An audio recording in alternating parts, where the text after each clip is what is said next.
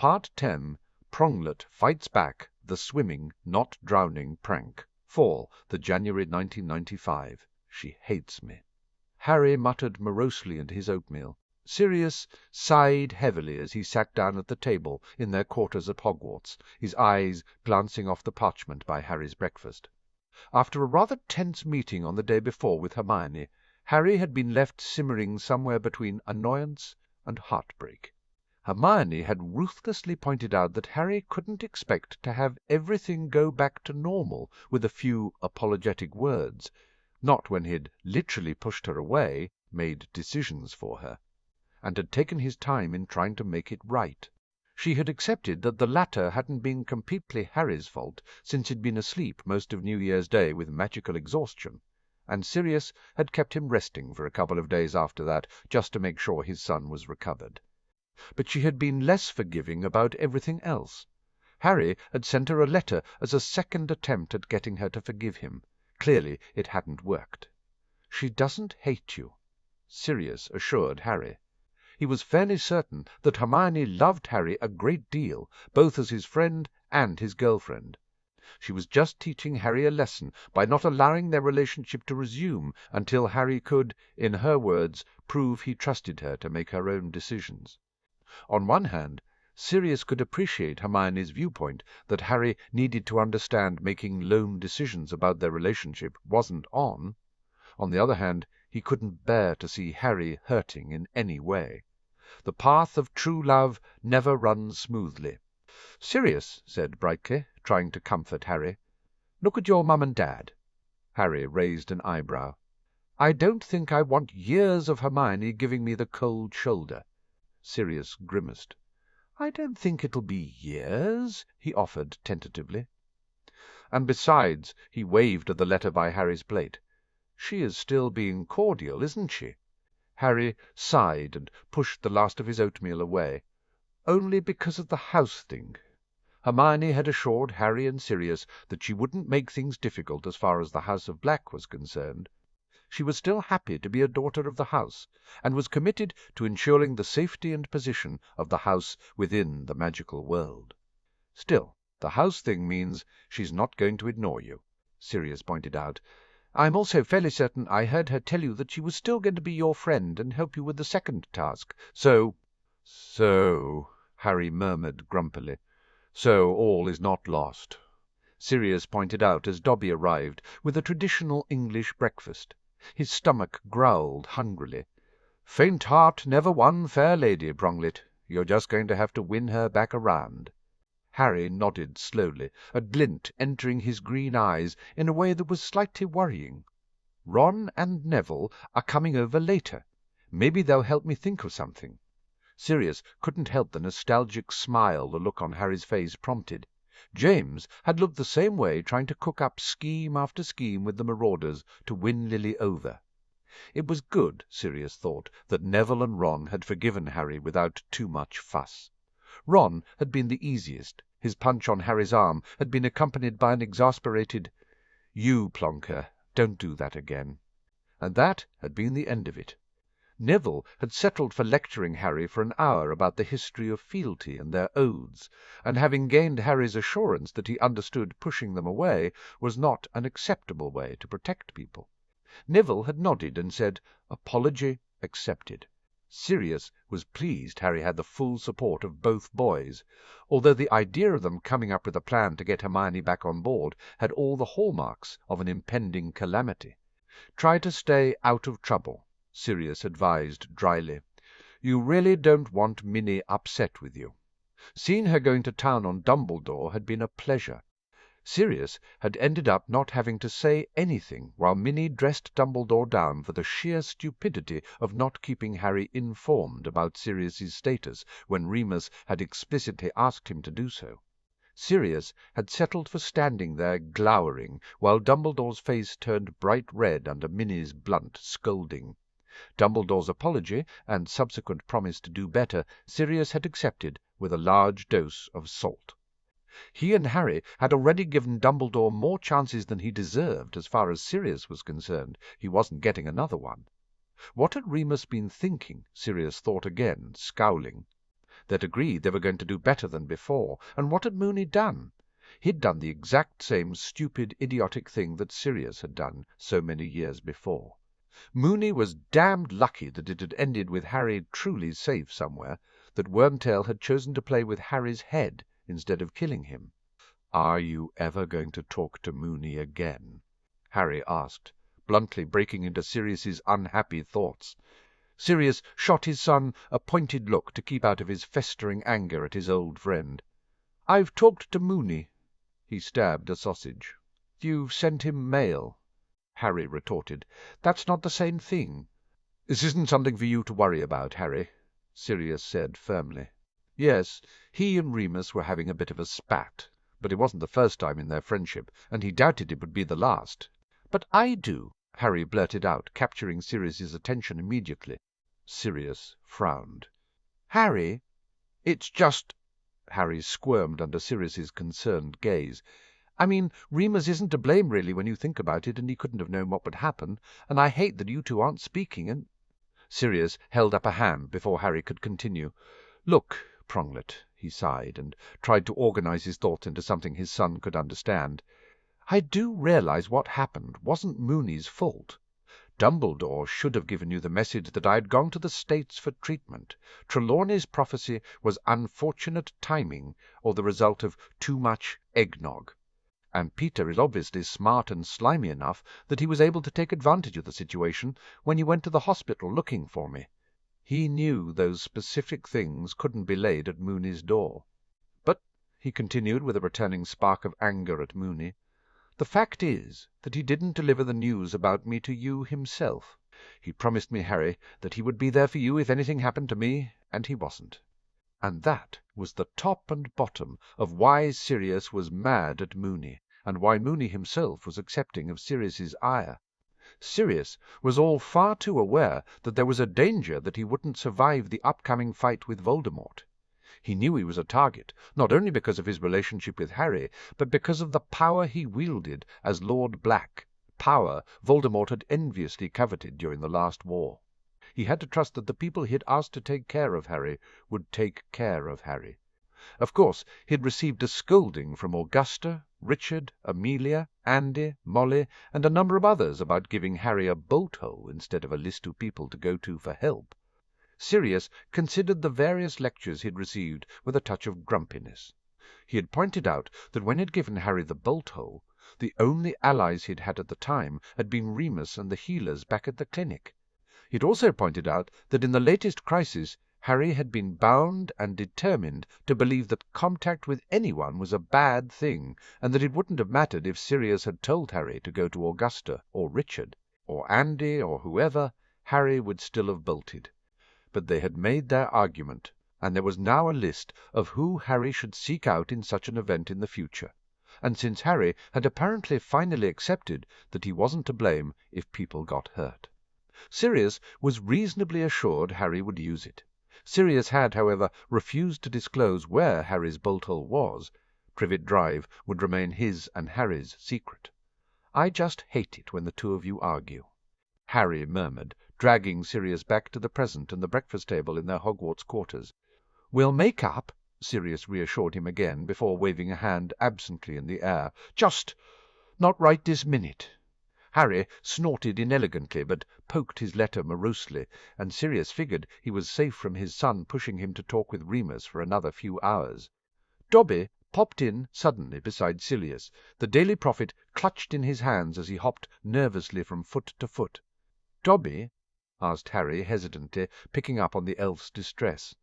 "Story in the paper about Master Harry Potter's mooey," Dobby said, pulling on an ear.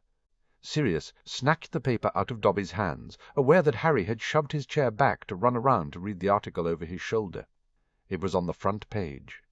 "The Dangerous Pet Werewolf of Black and Potter, Steward's History of Violence." It is not a secret in political circles that the steward for the houses of Black and Potter, Remus Lupin, is a werewolf. What is not so commonly known is that Lupin has been reprimanded for unsafe behavior which led him to attack the hands that feed him. In a document provided anonymously to the Daily Prophet, It is revealed that Lupin lost his place as defense professor at Hogwarts, an appointment that seriously brings into question Albus Dumbledore's capability as headmaster, after attacking Black and Potter in his werewolf form at the end of the school year. So bad was the attack that a disciplinary note was added to his file after questioning by the head of the DMLE herself. However, it seems this werewolf was able to convince Lord Black, an old school friend, and the innocent Lord Potter, that his attack was not something to worry about. They generously forgave him and allowed him a place within their family. But worryingly, it is rumoured that Lupin has been consorting with European werewolves to create his own werewolf army on the continent, one that threatens the fabric of our wizarding world, and which he intends to use as a coup d'etat against the very people who have given him sanctuary until now. Perhaps, with the rumblings that Black hasn't spoken with Lupin in days, the truth has finally emerged, and this werewolf pet has been revealed for the pest he really is. Bloody Skeeter! Swore Sirius furiously, the paper crumpling in his hands. "What was that about a disciplinary note?" questioned Harry, pushing his glasses up his nose, worry in every nuance of his tone. "I don't know," Sirius admitted. The only time he knew Amelia had questioned Remus about the events at Hogwarts had been during the interview Remus had done at the start of the summer. The interview to prove Sirius's innocence and push for Sirius getting custody of Harry. And, oh, that bloody idiotic werewolf. Remus had to tell Amelia about turning into a werewolf to explain Pettigrew getting away when he talked to her about what happened with me at Hogwarts, Sirius said tightly. She must have put a note in his file, then. A flush of guilt ran over Harry's features, matching the rush of guilt that stampeded through Sirius. As much as it wasn't their fault that Remus had changed into a werewolf after they'd left the shack who would have attacked them when all was said and done. It was through helping them that the events had led to formal action and the evidence that someone had given to Skeeter for her atrocious article. "Bugger!" swore Sirius again. His mind raced with the political ramifications of Skeeter's article. "We have to go see him," Harry said urgently, pulling on Sirius's arm. Sirius nodded. His previous ire at Remus pushed away under the immediate need to connect with his old friend and provide some reassurance that the article wasn't going to affect Remus's position in their lives. They marched over to the flow, and Sirius followed Harry through to the schoolhouse. Tonks was pacing in her dressing-gown in the front parlour. She turned and glared angrily at them, brandishing a rolled-up version of the paper like a weapon. "Where the hell have you two been? Have you any idea, Nymphadora?" Andy's harsh, scolding tone brought a halt to her daughter's diatribe before Sirius could yell at his young cousin for her disrespect. "That's enough!" She turned to Sirius with flashing grey eyes. "Although, where the hell have you been?" "We just got the paper," Sirius snarled. Andy had the grace to look abashed. She crossed her arms and nodded briskly. "He's in the kitchen." Sirius stormed past her and through to the kitchen. He paused in the doorway, arrested by the sight of Remus sat at the table, head in his hands, the remnants of breakfast laid out in front of him. Cyan was desperately trying to comfort Remus, a hand on Remus's shoulder, patting him gently, her head close to his, whispering soothing words. Sirius cleared his throat, and Cyan's head whipped up, her eyes flashing amber at him. "What do?" Cyan began heatedly. "Leave," Sirius stated tersely. "Now, Cyan." She huffed, but a quick glare at Sirius's implacable face had her gathering her dignity, sliding out of the table and stomping sulkily out of the room. Harry gave Sirius a push, and Sirius sighed. He took the space Cyan had left, while Harry slipped into a chair on the other side of Remus. "You'll have my resignation immediately, of course." Remus croaked out without looking up. Sirius and Harry exchanged a shocked and horrified look over the werewolf's head. "Don't be stupid, Remus," Sirius snapped out. Remus finally raised his head. "You can't possibly think my staying on as steward is a good idea after everything that has happened over the last few weeks, and especially after today." Harry sent Sirius another silent look, pleading with him to fix it. Sirius sighed heavily and grudgingly let go of his righteous anger. "You screwed up, Remus. I trusted you to be there for Harry, and you weren't." "But—" He held up a hand when Remus went to speak. "You trusted Dumbledore, and you had every right to think that everything would fine if you waited it out at the hospital for the rat to show again." He squirmed in his seat a little. "I can hardly condemn you for making the same mistake I made back in the day, even though I would have hoped you would have learned from my piss-poor example." "I should have." Remus sighed, dropping his hands onto the table. He looked over at Harry. "I'm very sorry, Harry." Harry gave a half-hearted shrug. "Dumbledore should have told me." He bit his lip. "And I should have talked to you when I saw you at the hospital instead of hiding." "If I had—" Remus reached over and patted his arm. "Maybe we all have a lesson to learn from what happened, but don't blame yourself, Harry. You were let down by Professor Dumbledore and by me." He grimaced. "I can only promise that it won't happen again. But—" he motioned in the direction of the newspaper Sirius still held. "Unfortunately, it seems that events have overtaken us." "What's that got to do with anything?" Sirius asked dismissively, tossing the newspaper down. "It's a pile of crap." Remus frowned heavily. "Sirius, you can't honestly believe that I can continue as your steward after such awful press." He grimaced. "You need to do damage control, and my resigning. Who cares what they think?" Harry blurted out angrily. "You're not leaving? I don't accept your resignation." "Harry, and neither do I." Sirius cut in before Remus could marshal an argument for Harry's outburst. "Do you honestly think I hadn't considered the possibility that at some point the press would react badly to the idea that a werewolf holds one of the most important positions for two powerful houses within our society? Not to mention the whole providing sanctuary thing for the rest of the British pack. Do you think I haven't planned for this particular day already?" "Well—" Remus mumbled sheepishly. He pushed a hand through his hair. "When you put it like that." "So, firstly," Sirius said, focusing on the problem they faced, "why didn't you tell me you'd received a warning, Moony?" He knew Remus had registered the use of his Marauder name, and knew that Remus knew that it meant Sirius really did forgive him, because Remus's shoulders dropped a touch, tension eking out of him. "Because it wasn't important," Remus argued succinctly. "Your name needed to be cleared, and Harry needed you to be his guardian." It was his turn to gesture for silence, preventing Harry and Sirius from speaking with a simple raised finger. "And truthfully, I deserved it." His cheeks turned red. "I was monumentally stupid that night. I completely forgot my wolf's bane, and if you hadn't been able to turn into Padfoot to run me off, I could have hurt you all very, very badly." Sirius harumphed. "You'd probably have just gone for Snape." It was only a partial joke. Remus chided him with a soft tut. "Not the point." He shrugged. "Amelia was very kind about the whole thing. She could have had me arrested, but she appreciated it was an accident. She had to uphold the law and make a record of it. But that was it." "So how did Skeeter get her hands on it?" Harry wondered out loud. Sirius pointed at his son. "An excellent question, Pronglet." "A very excellent question." Amelia's dry tone had them all looking over at the doorway. She strode in and took the remaining seat at the table. "I wanted to come over and apologize immediately, Remus. Your file is meant to be confidential. I have an Auror investigating." "Well, I have two suspects in mind." Sirius growled. "Wenlock and Diggory?" Amelia nodded. "Me too." She waved a hand at Sirius.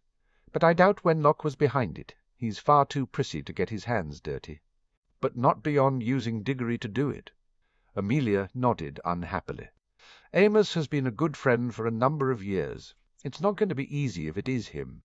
Harry slumped back in his chair. Merlin. "Can you imagine what it's going to be like for Cedric?" "We don't know for certain it is them," Remus protested weakly. "Oh, it is them!" Amelia contradicted him. "The second report on the creature's bill goes in front of the Wizengamot tomorrow, with the overview of the new legislature proposal. What better way to push for another overturn of the committee reviewing the laws if its biggest proponent is discredited thanks to bad publicity?" "That's cheating," Harry said hotly. "Welcome to the wonderful world of dirty politics." Sirius said dryly. There are cheats everywhere, Harry, not just on the Quidditch pitch. I do have a concern for your safety, Remus. Amelia turned to him. Regardless that the article is a load of nonsense, there is a fair amount of anti-werewolf feeling out there, and this paints a target on you. I already had a target on me, Remus countered. I'll be fine. Sirius hid the wince he wanted to make at the reminder that Remus was being hunted by Greyback. I'd prefer to have Tonks provide you with a discreet escort until we can contain this.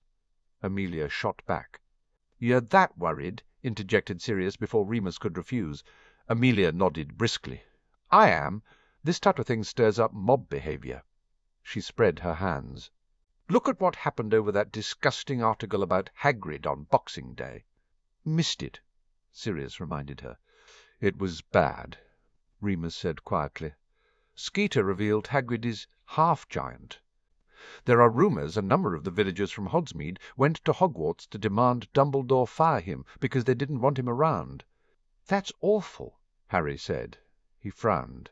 Is this why Dumbledore had Trelawney looking after me? He was taking care of people wanting Hagrid to leave? Partly, Remus admitted. It doesn't negate the fact that Dumbledore should have just told you the truth about my whereabouts and condition. Sirius said quickly, anticipating that Harry was about to excuse Dumbledore's decision given the situation with Hagrid. He decided a slight diversion was in order. How did Skeeter find that out anyway? I assume she must have eavesdropped on them in the garden at Hogwarts the night of the ball, Remus said. I remember seeing her on the map, near to where Hagrid was sitting with the Madame Maxime. Really? Amelia said. I'm certain I overheard Maxime telling Dumbledore that they were alone. She was taking him to task about security and privacy. I can't blame her. There was a moment of silence while they all considered Hogwarts's wobbly security. Sirius sighed. If Tonks can stay with Remus as an escort, that would be great, Amelia. Now, wait a moment, Remus began. No, Moony, Sirius said strictly. Greyback can't get to you easily, but a mob can. Tonks is a good choice, being a daughter of the house. It keeps it within the family. Remus glared at Sirius. Moreover, it's probably not safe to keep your guest here, Amelia said. Scion? Blinked Remus, taken aback before the real threat of a mob bent on hurting a werewolf sank in a moment later. No, it's probably not safe, he agreed. This place is well protected, but it would be better if she were elsewhere, Amelia said crisply. There's no reason why she shouldn't head to the sanctuary, Sirius said. I admit it's useful having her here for intelligence on Greyback, but she could provide that through a flue connection or over a mirror. Remus sighed, but gave a nod of acquiescence that had Sirius letting out a slow breath of relief at not having to argue about it. Amelia got up from the table. I should head back and see what the investigation is doing. I'll be in contact later, Sirius said. I'm going to call a meeting of the Potter Alliance. We'll need to discuss strategy for the Wizengamot. Harry, you should return to Hogwarts. No. Harry said so firmly. Sirius's eyebrow rose in surprise, making Harry blush. It's just, this is my fight, Padfoot. Remus is the steward for the House of Potter, and this is an attack on my political agenda. I should be at the meeting. Sirius leaned over and ruffled his hair. Well said, Pronglet. He glanced at Remus and motioned toward the door. Why don't you walk Amelia to the flue?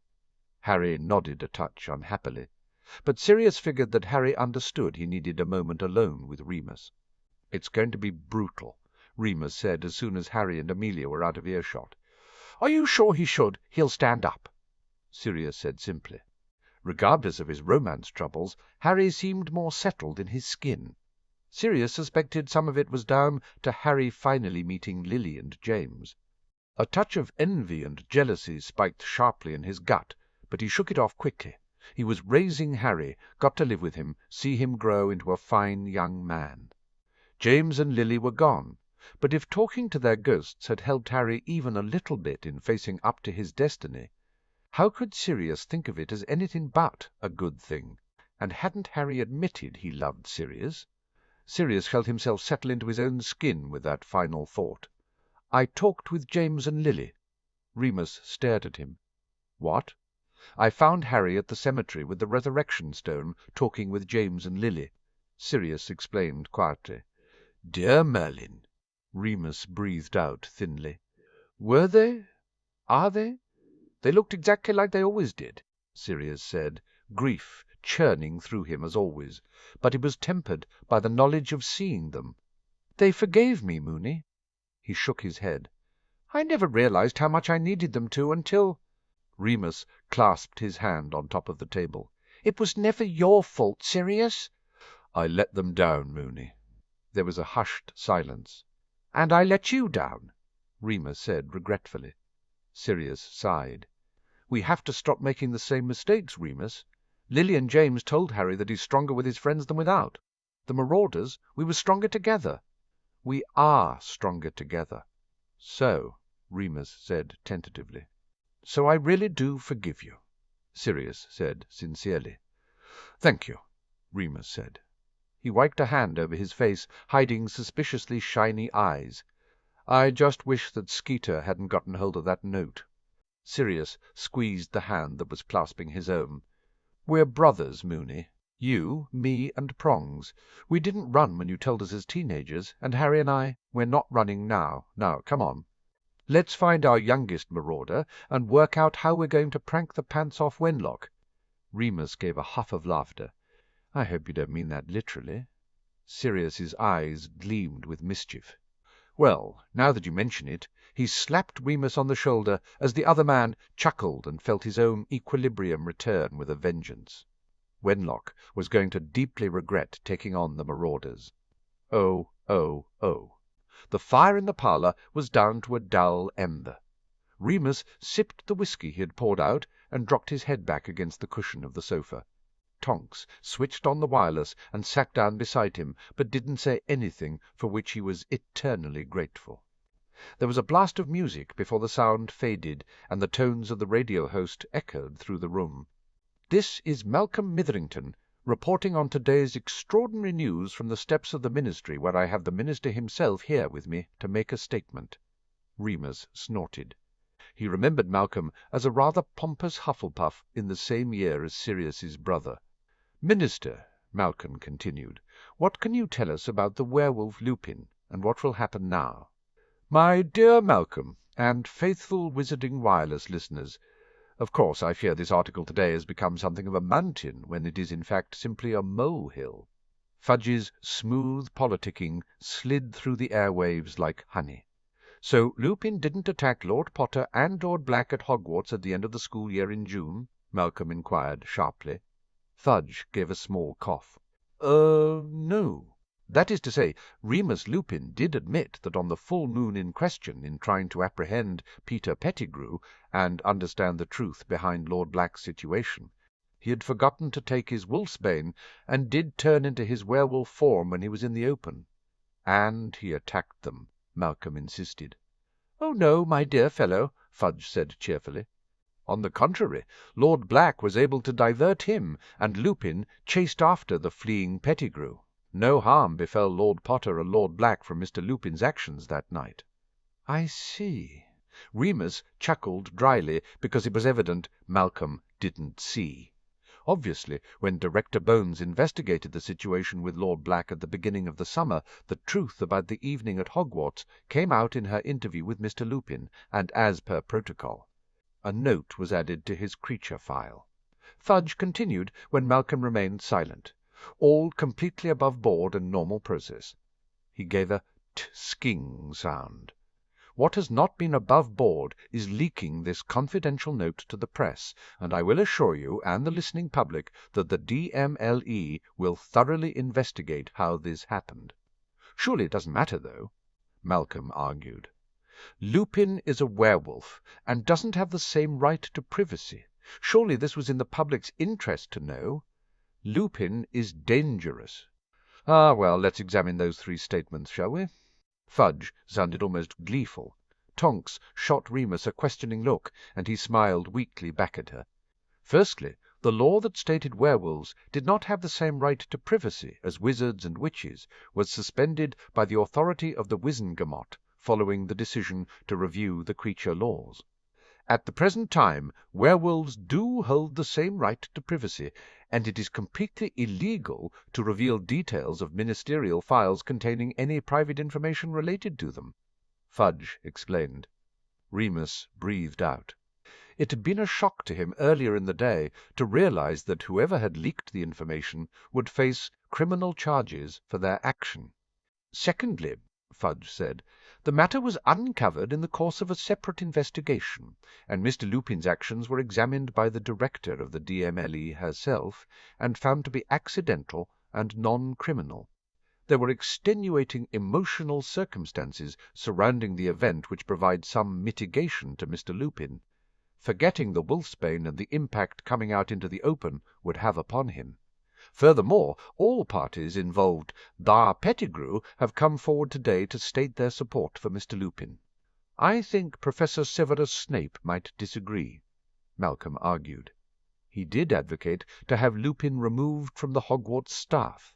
On the contrary, Professor Snape has contacted me personally to express his dismay that Lupin's record has been besmirched by this incident," Fudge countered calmly. Remus's eyes widened with shock, and he almost dropped his drink. Professor Snape has had time to consider the incident, and admits his immediate reaction was driven from a personal phobia rather than sound logic, and his knowledge of Lupin's character," Fudge said. "Which brings us nearly on to your third point, that Lupin is dangerous. Outside of the full moon, Remus Lupin is a very intelligent and gifted wizard who Lords Black and Potter count as a friend as well as their steward. He is dangerous on the nights of the full moon, but Lord Black provides wolfsbane as part of their agreement, and Mr. Lupin usually spends the time alone in one of the Black properties." Malcolm cleared his throat.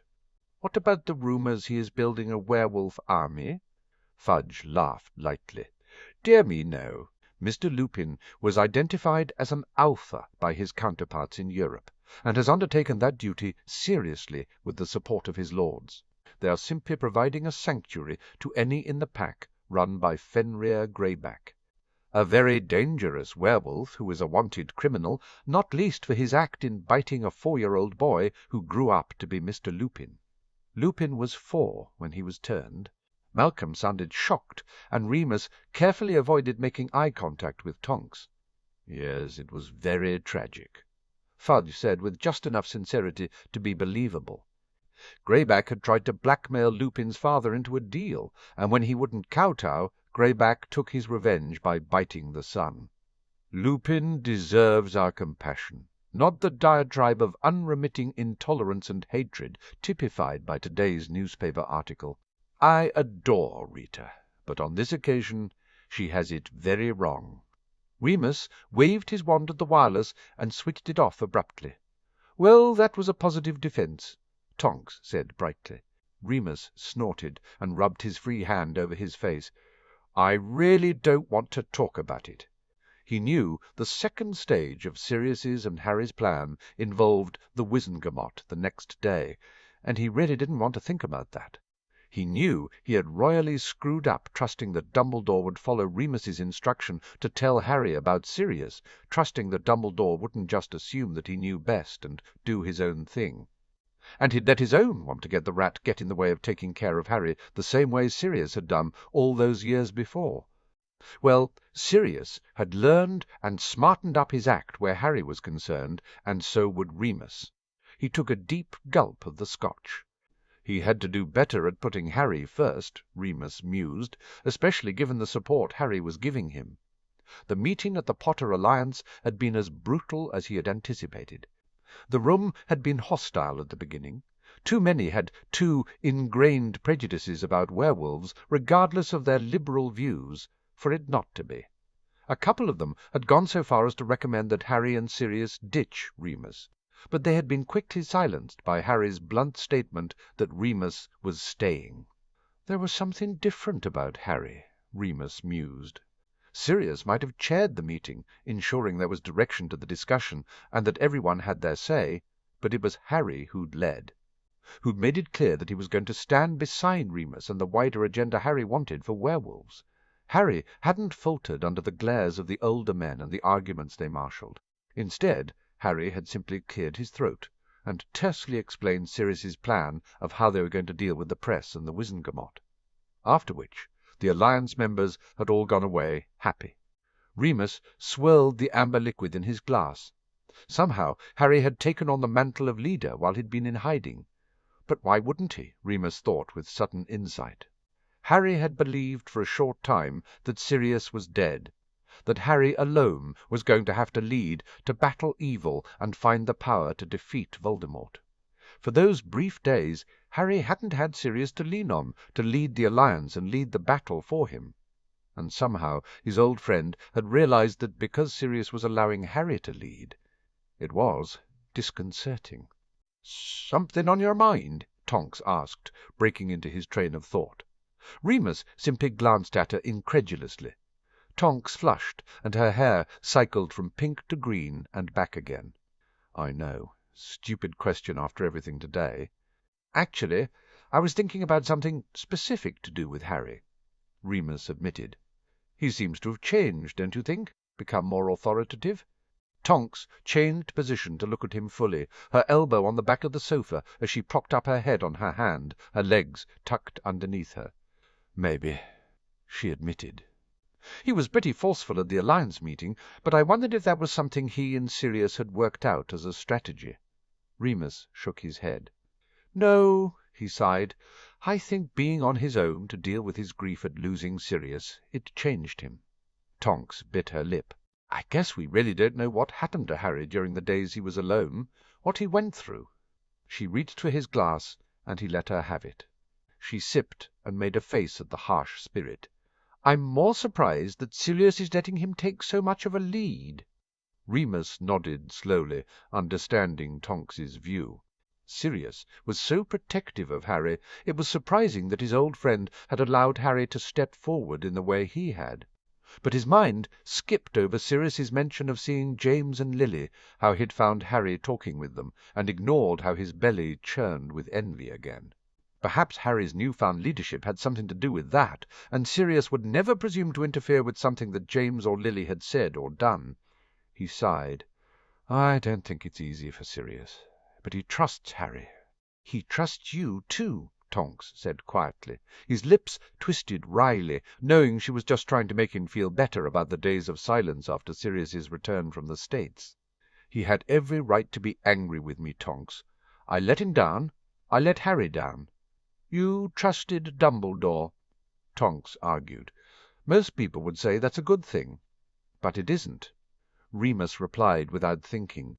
Tonks's eyes went wide, a dazed disbelief written all over her face. "Remus," he snagged his drink back, "Dumbledore has continually let Harry down in the choices he's made for Harry, Tonks. You had to have realized that from everything that Sirius has told you and your parents since reinstituting the house last summer."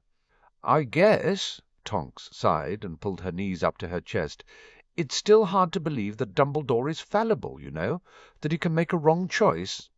"I know," Remus said softly. Such was Dumbledore's reputation and legend.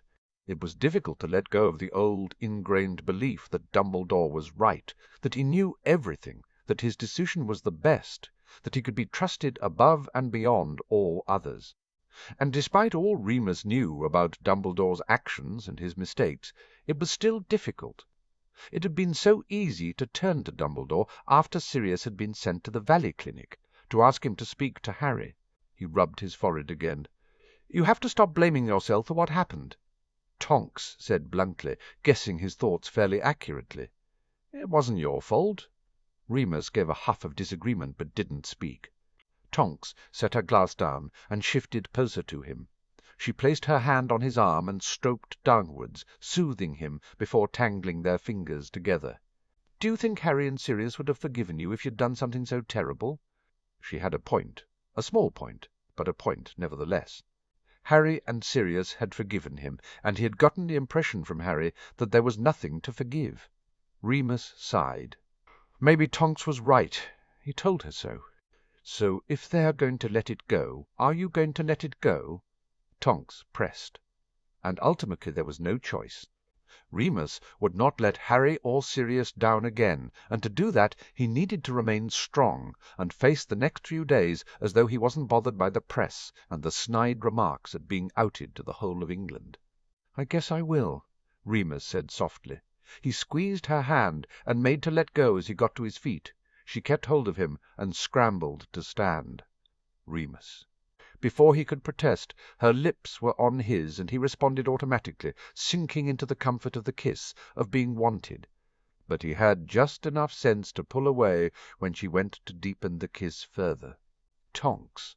And it felt so wrong to call her by her surname, and yet he didn't want to call her by a name she hated. Dora. Remus substituted and felt a rush of warmth as her face lit up at his choice of nickname. Remus. She breathed his name eagerly and leaned forward again. He quickly placed his hands on her shoulders, halting her. "Dora, we can't do this." "Sure we can," Tonks argued. "You're a consenting adult. I'm a consenting adult. Sign's gone, and we have the house to ourselves, Tonks." The use of her surname had her stilling. "This is a bad idea," Remus said quietly. "I'm not at my best, and you're my protection detail." Tonks frowned slightly. "Remus, we're friends, aren't we?" "Of course." He was quick to reassure her. "And that's why this is a bad idea. Honestly, I don't know what you see in me. I'm far too old for you, and there's that fact that I'm a werewolf. I don't think you're that old." Tonks' hair cycled to a bright blue. "You're a charming, funny, and smart guy, Remus. I like that. I'm attracted to that. As far as the lycanthropy goes, well, it's never mattered to you I'm a metamorph, so why should I care that you have a furry problem once a month?" Remus couldn't do anything but stare at her. "I know I'm not the girl you would want to be with long-term, Remus, and that's fine." She raised her hand to stop him protesting. "But you're a good friend, someone I trust, and I like you." She shrugged. "I'd like us to be friends with benefits. You've had those in the past, I know you have, and so have I. You can't tell me you haven't thought about us." Remus shifted away from her and paced a couple of steps, his mind racing almost as fast as his heart. "I do like you, Dora," he conceded. "But this is very complicated. No," he said firmly when she would have interrupted. "I'm the steward of your house. Sirius would have every right to fire me if we started something without asking for his permission." Tonks made a face at that, and he could understand. The whole thought of having to ask Sirius if he could have an arrangement with Dora was excruciating. "So we'll ask him," Tonks said bluntly. "We'd also have to agree that if we stopped being friends with benefits, we'd remain friends and civil."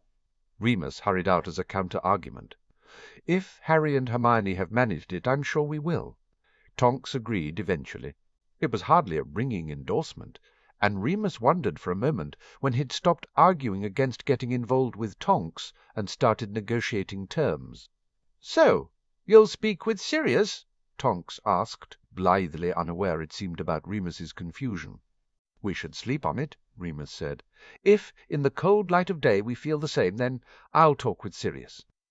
And he had no idea if he was hoping for Tonks to change her mind or not. He shook himself. "I should head up." "Let me come with you," Tonks said, stepping into his path.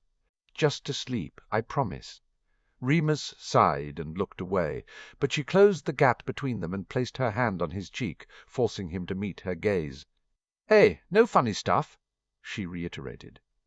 "But I don't like the idea of you being alone after today, and I want to be there for you, Remus, as your friend." Remus felt torn. On one hand, he knew it was the height of stupidity not to turn her away to reassure her he was fine and go up to his bed alone, but on the other hand, he yearned for the comfort of pack, of snuggling into another warm body and knowing he belonged somewhere. He sighed and held out his hand. Tonks smiled, her face lighting up with delight at his capitulation. But as her hand slid into his and she tugged him towards the stairs, Remus couldn't shake the notion he was doing the wrong thing. Sirius's study within Hogwarts lacked the intimidating feel of the Black family magic, but Hogwarts seemed to have responded to the need for the study to be a safe place for Sirius. And Albus, as the headmaster, could feel the shift in the ambient magic Sirius and Harry would be defended within the space even against any action Albus might take. It was a sobering realization. Albus tucked his robes around him as he sat on a cosy armchair in the seating area in front of the fireplace. Cornelius and Amelia had ended up on the small settee. Croker had taken the other chair, and Sirius. Remus and Harry had chosen to stand. "First things first," Sirius waved at Harry. "Harry will be joining us from now on when his schedule allows for it." Albus's gaze sharpened on Sirius. But the head of the House of Black had been trained well, and there was nothing on his expression to give away why Sirius had changed his mind about including the teen. He thought about protesting for a moment, but determined from the look of satisfaction on the others' faces that he would be a lone voice, so refrained. "Secondly, we have a political crisis to deal with before we get to the rest of the agenda." "So," Sirius motioned at Cornelius. Cornelius smiled grimly. "Wenlock is clearly moving against us." He waved a hand almost absently. "Nothing we didn't plan for, but still very annoying to have to deal with." Sirius exchanged a look with Harry and Remus, heavy with the truth that the reality for Remus was a good deal more than annoying.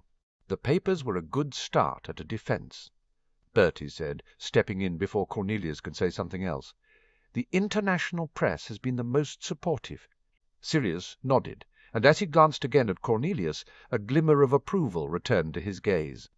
The wireless interview was a stroke of genius. "The Prophet is running for cover this morning." It was something of an understatement, Albus thought.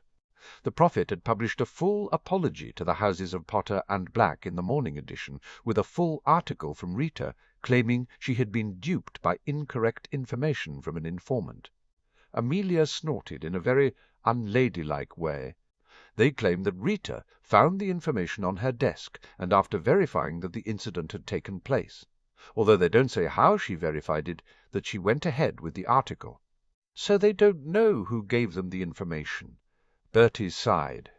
"That's very convenient for them, isn't it?" Albus nodded in agreement. "And not a good thing when I'm trying to pin down the culprit responsible for giving her the information for criminal charges." Amelia pointed out dryly. "It's a shame Rita can't be charged." Sirius muttered, unkindly in Albus's opinion, and he had no love of the journalist. "We can't prove that she was aware the information was illegally gained," Amelia said with a sigh. "Unfortunately, the check on Remus's file has only provided us with 2 suspects as the source of the information, Diggory and Dolores Umbridge." "Umbridge!" Sirius exclaimed. "I thought she was in the depths of the jungle somewhere." "Oh, she is," Cornelius hastened to assure them, "but she is still a ministry employee, so she still has some access to ministry resources. Not to mention that she still has friends, well, allies here," Amelia added. "Allies such as Clarence Smutter, who accessed Remus's file for Dolores soon after it was announced that Sirius was Lord Black. She was looking for dirt." Sirius commented, his disgust evident in his tone. Albus felt disappointment in Dolores. She hadn't been the best student, but he expected better from her. She found some. Remus sighed. "It's not your fault, Mooney," Harry said softly. "If it hadn't been this, she would have found something else." "Harry's right, Remus," Amelia said. "She also asked Smutter to access the sealed file on Harry's placement with the Dursleys. Smutter, of course, couldn't access that file without my approval, so Dolores agreed he could leave it." "Better my file than Harry's," Remus remarked. Albus noted Harry frowning at the idea that it was better the scandal revolved around Remus than Harry's childhood abuse. Sirius, on the other hand, looked as equally relieved as Remus that Dolores hadn't gotten her hands on Harry's file. "Unfortunately, all I can prove right now is that Smutter accessed the file and gave her the information," Amelia sighed.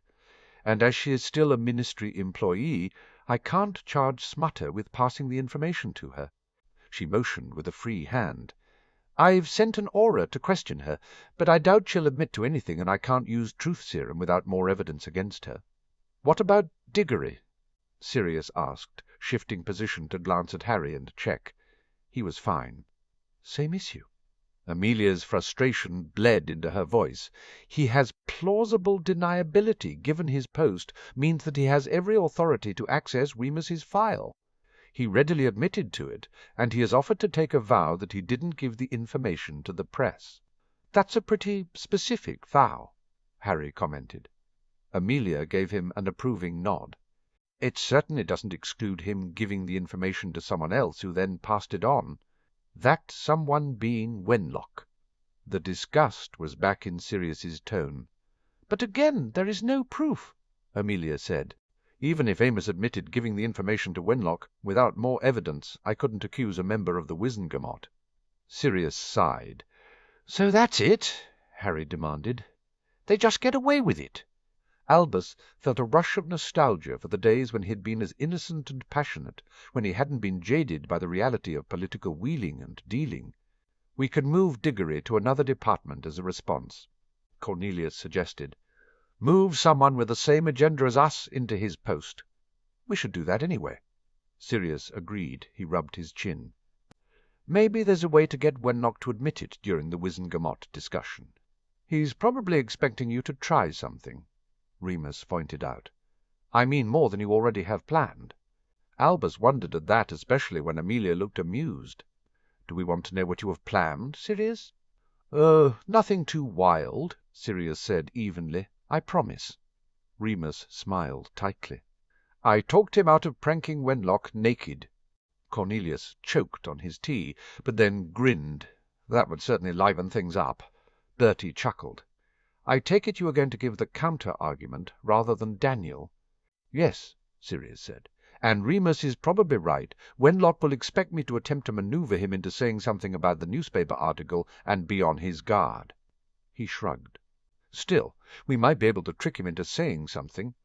"You're going to have to be on guard yourself, too," Remus remonstrated gently. "Especially as Harry will be in attendance." Albus frowned. He didn't think that was a good idea, but he refrained from speaking, seeing the glee on Cornelius's face and immense satisfaction on the others. It seemed his view that Harry had no business being at the Wizengamot until he was of age, was not shared. "Albus?" The sound of his name drew him sharply back into the War Council. "My apologies," Albus said smoothly. "I was wool-gathering. We've moved on to the tournament since there's nothing else to say on the politics front." Sirius explained without a hint of the impatience that glimmered in his grey eyes. Albus motioned at Harry. "My apologies, but I do not believe I can speak of it with Harry present." Harry's face fell, but Sirius nodded his agreement to Albus's concern. Remus gestured at Harry. "Why don't you and I get ready that while everyone else here finishes up?" Harry glanced at Sirius for permission. Albus observed, and on gaining it left immediately with brief if polite good-byes to the others. Remus followed him out. Albus repressed the urge to sigh heavily. He had been hoping for a second alone with Harry to make an apology. He shook the thought away and refocused on the discussion. He knew he would also have made an attempt to get Harry to reconsider attending. A Wizengamot debate was no place for a 14-year-old boy, even one as accomplished as Harry. "Albus?" Sirius prompted with enough exasperation that Albus knew it wasn't the first time his name had been called again. Albus nodded sagely to cover his embarrassment. "The preparation for the second task has already begun. Alastor is in charge of the security, and we are keeping an eye on the Durmstrang ship. Unfortunately, this task was made much more dangerous by Voldemort's revisions, and I fear he will not have to resort to sabotage to pose a real threat to Harry's life.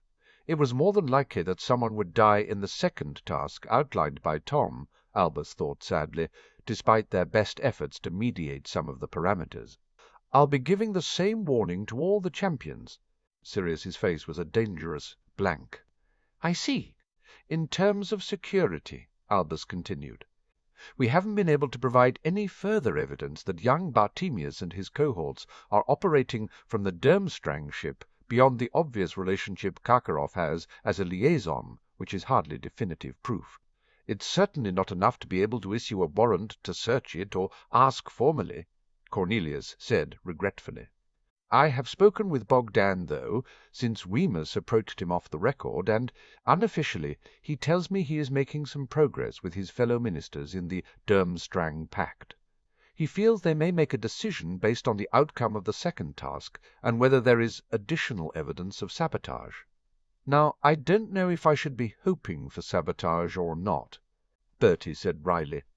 Albus inclined his head, understanding the sentiment. Sirius gave Cornelius an approving nod. "Thank you for the behind-the-scenes support, Cornelius." Cornelius puffed up proudly in response.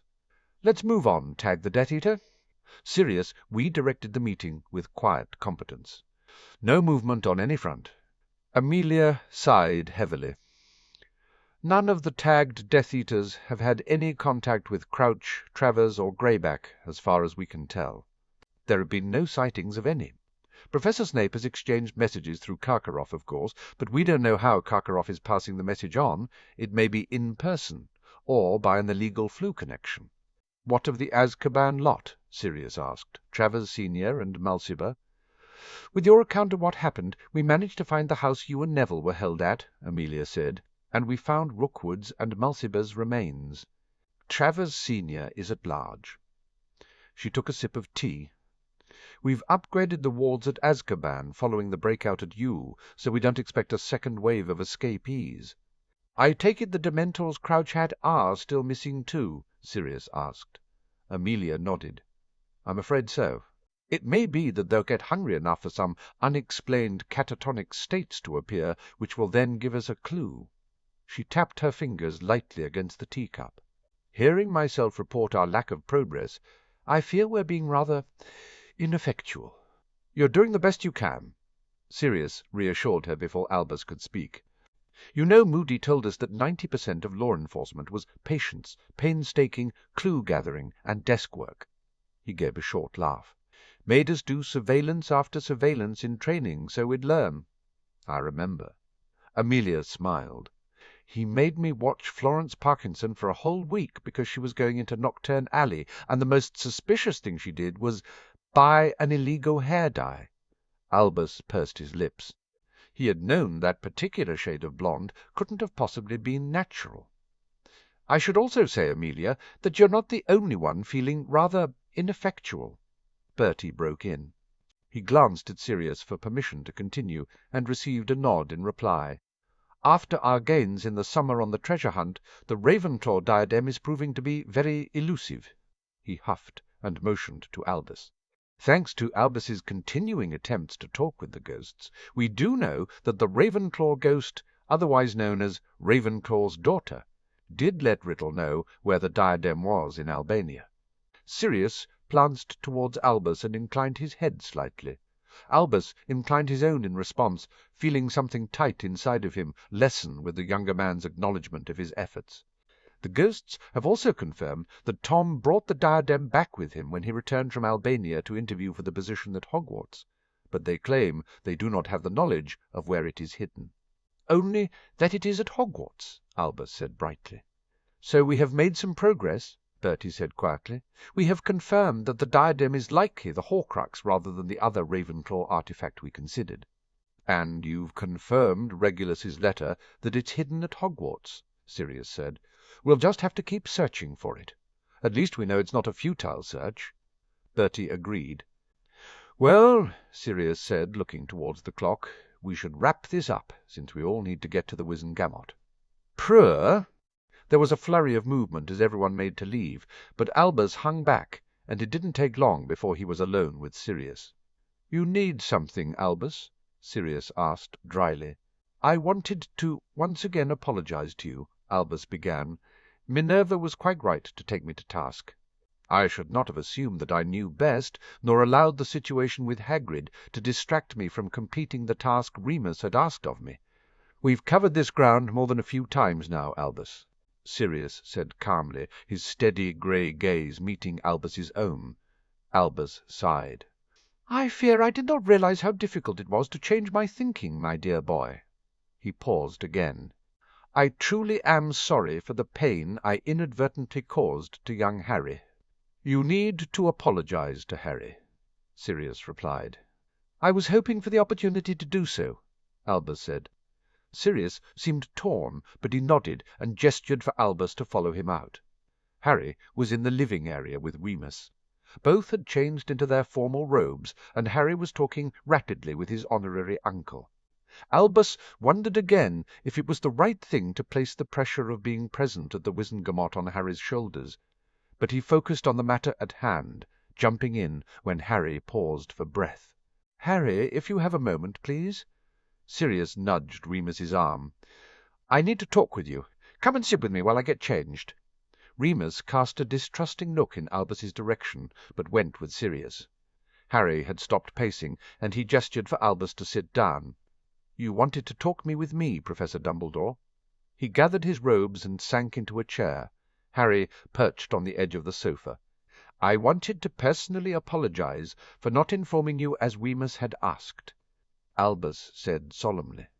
"I can only imagine what you went through believing Sirius to have died, and I am tremendously sorry that I played a role in you coming to that conclusion." "It's okay." Harry sighed and rubbed his nose. "Well, not okay, but I know you meant to protect me, and, well," his cheeks reddened, "I've had my own taste of making decisions I thought would protect others, and it not working out the way I thought it would." Albus relaxed with Harry's welcome benediction. "I will try to do better, Harry." He cleared his throat. "With that in mind, I hope you take this in the caring manner it is meant, Harry. Are you certain you should attend the debate in the Wizengamot?" Harry's gaze flickered to him, and for a long moment Albus felt as though he was being weighed and judged. It was a disconcerting feeling. Finally Harry spoke. "The alliance is called the Potter Alliance. They stand with me on my agenda. I know I can't debate because of my age, and I'm grateful for that, but the least I can do is be there." "It is Sirius's responsibility to represent you until you come of age, Harry," Albus pointed out gently. "Maybe," Harry conceded, "but—" He paused, and his gaze fell to the pictures on the mantel. "When I lost him," Albus had to strain to hear him, "when I thought I'd lost him, I realized that I was going to have to lead the alliance and do everything myself, and I accepted it because there was no other choice, and because I know it's going to be me and Voldemort in the end," Harry said simply. "I think I always knew it even before we went to hear the prophecy." His green eyes flashed up and caught Albus's fiercely. "You and I both know it." His heart about broke with the pain that was evident on Harry's face. "Now I have Sirius back. Sirius would gladly do everything on my behalf, I know he would. But I need to take the lead if I'm going to face Tom again," Harry concluded. Albus could do nothing but nod. He had known it for years, and still wished that there was something he could do to change it. "The thing is," Harry continued, "it's not like I had someone before." His expression saddened. "It was only me with Quirrell and Voldemort, and only me with the basilisk and Tom's shade. So," his shoulders went back and his chin went up, "if I can face them, I can face Wenlock." He smiled suddenly. "And at least I know Sirius and Remus will do all they can to prepare me, and will cheer me on, that they're there if I need them now." "Not just Sirius and Remus, my boy," Albus said softly. Harry nodded slowly. Suddenly steps running down the stairs had them both turning to see Sirius approaching, Remus on his heels. Albus noted that Sirius once again wore sharply tailored duelling robes over black leather pants and black silk shirt. Dragonhide boots completed the outfit. Remus wore immaculate formal robes in the same style as Harry, the crests of Potter and Black proudly embroidered on their chests. They were going to make a definite statement, walking into the Wizengamot together, Albus mused, eager in many ways to see the reaction to them. "Right," Sirius said loudly. "Let's get going, shall we?" Albus rose from his seat along with Harry, and took a moment to let the wild surge of hopefulness inside of him let loose before he reined it back. Because if Harry could face Voldemort in the end with as much dignity and courage as he had shown in their discussion, Albus had no doubt Voldemort would lose, and the hapless Wenlock stood no chance. It was a most satisfying thought, and it was with a spring in his step that Albus led the way through the flow to the Ministry. Oh, oh, oh. I am not surprised that she's ignoring you, Draco drawled. Harry, spared a moment from gazing at Hermione, stood with the Tonkses on the other side of Cornelius's office to glare at him. That's very supportive, cousin. Thank you. The houses of Potter and Black had been waiting forever in the office. Sirius wanted to make a showy entrance to the Wizengamot at the very last minute, and they had arrived with time to spare. Harry looked again towards Hermione, but her attention was firmly on whatever Amelia was saying. Hermione had politely greeted Harry, but ignored him otherwise. Draco raised one thin, blonde eyebrow. "You have to admit you'd be furious if she'd tossed you back to Hogwarts the way you did her." "I was trying to protect her," Harry bit out. Draco shrugged. "If you say so." His pointed features seemed entirely too gleeful for Harry's liking. "So are you single now?" Harry scowled at him. "No. Will you just shut up about it?" Draco lifted one hand in supposed surrender. "Would you prefer we talk about Wenlock and the debate?" He sneered. In truth, Harry figured they should be talking about the debate. Which maybe was a sign, Harry mused, that dating was a distraction, and he needed to be focused on other things. Maybe he really should give up on dating until the whole thing with Voldemort was over. Then he wouldn't have to worry about protecting his girlfriend, nor about upsetting said girlfriend when he protected them in a way they disagreed with, nor worrying about how to make it up to them when he had upset them, when he should be thinking about how to defeat Voldemort, or prepare for the second task, or how not to allow Wenlock provoke him in the debate. He repressed the urge to sigh, and rubbed his forehead, trying to ease the beginning of a nagging headache there. He figured this was one of those moments where Hermione would berate him if he made a decision alone without conversing with her. Truthfully, he really didn't want to give up dating Hermione, although the situation with Remus had distracted him from planning a way to make it up to her. Harry belatedly realized Draco was waiting for him to reply. He dragged his mind back on topic. "Sirius will be great in the debate," Harry muttered defensively. "I'm sure he will. But Wenlock be expecting him." Draco drawled. He wasn't wrong, Harry thought. The plan he and Sirius had come up, bringing another flutter of internal butterflies. He might make mistakes in the debate underestimating Sirius, but the only way I can see him confessing anything illegal is to dose him with truth serum, or put him under a truth spell like Sirius did with Father. Draco continued.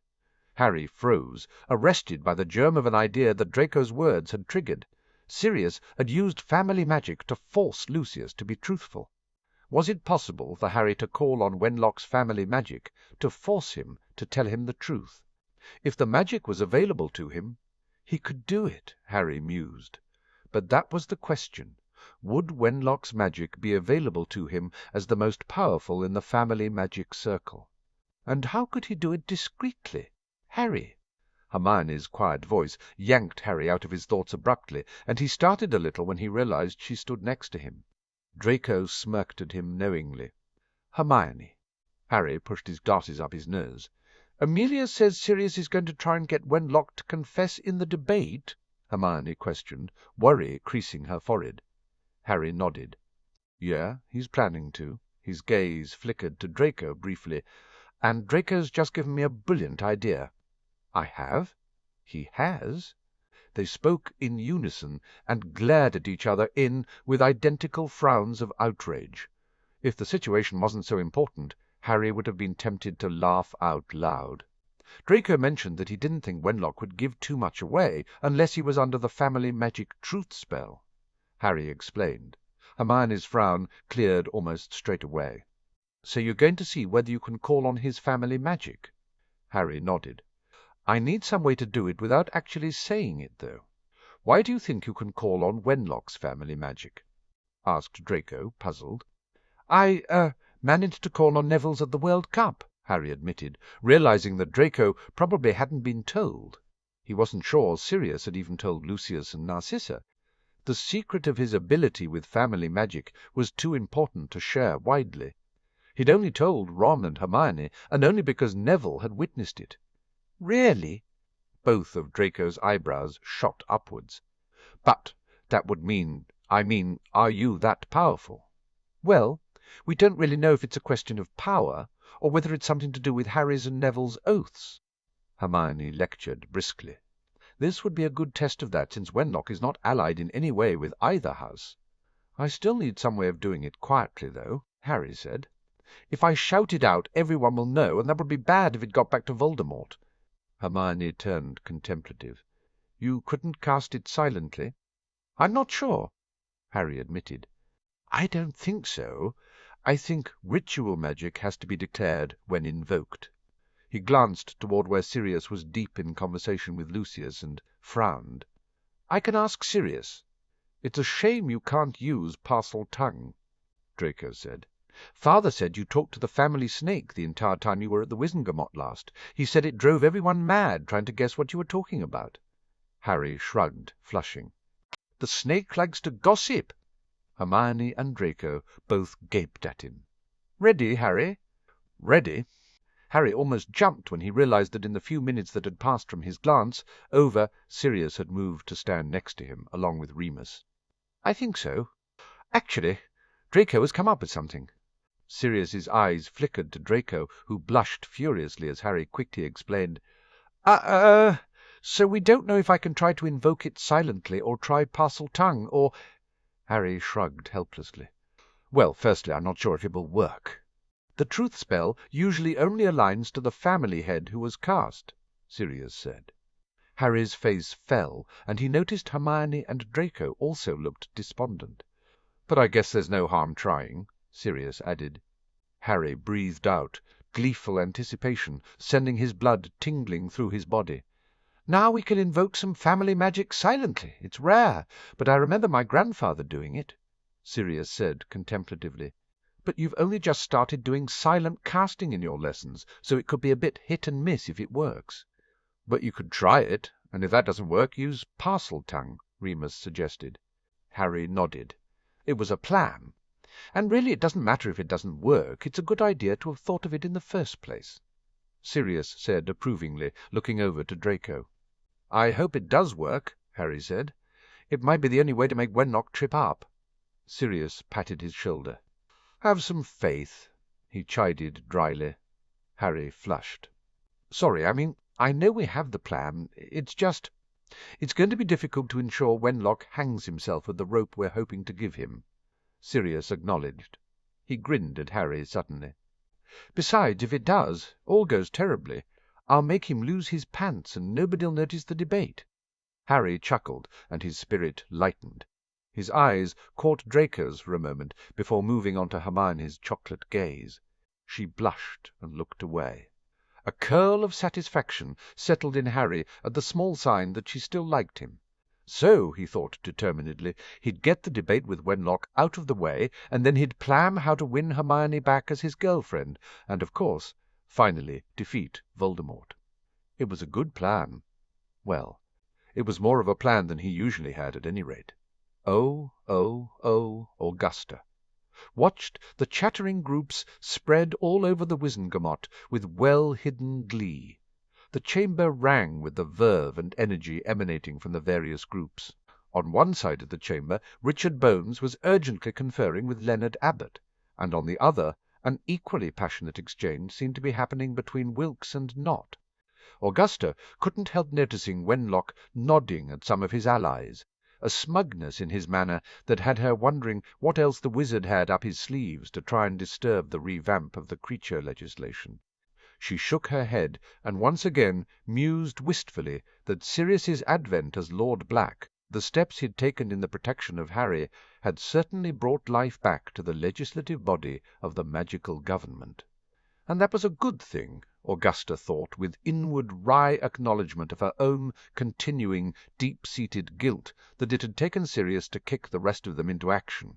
Her eyes landed on Albus, deep in discussion with Dullard. Times had changed for the chief warlock, she mused. He was no longer the foremost authority that the light looked to, not after his mistakes with Harry. Oh, Sirius's plan wasn't completely without its delays and its problems. Yule and the incident with Crouch abducting Sirius was proof of that. But ultimately it was working.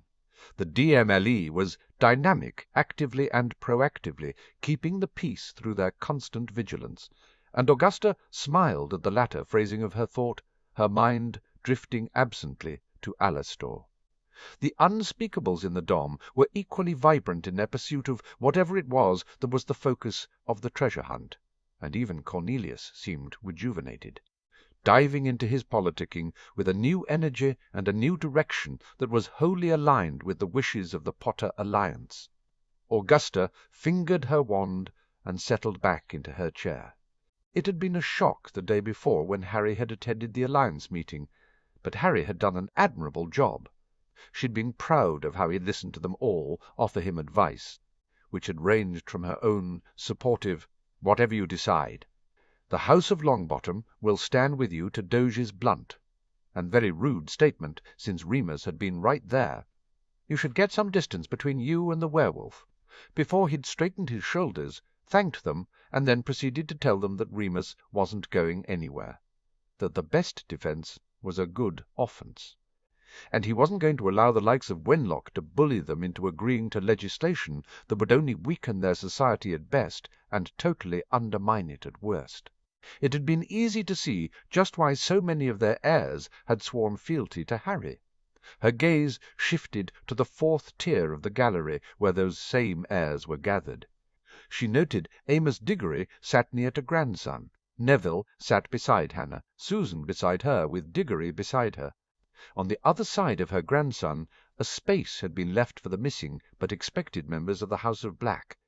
Just as she began to consider where they were, the doors to the chamber floor opened, and they all entered. The Blacks, Augusta thought amused, knew how to make an entrance as the chamber fell into an almost reverent hush. Sirius, Harry, and Remus entered first, all robes adorned with both Potter and Black crests. The Tonks were next. Nymphadora wore aura robes, and her gait suggested that she was on duty. Her mother and father escorted Hermione Granger between them. The three Malfoys followed close behind them. The procession paused at the bottom of the stairs up to the empty seats Neville had commandeered for them. Remus gave a bow to Sirius and Harry. Augusta heard the worried murmurs trickle around the chamber as the werewolf calmly, and with his head held high, escorted Nymphadora up the stairs. She wasn't surprised to see that when he sat down it was with Neville on his right and the aura on his left. The House of Black quickly took their places, but the chamber's attention was drawn back to the ancient and noble house tier where Sirius and Harry had arrived. Sirius was quietly invoking the family magic to protect Harry as he had done previously on his son's first visit. "Seal the doors," Albus instructed loudly. The doors to the chamber closed with a sharp bang, and Augusta mused ruefully that she'd been so caught up that she'd failed to even see Cornelius, Amelia, and Bertie enter. Sirius made his way unhurriedly to his seat. There was another moment of acknowledgment as the houses rose in deference to him, even Wenlock, although his manner was grudging and mocking, and then they were all sat and the session was upon them. Point of order.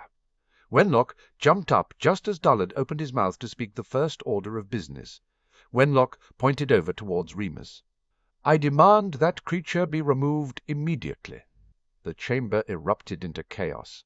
Augusta was on her feet and shouting her objection, along with several other members of the Potter Alliance, although she absently noticed Harry didn't move an inch after a quick glance at Sirius, who remained calm and seated. Members of Wenlock's group were yelling back, and it was hard to hear what anyone was saying in the cacophony of noise.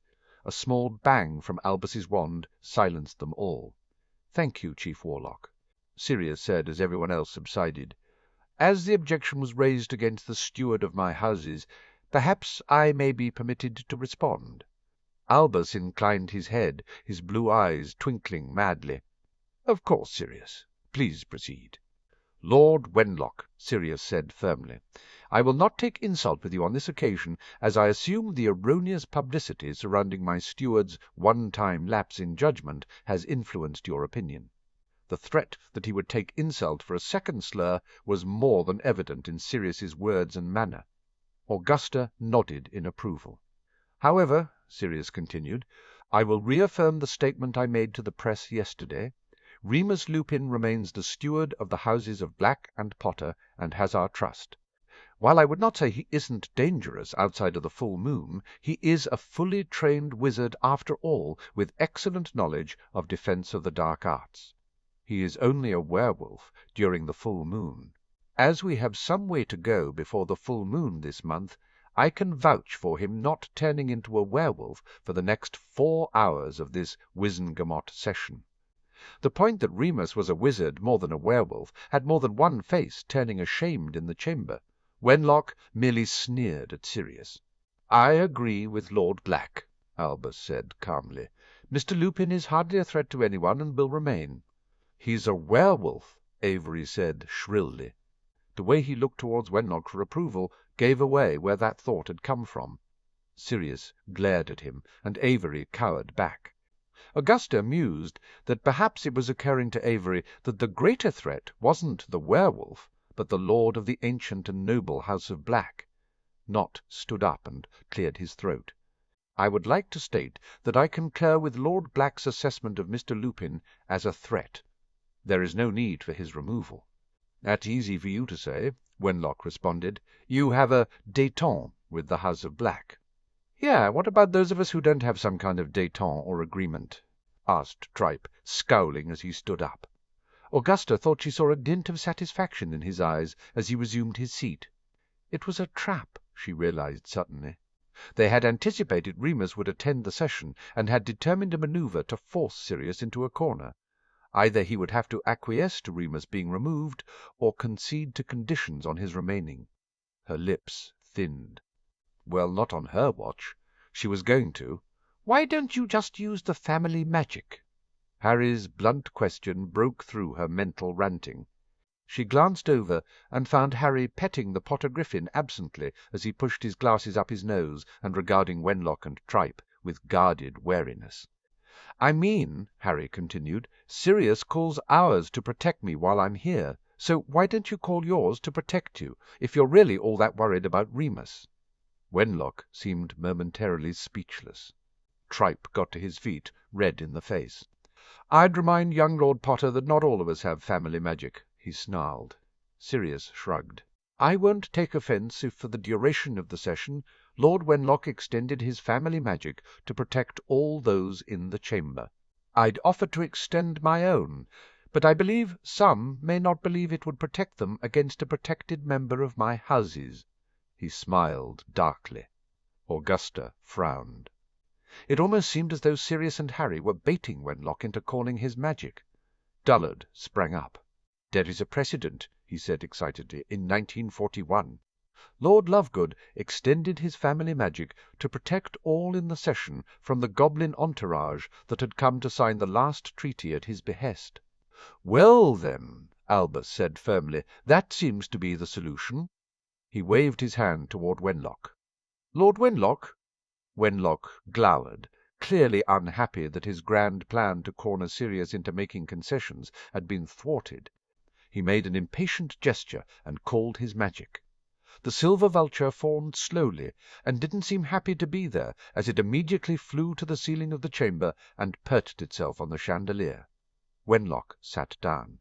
The public tier was quiet, hushed by the sight of another family magic avatar, and Albus indicated for Dullard to continue with the notices. It hardly felt like any time had passed before Dullard called on Dirk Cresswell to present the suggested revisions to the werewolf and other magical creature legislation. Augusta had read the legislation and was pleased with it, but she listened intently as the wizard began to make his case. "Let me first deal with the relatively non-contentious item." Cresswell stood in the centre of the Wizengamot floor, hands behind his back, his blue robes of good quality but not ostentatious. "There are currently 2 rough categories of creatures, with the easiest being those identified as benign. The benign creatures range from the firefly to the kneazle to the postal owl, and the review of the laws suggests that only minimal changes are required, mainly to address change in language and terminology since the last laws were enacted. I'd like these changes to be put immediately to a vote." Dullard addressed the chamber. "Does anyone present raise an objection?" Augusta glanced around at her fellow Wizengamot members, but all remained silent. The following vote was brief and unanimous for passing the changes into law. Cresswell returned to the floor. The second part of the legislation deals with the remaining creature category. He cleared his throat. Firstly, it is the view of the committee responsible for the review of the existing legislation that the definitions of magical races and magical creatures have been allowed to become blurred in our legislature. It is recommended that those listed in Table 2A of the committee's change bill be known as protected and dangerous creatures.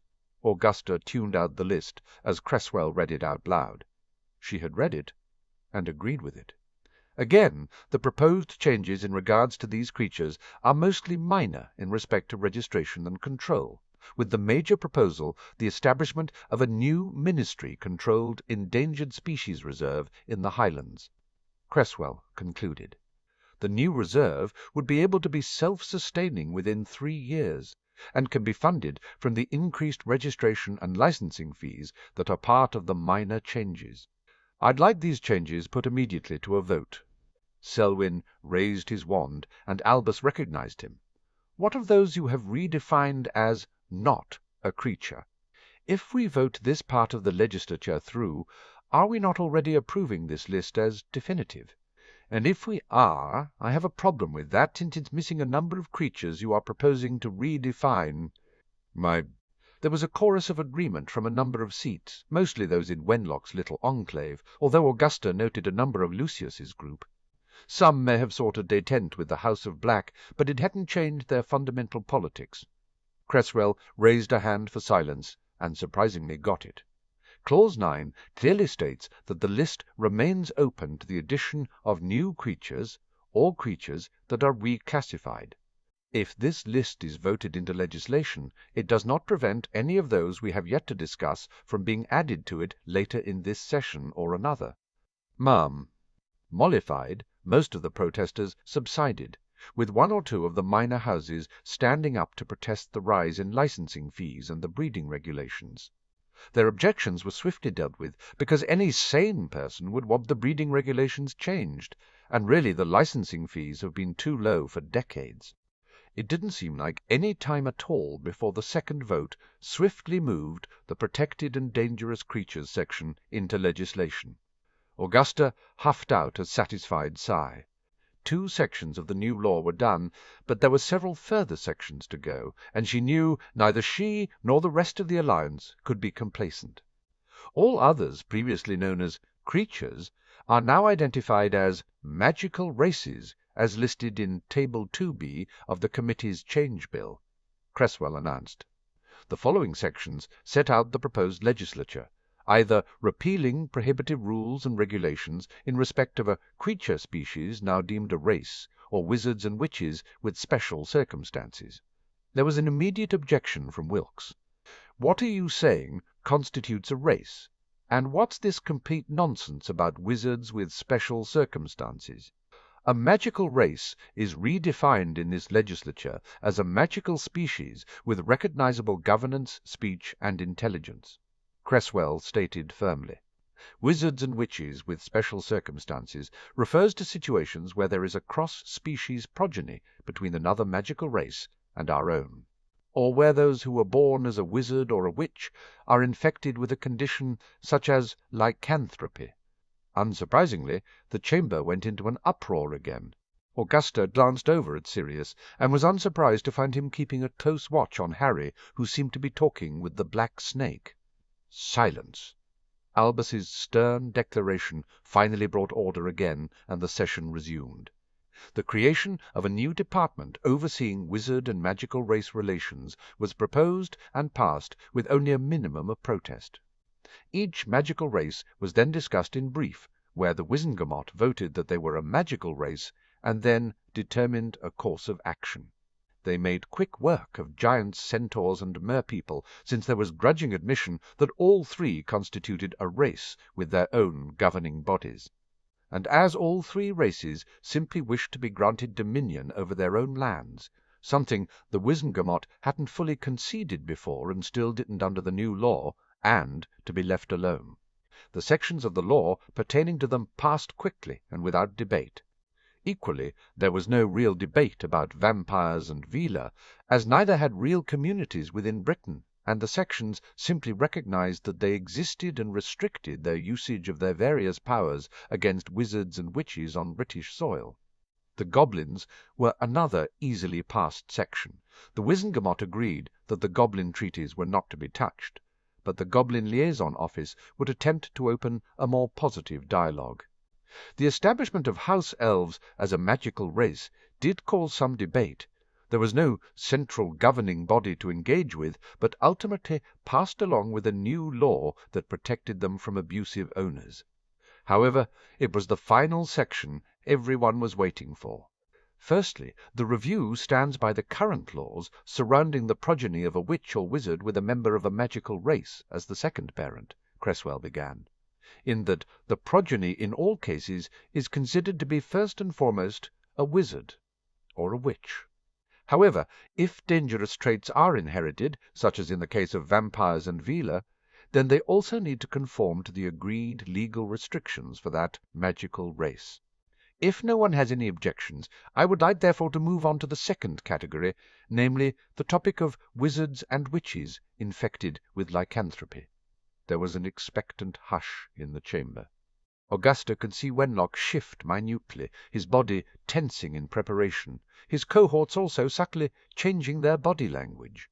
They thought they had an advantage, and Augusta wondered what it was. Sirius was clearly going to have to think on his feet in a debate if they were going to be surprised.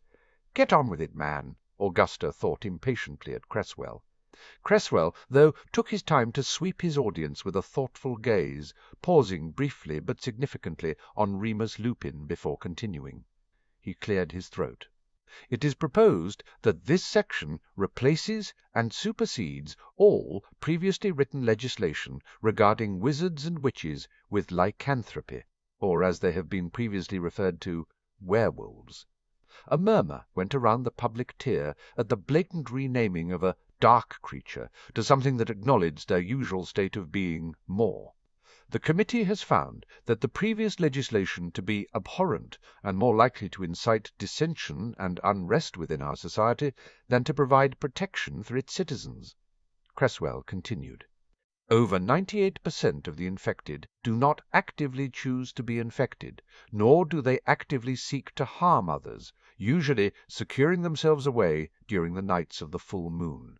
However, our current laws strip them of all basic rights, restrict their employment, education, and housing options, and allow executions of even those of minor age. The committee believes this is a travesty of justice.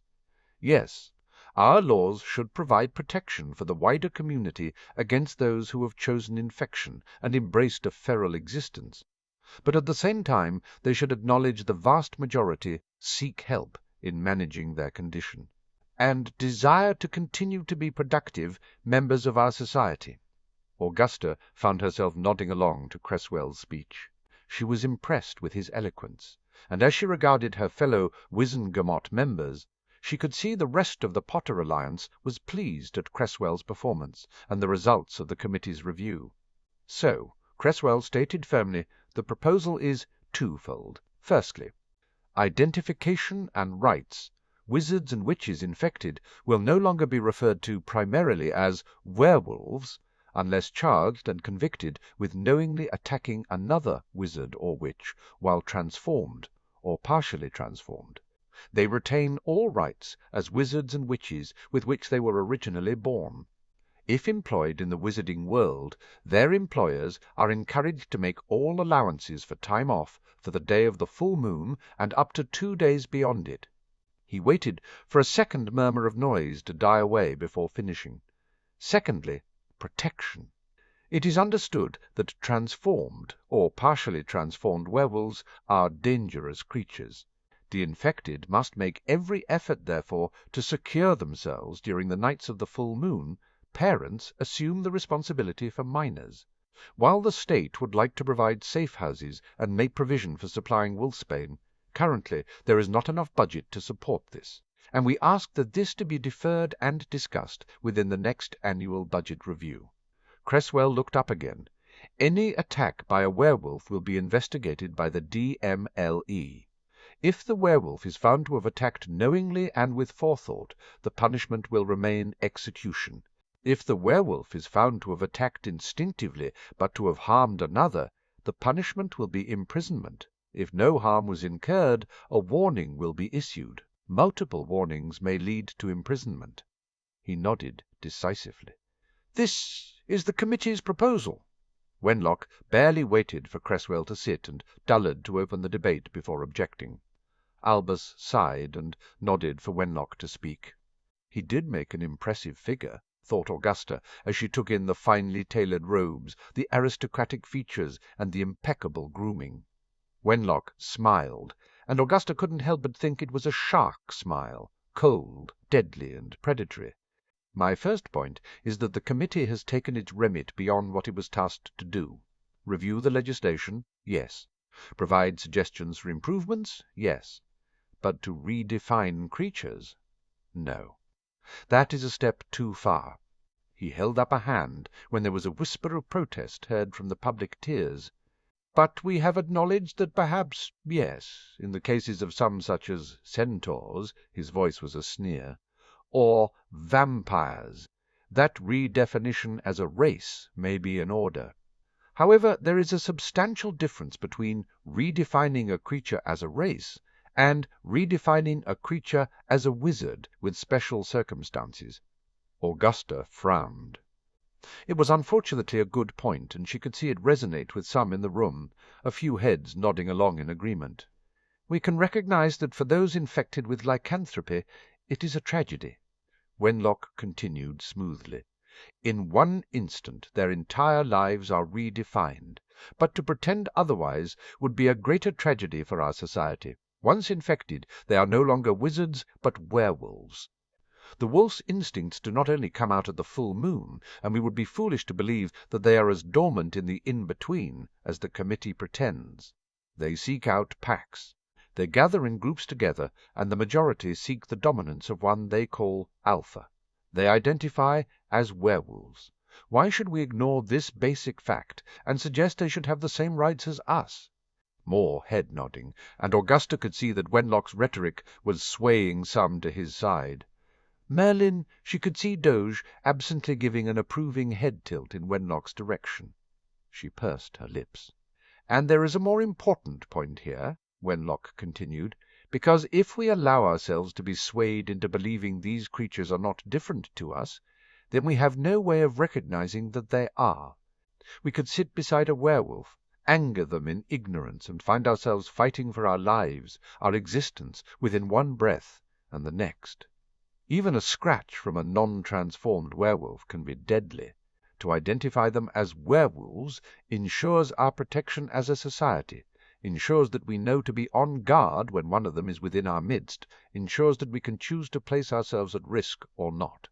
To allow them to identify as us, to roam among us freely, it is an invitation for the disease to spread and become prevalent. He took a breath. Werewolves are creatures. They are a threat. Any attack, whether intended or not, is an attack, and should be met with the full force of the law. Wenlock darted a glance at Remus and then at Sirius, and clearly to Augusta, if she was any judge of character, reconsidered using Remus in his argument. We should be reinstating our previous laws, not allowing this weak and feeble-minded piece of legislation to pass. Wenlock sat, and his allies broke out into applause, something echoed by a few in the public tier. Augusta's heart sank. The unfortunate thing was that Wenlock's points were perfectly reasonable and no doubt attractive to many. Why should everyone run the risk of infection when the simple answer was to ostracize those from their society and eliminate the threat completely? Augusta exchanged a look with Richard Bones across the chamber. Both of them knew Sirius was formidable, but Wenlock had been better than they had thought. Sirius waited for Albus to recognize him and got to his feet. The chamber fell silent as Sirius cast a serious gaze around the gathered members. Lord Wenlock has certainly summed up the view of the opposition succinctly. Maintain the status quo. And it could even be argued that the status quo is the right state of being. For those of us who are not infected, We can go about our daily lives and know that there are no werewolves in our schools, nor key places of employment and government.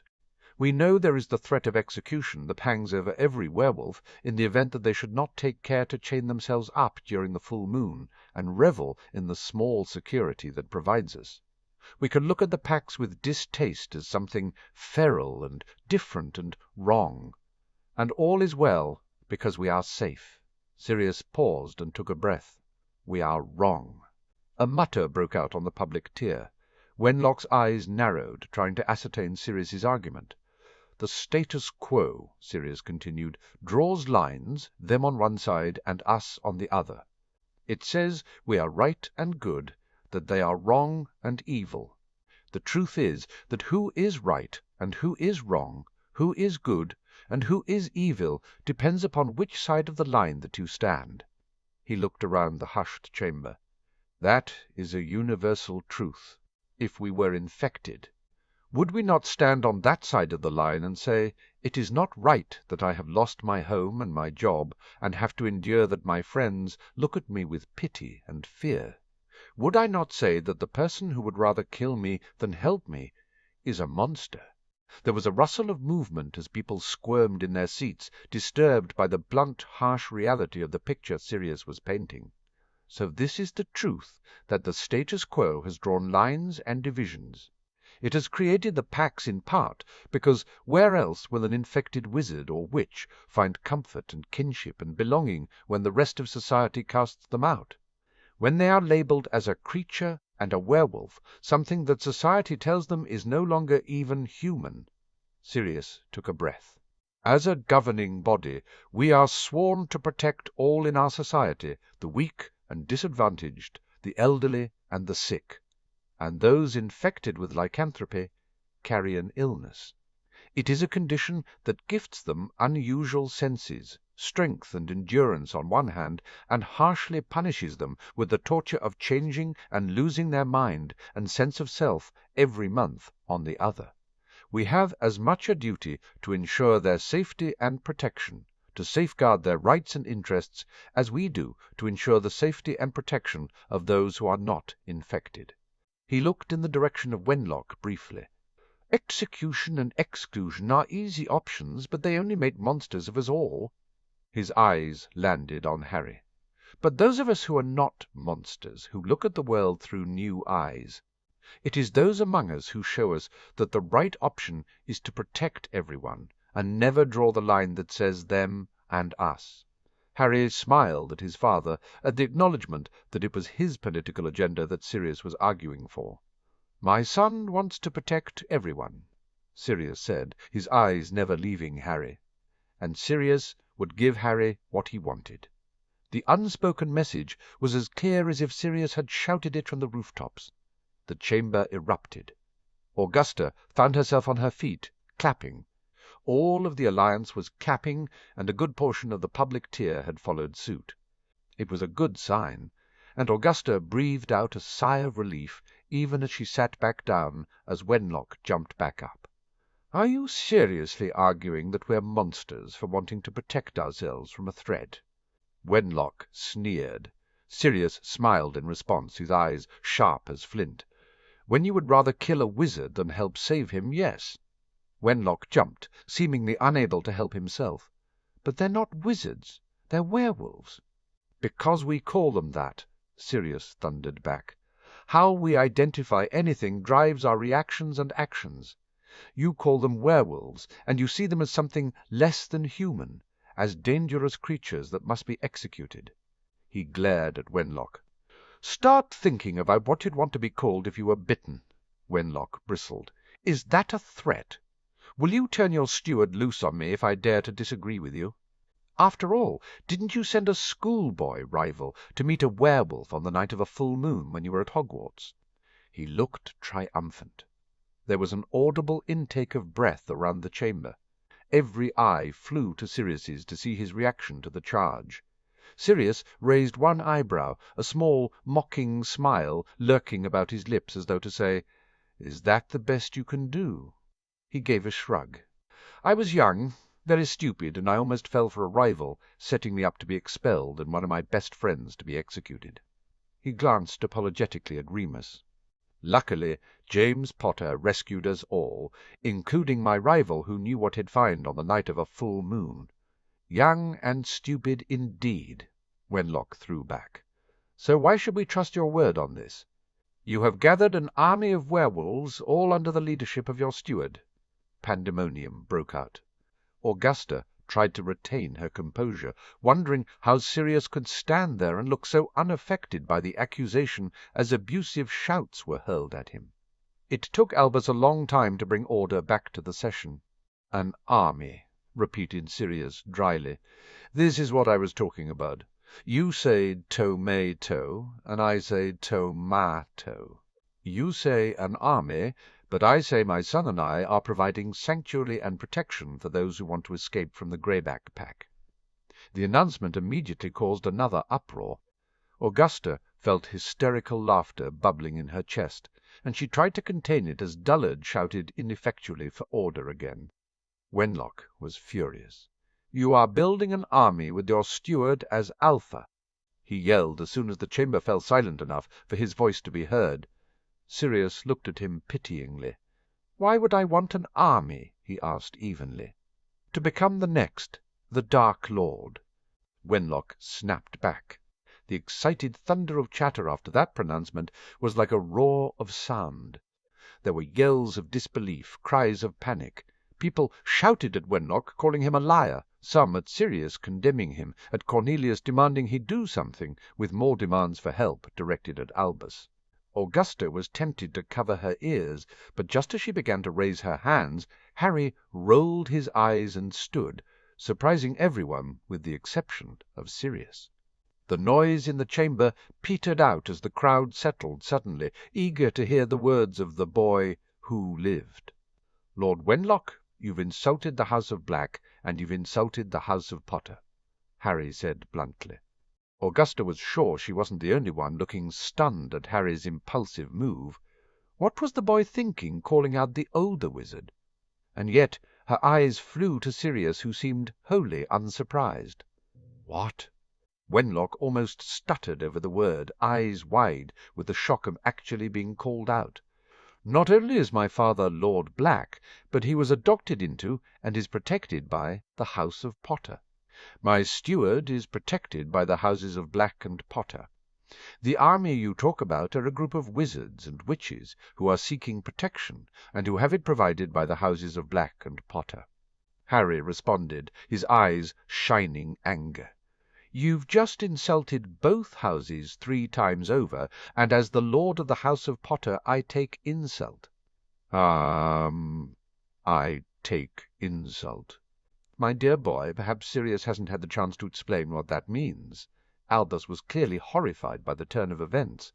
"Actually, he's explained the matter of house honour to me very clearly, Chief Warlock," Harry replied, not taking his eyes off Wenlock, who squirmed under the hard emerald gaze. "And calling my father a Dark Lord is a grievous insult, especially since my last father died at the hands of a real one." Albus swung round to face Sirius. "You cannot. Harry seems to have this hand." "Sirius," interrupted Albus firmly. He regarded Harry fondly and sat down. "But—" spluttered Albus. Augusta held her breath. They'd planned it, she realized wildly, taking in Sirius's calm demeanor. They'd planned it knowing that Wenlock facing off against a teenage boy would make him appear the villain. Oh, it was so clever, but so dangerous. If Wenlock suspected and called their bluff, Wenlock straightened and glared at Harry. "You cannot expect me to duel you. A boy!" Every swiveled back to Harry as though watching some kind of insane tennis match. "Why not?" asked Harry with all the stubbornness of youth. "I duel with Director Bones all the time." Amelia cleared her throat. Augusta could tell that the head of the DMLE was a tad bewildered, apparently as much in the dark as the rest of them. "I can validate that he does, Lord Wenlock." Richard Bones stirred in his seat. "Actually, hasn't he beaten you several times, Director?" His teasing tone eased some of the tension in the room. Amelia shot him a sardonic look, but nodded. I believe Harry leads our duels 5 wins to my 3. Wenlock paled visibly. Harry continued to look at him. "Perhaps an apology, Lord Wenlock," offered Albus hurriedly, trying desperately to intervene. "I'm afraid I won't accept it," Harry said, before Wenlock could reply. "It's a duel or a forfeit." "Oh, Merlin! A forfeit!" Augusta had forgotten about that archaic part of house honour, and from the surprised faces around her she could tell most of the other ancient and noble houses had done the same. A forfeit could be offered in restitution to an insult, but it was a rarity. Wenlock turned furiously to Sirius. "Are you just going to sit there? Ah! You're his regent and his father. You should stop this." Sirius raised an eyebrow, calm and collected. "Or you could accept that you insulted our house's honour and take the forfeit." He waved a hand vaguely at Harry. "Unless you want a duel with my son." It was clear that Wenlock had no idea how to handle the turn of events. For some reason he hadn't planned for his accusation to be taken so seriously, hadn't planned for Harry to be the one to challenge him. Oh, those clever boys! Augusta kept the smile off her face with difficulty. "I will concede that my words were hasty," Wenlock muttered. "But surely you can see that it looks bad." Everybody turned to hear Harry's response, captivated. "What exactly looks bad?" Harry asked pointedly. "The army of werewolves," Wenlock said. "As Sirius has already said, there is no army." Harry sounded completely exasperated. "We're providing a sanctuary house for any wizard or witch with lycanthropy, especially those wanting to escape the greyback pack. We give them work and wolfsbane, and somewhere they're safe during the full moon. It's not an army. And," he gestured out towards Amelia and Cornelius, "both the minister and the head of the DMLE signed off after Greyback's attacks last year." Augusta crowed inwardly at the completely flustered expression on Wenlock's face, and at the way Harry had sold the sanctuary as a good thing. "Your steward is Alpha, and is building a pack from the situation. You cannot deny that," Wenlock said, desperation creeping into his tone. Harry rolled his eyes. "Remus already has a pack. He has us." His gaze turned fond as he glanced over at Remus. "But he's also the one we put in charge of organizing everything to do with the sanctuary, and for wizards and witches with lycanthropy, part of their condition is recognizing pack, or rather social hierarchy to an extent. So yes, they view him as their alpha, and Remus has had to accept the position because he is the one with the most authority within the group." "So you admit werewolves align themselves to pack mentality? That they have their own government and structure?" Wenlock tried to deflect Harry back to the original argument. "They have no choice at the moment." Harry returned. "If the rest of society cast them out, where would they go? The packs provide a place of safety and belonging. Well, most of them. Greyback uses his for his own violent purposes and puts them all in danger. That's why we're offering sanctuary. If society accepted those with lycanthropy, Greyback would never have anyone wanting to follow him apart from those who already have violent tendencies."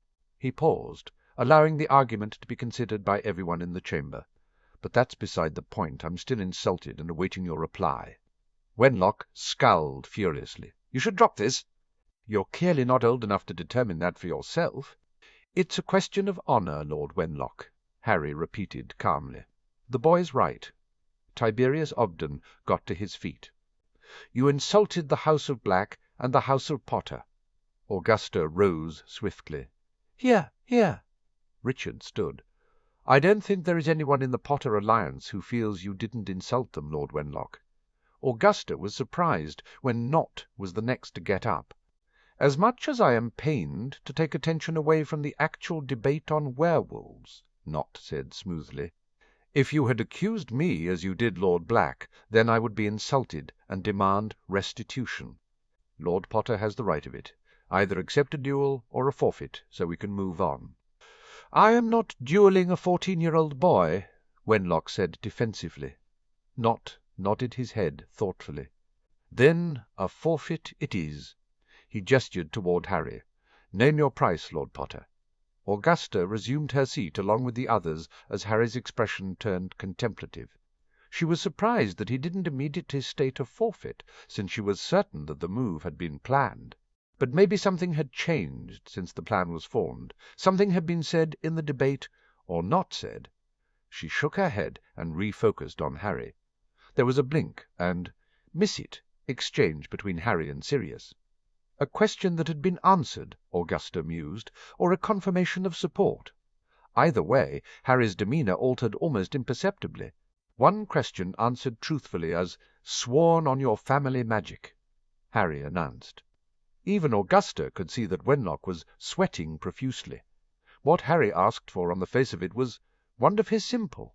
How could Wenlock refuse without looking like an ass? Albus beamed happily. "That sounds like a splendid idea, my boy. Lord Wenlock?" All eyes were on Wenlock. The faint sheen of his sweat shone from his brow and ruined the picture of lordly perfection he had been so careful to cultivate. "What is the question?" asked Wenlock stiffly. "Your sworn oath, Lord Wenlock," Harry insisted. Wenlock cast a frantic look about the chamber, but he received no support from any corner, including his own allies. He swallowed hard enough that Augusta saw the movement of his Adam's apple. He was trapped, and he knew it. "Very well," Wenlock said between gritted teeth. "You have permission to draw your wand for the oath," Albus continued cheerily. Wenlock extracted his wand and held it up. "I swear on my family magic that I will answer Lord Potter's question truthfully." The vulture swooped down and landed close to Wenlock, regarding him seriously. Harry gave a brisk nod. "Please, can you tell me everything you know about how Remus Lupin's actions on the night Sirius Black escaped Hogwarts were leaked to the press?" Wenlock went bright red, then white, then red. His family avatar stared at him before making a baleful caw. A gold geese emerged from the vulture and settled over Wenlock. It was a version of the truth spell invoked by family magic, Augusta realized, a demand that Wenlock answer. He would not be able to resist it. Wenlock was trying, though. That was evident from the way he was tightening his lips and clenching his fists. Silence dominated the chamber as everyone waited for Wenlock to answer. "I put Amos Diggory under an imperious spell and commanded him to bring me Lupin's file, which I then arranged for someone to leave on the desk of a journalist," Wenlock finally blurted out, as the chamber erupted again on a wave of noise. Wenlock moved, snapping his wand up and across the chamber towards Harry. A cry of warning was on Augusta's lips, but she knew it would be too late. And yet Sirius was already on his feet, casting. Harry stood firm. The owl, wand out and casting a shield. The black snake moved, flowing into the Potter griffin, whose wings were spread wide protectively in front of Harry, so swiftly that to Augusta it looked like one moment. It wasn't covering Harry, and in the next moment it was, and Wenlock's purple curse travelled across the chamber, and the Potter griffin roared, trebled in size, and charged, swallowing the curse. The red flash of a stunning spell shot across from Sirius's wand and knocked Wenlock into his chair unconscious. And the vulture gave another sad cry and abandoned Wenlock, flying to Harry and bowing down at his feet before disappearing. Silence. Sirius was out of his seat, running to Harry as the griffin returned to guard him. Sirius wrapped Harry in a tight hug before shielding him, pushing Harry slightly behind him. "Are you all right?" Sirius demanded. Harry nodded, but didn't protest Sirius's presence and protection. "Aurors!" Amelia yelled. "Take Lord Wenlock into custody now!" The Aurors hurriedly ran to do the director's bidding.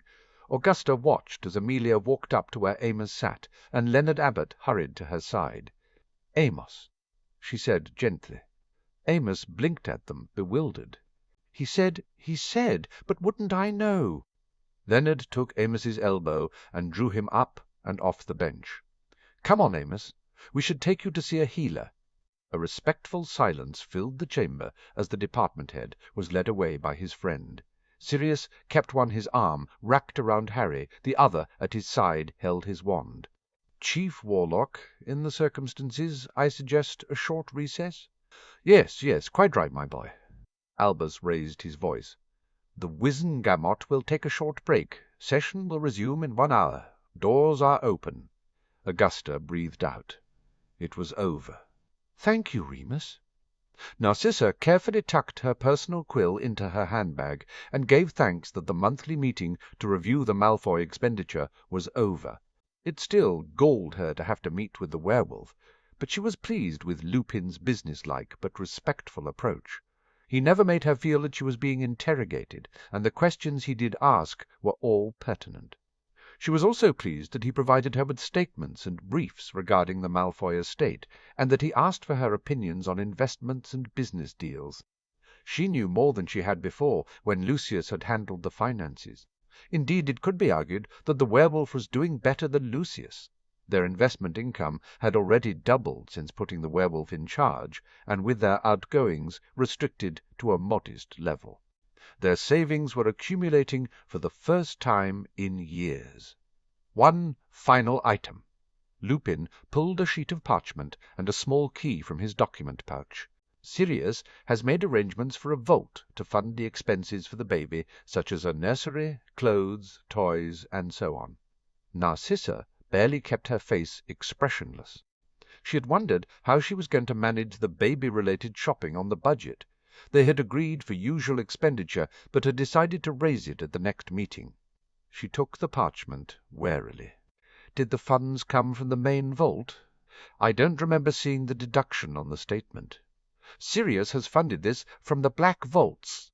Lupin smiled wolfishly, his pleasure at disconcerting her all too evident. "He tells me it's a black tradition for the primary house to take care of these things." It was, but she hadn't expected Sirius to comply with the tradition. In hindsight, she wasn't sure why. Sirius had proven to support a number of black and pure-blood traditions since he'd taken up the lordship. He was also teaching them to Harry. It made her wonder whether Sirius really had hated everything to do with the blacks, or whether he had simply hated the madness and blood-superiority extremism of his mother and father. If only he hadn't fallen in with James Potter and gone to Gryffindor. "I will convey my thanks to my cousin personally," Narcissa conveyed to Lupin coolly. She was happy with the vault. It was more than enough for her to substantially redecorate a suite of rooms, and to buy enough new items for the baby with galleons left over. She folded the parchment, tucked the key away into her purse, and made to leave. Lupin stood and helped her into her cloak. "I'll see you out." "There's no need," Narcissa said firmly. While the pretence of Lupin providing steward services to the house of Malfoy was enough to stem gossip, she had no wish to be seen with the werewolf outside of formal family occasions. Additionally, while fervour had calmed down over Lupin's lycanthropy with the Wizengamot session the previous day, and the revelations of Wenlock's criminality, she wasn't certain she would be safe in his presence should someone take exception to him. As though he'd read her thoughts, Lupin winced. "Yes, probably for the best in the circumstances. Sirius would not want me to place you in any danger." Narcissa waved him back into his seat with a muttered confirmation that she'd see him later at the family dinner at Hogwarts. She exited the Gringotts conference room, gave a nod of farewell to her niece, who apparently was on guard duty still, wondering vaguely why Dora had chosen to remain outside the room, and headed for the main hall. She entered to hear the shrill tone of a woman protesting by the farthest counter. She ignored it. Whatever drama was happening, Narcissa would not lower herself to be interested. She started to draw on her gloves and headed for the exit with a grimace. The January weather was rainy, cold, and miserable. She'd order one of Creature's hot chocolates when she got back to the manor, she mused, but despite the weather she needed to shop for a while. Her figure was changing, and it was time to invest in some maternity wear, something fashionable, but something that would also enable her to be discreet about her condition. "Wait!" Narcissa frowned at the call and turned back slightly, uncertain it was meant for her. The fast-approaching Lady Alexandria Wenlock, clearly heading toward her, had her freezing in place and fingering her wand, although she knew she couldn't use it within Gringotts. She caught the hastening figures of a matronly woman and a young man hurrying behind Alexandria, and quickly identified them as Christopher Wenlock, the heir and oldest son, and Catherine de Ware, Alexandria's sister. Narcissa contemplated leaving, but had no wish to see herself pursued into the alley. She straightened and tilted her chin upwards a touch. Alexandria. Narcissa coolly greeted the other woman as she came to an abrupt halt in front of her. Don't Alexandria me as though nothing was wrong. What is the meaning of this?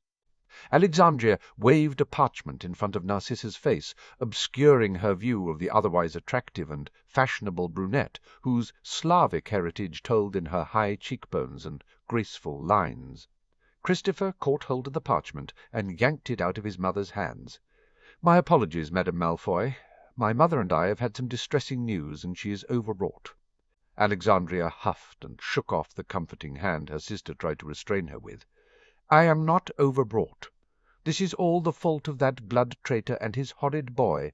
I demand justice. I demand—" "Madam," the goblin who interrupted her was well armoured and carried a spear, "you are disturbing the peace of Gringotts.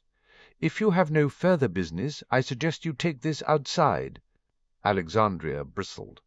"No further business?"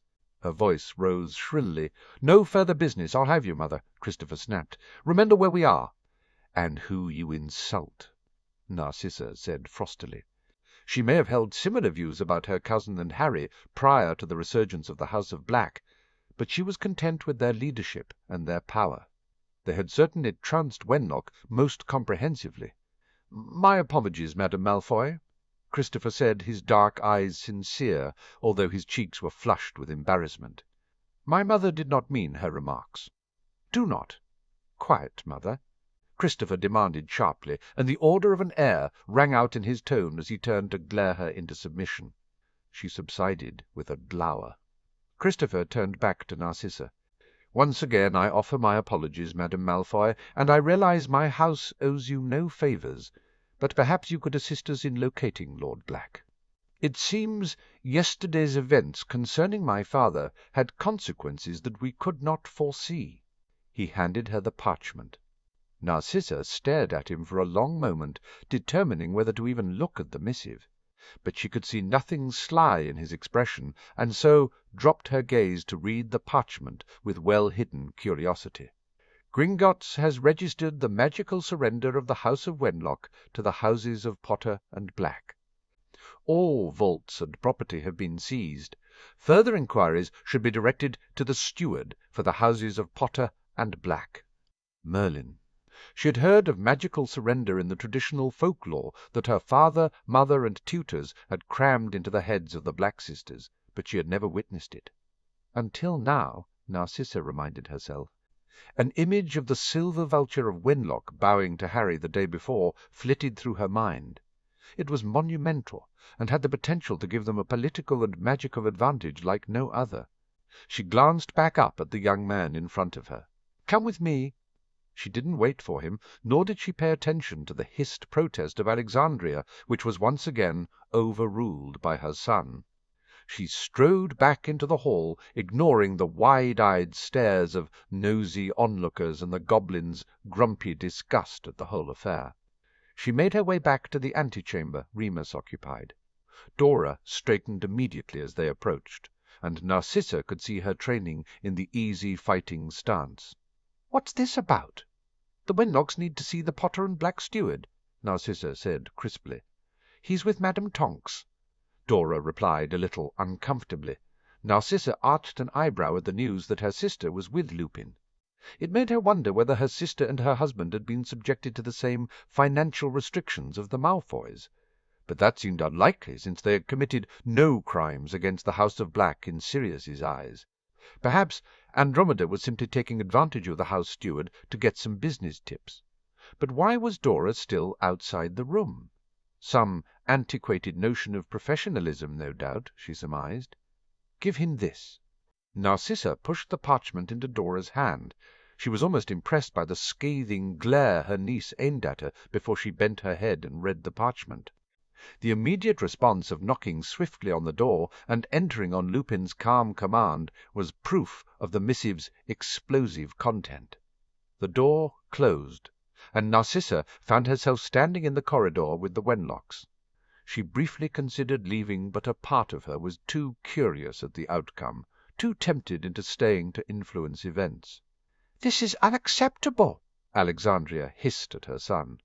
"Alexandria, please do stop making a scene." Her sister reprimanded her softly. "We are fortunate. Narcissa was willing to parley on our behalf, especially after the irreprehensible actions of your husband." Her tone gave away that she knew they now owed the Malfoys and the House of Black for such, and Narcissa felt a curl of satisfaction. The De Wares were European nobility and had connections throughout a number of countries. It could only be to the benefit of the House of Black. The door reopened, and Dora ushered them inside. Narcissa's eyes widened almost imperceptibly. The room was no longer the small, cosy office that she had occupied during her review, but a larger space.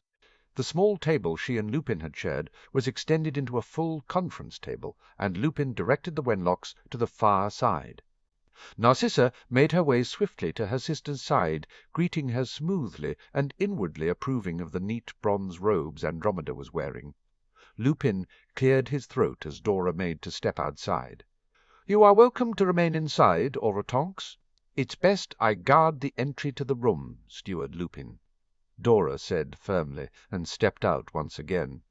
The formality had Andromeda and Narcissa exchanging sisterly looks of concern. The werewolf and her niece usually had a warm, flirtatious relationship. Had they argued? Lupin motioned at Narcissa. "May I prevail upon you to perform the introductions?" She inclined her head and smartly announced everyone. Lupin gestured for them all to sit. "I have requested Aurore Tonks sends for Lord Black." He tapped the parchment in front of him. "I believe only he has the authority to make any kind of decision regarding this." He looked chagrined. "I'm afraid the official Potter and Black copy must be in my correspondence folder. Kibbold handed me a stack of parchment this morning, but I've been in meetings all morning. While we wait for Lord Black, perhaps some refreshments?" Andromeda stepped in smoothly. A moment later a house elf arrived with a silver tea-tray filled with a matching pot, sugar bowl, and milk jug. A stack of delicate china cups stamped with the Potter crest were balanced precariously alongside them. Narcissa gave thanks that her niece hadn't been required to carry it in. The girl was clumsy on a good day. She sat politely as Andromeda played mother and poured. The tea occupied Narcissa's hands and gave her a focus other than Alexandria's pinched white face. She felt a flicker of sympathy for the woman. Sirius and Harry had decimated Wenlock's political career, and Wenlock's own criminality had ensured the rest of his downfall. Of course, if he'd done it correctly, he would never have been caught. Lucius had at least mostly covered his tracks until pinned down by the House of Black primacy and a Lord Black he had never anticipated.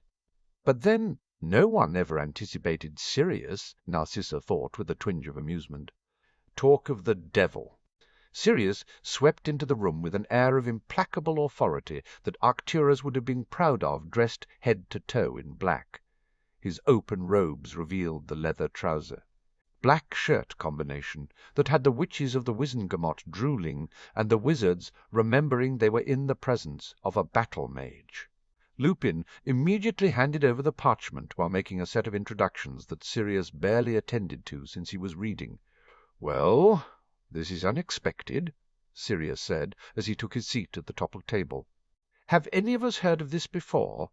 Narcissa exchanged a quick glance with her sister, and gave way at Andromeda's signal that she would answer. Father told us of an old tradition which had similar themes of houses surrendering their magic to the will of another, but it was usually a head of house's explicit consensual and considered actions that led to such a state.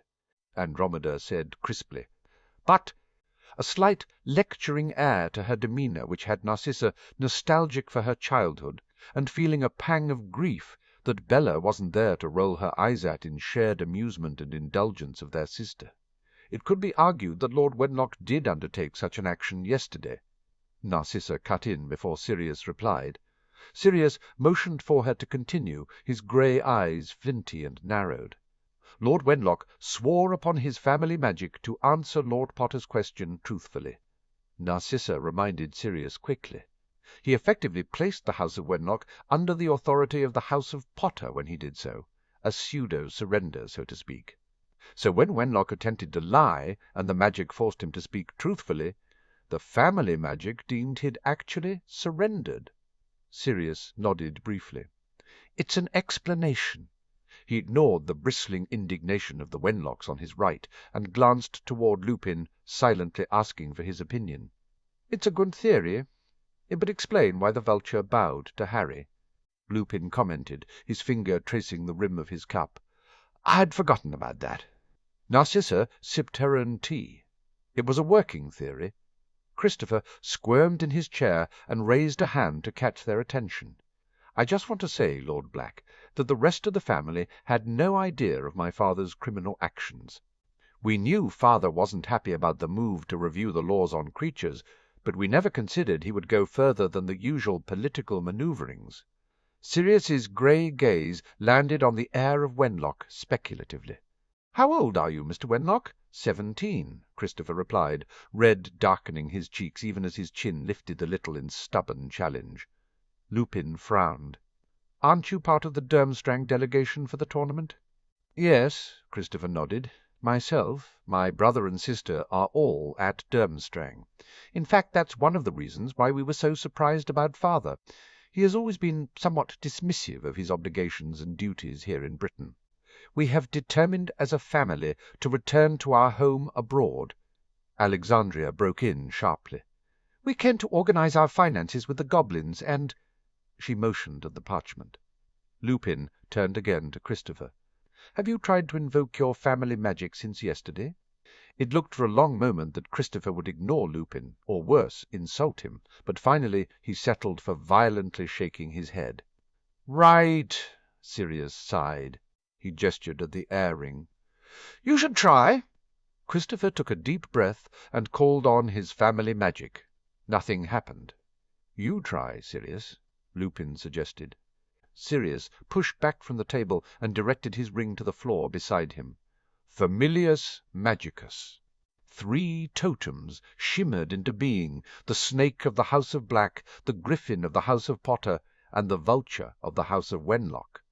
"Well, that's new," Sirius said, staring at the silver vulture.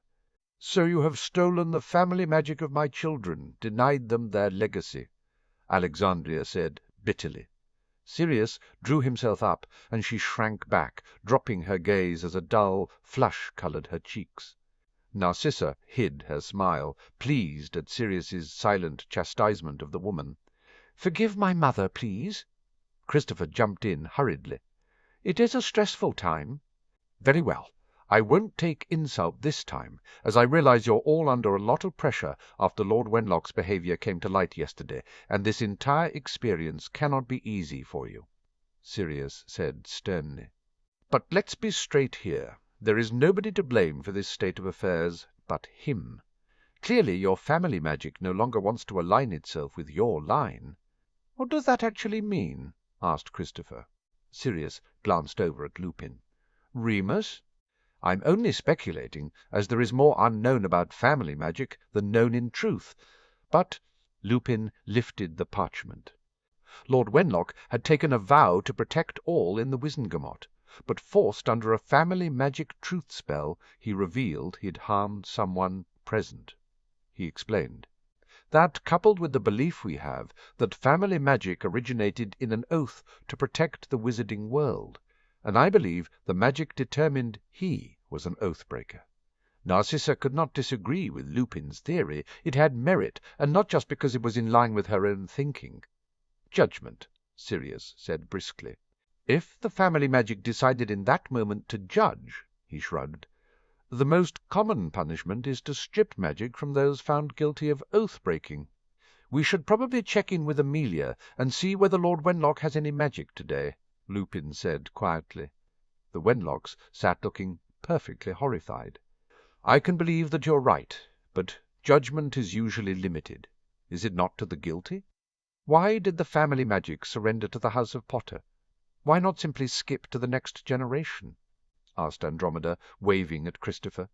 "I think my sister and nephew would like to know the answers to those questions too." Catherine spoke up again. She had placed a comforting and restraining hand on her sister's shoulder as Lupin had expounded on his theory. "That I don't know," Lupin admitted. "It's possibly a combination of judgment and Lord Wenlock being under oath to Harry at the time he was judged." Narcissa understood immediately. When Lord Wenlock broke faith, the family magic determined that the surrender was owed to Harry. Lupin frowned and nodded. "But it's all conjecture. Either way, this is not an outcome any of us could have foreseen." "The question is, what now?" asked Catherine. She waved at the parchment Lupin still held. "That suggests that effectively the House of Wenlock has been placed in service to the House of Potter." "I'm afraid that's the upshot," Lupin said succinctly. He managed to sound apologetic. Alexandria maintained her composure, but only just. She went white as a sheet. Christopher remained composed, though, and contemplative. "I'll need to check, but I would assume that the Wizengamot has received a similar notification from magic." Lupin continued. "I suspect the proxy for the House of Wenlock will fall to the House of Potter." "Hmm?" Narcissa sipped her tea, another curl of satisfaction in her belly at just how thoroughly the House of Wenlock had been defeated by Harry. "This cannot be considered just," Alexandria exclaimed, slapping the table. "It strips the entire family of everything." "I don't disagree with you," Sirius answered sharply. "The sins of one man should not be paid for by his entire family." Narcissa stopped herself from the eye-roll. Sirius still could be such a Gryffindor. However, clearly magic does not agree with either of us. Sirius finished, surprising Narcissa and everyone else in the room.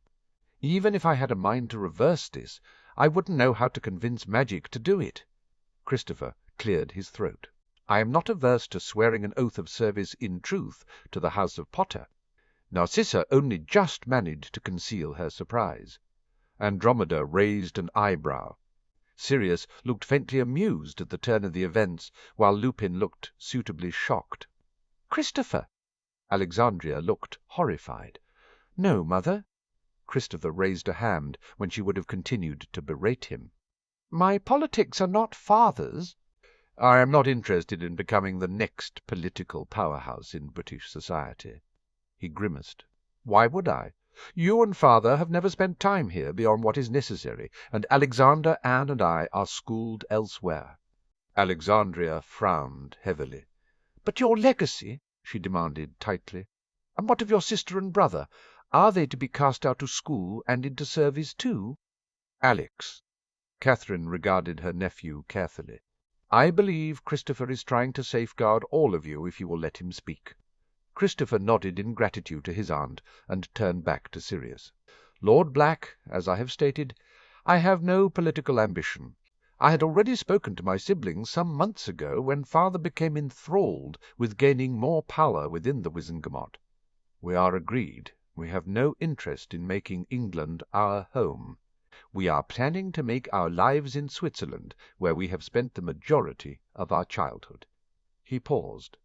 "I had determined that upon Father's death I would decline the seat in the Wizengamot and send it to the floor." "1. "Interesting," commented Lupin. "It's possible that magic knew of your intent, and that, coupled with your father's oath-breaking, decided the fate of your family magic." Narcissa nodded slowly. She thought Lupin was correct. Why would family magic designed to protect the wizarding population stay loyal to a family who clearly had no intent of following the original oath? As you have mentioned, I am also part of the Durmstrang contingent at Hogwarts, and I have spent a lot of time with Theodore Nott recently in preparation of our champion's next task." Christopher continued. "He and I share a number of political views. He speaks highly of the houses of Potter and Black. I have observed for myself the power of the head of the House of Potter in the execution of the first task. I will happily swear service on 2 conditions. 1, that my mother is provided with a home and a living allowance, which will provide her with the same lifestyle as she is accustomed to living with my father." Alexandria stared at her son. "And 2," prompted Lupin. Christopher raised his chin. "Our education is protected, and my sister is provided with a dowry for her future marriage." Sirius regarded him thoughtfully for a long moment. Narcissa found herself holding her breath, wondering which way Sirius would decide. He could be so unpredictable." Sirius leaned forward, clasping his hands on the tabletop and ignoring the cooling cup of tea beside him. "You will swear a lifetime of service to the House of Potter," he said sternly. "Your brother will be in service for a year following his education. Your sister will be considered to be under the protection of the House of Potter until such time as she marries. The house will provide an adequate dowry at that time. You'll all return to Durmstrang to finish your education. Your conditions regarding your mother will be met." Christopher breezed out audibly, "Thank you, Lord Black." Narcissa allowed an approving smile to curve her lips. Sirius had guaranteed the young man's loyalty, and he would make a good, intelligent addition to the House of Potter. "We'll take the oath before the end of the day," Sirius said crisply. "But for now, Remus will see about sorting out the practicalities of your money and housing. We'll leave you to it. D." A moment later there was a flurry of hurried good-byes, and Narcissa found herself once again outside the room, pulling on her gloves as she readied herself for the outside world.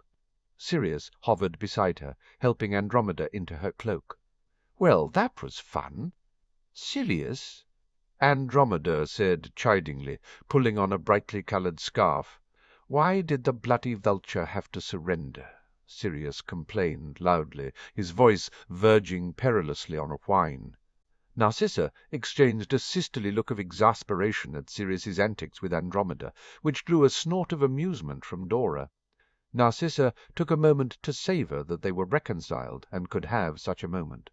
"At least Wenlock's service to the House of Potter will give you a valid excuse for the vulture answering to your call," Narcissa pointed out calmly.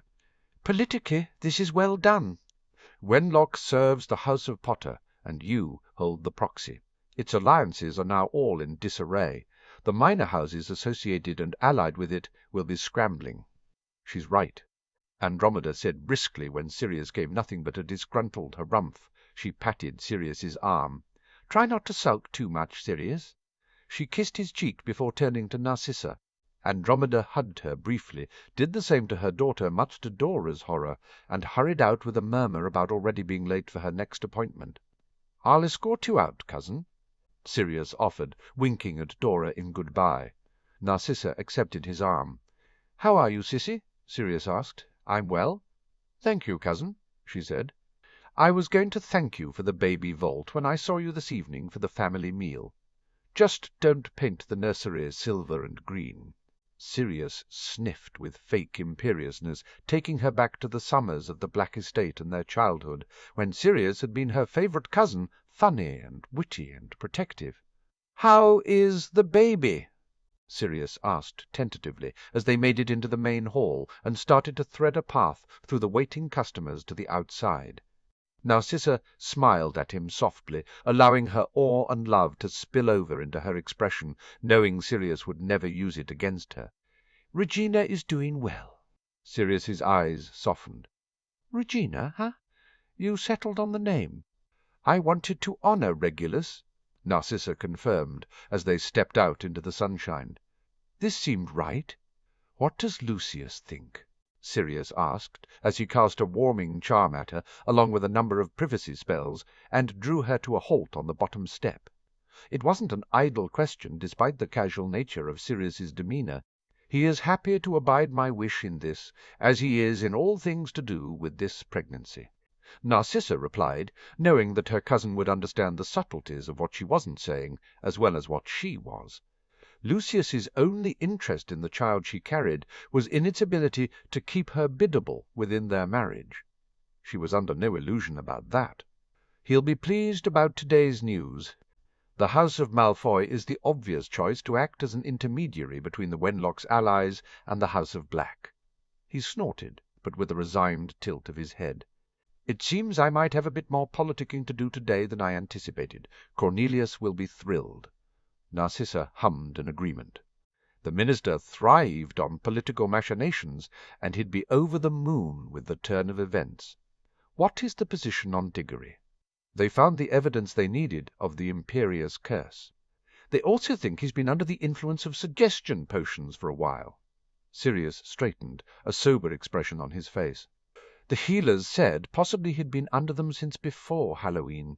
The Aurors found evidence his alcohol had been spiked. They took advantage of his weakness. Narcissa commented, her nose wrinkling with disgust for Diggory's lack of character and feeble mind.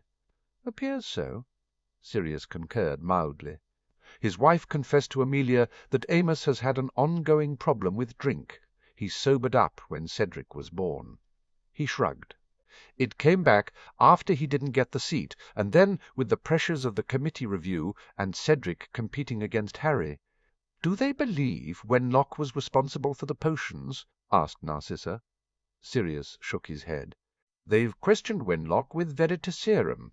He used an unforgivable, but he didn't do the potioning." He scowled.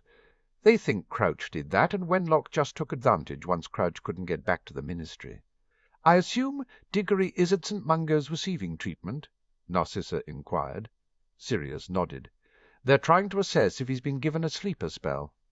An old trick of hiding a compulsion deep in the mind that would be triggered upon a key word. It was an ingenious spell, one that was tricky to do, but extremely effective. Cornelius has placed him on sick leave and put Dirk in charge of the department for now," Sirius continued. Narcissa inclined her head. She didn't approve of the majority of the new creature laws, but she had to admit the man who'd spearheaded the review was probably best placed to lead the department until Diggory returned. If Diggory returned. "The publicity in this morning's press was positive to us," Narcissa commented, changing the subject a touch. The publicity had not been kind to the Diggorys or the Wenlocks.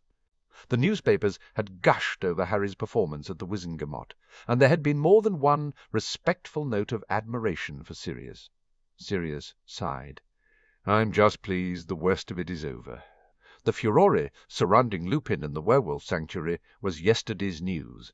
"How long will Nymphadora continue to provide him with protection?" Narcissa asked, adjusting the hold on her purse.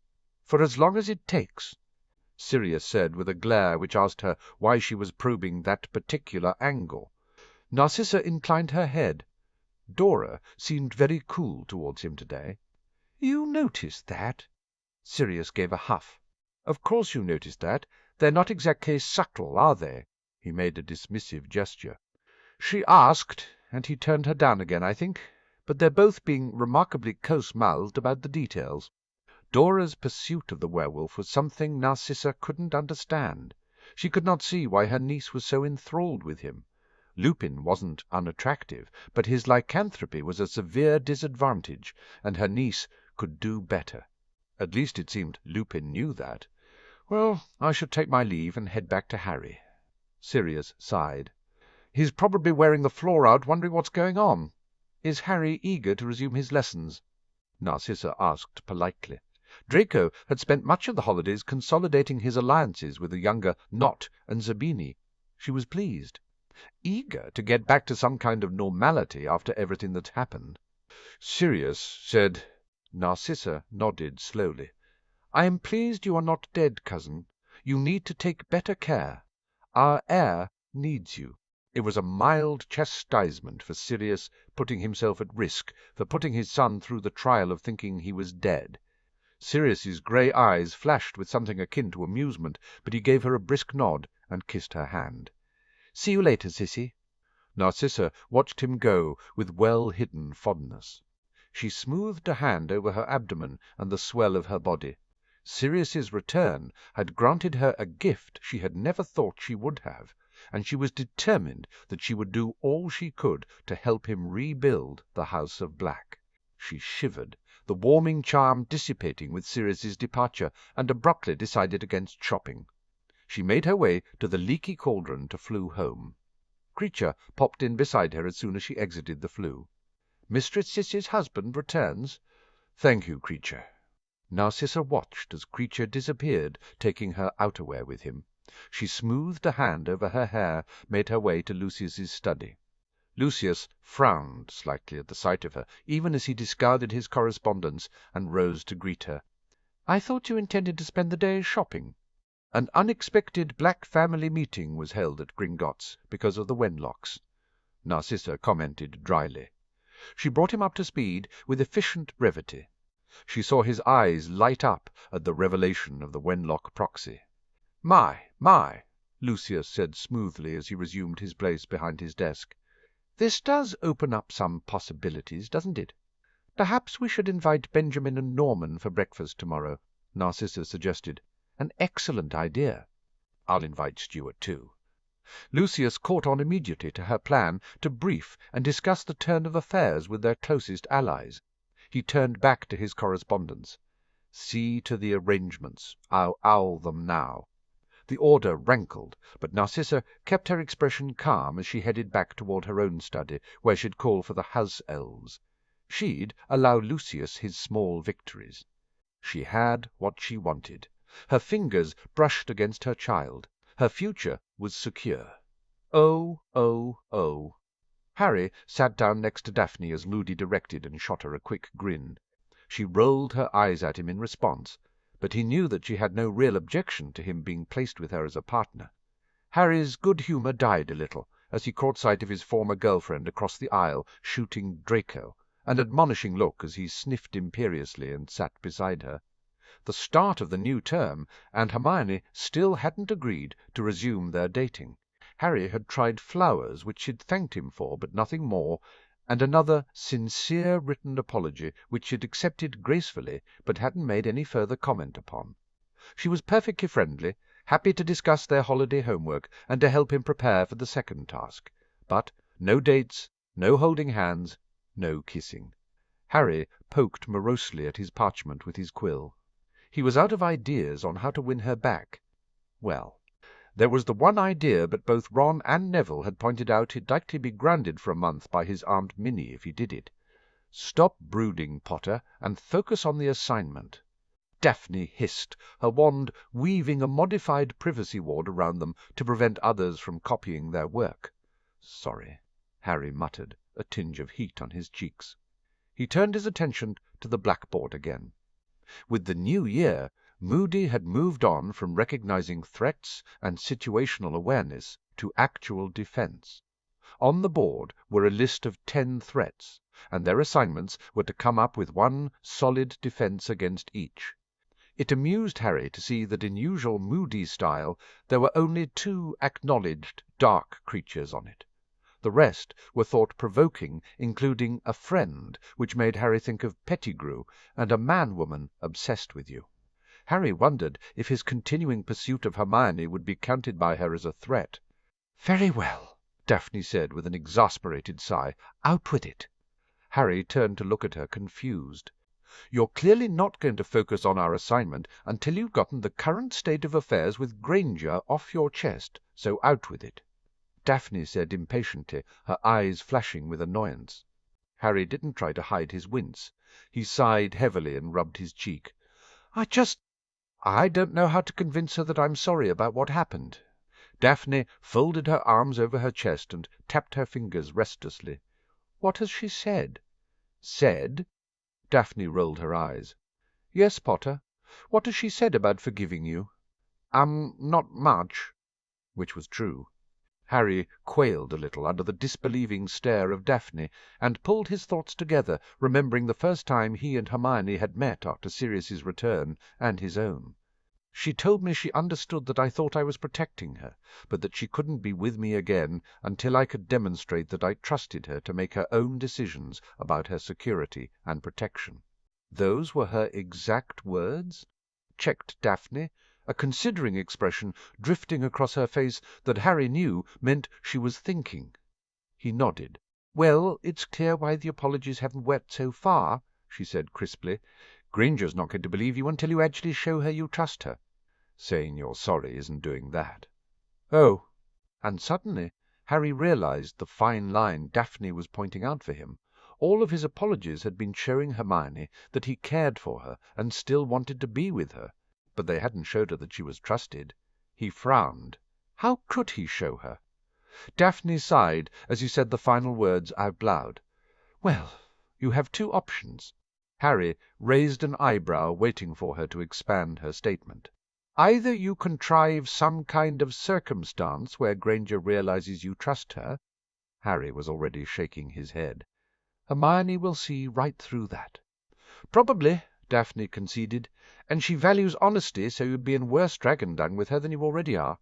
"Thank you," Harry said dryly. He could always count on Daphne to tell him how it was in blunt, no-nonsense terms. Daphne shrugged, a small smile on her lips. "So you're stuck, then, because the only other way to regain her favour is to actually trust her, and wait for a moment to demonstrate that to her." Harry sighed again, unwilling to accept her words, but knowing they were the truth. "I guess."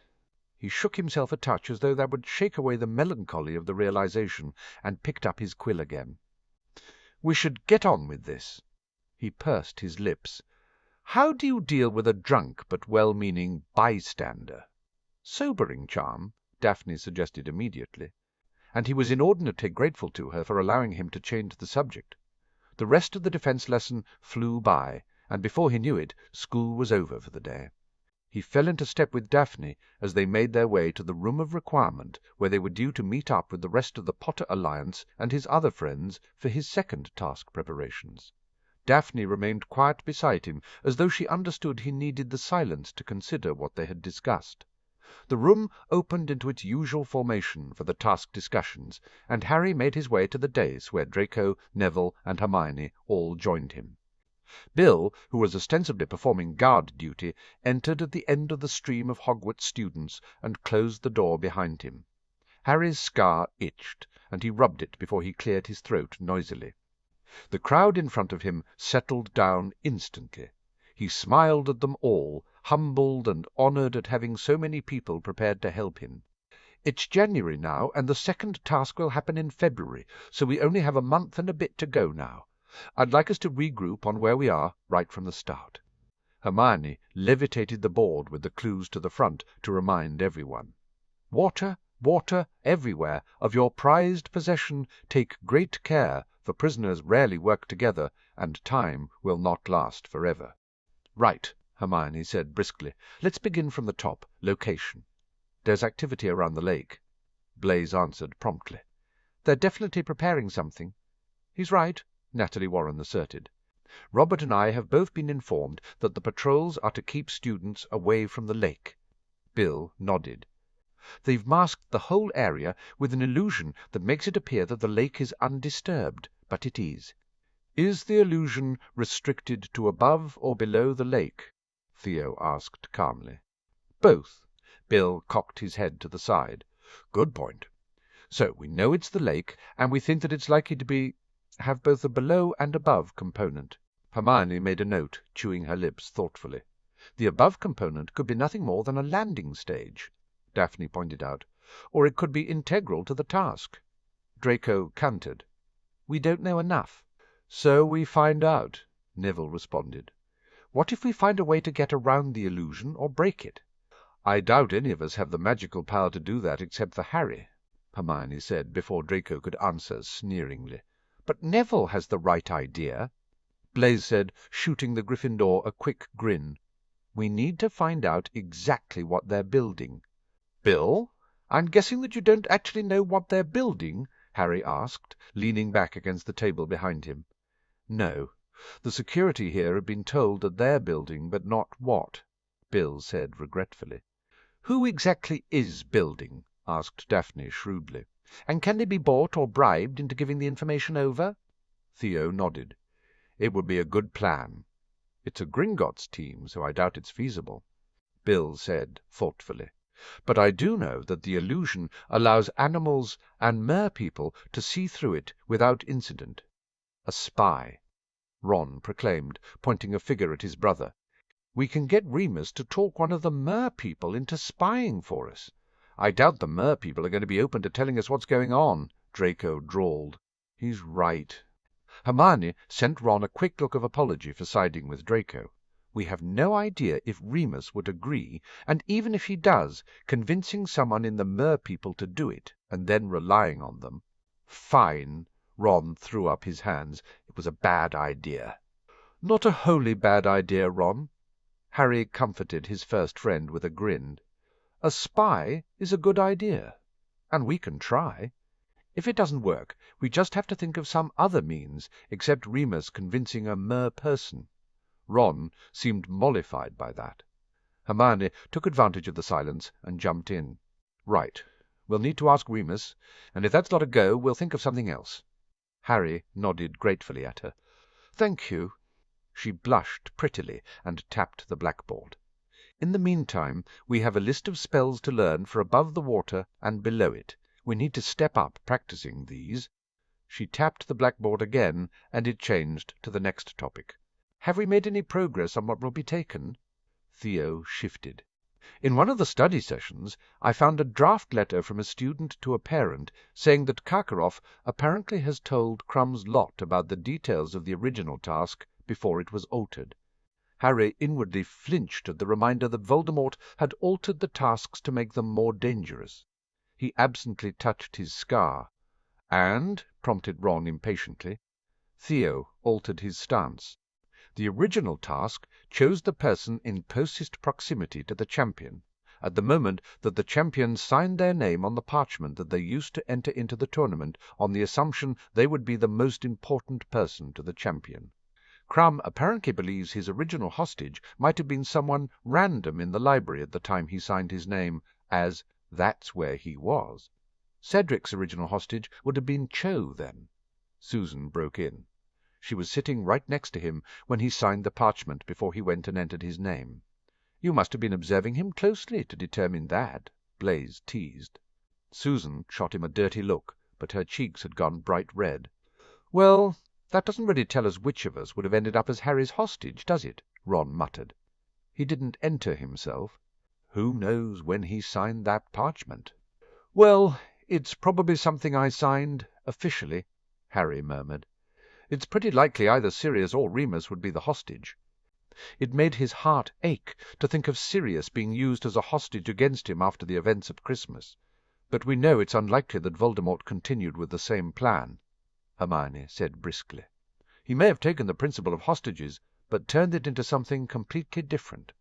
And we know that Crouch at least knew using the person closest to the champion when he'd signed the parchment wasn't going to accurately target Harry's hostage enough for whatever they have planned." Daphne added. "That's it!" Ron proclaimed passionately. "We've got to think about this like Crouch. Who would he want to put in danger?" He started to pace. "I mean, he's a Death Eater, so he hates Muggle-borns and goes with the pure-blood crap. And he hates Harry and Sirius, that's a given. So, me." Hermione's chin lifted a touch. Harry's heart dropped to his feet. "No! Hermione couldn't be in danger. She couldn't. You weren't my girlfriend at the time he gave the parameters to the cup, though," he pointed out. "But she is a likely candidate." Theo noted dispassionately. "She was announced as a daughter of the House of Black. She's a Muggle-born, one of your closest friends, and clearly someone who Lord Black favours." Crouch might have figured that was enough. Hermione had paled, and Harry wanted to reach out and catch hold of her hand to reassure them both that everything was going to be all right, that he wouldn't let her be harmed. The urge to send her away somewhere safe rose through him again, but he wrestled it back. Sending her to a different country wouldn't help. The magic of the goblet would simply return her to the competition, and besides, it had been made clear to him that Harry had to trust Hermione could decide for herself. "I guess I should practice all these spells with you," Hermione commented bravely, her brown eyes meeting his challengingly, even though a flicker of fear was still there lurking in their depths. "You'd do that anyway," Ron said, oblivious to the undercurrent between his friends. Harry nudged his glasses up and tried to smile. "You'll probably get them before me. Weasley should practice too," Draco commented. Ron spun round and glared at the Slytherin. "What?" Draco scowled at him. "Given the timing of when Crouch had to have put the parameters to choose in the goblet, you are the other likely candidate, are you not? A blood traitor to the Dark Lord's cause, Potter's best friend, responsible for ensuring Lord Black was exonerated, and also favoured by him given the alliance of friendship with your family and Potter." Ron went white under his freckles. "Blimey, Malfoy's right, Ron," Bill said. "You are the other most likely candidate." "I would think the other candidate is Lord Black," Theo said. Crouch could have included him. "I think it's unlikely that he would put Sirius into the task. Ron said, making a clear effort to move past the news that he was one of the most likely candidates to be taken as Harry's hostage. He wouldn't want to risk putting someone who knew what they were doing in there. That makes sense, Harry agreed, relief seeping through him with the thought that Sirius wouldn't be targeted. Me and Hermione, Ron said bravely. We're the most likely candidates. And that worried Harry. But in some ways it seemed right. It had always been the three of them getting into trouble and getting out of trouble. His gaze slipped to Hermione, who stared back at him challengingly. So we plan on that basis, Harry said abruptly, holding Hermione's gaze. And you guys practice. He let his tone soften. Wouldn't be the first time we had an adventure, would it? Hermione gave a sharp nod and breathed in deeply. At least we have time to plan. Ron grinned at him. Let's just hope there's no spiders. The whole room seemed to relax as Harry smiled reluctantly back at his best friends. What about the rest of the champions? Hermione asked suddenly. I mean, if Crouch is targeting either me or Ron, he's bound to have targeted the hostages for the other champions with the same criteria, which is likely to be best friend, or something to do with the sponsorship or alliances. Theo agreed. It went unsaid that he'd find some way to inform the others, but everyone nodded, understanding that Theo was couching his words, given the clear instruction for Harry not to confer with his fellow champions. Are we definitely saying that the prized possession, then, will not be an item of importance? Blaise asked. It's unlikely, Harry said simply. Voldemort changed the first task just enough to increase the danger, but Professor Dumbledore confirmed that the original first task was to retrieve a golden egg from a dragon's nest. So, going on that basis, the second task was going to be retrieving someone from the lake. It's likely that he won't have strayed too far from that. Just ramped up the danger quotient. Blaise nodded far too cheerfully. Got you. Right, Harry said. I think we've exhausted talking about the task unless anyone else has anything. Nobody spoke up. Harry raised his wand. Defense practice, then. Everyone split into pairs. We're playing dodge spell. It always surprised him how quickly everyone moved. Within moments they were all practicing in small dueling domes that Harry had the room construct. He and Bill walked around the various pairs, providing instruction and guidance. The rules of the game were pretty simple. One person practiced hitting the other with a spell, and the other person dodged. Once they'd been hit 3 times, they swapped, or when Harry whistled to signal a change in role. There had been some muttering about using a game for instruction when they'd first started, but as everyone had seen how effective it was at improving their aim and their ability to avoid being hit with spells, they'd all started to really enjoy it. Harry helped Connor Sapworthy adjust his aim against his friend before wandering over to where Hermione and Luna were practicing. Both girls were quick and fierce. Maybe Hermione was right. Maybe she could take care of herself. Or at least, maybe Harry should trust her to take care of herself more than he had been doing before. Bill tapped Harry on the shoulder. You all right there, Harry? Before he could reply, a chime sounded in the room. Instantly everyone stopped, and more than a few groans punctuated the silence. Session's over, Harry called out briskly. You'll need to get moving for dinner. There was an immediate, steady trickle of students heading to the door. Draco nodded imperiously at Harry before leaving with Theo and Blaise. Hermione smiled at Harry briefly, but didn't speak to him as she fell into step with Ron and Ginny. Harry watched her leaving with a heavy heart. It wasn't too long before he and Bill were the only ones left inside the room. Harry swished his wand absently, and the room melted away into a facsimile of Harry's room at Griffin House. Wow, Bill said, impressed. The room really can be anything you want it to be, huh? I'm guessing you're feeling a little homesick. Things were simpler in the summer. Harry grumbled. He threw himself down on his bed, sitting on the edge, feeling very morose. He wasn't surprised when Bill pulled up the spare chair to sit in front of him. You want to talk about it? Offered Bill. For a long moment Harry wanted to brush off the oldest Weasley brother's concern, pretend everything was fine, and wallow in his own misery. But the comfort of the familiar room, of a room that was truly his for the first time in his life, took him back to all the chats he and Bill had had in the summer. and within moments the whole mess tumbled out, including his conversation with Daphne. Bill listened carefully without asking questions, until eventually Harry fell silent, a little mortified that he'd unburdened himself so much to the eldest Weasley. Bill simply reached over and patted Harry's shoulder comfortingly. "Girl trouble, huh?" Bill gave an exaggerated wince. "If it helps, every guy goes through it." A faint look of empathy flittered in and out of his blue eyes, but it was enough to ease Harry's discomfort and tell him that maybe Bill had something of his own to brood about. "Are you and Alicia okay?" asked Harry tentatively. Bill's gaze sharpened, and Harry almost squirmed under the hard look he was subjected to before Bill sighed heavily. "Coming to the end of the road, I reckon," Bill admitted with a grimace. "If you want to talk about it," Harry offered uncertainly. Bill smiled. "That's a good offer, but I'll pass. I'm sure you don't want me to bore you with the details of my love life." "I bored you with the details of mine," Harry pointed out wryly. "I mean, you listened to me."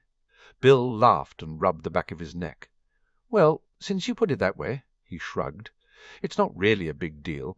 You know my mum is really keen on me and Alicia settling down."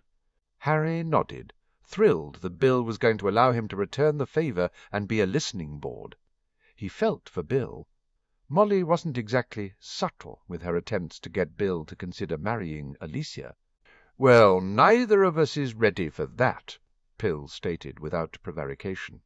"So when Alicia and I first talked about how Mum was, I promised to ask Mum to tone it down, which I did, and she promised she would, and it was fine for a while." Bill explained. "But you know my mum." Harry winced because he did. Ron's stubbornness had to come from somewhere. "So it's awkward at times, and I guess both of us are wondering if seeing each other still is worth the hassle." Bill shrugged, surprisingly calm about the impending break-up of his relationship. "I'm predicting that I'm going to get the 'it's not you, it's me' speech any day now from Alicia. Are relationships always this difficult?" Harry asked a touch grumpily. Remus and Tonks seemed at odds too lately, with Tonks being very cold to Remus. Sirius had warned him to keep out of it, saying whatever argument the pair had, they had to work it out themselves. "They're always hard work," Bill confirmed. He tilted his head. "The first thing you've got to ask yourself is this: is what you and Hermione have worth the effort of fixing things with her?" Yes. Harry didn't even have to think about it. He really liked Hermione, and he still wanted to be with her.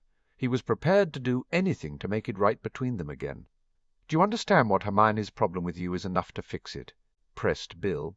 "I think so. Hermione's annoyed with me because I made a decision to push her away without talking with her first." He bit his lip. "Not so much the thing with sending her and the others back to Hogwarts, because I was, really upset, and she understood that, but, after. Thinking staying away from everyone would protect them better, and telling her again we were over because I wanted to protect her." His cheeks heated again at the memory of what he'd done. He'd been so stupid. "You were upset and grieving, and your ability to make rational decisions was compromised," Bill said comfortingly. "Everyone understands that, including Hermione." "But she hasn't forgiven me like everyone else has," Harry replied, miserable. Bill nudged him. "Why do you think that is?" Harry sighed heavily again. "I really hurt her." "And what do you think will fix that?" "I think Daphne's right," Harry said. "Hermione knows I'm sorry, but she's not going to think about getting back together until I've shown her that I trust her." He rubbed his head again. "She's not going to trust me not to do what I did again until she feels I trust her, I guess." "I think that's a good guess." Bill patted his shoulder again. "So I'm stuck waiting until I somehow prove to Hermione that I trust her." Harry mumbled unhappily, and he'd known that before they'd started talking in truth. He'd just been hoping for a different answer. Bill nudged him again. "Based on tonight's discussion about the task, I think you're going to get your opportunity sooner rather than later."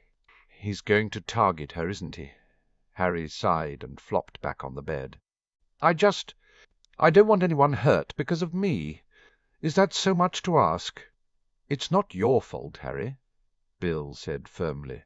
"Who knows what insanity is going through Crouch and you? No. Whose head? He tapped Harry's knee and waited until Harry got upright again before continuing. "Nobody disagreed with you sending your friends out of danger, and I get why you did what you did at Christmas. But you know that it wasn't the best way to handle things. You remember that first meeting with the Alliance kids? You told them you were stronger if you all stuck together, and you were right." "I know," Harry said, plucking at the coverlet on the bed absently. It feels like everyone gets hurt because of me, and that sucks." "Well, you have to keep in mind that it's not because of you. It's because of Crouch and you-know-who," Bill reiterated. "Nobody blames you." Harry nodded slowly. It wasn't as though he hadn't had the same conversation with Sirius, Remus, and Dumbledore, and pretty much everyone. Maybe he should start believing it. His parents had told him the same thing, hadn't they? His heart ached at the memory of seeing them in the cemetery, but underneath the pain was the solace that they loved him, loved each other, that they believed in him. "So I make sure Hermione and Ron both practice like mad and can take care of themselves," Harry said out loud. Bill nodded. Harry grimaced and absently rubbed at his scar again. He was going to have to wait for Hermione to fully forgive him, that was clear. It was a disappointing conclusion, but he guessed one he had to live with since he was serious about her. He looked back up at Bill. "What about you and Alicia?" he asked curiously. "I guess you're not planning to fix things?" The oldest Weasley shook his head. "As quick as you were to say you and Hermione was worth fighting for, I'd say the opposite about me and Alicia." He shrugged, an amused glint in his eye. "We're good together, and we've had fun, and Merlin knows. I will always be grateful for her helping to heal me after the duel with Crouch, but I don't think we're meant to be together forever. Otherwise neither of us would be resisting my mum so much." He shrugged again. "So I'll let her break up with me, and I'll find someone else." He poked Harry in the knee. "You may want to consider that you're young yet, too. Hermione might seem like the be-all and end-all of everything right now, but there are other girls out there."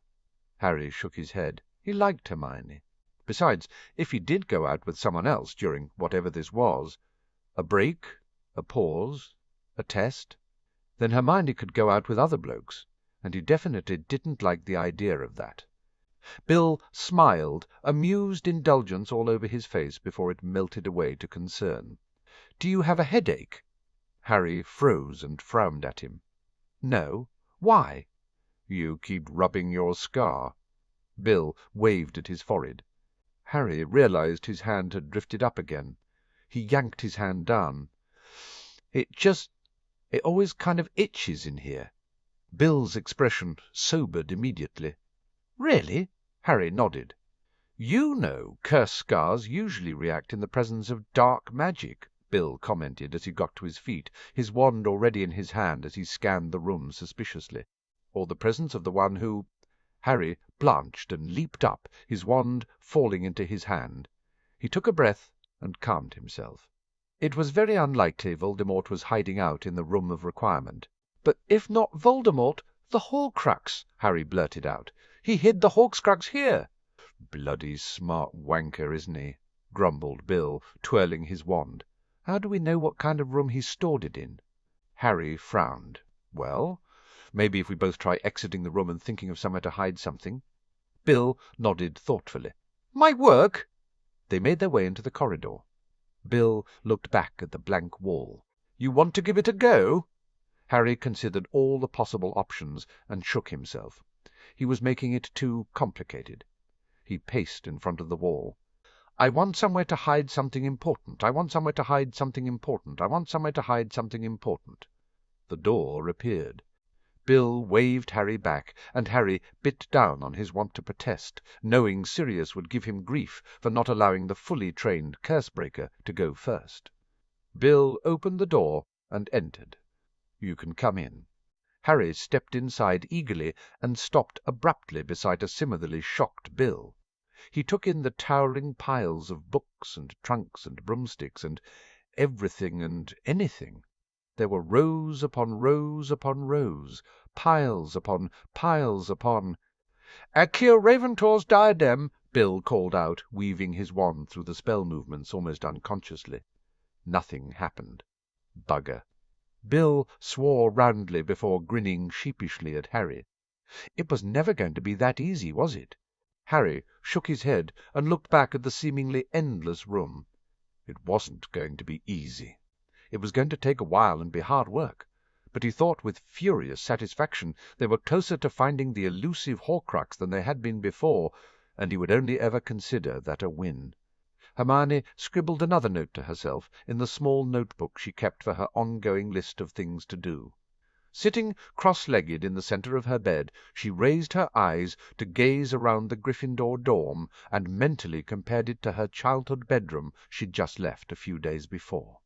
The solid, dark oak beds, wardrobes, and dressers might have made the tower room gloomy, but they shined and gleamed with polish, the sunlight pouring in through the wide windows to highlight the wonderful gold grain buried in the wood. The bright red and gold Gryffindor colours blazed in the hangings and the linen, in the woven rugs of a griffin and a unicorn. It was wonderful and homey in a way her bedroom at home had ceased to be. She grimaced. Crookshanks snored from his place at the bottom of the bed, and Hermione looked at him fondly. Maybe, she considered, she should try asking for a redecoration of her bedroom at home for her next birthday or Christmas present. It would be nice to get it looking like the bedroom of the young woman she was, rather than the child she'd left behind when she'd started Hogwarts. She shook her hair and reread her notes. Daphne and Luna had done a great job at compiling the list of useful spells, and she needed to ensure that she, Ron, and Harry mastered them all. She tapped the quill against her chin and pursed her lips. Harry had already hated the idea of someone getting held hostage because of him, and the fact that it was most likely her or Ron wasn't going to help. Harry. Hermione frowned. She'd retreat into the dorm to work after dinner, because their split was the talk of the Hogwarts grapevine. If she had thought it was difficult dealing with the stares and attention when they were together, it was much worse with them being apart. Still, Harry had been a complete gentleman, letting it be known that he was to blame, and that he still wanted to be with her once she had forgiven him. She bit her lip, remembering the holidays. It had been awful when Harry had been missing. She'd been so worried about him, alone and grieving for Sirius, and yet so angry. He had physically and magically pushed her away. He had broken up with her to protect her. He'd been a stupid, arrogant ass. Hermione sniffed and then sighed heavily. Despite everything, she understood. She did. Harry hadn't been thinking. He'd been devastated, and had reacted on instinct in the moment he'd magically sent them back to Hogwarts. She could forgive him for that, had forgiven him for that. It was the letter he'd sent after that she couldn't quite forgive him for, when he'd continued to insist that he was protecting them all by staying away, and protecting her especially by no longer being her boyfriend. It had been a planned and deliberate statement, and one that had hurt her tremendously. All she had known in the instant of reading it was that he didn't want her any more. It had only worsened during the days of silence that followed the letter, when they'd known Sirius was back and had found Harry. Then she had wondered if it was maybe all an excuse to break up with her. Harry had denied that when he'd come over to apologize, he'd been properly contrite and remorseful, but she couldn't forgive him for hurting her. But she hadn't wanted him to see how wounded she was, and had covered her hurt with anger for his assuming he had the right to make decisions about her safety and protection without talking with her, for using that as the basis of their break-up. She'd briskly informed him that he'd have to do better than a few flowery words before she'd forgive him and consider going out with him again. She'd told him she'd only consider it if he could prove that he trusted her to make her own decisions. Hermione sighed. She'd been so determined not to just give in that she'd rejected his every attempt at apologizing. She absently ran a finger down the edge of the folded letter she'd put at the back of the notebook. She wondered now if sticking to her guns had been a mistake, as her mother had warned her. You have to ask yourself, Hermione, what does Harry need to do before you'll forgive him? Her mother tapped the half-written reply that Hermione was in the middle of writing. You say you need him to prove he trusts you, but you don't say how he can prove it. She sat down beside Hermione. Well, I don't know how exactly, Hermione replied angrily. You should be careful you're not asking him to do something that he has no hope of actually achieving, her mother said. If he doesn't know how to prove his trust in you, it may take him a long time to do it, and then he'll find that you're broken up for a lot longer than a few days. Is that what you want?" He trusted me to go with him and help him rescue Sirius at the end of our 3rd year without question. That's what I want." "Seriously?" her mother countered, a hint of annoyance creeping into her voice before she took a deep breath. "Look, darling, he made a mistake in breaking up with you and pushing you away, but he's apologized.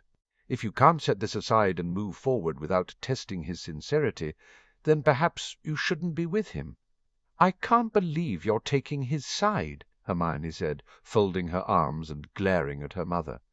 Her mother countered her glare with one of her own. "Believe me when I say I'm on your side. I don't like that he hurt you, and he knows it. But he's apologized very sincerely, and even if I didn't think he deserves a second chance, right at this moment I'm attempting to advise you as your mother and stop you from making a mistake you'll regret." She got to her feet. "Honestly, I'm not happy you want to put yourself in another dangerous situation in order for him to prove himself to you. You have to consider why you're really doing this, Hermione. Is this a way of punishing him for hurting you? A retaliation?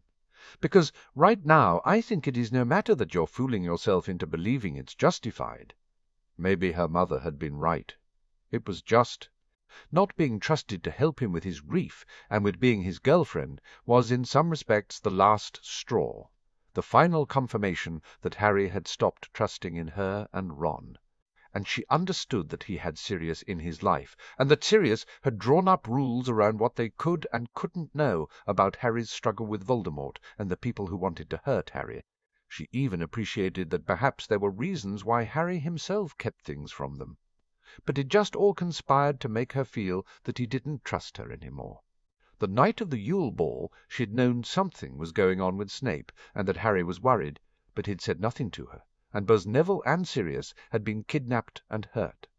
Yes, he'd taken them to London with him to find Sirius, but only when they'd insisted, and he'd soon send them back to Hogwarts, and he'd shut her out until Sirius had returned and brought him home again. But he had been grief-stricken. A small voice inside of her head reminded her briskly. But Harry hadn't even confided the way he and Sirius intended to double-team Wenlock, she countered immediately. The Wenlock takedown had been nothing short of brilliant. "Slytherin," mused Hermione with a hint of amusement. "Ah," said the voice in her head again.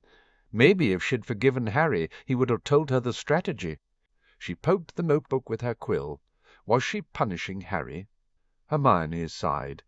Maybe, just a tad, if she was honest with herself, but her anger was mostly gone after seeing him again at the Wizengamot, the few family occasions they'd had, and since they'd been back at school.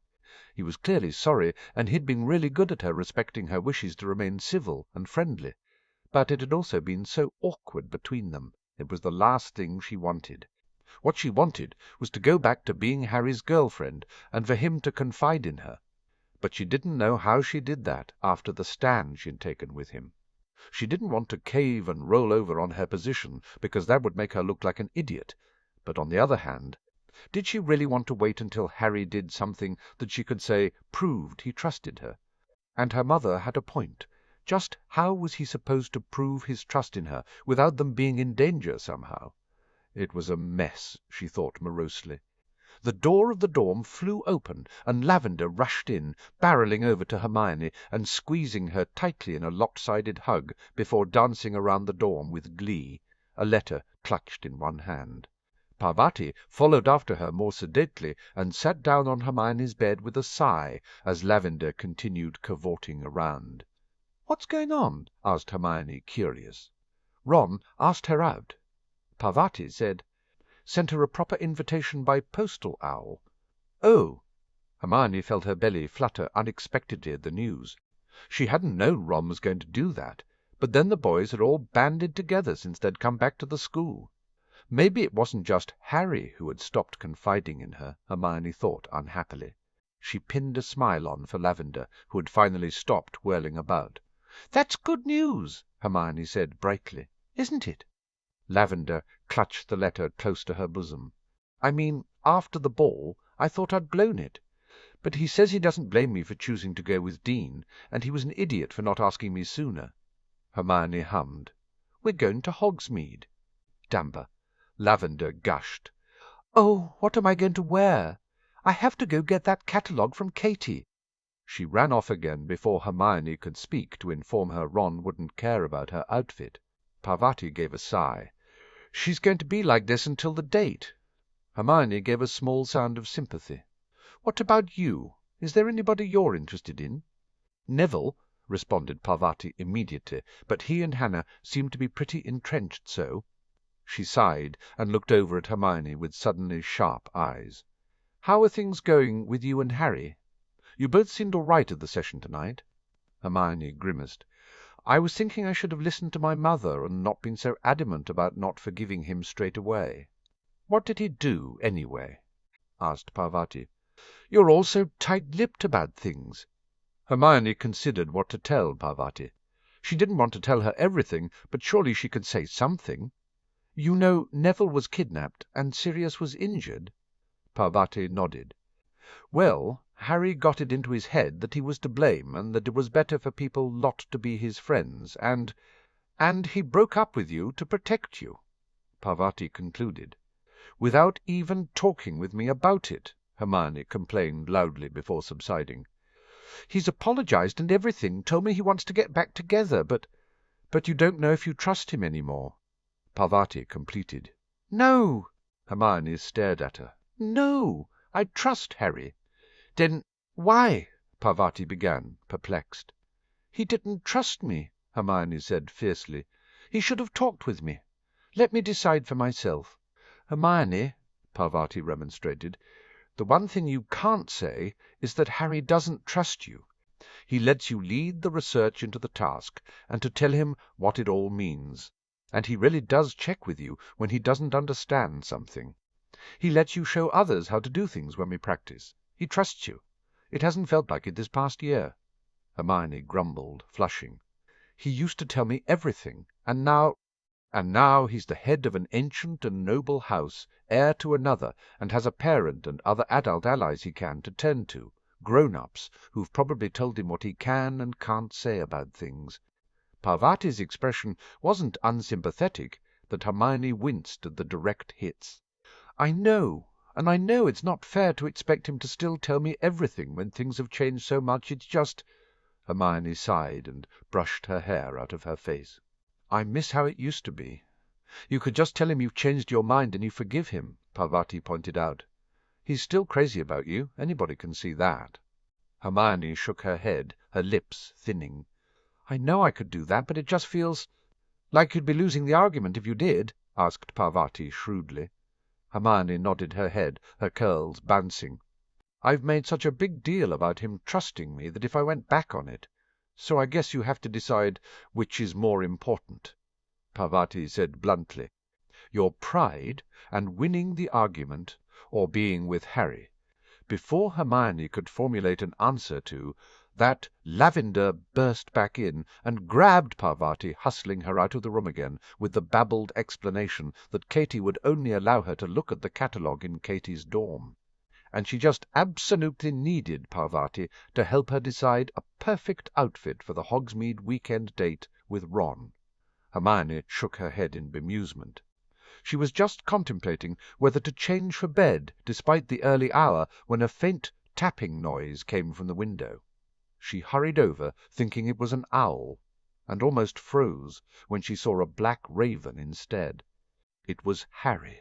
She almost fell over in her haste to get the window open and usher him inside. He transformed as soon as he cleared the window. She immediately punched his arm hard. "What are you thinking?" Hermione hissed. "This is the girls' dormitory. You're going to get into so much trouble." Harry yelped, clutched at his arm, and glared at her. "What was I supposed to do? Ron said you'd gone up to your room and I needed to talk with you. You could have asked Lavender or Parvati to come and get me," Hermione pointed out furiously. "I didn't think you'd want to discuss us in front of the entire Gryffindor common room," Harry retorted, still rubbing his arm. Hermione folded her arms and conceded the point with a sigh. With her immediate ire draining away, nerves stampeded through her as she realized Harry had come to talk with her, and here was her opportunity to make things right with him. Her mouth went dry, and the words she wanted to say seemed to get jumbled in her head. He took her silence as an opening. "Look," he reached inside his robe and drew out a pink rose, "I just wanted to apologize." Again. He pushed his glasses up his nose. "I know I was wrong pushing you away like I did, and I realize that hurt you, and I'm really sorry, because the last thing I ever want to do is hurt you, and I know I did." Hermione took the rose and bit her lip. "Harry, so you said you need time, and for me to show that I trust you and I—" Harry straightened his shoulders and looked at her earnestly. "I don't know how I can do that exactly, but I do trust you, and I just want you to know that even if it takes a while, I'll wait and do whatever it takes." All Hermione could see suddenly was how much Harry was hurting about their break-up underneath his sincere words of apology and regret, how much her insistence on staying apart was hurting him. And it was the very last thing he needed, with the pressure of the tournament and the death threats, and, "Oh, Harry!" Hermione lurched forward and hugged him. He froze for a moment before he returned her hug. "I'm sorry too, Harry." Hermione pushed herself back a touch to look at him. "You don't need to prove anything to me. It's been hard knowing there's things you're not confiding in, Ron and I. And I know you can't. I know. It sometimes feels like you don't trust us, and you clearly knew something was going to happen with Sirius and Professor Snape at the Yule Ball." "I'm sorry," Harry repeated. "I maybe should have told you about that, but it's not like before when it was just us sneaking about on our own. A lot of what I can't tell you is confidential stuff I've been asked not to tell. It doesn't mean that I don't trust you. And I don't want you to get into trouble with Sirius. It's different." Hermione hurried out. "But maybe I could discuss with Sirius telling you more," Harry offered. "It's worth a try anyway." "Thank you." Hermione smiled at him, pleased at the gesture. "And I want you to know that I understand why you did what you did, pushing everyone away. But, well, it's just—" Her gaze dropped. "You did hurt me. A lot." She raised a hand to stop him interrupting her. "I know you didn't mean to, and I know you're sorry, and I know you won't do it again." Her voice couldn't help rising at the end, making her statement a question that Harry hurried to answer. "I won't, I promise," Harry said fervently. His green eyes shined with hope. "Does this mean—" "Yes, you're forgiven, and—" She felt her cheeks heat with a blush. "And if you still want to go out with me—" "Of course I do," Harry broke in, smiling goofily. She smiled back. "Okay, then. I guess we're back together." She didn't protest as he leaned in for a kiss. It was chaste, just a press of his lips on hers, but it was perfect. They smiled happily at each other as they held hands. Hermione glanced at the open window and shook her head. "I still can't believe you flew up here." Harry shrugged. "Well, when I was wanting ideas on how to get you back, Ron had this idea of me flying up here on my broomstick and trying to get you to come fly with me and I. Well, I didn't think you'd go for that." Hermione chuckled. Her fear of flying was well known. "I don't know," she teased, remembering their flight on Buckbeak. "It might have worked." She nodded towards the outside. "It's just as well you didn't try it. It says in Hogwarts, a history, that there's an old magical shield around the windows which prevents anyone from entering from the outside by broomstick as part of the defense measures. It also prevents people from just jumping out of a window too, unless there's a fire detected." Harry nodded. "Remus mentioned that." He grimaced. He overheard Ron. "Said my dad tried to get into my mum's dorm by broom once and failed miserably." Hermione hummed. "It's a bit of a flaw that the shield lets in an animagus, if you think about it." "You're right about— Harry!" Lavender and Parvati shrieked as they stumbled into the dorm. Hermione flushed as they took in how close she and Harry were standing along with their clasped hands. Parvati smiled. "You two make up?" They nodded. Lavender bounced happily. "That's so great. You know what this means? Now Ron has asked me out, we can double date." and as much as she had grown to appreciate Lavender more over the past school year, Hermione felt her insides turn over a little with horror, and she didn't dare look at Harry. "Mr. Potter!" They all froze and turned to the doorway, where an irate Professor McGonagall stood. "Professor McGonagall—" Harry was only visiting, Hermione began before she was drowned out by twin shrieks. "It isn't what it looks like. We swear they were only holding hands." Lavender and Parvati babbled out. Hermione was caught between amusement at Harry's predicament and worry about his getting caught. "I just want to say Hermione knew nothing about this, Professor. It was all my idea," Harry said courageously. "Never in all my years. Not even your father." Professor McGonagall slapped her wand at the wall, switching off the protection where the stairs would turn into slides. "Down the stairs. Now." Harry grimaced and gave a small sigh. He squeezed Hermione's hand. "I'll see you tomorrow." "Tomorrow," Hermione answered softly. He let go of her and hurried over to the fuming deputy headmistress, who pushed him bodily out of the room. Hermione hurried to the doorway until they disappeared from view, the professor continuing to harangue Harry all the way down, her voice echoing back up the stairwell. The whistles and cheers in the common room as the gathered students realized what Harry had done was loud and audible. Hermione couldn't suppress a grin as Fred and George's yell of approval floated back up the stairwell. Way to go, Harry. 00002 and February 1995. And I'd like to conclude with the announcement of a new schedule of knowledge-sharing conferences between what the Muggles refer to as scientists and our own unspeakables, who are now serving in the Muggle Counterspell team. Arthur smiled brightly. We anticipate this will give us both more understanding across both groups and enable us to maintain the statute of secrecy much better. Sirius resisted the urge to squirm in his seat like an impatient child. The session had been intractably boring, with even the transition of the Wenlock alliances to the House of Malfoy and the announcement that the House of Potter now held the Wenlock proxy anticlimactic. The reports from both Arthur's new department and Dirk's had provided good evidence that the new approaches to Muggles and creatures were making inroads into the prejudices that were embedded in the wizarding world. But they hadn't exactly been the stuff of excitement. Dullard cleared his throat. "The announcement is so noted." He turned to the chief warlock. "We have nothing more on the session agenda for today." Albus beamed. "That concludes the February session of the Wizengamot. Unseal the doors." Sirius breathed a sigh of relief. He wasn't surprised when Richard Bones leaned across to him. "And now you know what a relatively normal session feels like," Richard joked with a teasing smile. "Who knew taking over the wizarding world would be so boring?" Sirius complained good-naturedly. Richard laughed. "You think if we told who, he'd have a rethink?" "It's a plan." Sirius deadpanned. They got to their feet and started to make their way down the stairs, where Amelia was waiting for them. "What has you giggling like errant schoolboys?" she asked dryly. "Taking over the wizarding world," Sirius rejoined immediately. Amelia shot him an amused look. "At least it's still not about how your son got into the Gryffindor girls' dorm room." "I didn't talk about it that much, and it was a month ago now," Sirius proclaimed defensively. "I don't know why people are still going on about it."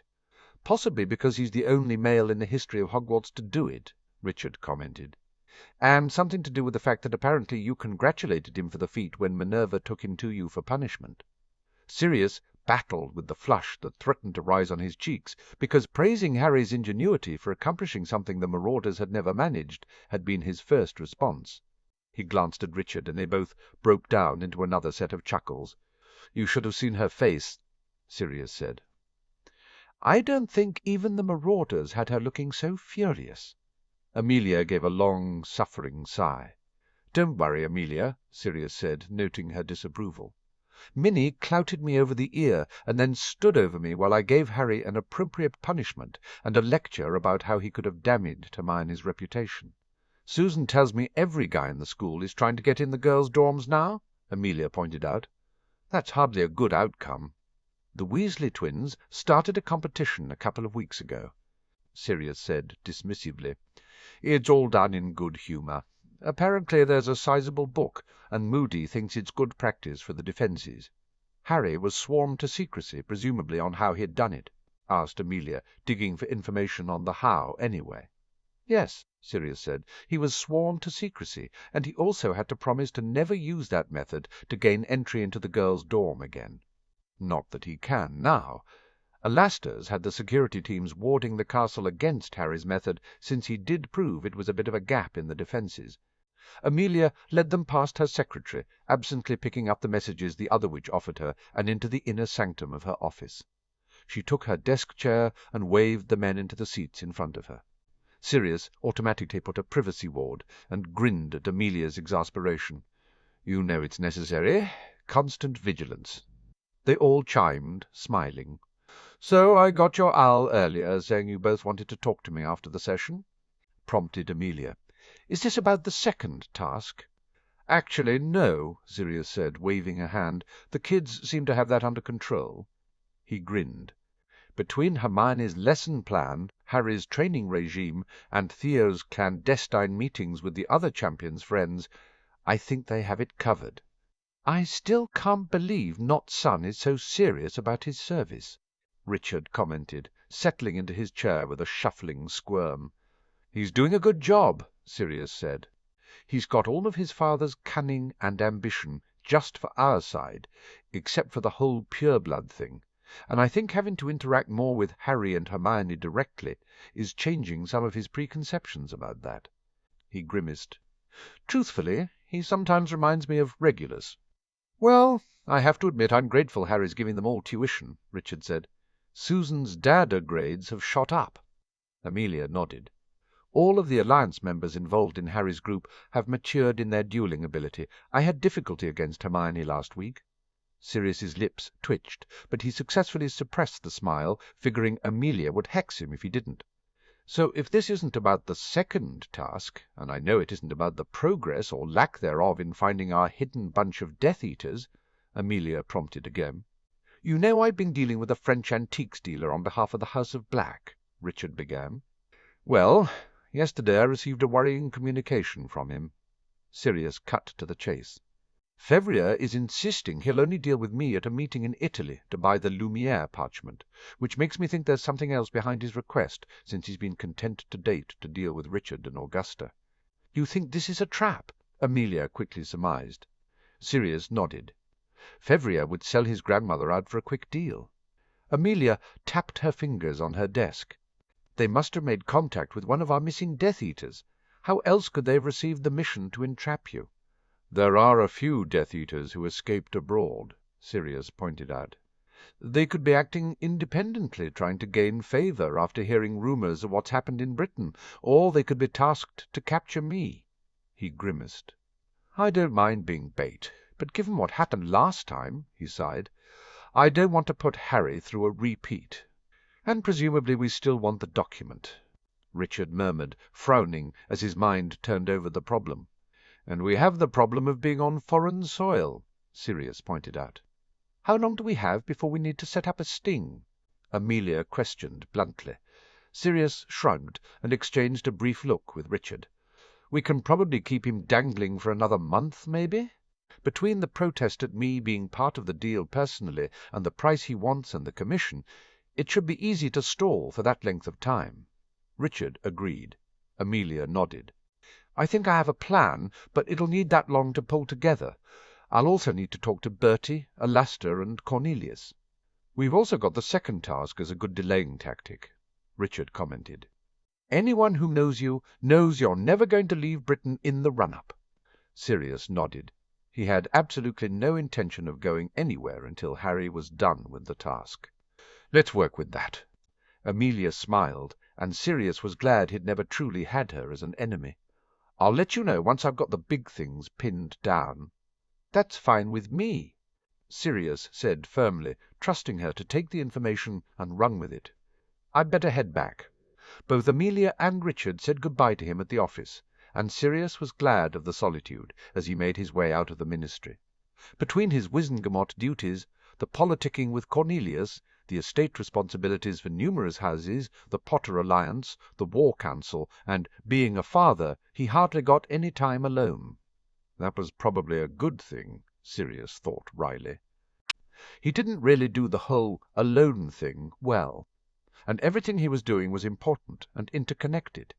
As much as he hated the politicking with Cornelius, he had grown to have a solid respect for the minister's political acumen.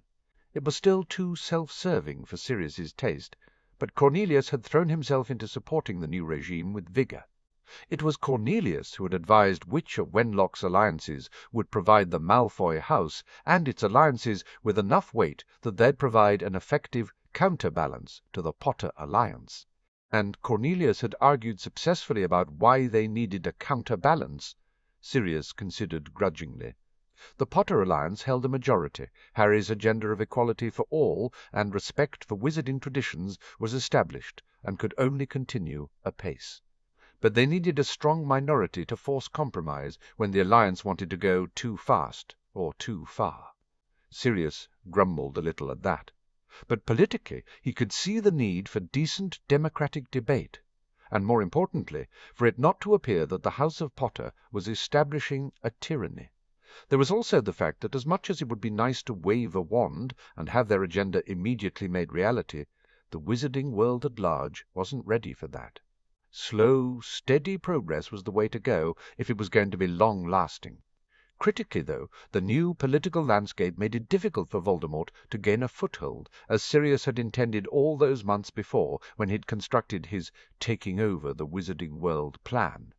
Voldemort's old cronies were relegated to the minority. They couldn't force through legislation any longer that married with Voldemort's aims, or provided the old snake with an advantage. Still, the last month had been hard work, and the resulting session had been interminably boring. He'd persevere, though. Making the world a better place for his son was worth doing, and it was good that one element of the original plan was working when the others were struggling. Tag, the Death Eater, had stalled, with the search for Voldemort, Peter, Crouch, and the escaped father and son Travers duo going nowhere. All they knew for certain was that one of them was probably on the Durmstrang ship, keeping Karkaroff under control. They still didn't have enough to force an official warrant to search the ship, and Bogdan's unofficial efforts were taking time. There'd been no further communication to Snape except a cryptic note from Crouch, partially congratulating him for surviving, and partially telling him again to stall on the antidote, creation that would awake the sleeping Crouch elf and the pregnant Summers woman. Fenrir was also still in the wind, and much of his former pack had sought sanctuary at the Black Farm in Bulgaria. Maybe the trap with Fenrir would be helpful. Finding the lost and found room, as Bertie had called it, had helped the treasure hunt. They knew for certain the diadem was somewhere buried in the collective junk. They just had to find it. Bill and Caro were still working their way through the mess, and Sirius figured he'd stop in and check on their progress. Sirius frowned as he tossed some powder into the flow and stepped into the flames. He exited into the cosy rooms he and Harry shared at Hogwarts. A brief check with Dobby provided him with Harry's location. Down by the lake, practicing spells with the rest of the Alliance. Kids. He almost decided to go to the lost and found room straight away, but he decided to change and took the stairs up to his room. Within moments his Wizengamot robes had been discarded for less formal wear. Black boots, black jeans, white t-shirt, and a black leather blazer. He took a moment to release his hair, running his fingers through it and allowing it loose. He reholstered his wands, and deeming himself presentable enough for Hogwarts, skipped downstairs only to slow as the sounds of Remus and Tonks arguing reached his ears. They'd been at odds for weeks, and he was certain something had happened between them in early January, just after the newspaper article. Not that either had confided in him when he'd asked. Tonks had barely been civil when she told him to keep his nose out of it, and Remus avoided every attempt to pin him down. He'd held his tongue, figuring they were both adults and could sort it out on their own. Maybe, he considered with a wince as they got even louder, that had been a mistake, although hopefully this was them clearing the air. He hovered on the stairs, torn between going back up and letting them have it out finally, or continuing down and potentially interrupting. And I told you I don't want to talk. Remus gestured passionately. I know you don't want to, but I need to talk to you, Tonks argued, her hair changing to an angry red. I tried talking to you weeks ago, and you gave me the cold shoulder. Because we spent one night together, and then you changed your mind about asking Sirius for permission to date me for no good reason. Just because you don't understand it doesn't mean it isn't a good reason, Remus retorted furiously, and I would expect you to respect my choices as I respected your choice not to talk to me for the last few weeks. I want to talk to you now, Tonks pointed out with a fair amount of exasperation.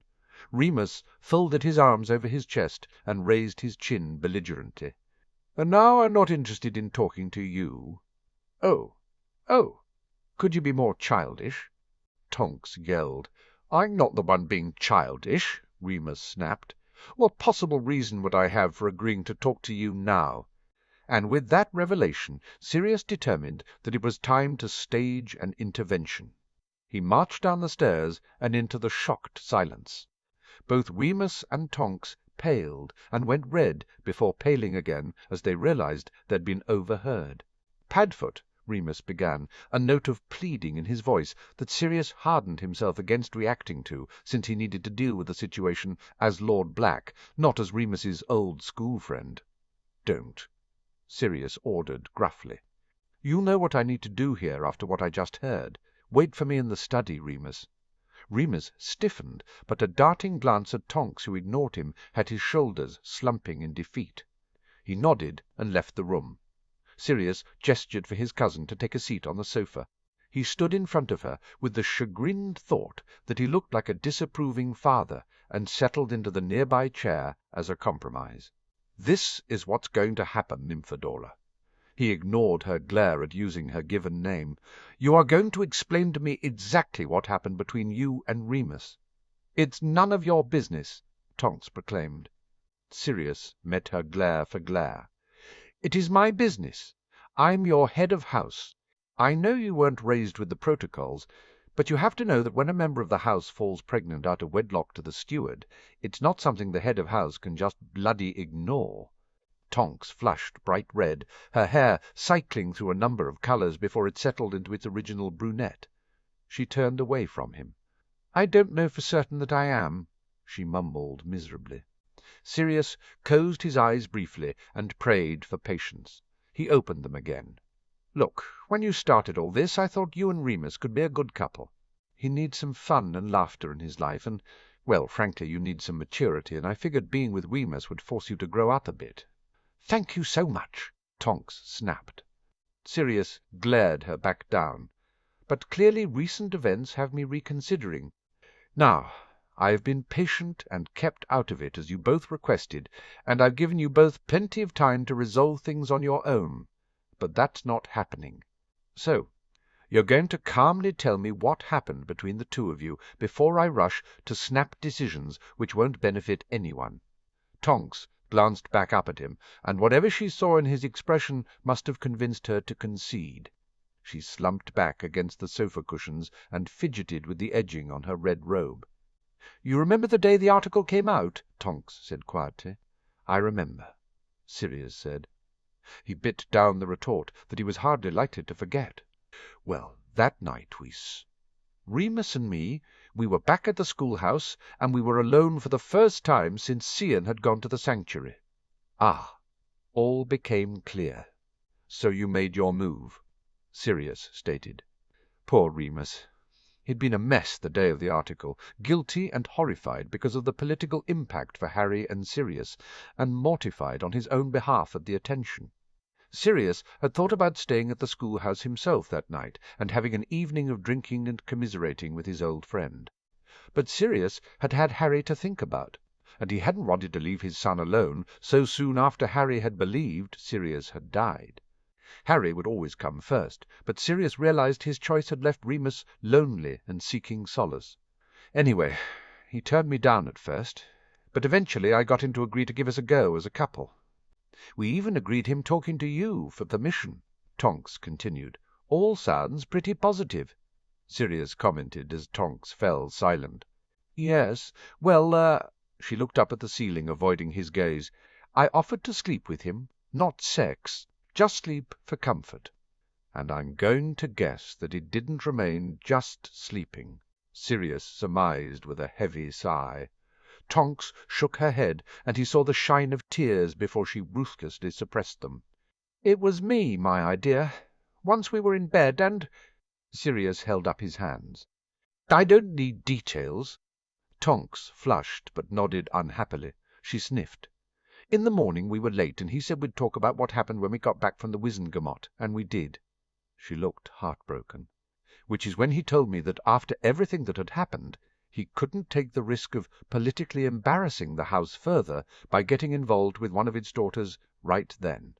The last part sounded like a direct quote, and Sirius could well believe Remus. Poor Honourable Remus. "So I yelled at him, and—" Tonks grimaced. "I stopped talking with him except when we needed to discuss something professionally as part of my guard duty." She squirmed and sat forward, hunching over. "Then yesterday I realized I was late." She blushed furiously. "I've been trying to get him to stop and talk to me since, and— well, you heard the last attempt." Sirius sighed. It was a mess. He'd been wrong about them, Sirius realized. Tonks was too young, too immature. She'd seduced Remus when he'd been vulnerable, and maybe she'd done it with the best of intentions to comfort him. But he figured he was being generous to her. Not that Remus was blameless. The wolf could have said no, and having said yes, only to take it back because of noble loyalty to the house's reputation. Sirius could understand why Tonks had gotten hurt and mad at Remus. "What are the chances that you are pregnant?" asked Sirius bluntly. Tonks sighed and pushed her hair out of her face as she turned to look at him fully. "I'm a metamorph magus, Sirius. I know my body, and I can already feel the changes, small as they are. I haven't had the official say-so, but I'm sure." Sirius nodded. "You have options, will you? I'm keeping the baby." Tonks said immediately. She looked away from him again, shame written all over her face. "It's not how I wanted to have a kid, but I'm not sorry it's happened. You know Remus will offer to marry you," Sirius said almost idly. Tonks' eyes widened, emotions flitting through them, and telling Sirius everything he needed to know, even as she started to protest it wasn't necessary. She really was crazy about the wolf. Sirius held up a hand. "For the sake of the house's reputation, you should consider accepting." He saw the glint of rebellion and glared at her, forestalling her reply. "I know you haven't given the house any thought in your actions, because that's pretty evident in everything you've said. And I can give you a pass on not understanding some of the implications, because you haven't been raised under the protection of the house, and while Andy's taught you some of the protocols, she hasn't taught you the politics." Sirius got to his feet and paced to the mantelpiece and back as he considered what he was going to say.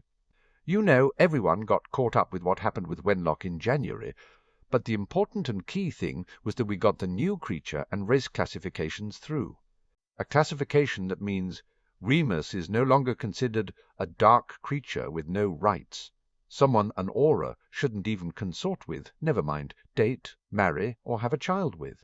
It means that werewolves are no longer restricted as they were, but only restricted in ensuring they harm no one during their transformations," Sirius began. "Even then the law passed by the slimmest of margins, and only with the enforcement of the Potter Alliance, where there were even a few members who still didn't agree, but complied with their oath to support Harry's agenda. So the law changed in January." He paused and made sure he had Tonks's full attention. "But our society's culture and perceptions did not." "Sod them! Isn't that all the more reason?" Tonks cut in heatedly.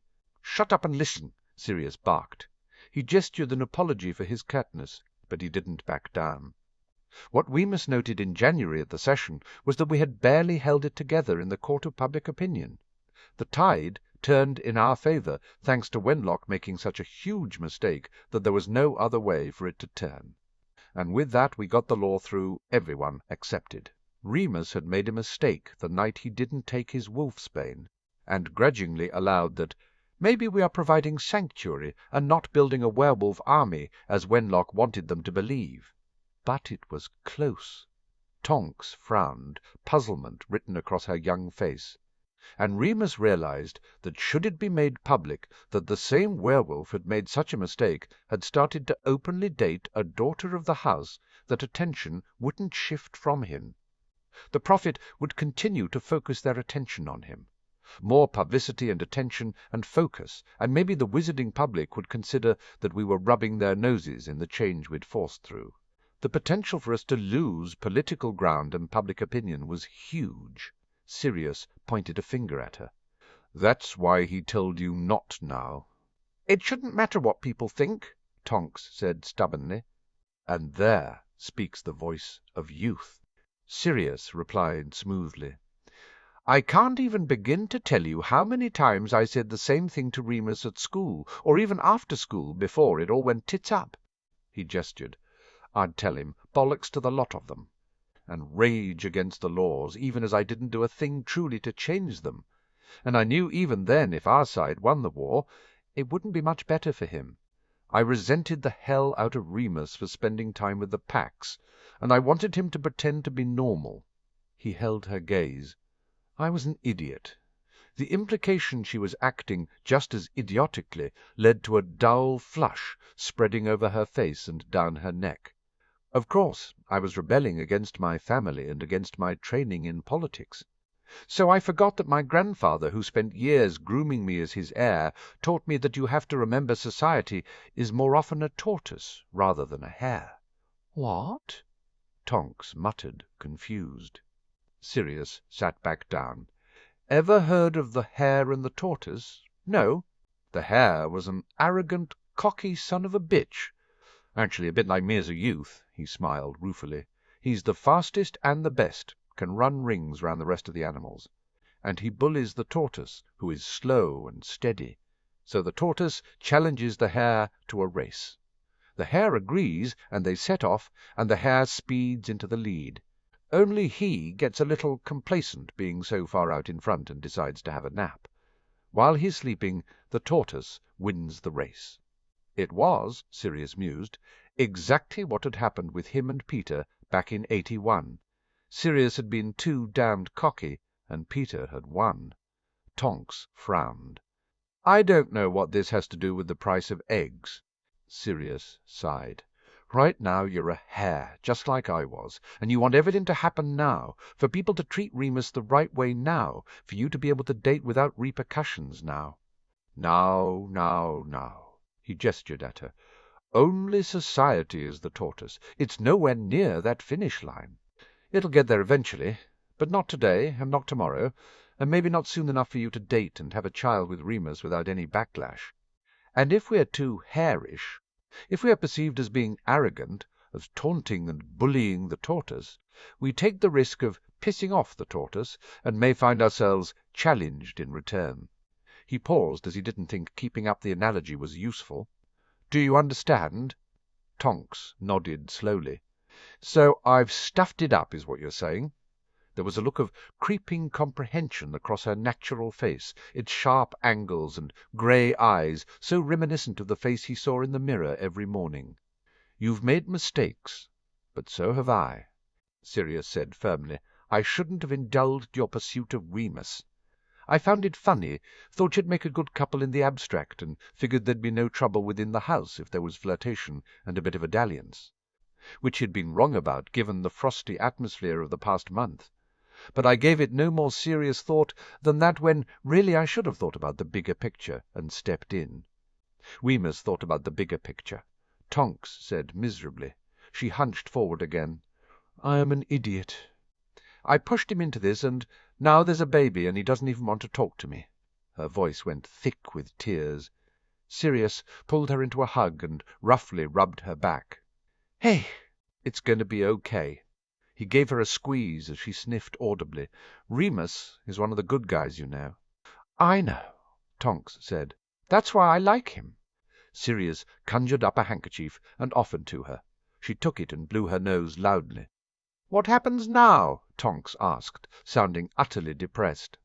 "Right," said Sirius. "I'm going to go and talk with Remus. You can stay here and have a mug of hot chocolate. It'll make you feel better. And after Remus and I are done talking, the three of us are going to work out what to do next." He patted her on the back and disentangled himself from her. He walked over to his study and, taking a moment to breathe in deeply and centre himself, opened the door and entered. Remus sat in the chair by the fire, head in his hands. Sirius sighed and made his way over, sitting on the edge of the sofa. Remus dropped his hands and raised his eyes to examine Sirius's face searchingly. "Is she really?" "Yes," Sirius said simply. "I'll resign immediately, of course, and—" "Oh, will you stop doing that every time something goes wrong?" Sirius said snappishly. "You're not resigning." Remus gave a shaky laugh that bordered on the hysterical. "I just knocked up an unmarried daughter of the house I serve, Sirius, if that's not a reason to demand I resign." "She admits it was mostly her idea," Sirius said, exasperated. "And I can well believe it, since she caught you at a vulnerable time." "I didn't exactly say no," Remus said, his face turning a violent red. "And didn't remember a contraception charm, either." Sirius said dryly, "Bloody Merlin's balls, Mooney. After the whole talk we did with Harry, how could you just forget?" Remus dropped his eyes, shamefaced. "I'll marry her, of course." "Do you want to marry her?" asked Sirius bluntly. "Because I've never had the impression that you were that keen on pursuing something with her despite her interest." Remus stiffened and nodded jerkily. "I can see why you have that impression, but—" He motioned towards the study door and the woman on the other side that night. "I mean before. We'd discussed my concerns, and she had an answer for every one of them. And I do like her. She's smart and funny, and she accepts me. I still don't think I'm good enough for her, but I do care about her, Padfoot." Sirius believed him. Remus had never been the type to sleep with someone without genuine feelings being involved. "And the baby?" questioned Sirius soberly. "Are you prepared for fatherhood? Is it something you've even thought about?" Remus shook his head, as Sirius knew he would. "You know I've never considered it with my lycanthropy." He frowned heavily. "What do I know about being a dad?" "You don't do badly with Harry," Sirius pointed out. In fact, most of the time he thought Remus did better with Harry than he did. "It's not the same," Remus said, hysteria edging into his voice.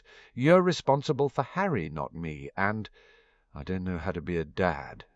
And I'll tell you what I told James when he fell through the flue, half-pissed on fire-whiskey, and saying the same thing. You do know. You had a great dad, unlike Sirius, and you're not alone. You have us, me and Harry, to help, and you have—well, Tonks will be around as Mum, even if you two don't make it as a couple. I'm not even sure the pregnancy is medically sound, Sirius. I could have transmitted my lycanthropy to the fetus, and—" "It was a valid concern." Sirius sighed. "Come on." He got to his feet. "I don't want to leave Tonks alone for too long. She was pretty upset, especially once I shoved the wider political implications of you two being in a relationship right now down her throat." Remus paled again, but obediently followed Sirius back into the main living area. Tonks got to her feet as they approached, her natural silver gaze on Remus, Sirius's conjured handkerchief still clutched in one hand. "I'm really sorry, Remus. This is all my fault, and—" Remus took a couple of quick steps to her side and reached for her free hand. He picked it up and held it gently. "It takes two to duel, as they say, Dora, and you were right before. I was being childish, and I'm sorry I wouldn't listen to you." "Good," Sirius said, feeling a rush of relief as the two of them smiled shyly at each other. Maybe the two of them together wouldn't be a complete disaster. "Now you've apologized, and you're talking to each other again. I suggest a visit to Madame Pomfrey to get it confirmed officially, and to allay any concerns regarding the effect of the lycanthropy on the newest member of the Black family. Then you can both sit down and work out what you want to do and how you suggest we handle this publicly." Tonks stared at him. You want us to decide?" Sirius smiled at her. "I might be your head of house, but I do remember making your mother a promise that you would decide who you'd marry." He gestured at their clasped hands. "Your lives, your baby, you get to make some decisions. Two things. One, I won't be disowning you or firing Remus. 2. I need you to consider in making your decisions the potential impact on the house's reputation. I think it goes without saying that I'm not going to be happy if your decision publicly embarrasses us and trashes Harry's political agenda." Remus squeezed Tonks's hand and nodded. "We understand, Sirius. Do you have any suggestions?" "I'm not keen on rushing either of you down the aisle at one point just because of a baby," Sirius commented. "On the other hand, I'd like to mitigate the scandal as much as possible." He sighed.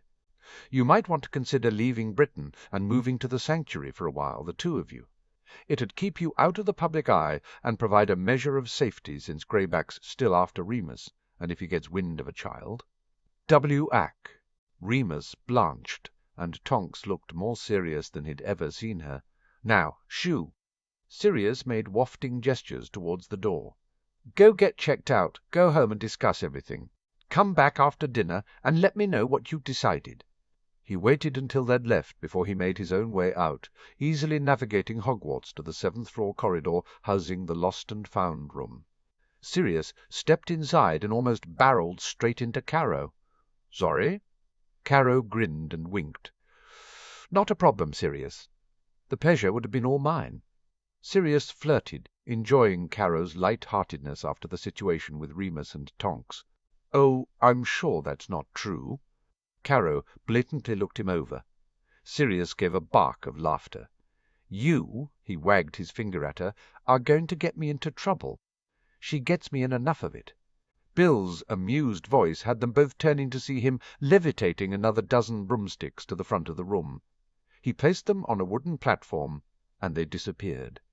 "Amazing contraption," Sirius commented.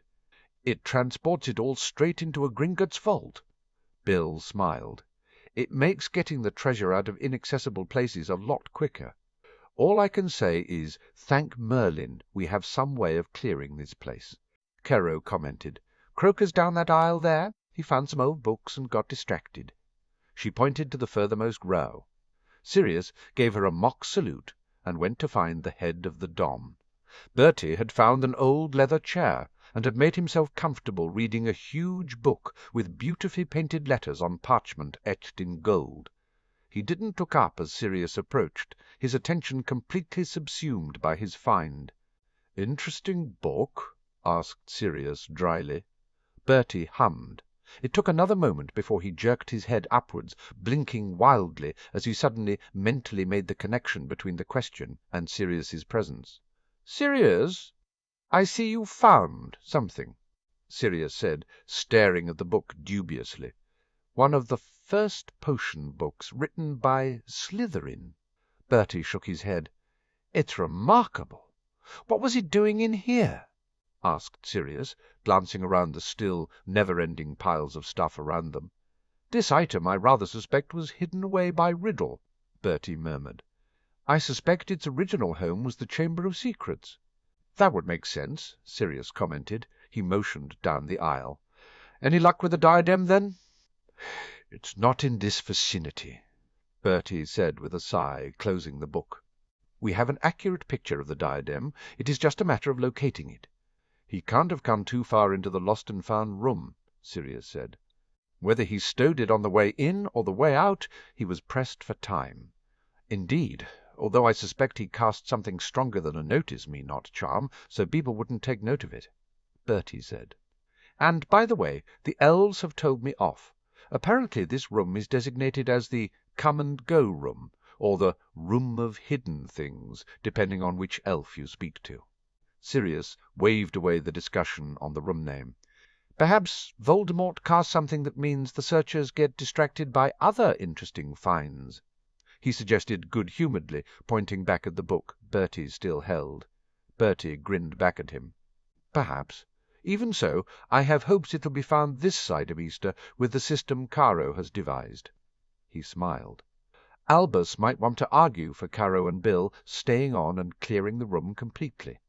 There are some valuable finds here, both historical, sentimental, and monetary.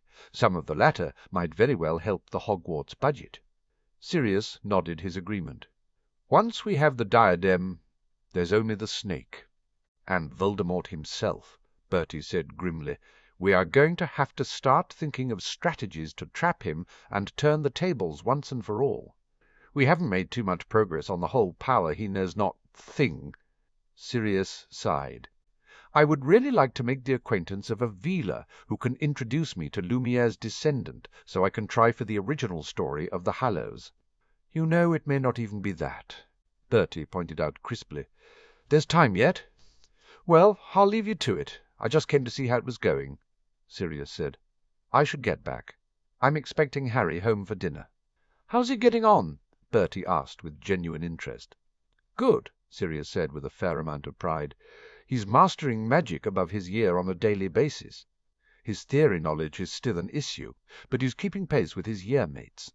Once we get this whole Voldemort thing out of the way, he might be able to sit OWLs in the Core 1 subjects by Christmas." He was suddenly eager to get back to his suite of rooms and his son. Bertie waved him away with a knowing look. Sirius changed back into Padfoot on the way back, happily scampering through the corridors and up the stairs in his grim form, and ignoring the occasional shriek of a student. Dobby greeted him as he walked back in the doors. "Master Harry Potter being upstairs." Sirius thanked the elf, and bounded up to greet Harry, a little surprised that he was alone, since there was still some time before dinner. He found Harry sat on the window-seat, staring out into the darkening sky. He shifted his legs so Sirius could join him on the same seat.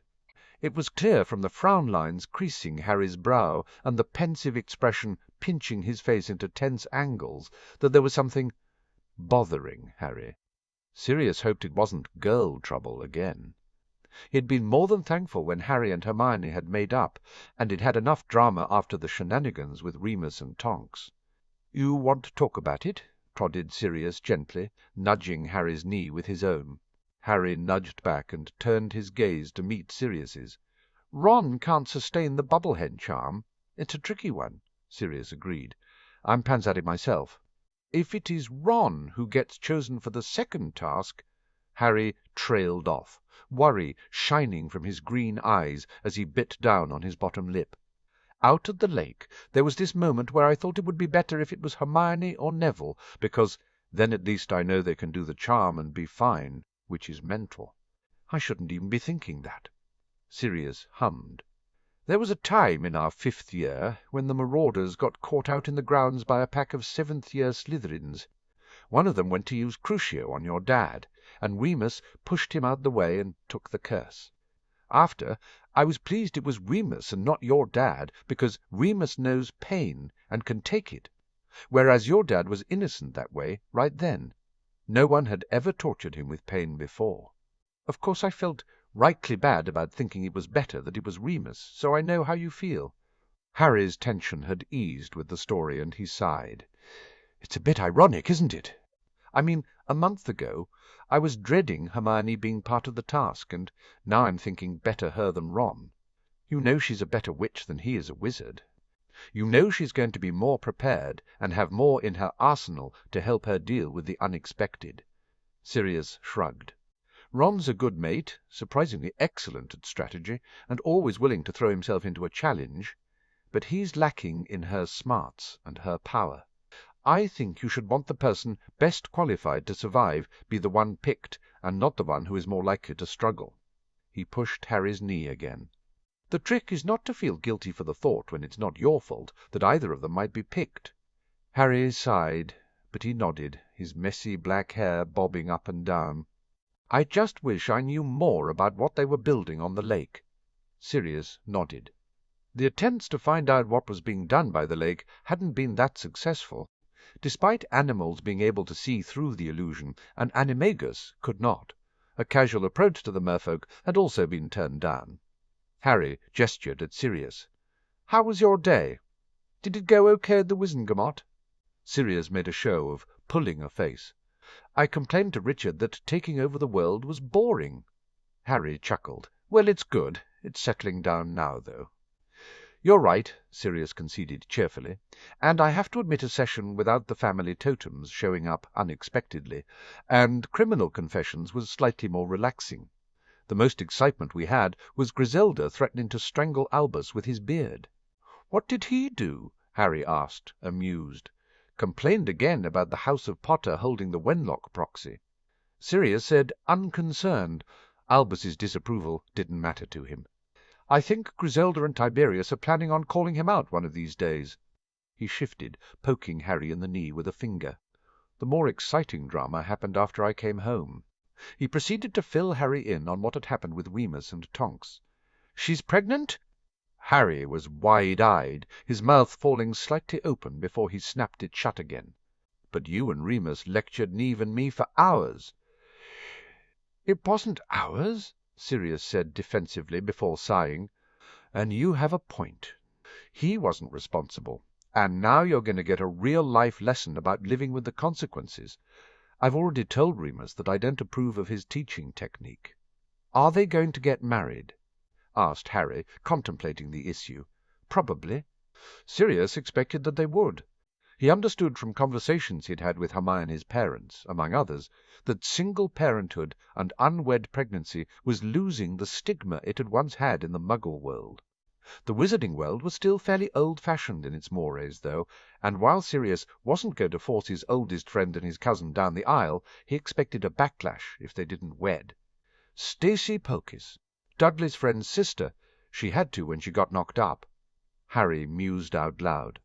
Aunt Petunia called it a shotgun wedding.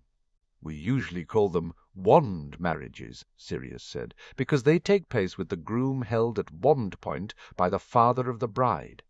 It was a huge scandal on Privet Drive, kept the neighbours talking for months." Harry said, "Is it? It will be."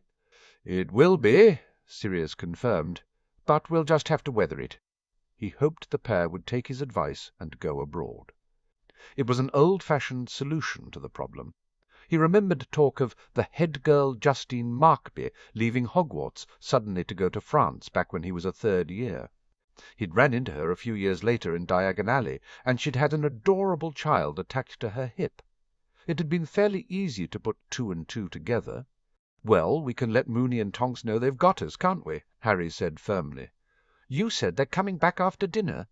Sirius nodded and smiled proudly at Harry. "You're a good man, Harry.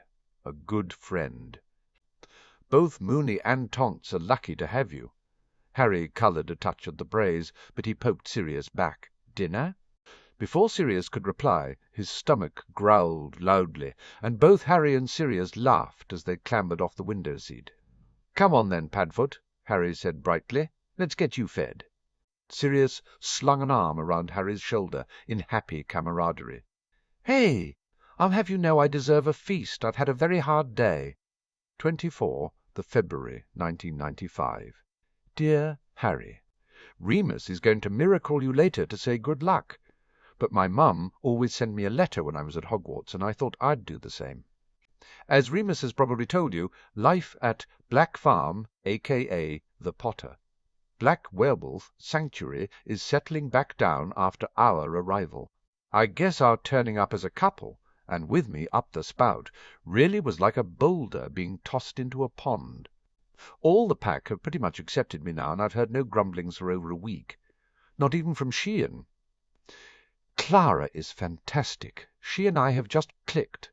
We're best buds, and she's appointed me as a teacher in the school they've set up here. It's mostly basic charms and transfiguration, but it's keeping me busy. Patrick, Remus's beta, is also a good laugh. He reminds me a bit of the Weasley twins. He's quite mischievous, but very likeable. We're conspiring to cheer the place up a bit and ensure there's some fun every day. The entire pack, and Gregor's pack, have gone crazy about the baby anyway. I've had to threaten hexing anyone who dares to refer to the kid as a cub, but that's really what the pack considers the sprog. Martha, Gregor's wife, has started knitting up a storm, which is good as neither Mum nor I can knit to save our lives. Dad tells me Mum is still cross with me, but will have come round by the wedding at Easter. Speaking of the wedding, I've got to tell you this. We had the Minister of Bulgaria over for tea the other night. Apparently Bogdan and Remus get on like a house on fire, and Remus asked him if he knew of anybody willing to officiate, and the next thing I know, Bogdan himself is saying he'll do the honours. Remus has had to allow Gregor to make some kind of speech, otherwise there'd be hurt feelings, what with Gregor being the alpha wolf in these parts, apart from Remus himself. I really love Bogdan and his wife Hilda. They're really lovely. Hilda even told me that in old alliance relationships here it was traditional for the woman to prove her fertility before the union was given the official seal of approval with a marriage. And so nobody'll blink an eye around these parts at my walking up the aisle with a bump, and I have an open offer of a room at their estate every full moon, which has relieved Remus. I think, since he was nervous of me about on the grounds of the farm, even as protected as I would have been. Well, that's my news. Exhausted for now. Sorry for rambling on. Hope it all goes well with the second task. I'm sure you're going to knock 'em dead. And really, really sorry again, Harry, that we can't be there to cheer you on in person. Keep your head above water if you can, and in a bubble head if not. Tonks, XX. Harry set the letter aside on his desk and stroked Hedwig's feathers as she nuzzled into his hand. He missed Tonks and Remus, although, if he was honest, he missed Remus more. He'd gotten used to the older man being there, and there was a definite moony-shaped hole in his and Sirius's everyday life. It was weird coming back from Carsey's and not seeing Remus in Sirius's study discussing something to do with the estates or with the Alliance or the Tournament clan or just musings in general. While Remus hadn't joined them for every meal, his absence was even more noticeable at the dining table, especially at the family meals. But the main problem with Remus being gone was that his absence meant that Sirius was lonely. It was obvious to all that Padfoot missed Mooney despite the Daily Mirror calls between the two. He heaved a sigh and pushed his chair back from his desk. Hedwig had arrived early that morning, and there was still a couple of hours to go before he was expected to head down to the lake for the beginning of the second task. He opened his door and stopped short at the sight of the black Grim curled up on the landing, snoring. Harry's lips twitched, even as a flood of affection swamped him. Sometimes he wondered which of them worried more about the tournament, Kim or Padfoot. Probably Padfoot, Harry determined. He stepped over the Grim and happily entered the bathroom first. He missed Griffin House and their individual bathrooms more than he had ever thought he would. Not that he minded sharing with Sirius, but Merlin knew that Sirius could take forever in a morning. After making use of the facilities, Harry tapped the shower with his wand, and a waterfall of water at exactly the right temperature rained down on him. He tilted his face up to the water and let it course over him for a long moment before he set about the actual task of washing his hair and body.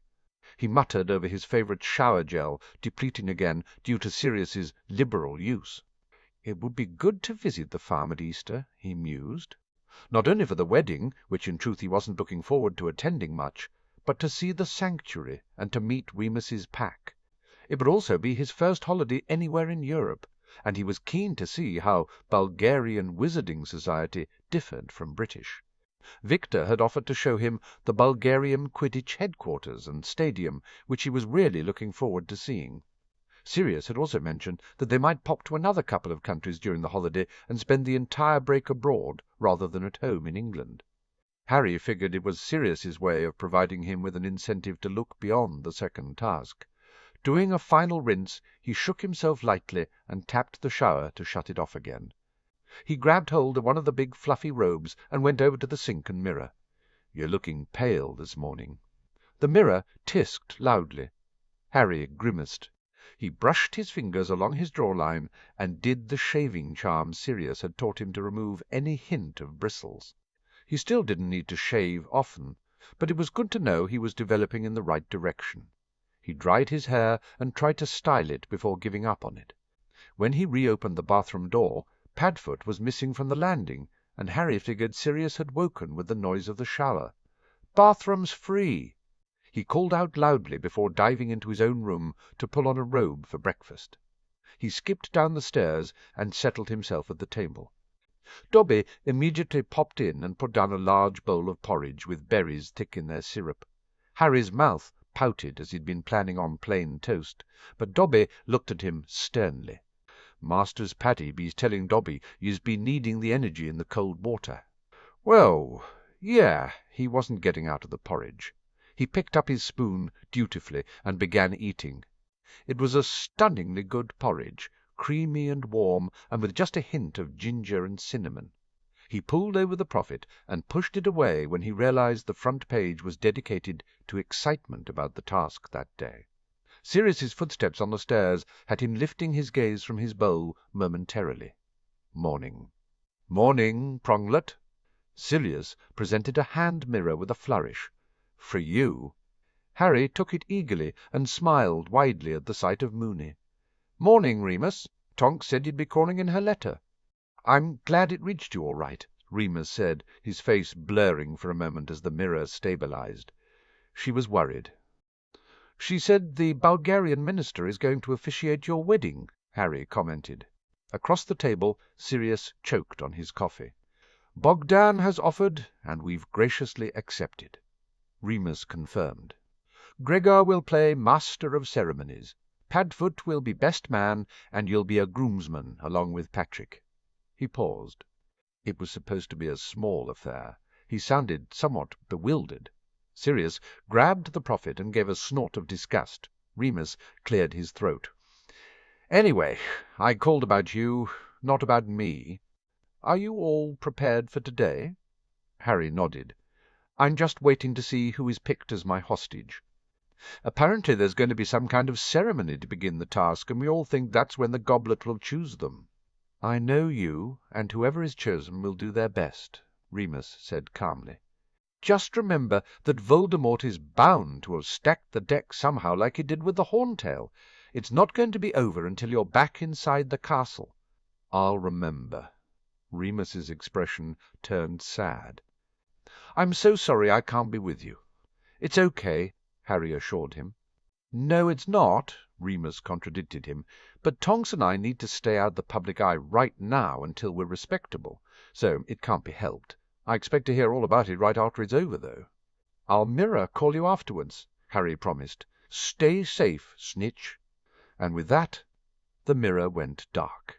Harry handed it back to Sirius, who placed it down on the table gently. Harry went back to his porridge, and wasn't surprised when the empty bowl was replaced by a plate of waffles, crispy bacon, and maple syrup. He made a good attempt, but couldn't stomach anything more than a few bites. He pushed his plate away. Sirius discarded the Prophet, sipped his cup of coffee, and regarded Harry over the rim of the cup. "How are you holding up?" Harry shrugged. "I'll be glad when it's all over." He fingered the cutlery lightly. "Did you see the Prophet? Wit has not been kind to Diggory." Sirius agreed. "She can be a total bitch. Hopefully Cedric will be able to ignore it all." Harry knew the bad publicity surrounding his father had distracted Cedric in his preparations through scuttlebutt in the Hogwarts corridors. He just hoped it hadn't distracted the Hufflepuff too much. "I'd best get ready," Harry allowed morosely. Sirius nodded tensely, and Harry wished again that Remus wasn't abroad, if only so Sirius would have someone to lean on.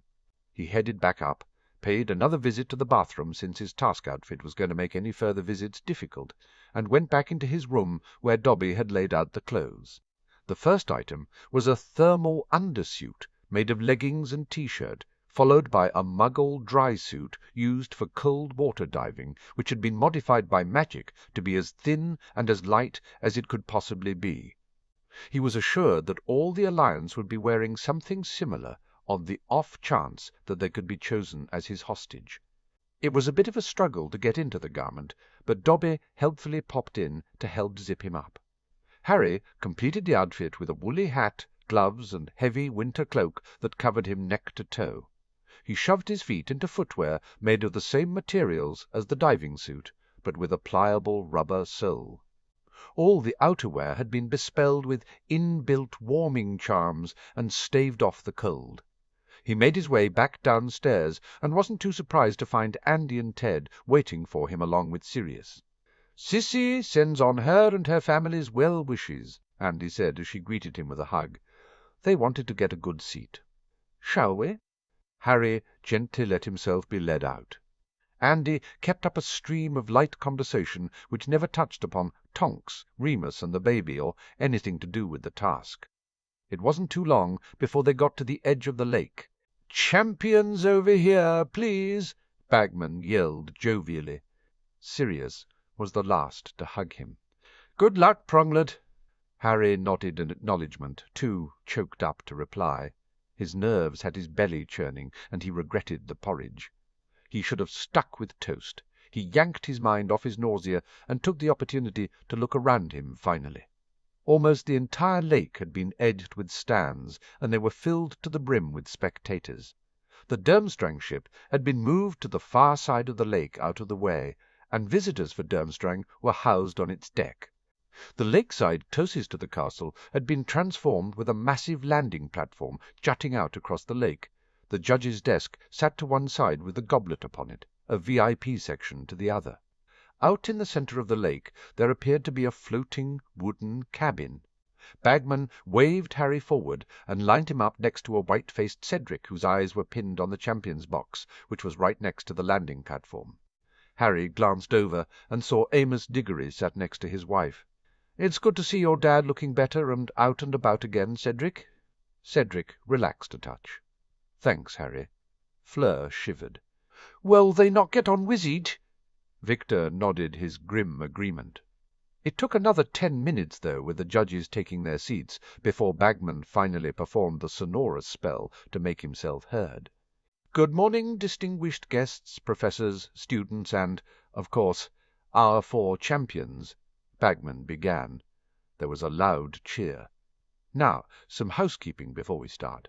Today's task is going to take place in and upon this fine body of water in the construction you see in the center, and a matching one underneath. A magical barrier has been placed around the stands to prevent any spectators from interfering. However, as we are aware, it is difficult to see what is going on. Events within the structures will be projected above the lake in the same manner as some of the more expensive memory pensives. Although, unfortunately, we haven't been able to get the audio to work." There was another roar from the crowd. Harry wondered whether seeing what was happening was going to make it better or worse for Sirius. "Right, now to business," Bagman said. "The task today involves each champion rescuing a hostage, more specifically the one who they have thought of most between Yule and the second task. Who this hostage will be has to be determined by the goblet itself. Once they have been chosen, the goblet's magic will transport them into the task." He whirled around to the judge's table and smiled widely and falsely at Madame Maxime. "Perhaps it should be ladies first." "In that case it should be Karkaroff," Victor muttered under his breath. The champions exchanged amused looks. "My dear headmistress, if you'd be so kind to tap your wand against the goblet, it will display the name of the hostage for your champion in flame." Bagman continued cheerfully. The headmistress followed the instructions. The goblet surged to life, and bright blue flames erupted into the sky. They danced for a moment before spreading out and forming letters. Gabrielle Delacour. "Non!" Fleur said hysterically. "Non, ma petite sœur!" But it was too late. There was a shriek from the champion's box, and the magical projection shot into being in the center of the lake, showing a bewildered miniature Fleur arriving into a room where a brief glance at the windows with fish swimming beyond the panes of glass clearly showed it was on the bottom of the lake. Harry frowned as he tried to ignore Fleur's panic.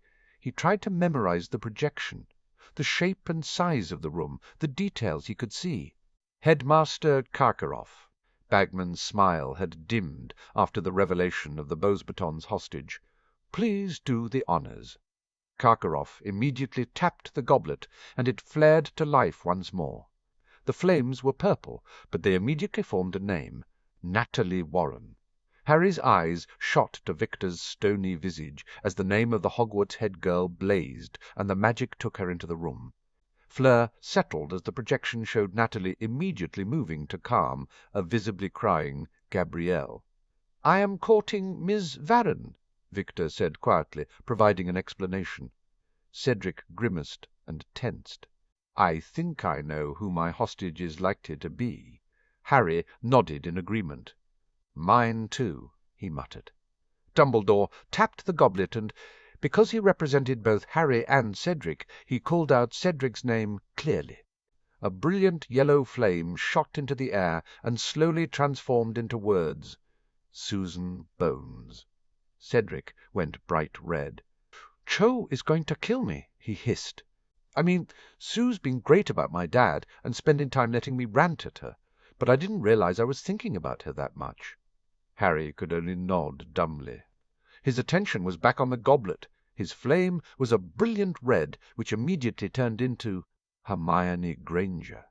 It took less than a second for her to join the others in the underwater room. He wasn't surprised when he saw her immediately take control and start to organize the others. He smiled ruefully. That was his Hermione. "Mon Dieu, she speaks French." Fleur babbled, relieved at the sight of Gabrielle's face brightening as Hermione crouched down and talked with her. "Yes, she loves France. She and her parents often holiday there," Harry said. Bagman cleared his throat and wrenched his eyes away from the projection where Hermione, Susan, and Natalie had all discarded their outerwear to reveal the form-fitting dry suits. The sight of the three witches had many young wizards in the crowd, Wolf whistling and shouting appreciation. Harry decided the best thing to do was reveal his own matching outfit, so he removed his own outerwear without any fanfare. The realization that the Potter Alliance had planned together, and planned well settled on the crowd. Bagman jumped into the hushed silence. "Right! The rules of this task are fairly simple. Each champion must exchange places with one of their opponent's hostages by performing a task within the uppermost structure. As soon as the first champion is exchanged, the underwater room will begin to fill with water. If a champion decides to leave the underwater room ahead of the other champions, they will flood the room and face an underwater obstacle path back to this landing deck, whereupon, standing safely upon it, their hostage will be magically transported to them, and the other champions will be deemed to have lost, and the hostages eliminated from the competition." Well, that didn't sound ominous, Harry thought grimly. Knowing Voldemort, elimination was probably something permanent. Bagman hurried on. "If the champions leave the room together, they will need to be back here within an hour for all their hostages to be deemed safe and transported here. Any questions?" "Do the hostages know what's involved?" asked Cedric, preempting both Harry and Victor. Fleur's attention was pinned to the projection where the three older girls had transfigured her sister's clothing into something close to the suits they wore. "Yes. There is a copy pinned to the wall in both rooms," Bagman assured them. "If you're ready." The champions all nodded. Bagman waved his wand at the goblet, and a rush of sparkles gushed forth. "We begin."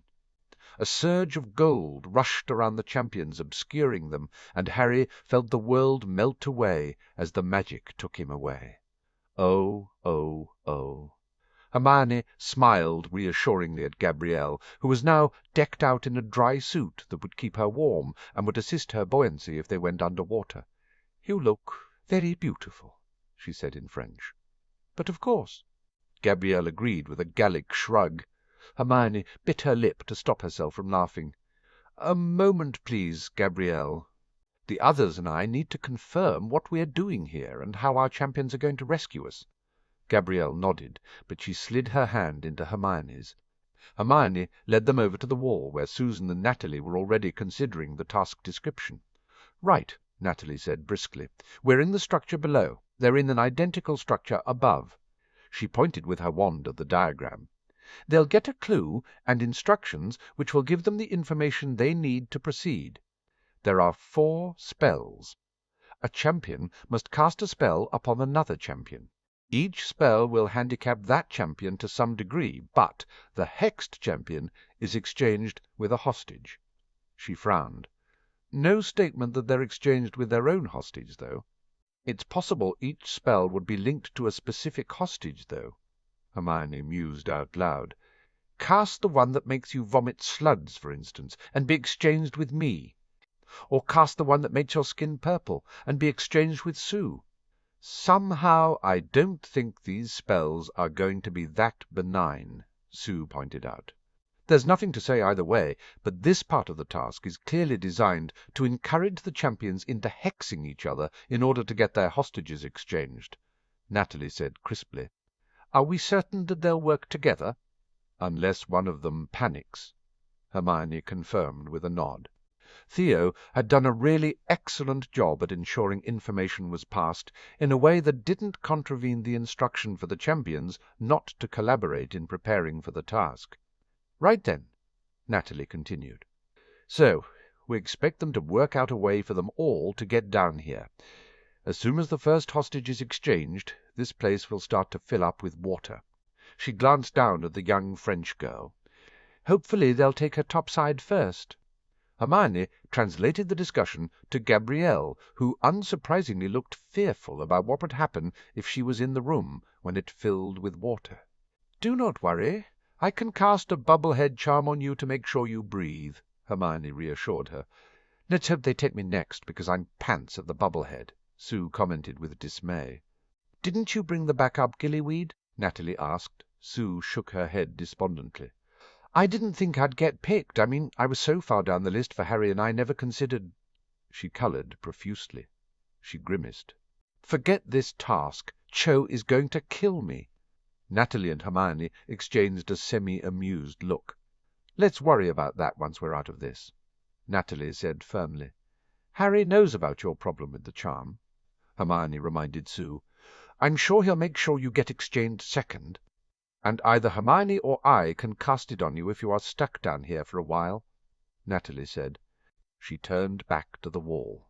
"If a champion leaves before all of the hostages are exchanged, this room floods, and there's an obstacle course back to the landing deck. Let's assume that's not going to happen. So once all the champions leave, they need to reach the landing deck within the hour of the task, starting to trigger the magic that takes us from the room above back to the deck." She nodded. "All fairly straightforward." "We should be on our guard, though," Hermione pointed out. "The last task was sabotaged, and we don't know how else this one might be." "True." Natalie twirled her wand. "Right. Wands out then." Sue nodded grimly. "And we protect the little one." "Agreed." Hermione turned back to Gabrielle and translated the discussion again, finishing with their promise to look after Gabrielle until she could be returned safely to her sister. They'd just finished when Victor popped in, and in a swirl of blue flames, Gabrielle disappeared. Oh, oh, oh. Harry had landed in the task-room and had been relieved to see he wasn't the only one who had stumbled. They had quickly agreed to working together and saving everybody. Harry still hadn't acknowledged that he had taken charge with no conscious thought about doing so, nor that the others had let him, despite him being the youngest. Having reviewed the instructions, it had been simple enough to find a clue under the statue of 4 monkeys. "Speak no evil," brings the oldest monkey. "See no evil," brings the smartest. "Hear no evil," brings the youngest monkey. "Think no evil," brings the kindest. A list of associated hexes had been showed up on the wall as soon as they spoke the clue out loud. Having established which hostage was linked with each hex, they'd all agreed on the disability that they could each cope with best. With Victor hexed and gone, he and Cedric swapped relieved smiles at the sight of Fleur hugging Gabrielle and reassuring her in a torrent of French. Cedric coughed. "Apologies," he said in slow, accented French. "We need to continue the exchange or we will run out of time." He pointed at a conjured alarm clock that Victor had conjured up.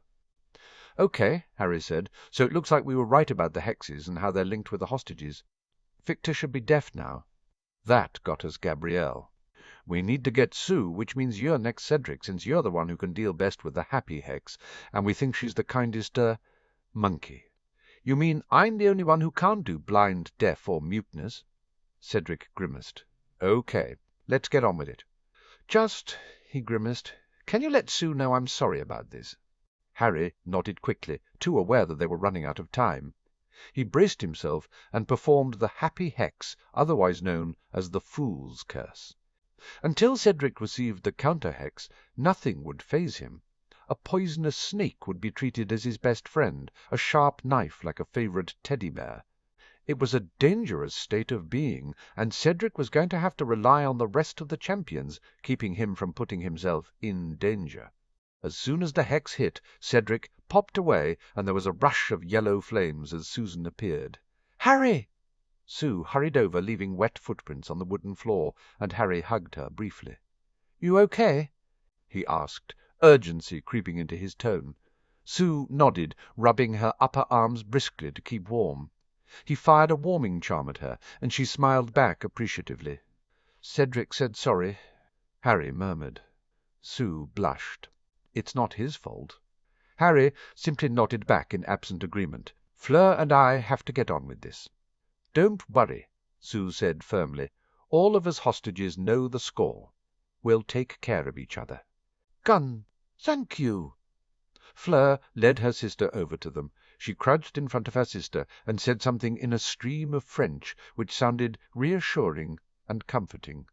She wiped away Gabrielle's tears and nudged her sister over to Susan. "Please look after her." Sue wrapped an arm around the youngest hostage and nodded. "We will." Harry and Fleur stepped away so they were both clear of the other two. Neither wanted to hit one of the hostages by accident. "We'll cast together on the count of 3, Harry said, struggling to keep his tone calm as his nerves shot up. In a moment he'd be mute, and Fleur would be blind. He pointed his wand. 1, 2, 3. Spells of lilac and pink snapped through the air and landed with precision. For the second time that day, Harry felt his world disappear. Oh, oh, oh. Hermione sighed with disappointment as the red flames cleared and she found herself in the uppermost room with the other hostages. She had been up to her waist in water in the room below, and it dripped down on the floor where she stood. She quickly did a drying charm and shivered. She had hoped that she and Harry would be able to spend a few moments together, but because she had guessed that the final 2 champions would have to hex each other at the same time, she had known it was unlikely. She gazed out of the small windows at the blue sky. A small hand crept into hers. She turned and smiled at Gabrielle. "Okay. My sister is very brave, and she will rescue us all." Gabrielle replied with a certainty only youth could provide. "Certainly." Hermione agreed lightly, glad that Gabrielle at least had had the opportunity to be reassured by her champion. She repressed another sigh and looked at the concerned faces of her fellow Hogwarts students. "I guess now we wait." "Well, this just sucks monkey balls," Natalie said bluntly. "Are we just supposed to sit here like helpless idiots waiting for them to rescue us?" "What are you suggesting?" asked Hermione, suspecting she already knew. "They should all be swimming now for the deck, right? And no one on the outside of the magical barrier surrounding the lake can help them." Natalie waved a hand around the room. "We're on the inside." "But we're locked in," Sue protested. "So let's find a way out," Hermione countered, seeing where the head girl was going immediately. "Professor Moody did say in his lesson on being in a hostage situation that if you are left alone, it's only sensible to check your environment thoroughly and ensure that there's no way to escape. And if we can leave the room like Natalie says, we can provide Harry and the others with support in the lake. And, oh, they're all going to be swimming with a handicap, so it'll be much harder for them. And we can make sure that we're free in case of any sabotage." Sue's face settled into determined lines that reminded Hermione of the director of the DMLE. "I'm in." Her eyes suddenly narrowed on Hermione. "What?" Hermione asked nervously. Sue reached out and grabbed something in Hermione's hair, tugging at it slightly and making Hermione wince. Sue immediately clapped her other hand over the one holding the something to keep it from escaping. "It's some kind of bug. Maybe I should just crush it, but—" "Let me see," Hermione asked. Sue carefully opened her hands just enough for Hermione and the others to peek inside. Hermione started grinning. "It's Luna's beetle. She's seen it a couple of times. It's a shame we haven't got something to put it in." Natalie looked around and picked up the figurine of the 4 monkeys. "I can use this." She transfigured it into a jar and pierced the lid with some breathing holes. Sue carefully transferred the beetle into it. "I'll hang on to it." "Thank you," Hermione said, grateful since Gabrielle was once again holding her hand and clutching onto her. Natalie grinned. "All right, now that's done, let's start checking this place out for weak points." Oh. In the box, Alastor gave an amused snort, capturing Sirius's ear. I'll have to give those girls some points. They're doing a good job. Damsels in distress, my arse." "Alastor!" Andy complained half-heartedly. Sirius's attention wasn't following the girls, though. He was tracking the second projection, which was following the champions. His throat was too closed up with fear to speak. He was right at the front of the box, hanging onto the railing in front of him so tightly he figured there would be dents in the metal when he let go. His son couldn't speak. Harry had been hit with a hex that took away his voice. Harry was good with non-verbal casting, Sirius reminded himself for the umpteenth time since the hex had been cast. Ever since Harry had learned it was very useful in a duel, he had focused on making himself good at silent casting. He'd even managed the complicated bubble-head charm non-verbally, which was horrendously difficult. Natalie had done the honours for Victor, who apparently was just as pants at the charm as Sirius himself was, and Cedric, who was absolutely loopy under the influence of the fool's curse before she'd been transported away. Ted breathed out heavily beside Sirius. "It's good to see they've employed a buddy system for the swim." Sirius nodded jerkily. Cedric had been teamed with Victor. The Durmstrang student had cast a translation spell, which enabled Victor to see what Cedric spoke in Bulgarian, words appearing in the air above Cedric's head.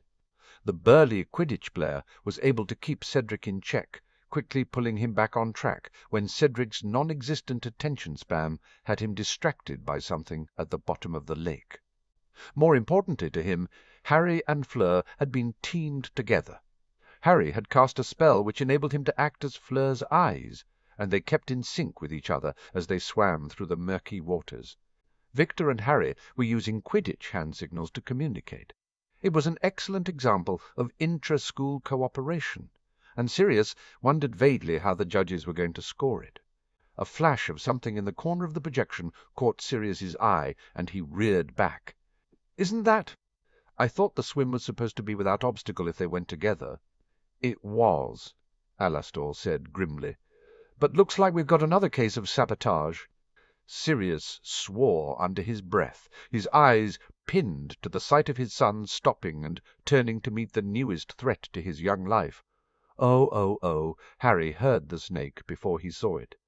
Tasty, tasty snacks. The sea snake sounded vaguely Scottish. He whirled around immediately, bringing his wand up. Fleur grabbed at him, horror written all over her face as she saw the threat through his eyes. Easily the same size as the basilisk he'd faced the snake, was a silvery grey. Its mouth was filled with 1,000,000 sharp-looking teeth with black eyes, dead and dull. Razor-sharp fins covered its entire spine. Victor swam up beside Harry. He signalled a "What attack?" query, and Harry shook his head. He pointed at Cedric, who was clapping his hands with glee and cooing at the charging snake. Harry signalled for Victor to take both the other champions and to make a run for it. For a split second it looked as though Victor would argue, but he gave a sharp nod instead. He snagged Cedric, who had started toward the snake, with one hand and Fleur with the other. Harry turned his attention to the snake, missing the moment where Victor directed Fleur onto his back and began swimming away. Instead, his attention was on the approaching monster. He swallowed hard, gripping his wand as he considered his options. He bet anything the snake's skin was magically resistant. The last time it had forks, but a phoenix couldn't appear underwater. He could blind it, though. He cast quickly, sending the spell first into one eye and then into the other. The snake thrashed wildly, an underwater ripple bombarding Harry and pushing him away momentarily. But Harry regained his position and swam against the push of the water. He wondered how he was going to finish the snake off as it readied itself to charge again. And suddenly there was a white mist between him and the snake. The form of a woman took shape, translucent and beautiful, ethereal, with her old-fashioned robes, hair in ringlets that floated in the water, a warm and friendly smile. It wasn't Morgana, but someone who looked very like her. More importantly, she held out a real, gleaming silver sword with an ornate hilt. Harry took it from her with a nod of thanks, and saw a flame of writing appear along its blade. "Take me up." the woman dissipated into nothingness, revealing an angry snake in the water behind where she'd manifested. Harry grasped the sword and dived out of the way as the snake made its first strike. Tail, he remembered frantically, and pushed himself upwards just before it could hit him. The snake circled him. "I can't see you, but I can taste you. Give up, little prey, and let me have you." Harry adjusted his position, grateful more than ever that Sirius had taught him not only to swim, but how to play pranks in the water. He manoeuvred himself with slow movements, first one way, then the other, slowly, carefully. The snake circled again, its tongue flickering out to taste the water, to scent. Harry, slowly, its left eye so close. An inch more. Just a smidgen. Harry thrust the sword into the beast's eye and into its brain. It screamed and thrashed, tossing Harry away on a wave of water. Harry stabilized himself hurriedly, trying to prevent the sword from dragging him down. He looked back and saw a stream of blackish red mixing with the murky green of the lake water. A rush of nausea almost caught him, but he turned away and forced the snake from his mind. He was running out of time. He quickly got his bearings and struck out again for the landing deck. The sword seemed lighter somehow, and he swam, holding it out in front of him horizontally as though it was a flotation device. It gave his legs a lot of power that way, and he could kick forcefully. He saw the bottom of the lake start to incline, and his feet suddenly connected with the rocky ground. He was pleased with his rubber boots that kept his feet protected as he got his footing and stood, striding the rest of the way through the shallows until a goofily beaming Cedric and a sombre-looking Victor helped him up onto the landing deck, Fleur immediately moving to cover him with a warm towel. As one, they turned back to the upper structure and their hostages. Oh. The search of the room hadn't been fruitful. There was no visible door. Hermione had even tried the way to get into the room of requirement. It hadn't worked. And the windows were magically warded. Magic bounced off them as they'd found the one time Natalie had tried shattering it. The glass was also unbreakable, as Hermione had discovered when she'd transfigured a shoe into a rock and tried to throw it through the pane. Eventually, with all their efforts exhausted, Natalie conjured up some string, and the three older girls tried to distract Gabrielle by playing an elaborate game of cat's cradle. Unfortunately, the room suddenly rocking violently as the usually tranquil lake turned as rough as the open sea, put paid to their attempt. Gabrielle screamed and threw herself at Hermione. "It's all right, Gabrielle." Hermione hugged the little girl to her. "The room floats and is very secure. We will be fine." "What do you think caused that?" asked Natalie, shivering. For the first time since the task began, the head girl looked disconcerted. "Maybe the squid," Sue offered, touching Natalie's arm gently to comfort the older girl. "Right," Natalie nodded. "I mean, there's no need to assume anything bad." "How much time do you think we have left in here?" Sue asked. Hermione brushed her hair away from her face and cast a tempest spell. "It was just gone 9 o'clock. The task started at 8, so allowing for our selection and the task officially beginning, they all need to make it back by round 1/4 past, I think." The room rocked again, and Hermione tightened her grip on the little French girl. It was frightening, and she wished with all her heart that Harry could have been beside her. She would have been scared, she always was, but somehow having Harry around made it all seem possible that they'd survive their adventures. "Zoe should tell, book," Gabrielle said suddenly in heavily accented English. "A story?" Hermione asked softly. "When I've the nightmare, Maman et Fleur read to me." Gabrielle explained, the imperious command that Hermione should follow their example implicit in her tone. Sue and Natalie exchanged amused looks with Hermione over the little girl's head, which was buried in Hermione's shoulder. "I guess I could tell a story." Hermione agreed. Her mind raced with ideas before settling on one. Once upon a time there was a young girl called Hermione, and she was a witch. And she was so excited to be a witch that she read all she could and practised her magic all the time until she could go to school with other witches and wizards. Only because Hermione was very smart about books, she sometimes wasn't smart about other things like making friends.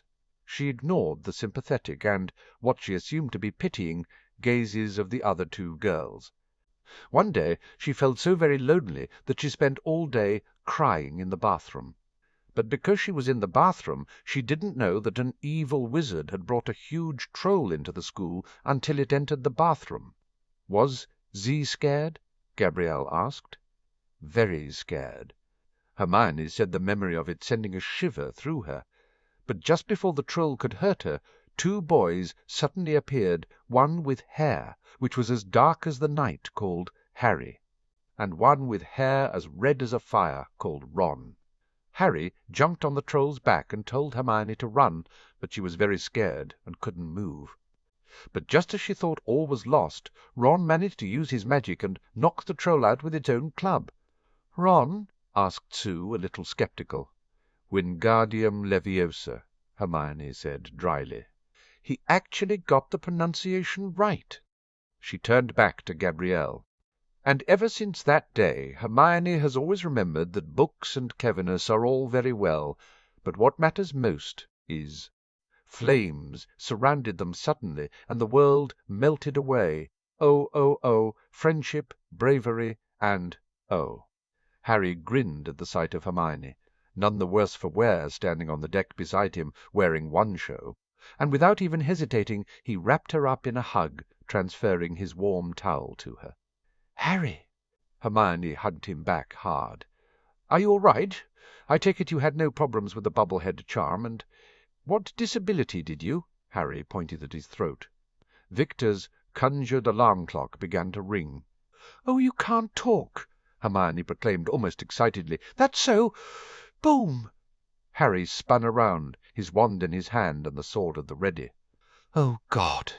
Hermione murmured, grabbing hold of his arm. The floating wooden structure that had housed the hostages had blown up. Wooden splinters littered the lake, and the debris was aflame. "Look at the pretty fire," Cedric said cheerily, clapping his hands. "We should have marshmallows."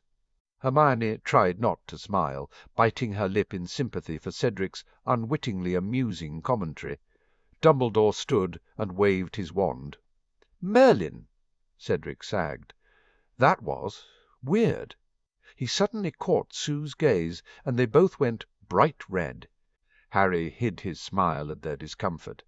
"Merci, Professor, I can see again," Fleur said, clutching her little sister close. "And I can hear." Victor tenderly held Natalie's hand. "And I can speak," Harry said with relief. Dumbledore smiled at them all benevolently. "Excellent," Bagman said with more false bonhomie.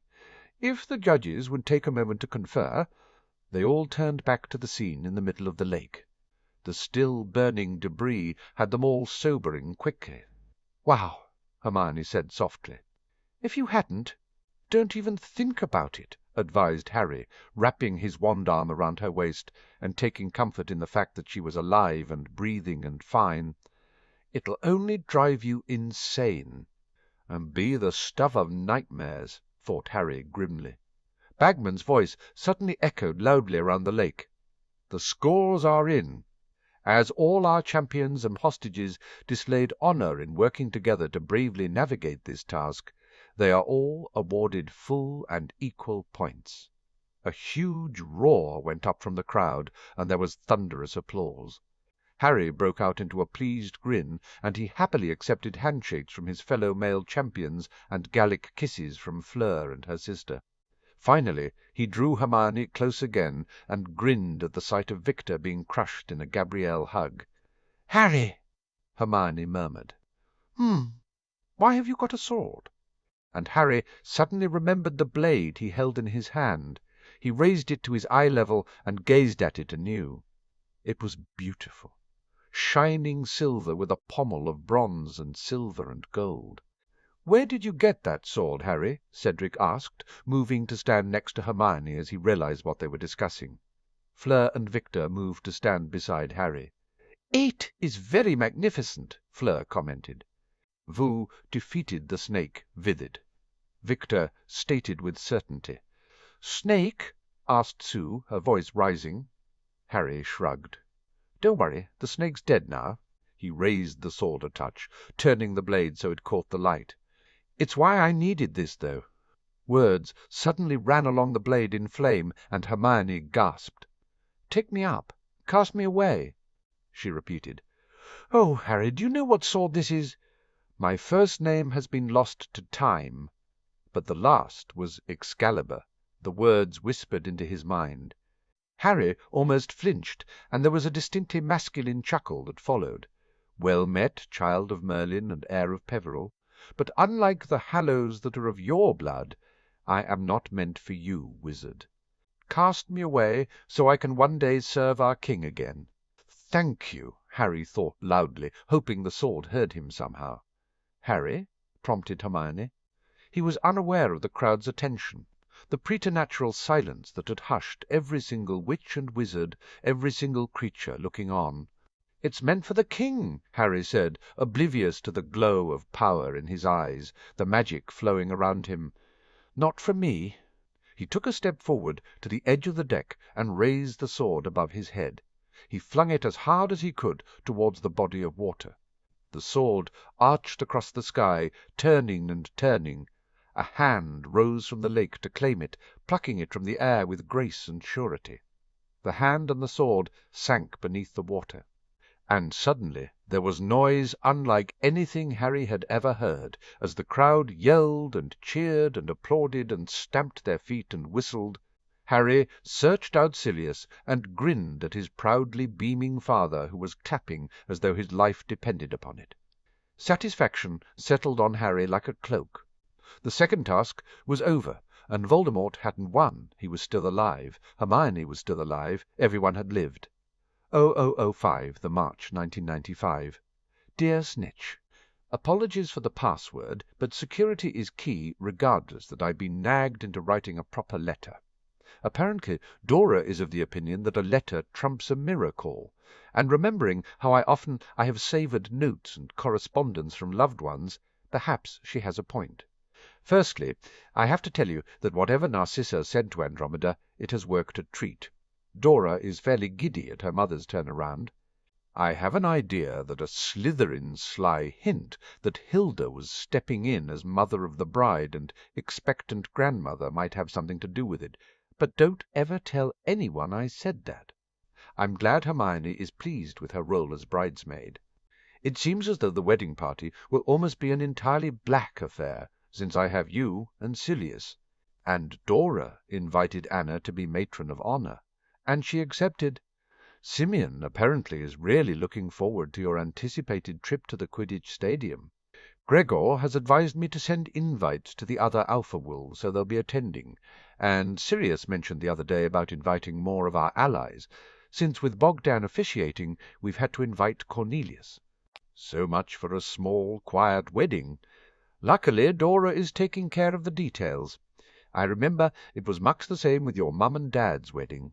Lily organized everything, and James just nodded in the right places. He was just chuffed she'd said yes. Bit different with Dora and myself, but I want to assure you we're committed to making this work, and I count myself lucky. On the pack side, I have to admit that living day to day at the farm has given me new insight, not only into our pack dynamics, but the individual characters and the benefits of pack life. I confess, suddenly being thrust into my alpha role full-time has been challenging but surprisingly much more rewarding than I expected. Clara and Patrick are wonderful, and I couldn't run the pack without them. They've been brilliant with Dora, and Patrick has taken Cian in hand, so I don't have to worry about her making Dora uncomfortable here any more. I'm glad Ron liked his birthday present. The Bulgarian Quidditch World Cup journey was apparently a best-seller here right after the event. It was very nice of Victor to sign it for him. I hope the final match of the season goes well for him and Ginny, and that Gryffindor wins next week. Speaking of fortuitous events, it's an amazing stroke of luck, Fleur's mother being able to provide an introduction to her, grande tante, Vivienne. After all the searching we did to find someone who could introduce us to Lumiere's last descendant, and Fleur was right under our noses all along. Of course it probably helped that her mother was so grateful for the way you and Hermione helped save both her daughters. And yes, I think Sirius knew exactly what he was doing when he asked the Delacours if they knew Vivian when they joined you for the We Survived the Second Task celebration meal. He's sneaky that way. I've attached my suggested training and lesson plan for the final task for you to compare with Hermione's. Stay safe, and don't worry about Padfoot. I talk with him every day, I promise. Love, Mooney X.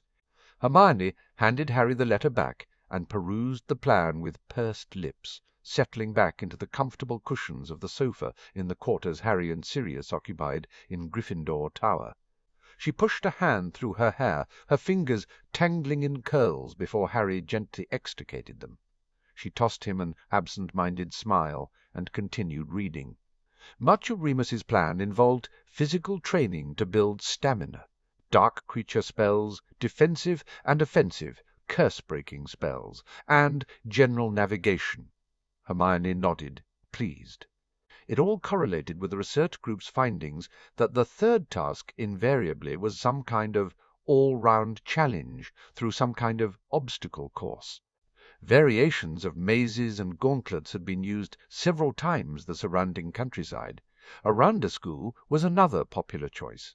There was a historical record of the Forbidden Forest being used, which was just mind-boggling.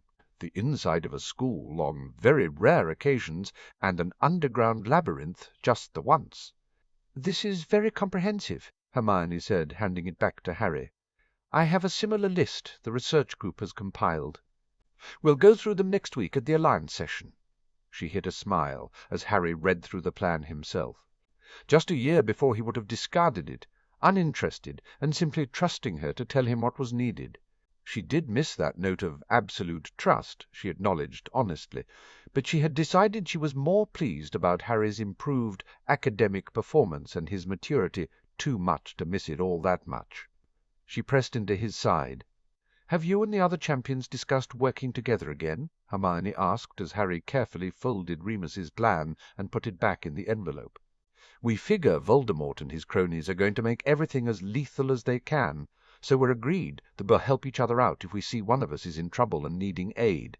But that's it." Harry shifted so he could place his arm around her, and she snuggled into his side. Harry and Hermione had arranged a date in Hogsmeade that day, so Hermione had also obtained permission to eat with Harry that night. Sirius, who was effectively playing chaperone as far as Professor McGonagall knew, had winked at them and retired to the study, leaving them alone. "I guess it is a competition," Hermione said wryly, reaching up and linking their hands together. Harry's hold on her tightened imperceptibly, and she guessed he was thinking back to the second task. "And we're all very competitive," he said dryly. Hermione grinned at him. Harry, for all his humility, hated losing. Crumb was an international Quidditch player with competition in his blood. Cedric was a sportsman with the same, and Fleur had made herself the best of the best to combat preconceptions. He was right. They were all very competitive. In some ways it made the fact that they had worked together on the second task even more remarkable. "I still wish we'd been able to do more than just sit around and wait for you to rescue us," Hermione complained lightly. It smarted that she'd been unable to rescue herself. Harry shook his head. "You did everything right. You kept your head, didn't panic when the room started flooding when you were down below, and you kept everyone's spirits up when you were waiting. You were brilliant." Hermione sighed. "And you caught an illegal animagus," Harry pointed out, gleeful laughter suppressed in the statement, but evident none the less. "That was Sue more than me," Hermione admitted. "And we didn't even know what we had until Professor Moody turned up. He'd crashed the after-party celebration the Potter Alliance had held in Sirius and Harry's rooms, wanting to know who the additional animagus was that he could see in the wards. According to Harry, who'd gotten the story from Sirius Rita Skeeter, had been forced back to her original form, and then some kind of deal had been worked out between an irate director of the DMLE, the paranoid professor, and Sirius himself. "Moody would never have given you and the others points if you hadn't impressed him," Harry pointed out. "Cho has been saying she could have gotten out of the room." Hermione admitted to what was really irritating her. Harry shook his head again. I don't see how, and she's just sore still about Susan." Hermione grimaced. She did feel for Cho. Finding out your boyfriend had been thinking more about another girl had to have been mortifying. Within a day of the task, the couple had a furious break-up, which had had the school gossiping for days, and it had even made the front page of the Prophet.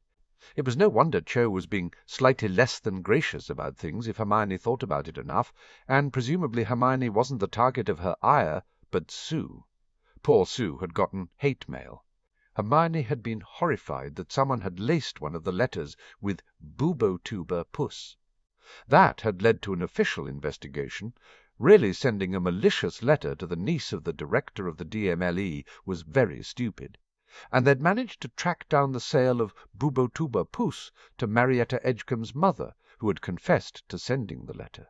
Marietta was Cho's best friend, and there was a rumour it had really been her, but her mother had taken the fall for the stunt so that Marietta wouldn't be expelled. Mrs. Edgecombe had lost her job and had to pay damages to the House of Bones. Sue and Cedric were still dancing around each other. It was very evident that they liked each other, but the way their feelings had been revealed and the fallout had effectively made it very difficult for them to progress. Unlike Ron and Lavender, who had leaped into coupledom with enthusiasm, Hermione's lips thinned. As much as she appreciated that, as she had predicted, Ron finding a girlfriend had given her and Harry more time together, she really didn't approve of Ron and Lavender's very public displays of affection. It had been worse in the first week, and she had quietly been relieved when Fred and George had taken their youngest brother aside and warned if he continued groping a girl that way in public, their mother would be informed. Parvati had performed the same role for Lavender, taking her friend aside and lecturing her about reputations. The couple had toned things down since, but most evenings, they could be found in the Gryffindor common room with Lavender on Ron's lap, and thanks to sharing a dorm. Hermione knew exactly how far Ron had gone with Lavender in a broom cupboard of all places. Hermione wondered if she and Harry were weird for not being all over each other and eschewing broom cupboards. "You're thinking too hard," Harry said. She blushed furiously as she considered exactly what she had been thinking about, and was insanely pleased Harry couldn't read her mind. But the question nagged at her. "Do you ever wish we were more like Ron and Lavender?" Harry tensed beside her and shifted so they could look at each other fully. Hermione instantly regretted the inches of space that opened up between them. "Are you unhappy with—" Harry began tentatively. "No!" Hermione immediately reassured him, and the uncertainty that hovered in his green eyes fled. "I'm very happy," she said firmly. "Very." She blushed again. "It's just, well, we've been going out longer than Ron and Lavender, and they're a lot more further along with the physical side than we are," Harry finished bluntly. "I'm not saying I want to be like them," Hermione reiterated. "I like the fact that I don't have to wonder about your hands wandering, and I like how we kiss each other." She ignored her hot cheeks. "And I don't see the need for any of what we do to be in public. I mean, this is nice, snuggling on a settee in front of a fire and holding hands, but I wouldn't want, you know." "I know," Harry agreed, laughter lightening his words, although his cheeks were as red as hers. "I like what we have, too." He hesitated for a moment before continuing, his gaze dropping to their joined hands. "I have thought about doing more, but I figure when you want more you'll let me know. But I definitely don't want to do it in public like Ron. Merlin knows with my luck it'll be on the front page of the Prophet the next day, no matter what Sirius has cooked up with Skeeter." He peeked up at her. Hermione smiled at him, filled to the brim with fond affection. She leaned in and kissed him sweetly. They settled back into their previous position. Hermione gave a soft sigh. "You know, the wizarding world confuses me sometimes." "Confuses me all the time," Harry rejoined. She poked him in the ribs. "I mean, Tonks slept with Remus and Lavender is all over Ron, but on the surface of it, wizarding culture is very conservative. I thought there'd be more of an emphasis on waiting, you know, until you were married." "I don't think it's that much different from the Muggle world," Harry countered. "I mean, it's still frowned on, isn't it?" "Especially babies before marriage?" "Yes, but Tonks wouldn't have to get married in the Muggle world," Hermione pointed out. And Lavender, well, she and Wrong might get a few comments from the older generation, but you have to admit most Muggle people our age would probably not think anything of it. Parvati told her she was in danger of painting herself as a Scarlet Woman. Harry shrugged, the movement rolling her slightly into him. The only Muggle kid of our age I really know is Dudley, and the thought of him and any girl. They both said it at the same time. E.W. They chuckled and squirmed ever so slightly closer. I just think it's a shame Tonks has to get married, Hermione commented. I mean, I'm happy to be a bridesmaid, but I'm not sure what to say to her. It's not exactly a love match, so the usual congratulations seem inappropriate. And Andy had been very upset with her daughter. It was good they'd moved past the breach, but it had been a doozy. I don't think they have to get married, Harry said. Sirius wouldn't have insisted, and, I mean, sure, there'd have been a really big scandal when it came out about the baby, but it would have died down eventually. He paused for a moment, as though thinking, and sighed. Sirius said to look at it as though Moony had an arranged marriage, and since he and Tonks do like each other, it means that they have a good chance of the marriage working out. I'm surprised it hasn't made the press yet, Hermione said. It's going to come out a lot sooner than they want if they keep inviting people to the wedding, Harry said grumpily. It was supposed to be just family. I'm really looking forward to seeing Bulgaria, Hermione said enthusiastically, changing the subject. Me too, Harry said. Sirius said he'd try and ensure we weren't too bogged down with wedding stuff. Hermione relaxed happily, content. She let her mind drift, thoughts of homework flitting by and being replaced with thoughts of the third task, and back to Remus's letter. She frowned. "You know Remus's letter?" she asked. "I'm familiar," Harry answered teasingly. She poked him in the ribs again, and there was a brief tickling match before they resumed their snuggling. "No, seriously," Hermione said, "what was Remus going on about with that thing about Lumiere and Fleur's mother introducing you all to some descendant?" Harry tensed, and she knew without asking that she had hit on one of the topics he wasn't meant to talk to her about. She reminded herself of the lecture Sirius had given her not long after she and Harry had made up as a result of Harry's promise to ask Sirius if they could tell her more. Her cheeks burned just thinking about it. She had been told briskly that Sirius had given Harry permission to confide in her using his own judgment, but she wasn't going to be told everything, and she wasn't to put pressure on Harry to talk about the things if he didn't want to. That Sirius had expected her to act more maturely, not make Harry feel guilty or make it a requirement of their being together. She'd come away feeling slightly ashamed of her previous demand to be confided in more, and had apologized to Harry. "You don't have to tell me," she assured Harry quickly. She felt his tension seep away, his frame relaxing again. Her eyes widened when he performed a privacy charm, his eyes flickering to the closed study door. "Harry," she began, torn between not wanting him to get into trouble with Sirius and simply wanting to know, "I don't think there's too much of a problem telling this," Harry assured her. "You remember how I told you the headmaster's wand used to belong to an old ancestor of mine?" She nodded, possibly too eagerly because his eyes lit up with amusement. "Right, so there's this wizarding children's tale called The Three Brothers," Harry explained. "There are a lot of variations, and the most popular is in a book called The Tales of Beedle, the Bard, and, yes, you can borrow my copy." Hermione shot him a look, but she had been about to ask, so didn't argue about it. In the story, three brothers, Antioch, Cadmus, and Ignotus, come to a raging river, and they know to cross it means certain death, Harry continued. But the three brothers were clever, and they took a nearby elder tree and made a bridge.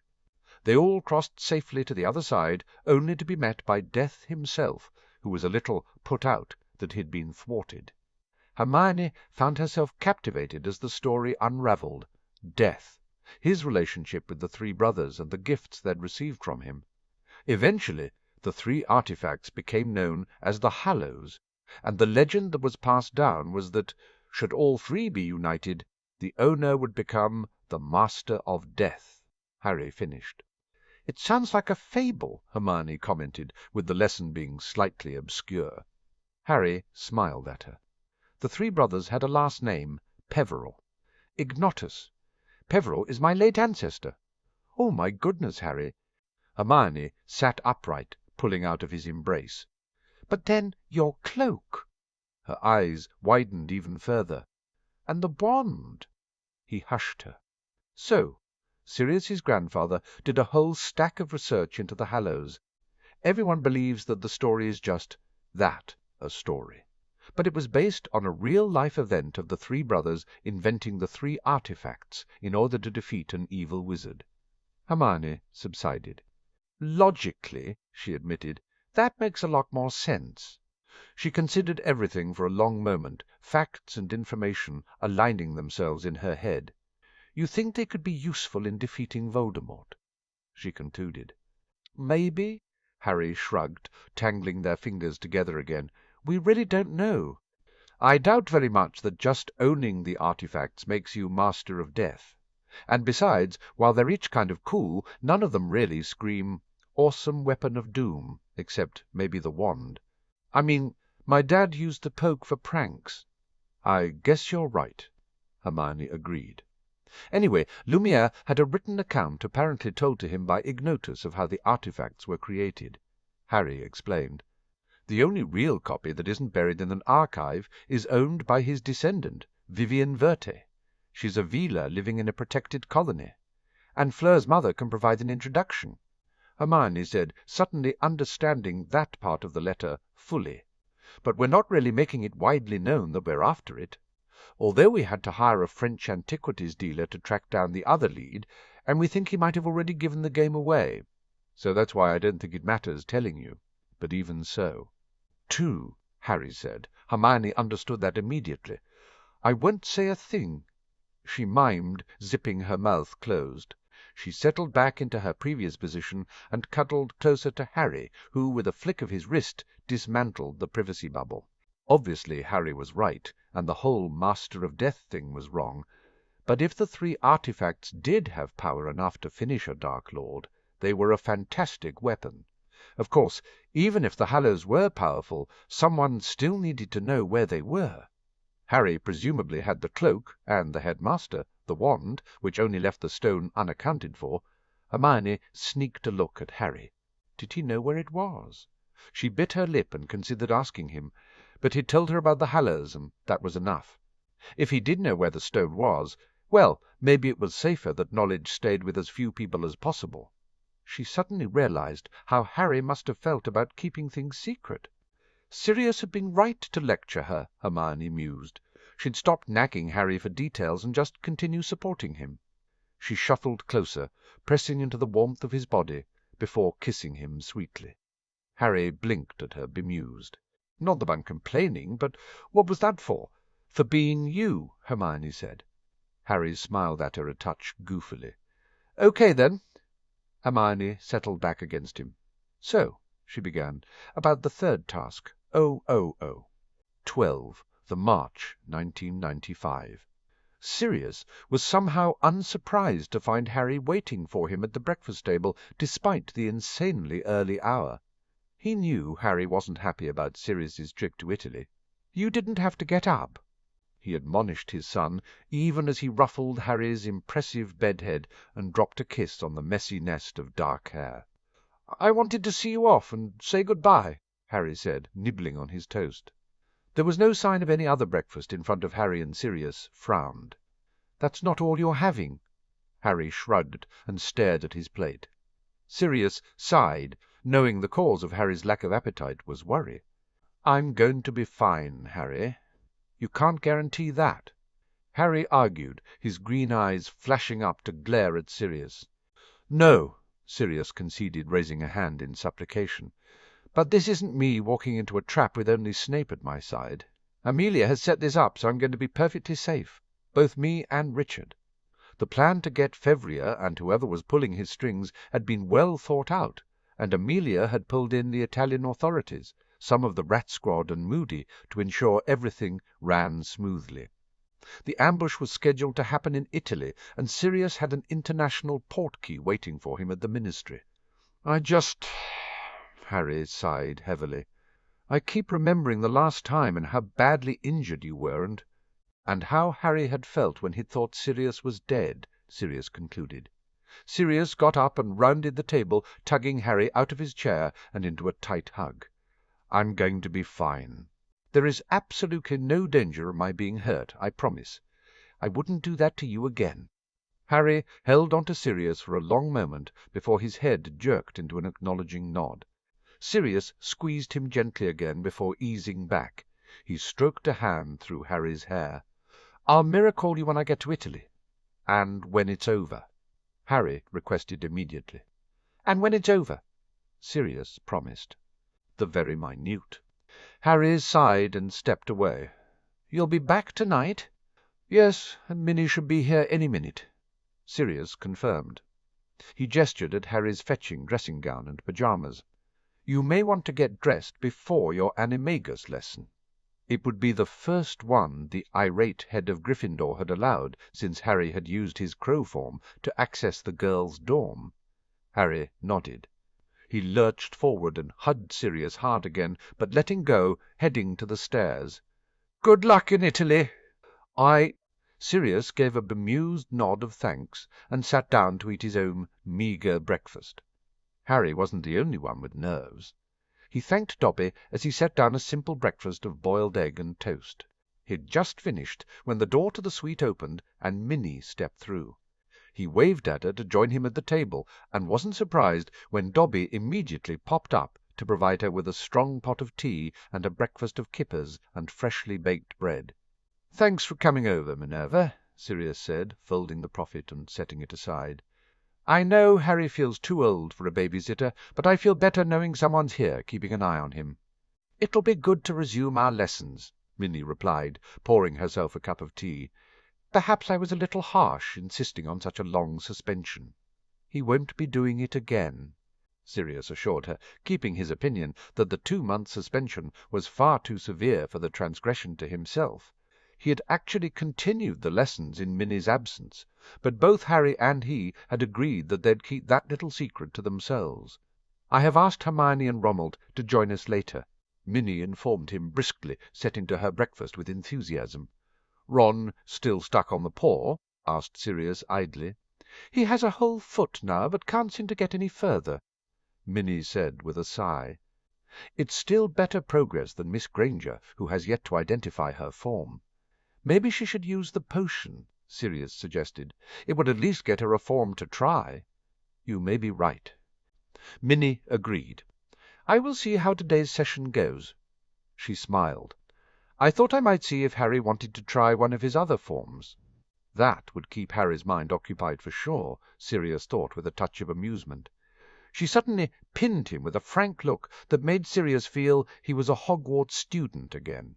He repressed the urge to squirm in his chair. "Are you certain that today is necessary?" asked Minnie pointedly. "It's a good plan Amelia's put together," Sirius countered. "There's a chance that whoever put Fevrier up to this has some idea about the whereabouts of Riddle and company." His lips twisted as the thought that Peter was one of that company flitted through his consciousness. "That alone makes it necessary." "Very well," Minnie said, but waved her knife at him. "Just make sure you return. No one wants a repeat of what happened during the Christmas break." "Me included," Sirius retorted, feeling a little testy at the chastisement. Minnie sighed. "You do realize that we worry about you for your own sake and not just for Harry's, Sirius?" Sirius didn't know what to say to that. He'd just assumed everyone's concern was for his son because, if he was truthful with himself, that was where his own concern was focused. "Oh!" Minnie rolled her eyes and shooed him away from the table. "Stay safe, Sirius." "I will." Sirius stood. It was time for him to travel to the ministry. He sketched a salute at Minnie, glanced back up the stairs to where Harry was currently occupied, and with mixed feelings headed out. Amelia lowered the omniculars and glared at the ancient wand-shop across the narrow and uneven Roman street. She was secreted away in a small room on the second floor of a guest-house opposite to the shop which they were staking out. The air was a touch chilly despite the early morning sunshine, and she was glad of her comfortable battle robes. She reached for the small cup at her elbow and breathed in the bitter scent of espresso coffee. She sipped appreciatively. "I don't know how you can drink that muck." Alastor grumbled behind her. "Remind me why I invited you along again," Amelia said dryly. "Harumph," Alastor retorted. He plucked the omniculars out of her grasp, raised them, and grunted. "We've got movement at the bottom of the alley." He tutted. "It's a cat." "I'll alert the others." Amelia snarked. Alastor shot her a disgruntled look. "When's Glack's appointment?" "8." Amelia checked the time. "It's coming up on 7." Nerves fluttered in her belly. But years of operations and missions had her controlling them with steely practice. She took a deep breath. There had been weeks of planning for the op, Amelia reminded herself, and a great deal of diplomatic cooperation between England and Italy to work out the details. It was just as well Hatter was back in charge of the Department for International Cooperation, because Merlin knew Crouch would have bollocksed it up. She felt a pang for thinking bad of the dead, but pushed it away dismissively. She hadn't been fond of Crouch Senior when he was alive, and she wasn't going to pretend because he'd passed on, especially given the mess he'd left behind with his son. Alastor hummed beside her and tapped on the communication mirror. "This is Eagle's Nest. Position check." "Italian stallions are in position."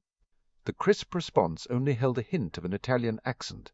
Marco Morello, the head Italian aura, was highly educated and intelligent, a force to be reckoned with.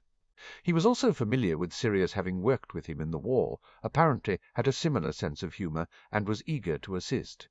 It helped that the Italians had been tracking Cavietti for years, but had never gotten enough evidence of illegal activities to make any charges stick. The Italians had staked out the cafe next door to the one-shop as their hidey-hole. 2 experienced auras had replaced the usual waiters, while the rest of the team had taken over a back room. "Rat 1 in position," Keith Brooks replied. Amelia pressed her lips together. Brooks was positioned in the alley behind the one-shop, disguised as a homeless beggar huddled into the walls. "Rat 2 in position." Marina Ambry confirmed. Her visage floated over the mirror, and she was making faces as though pretending to check her appearance as she was stationed by the apparition point in the Roman courtyard just around the corner. "Rat 3, the dog and bone are in position." Tim Chambers confirmed, although the mirror stayed dark. He was back in England, watching over the exit point of the Portkey office. And that was the last of the Rat Squad involved with the op. Wood and Cambridge had been left out to keep following up any leads in England on Voldemort and the others' whereabouts. "Next position check in 15 minutes, unless the buggers turn up," Alastor ordered. "Eagle 1 out." "Shouldn't I be Eagle 1?" Amelia complained good-naturedly. "I still beat you out on age, lass." Alastor wagged his finger at her and picked up his flask. He took a swig of his drink and smacked his lips exaggeratedly. "Nothing like a good cup of tea. If that's just tea in your flask, I'm a monkey's uncle," Amelia commented. She tapped her cup with her wand, and it refilled with more aromatic coffee. "So," Alastor said brightly, "I heard you put Tonks on a sabbatical so she could guard Lupin abroad." Amelia darted a quick look at him, and wasn't fooled by the patently false, innocent look he had plastered on his misshapen face. "She invited you to the wedding, didn't she?" "No sense of discretion that won. Didn't even have security spells on the letter." Alastor agreed.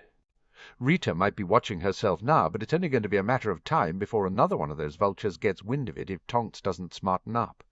She's driving Sirius to distraction." Amelia sighed heavily.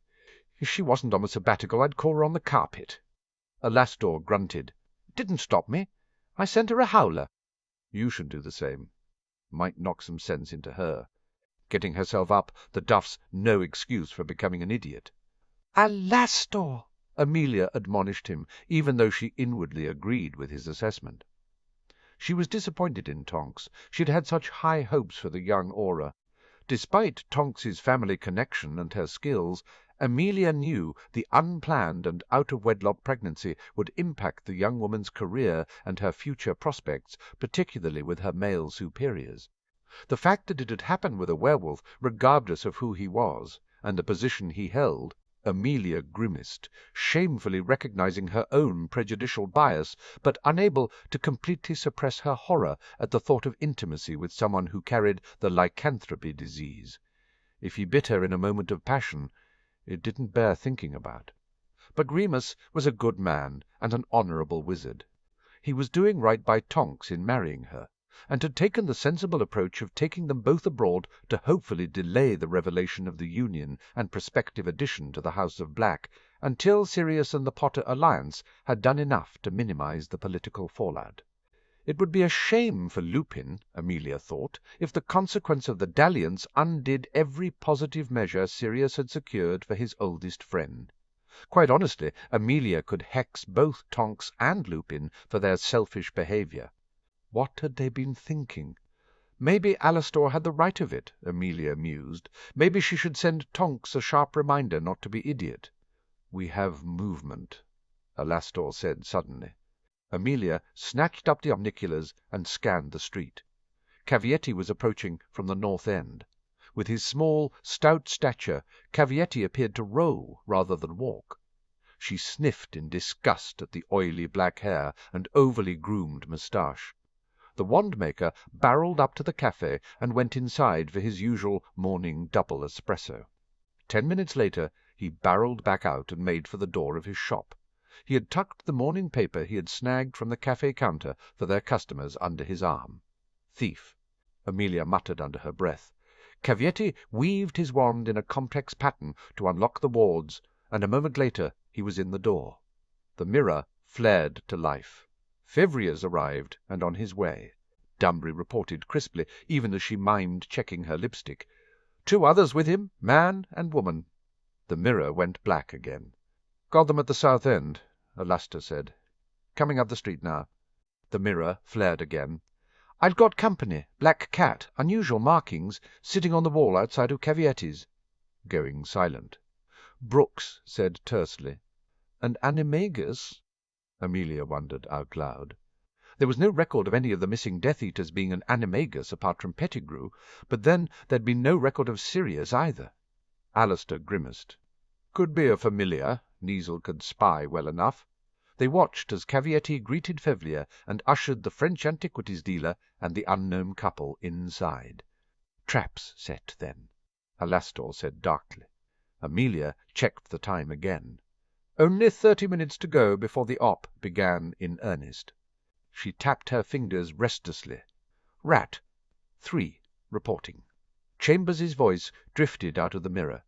"Dog and Bone are on the way." There was a pause. "I've got an interested party who watched them leave. I'm following up." "Call for backup," Amelia ordered. Alastor glared at the mirror as it winked out. "They're travelling early. Timing is everything," Amelia corrected. "Don't forget they have to have cleared customs before apparating and walking up to the shop." Alastor subsided. Amelia frowned. She wished in some ways that they could have had everyone in Italy overnight, but the security considerations had ruled that out. She took a gulp of hot coffee and almost choked as it burned its way down her throat. With her mind occupied with whether everything would go as planned at the Italian ministry, she almost missed Alastor's flinch. "What?" asked Amelia sharply. "Flash of green inside the wand shop," Alastor said darkly. Amelia's heart seemed to stutter in her chest. "The killing curse?" "I would say so." Alastor frowned. "If we assume the unknown man and woman are Death Eaters, then it's either Février or Cavietti." "Février," Amelia said. "They don't need him any more. Maybe they had him under Imperio." "Well, we'll get them for murder," Alastor said with satisfaction. The mirror buzzed. "Cat's been let in the back door," Brooks reported tensely. So the Death Eaters had secured the shop. Amelia tapped the mirror. "Eagle's Nest to Italian Stallions. We have circumstantial evidence a murder has taken place in the wand shop. Jurisdiction is yours. Do you wish to abort operation and attempt arrest now, or continue?" "Continue." Marco appeared in the mirror. He was a stunningly beautiful man, clear olive skin, dark brown hair cut into a fashionable style, twinkling green eyes, and a mobile mouth that could smile disarmingly. Acknowledged, Amelia said crisply, and closed the connection. She would not have made the same decision, but it was not hers to make. Alastor grunted beside her. "He's after Cavietti, remember." "Cavietti could be the one murdered," Amelia rejoined. "You and I know that's not bloody likely." Alastor remonstrated. Amelia sighed. She hoped Chambers was having better luck. Oh. It only took a quick miracle to have the rest of the rat squad in England on their way to support Chambers as he unhurriedly tracked the ambling figure of a nondescript Caucasian man with balding hair and in a cheap, everyday robe down Diagon Alley towards the Leaky Cauldron. There was no doubt in Chambers' mind that the guy was suspicious.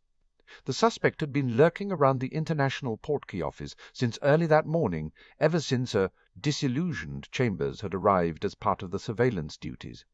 The guy had made a show of making inquiries about the price of international portkeys to Russia, but he hadn't made notes, had discarded the pamphlets the ever-helpful Beryl Pootle had given him in response, and had continued to lurk.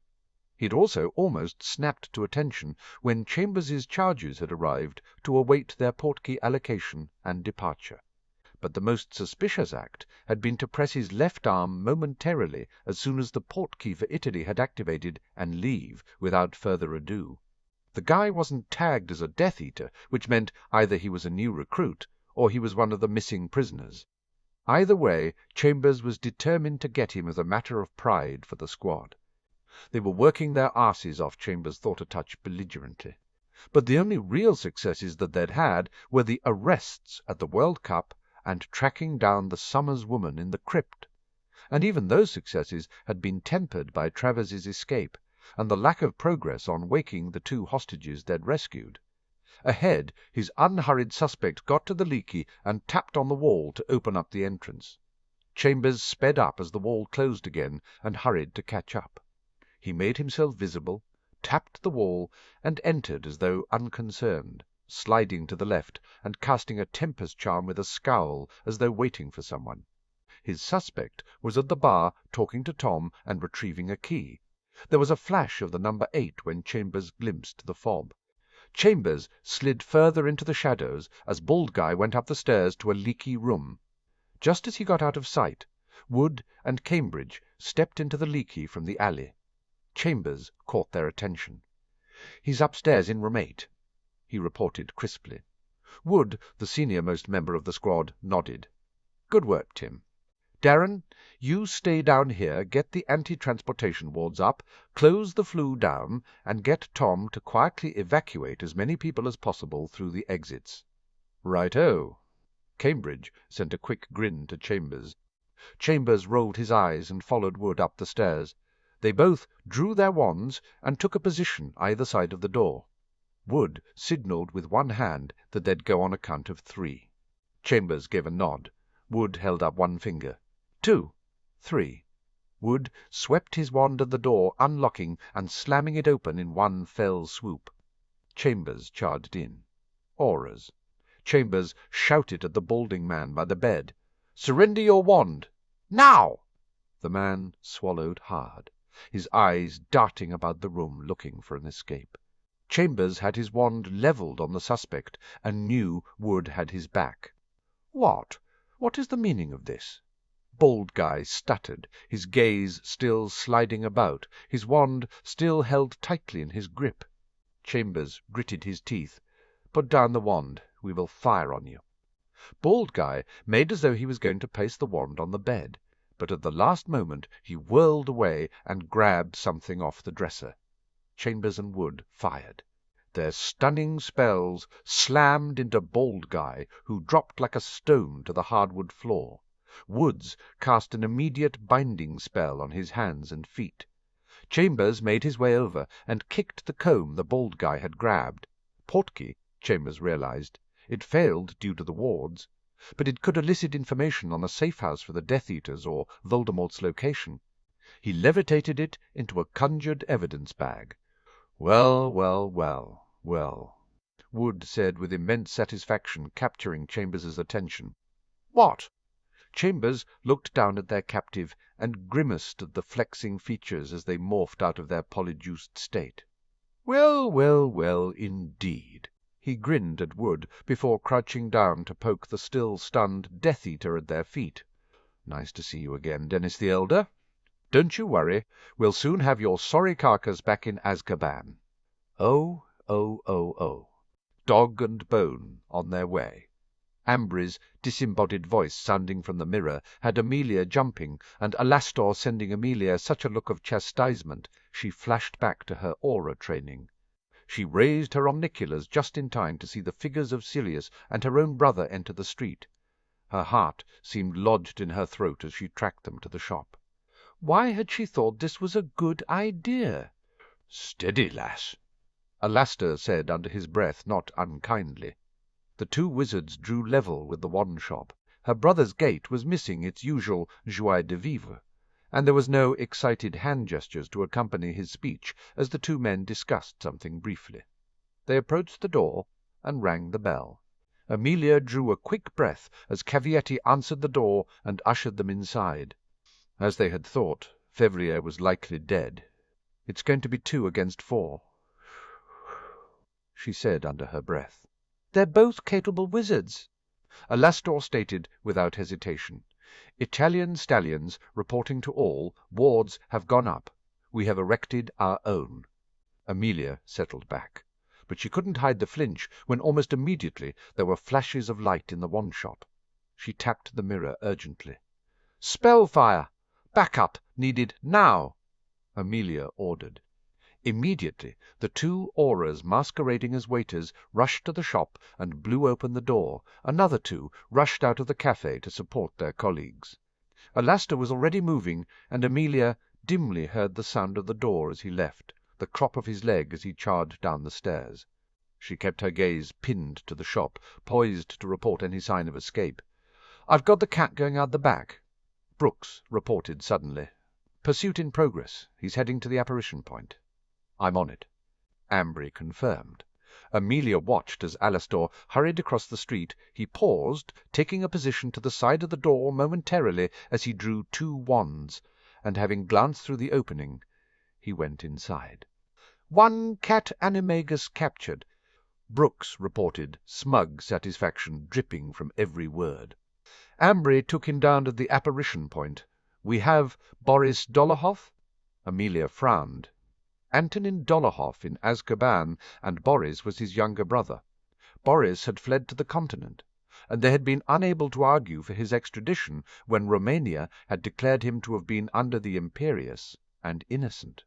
Alastor's voice suddenly crackled over the mirror. "We're all clear. Looks like we've got a team of newbies."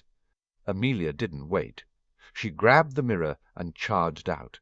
Her descent down the stairs and across the tiny street was a blur. She met a grinning Marco at the door of the shop. "Director. Ladies first, of course." Marco swept his arm out, inviting her into the wand shop. Amelia pushed through, noticed absently that the 4 Italians had each taken a corner of the room to cover, which was almost textbook Auror standard procedure, and hurried over to the centre, where Alastor stood with the other 2 Brits in the room, their wands all pointing downwards at the bound and gagged witch and wizard, their disarmed and an unconscious Cavietti. She ran her eyes over the 2 men who'd played bait. Their clothing was a bit ruffled. There were a couple of tears in the material, but neither looked harmed in any way. "All right?" she asked, anyway. Sirius's face contorted into a sneer. "A little singed." Marco immediately drew his wand and pointed it at Sirius. "You are not Sirius Black." Amelia placed herself between them hurriedly, both hands up. Neither of these men are who they appear to be. Both are part of the team for this operation. Marco's eyes flashed with displeasure, but he lowered his wand. "Polyjuice?" "Yes." Amelia said, "My apologies for the dissection, but we could not risk this detail leaking in anyway. Lord Black was adamant that he could not participate in person, and I would not risk a civilian such as my brother. The real Lord Black and Lord Bones never left the Italian ministry. "Then I suggest we adjourn there with our prisoners," Marco said shortly. Amelia had a feeling she was going to get lectured about keeping information from him as head auror. She wouldn't be pleased in his position either. But that Marco was sensible enough not to make a bigger deal of the deception than what was required. Search the shop. Marco grinned at his gleeful aurors. We will have much to discuss with Cavietti. The mirror buzzed in her hand. "Eagle, here," Amelia responded. Chambers grinned back at her. "We got Travers Senior, ma'am." Amelia smiled darkly. "Get him into a holding cell. Rat Squad only as his guard. Tell Fudge and Scrimger that they'll answer to me if they go anywhere near him before I get back." "Yes, ma'am." Chambers blinked out.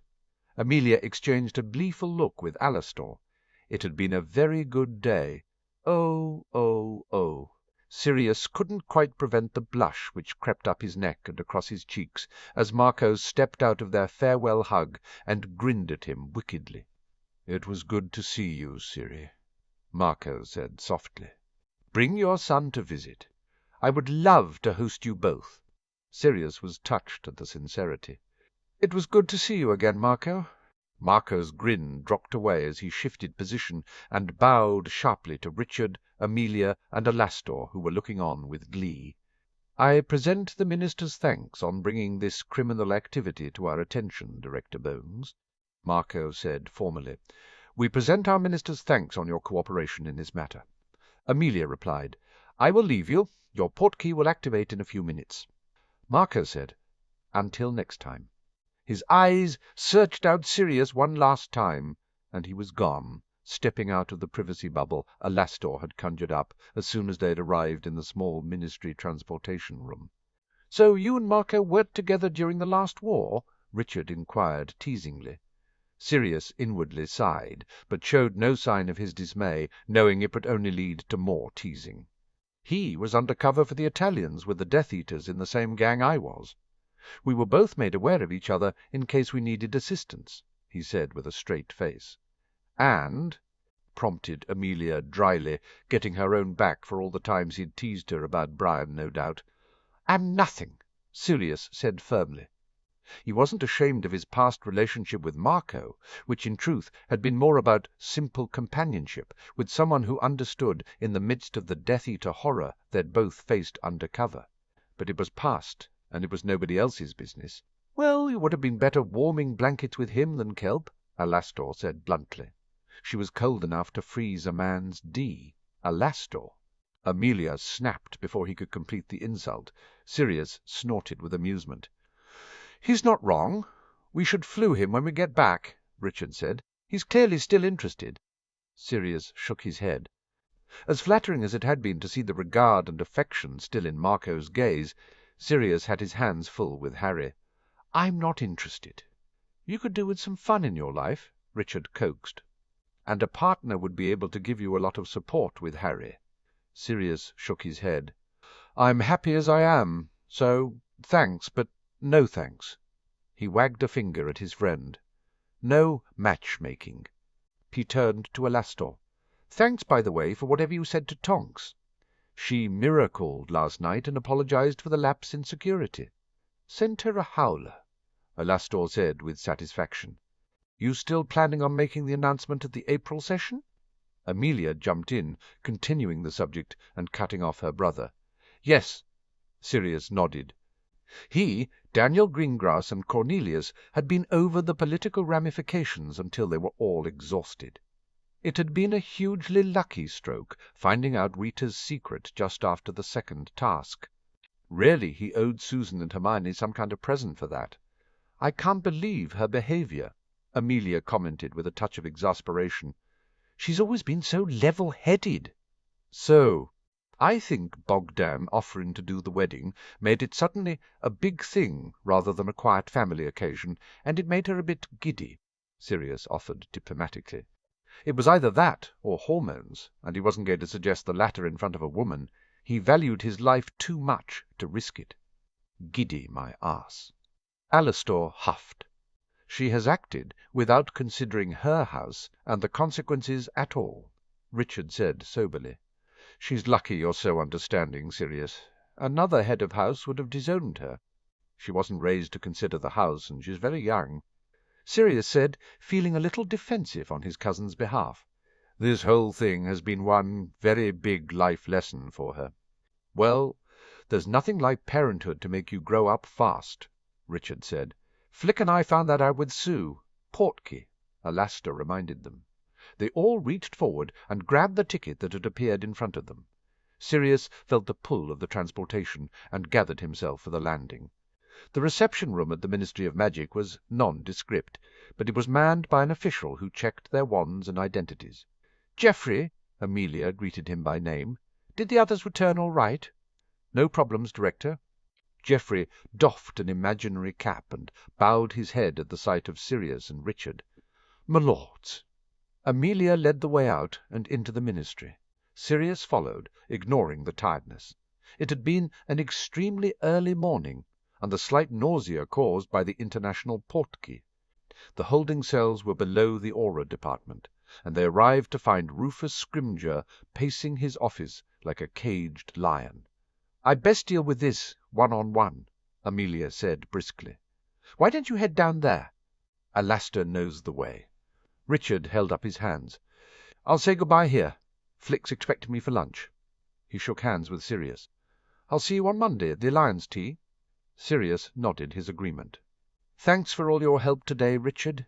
Richard grinned. "I did nothing but sit with you in a wonderfully comfortable office and eat lots of those amazing almond biscotti."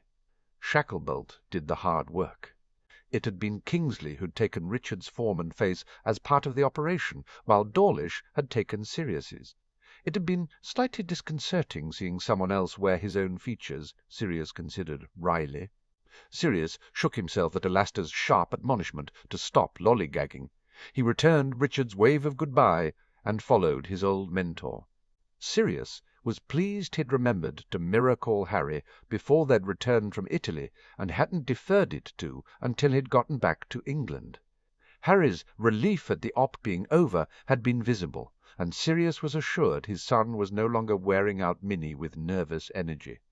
The path down to the cells held some nostalgic memories of his time as a hit wizard, of working with James. Sirius was glad of the silence, as Alastor and he made their way to where Travers Senior was being held.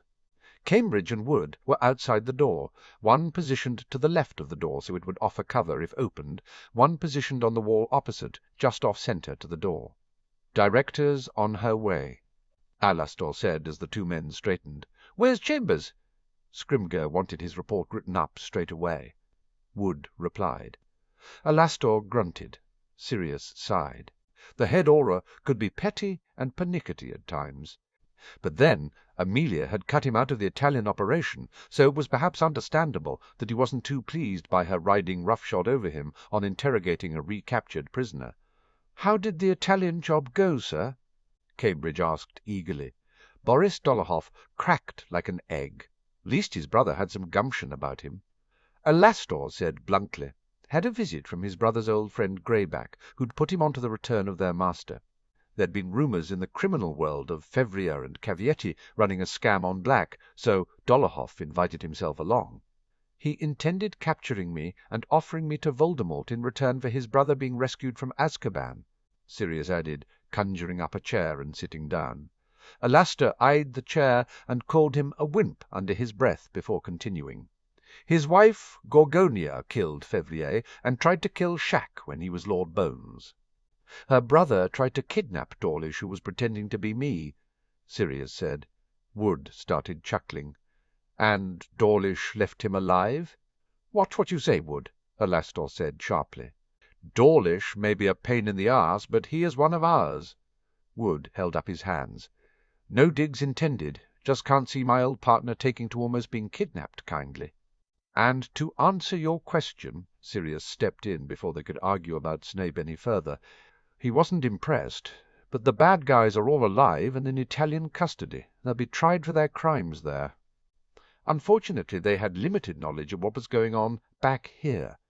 According to Dolohov, when he was under truth potion, Greyback put them in touch with our friend in there, he waved at the cell door, to provide them with notice of mine and Lord Bones's departure. Travers Sr. apparently owed the Dolohofs a favor and agreed to do it because of that. Dolohoff had no idea if Voldemort even knew of his effort. There was a sound from the bottom of the corridor, and they all turned, wands out, to see the approaching forms of Amelia, Cornelius, and Rufus. Chambers brought up the rear. Sirius stood up and dismissed the chair with an absent-minded wave. He greeted Cornelius, who praised them all effusively. Amelia finally broke into the minister's ramble. "Rufus has convinced me it would be better for me to focus on the prosecution without being associated with the questioning of the prisoner, so he'll be taking lead here." "I'd appreciate you sitting in, Moody," Rufus said gruffly. Alastor nodded. "Cambridge, Wood, you'll continue to guard the outside of the cell," Rufus ordered briskly. He unlocked the cell and marched inside without further ado, Alastor at his heels. The door clanged shut behind them. "The rest of us will observe." Amelia motioned to the next door along, and they all trooped in. Amelia tapped the adjoining wall, and it became transparent.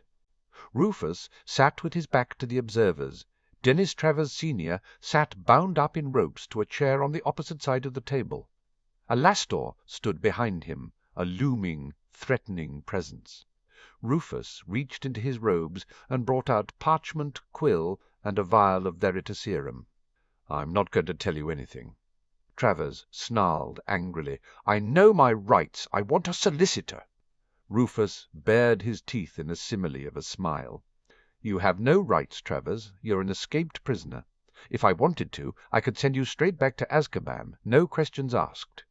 He pulled another parchment from his inner pocket. "This here is a special warrant giving me the authority to use any force necessary in your questioning due to your involvement in terrorist activity which is a direct threat to the security of the wizarding world." Travers stiffened.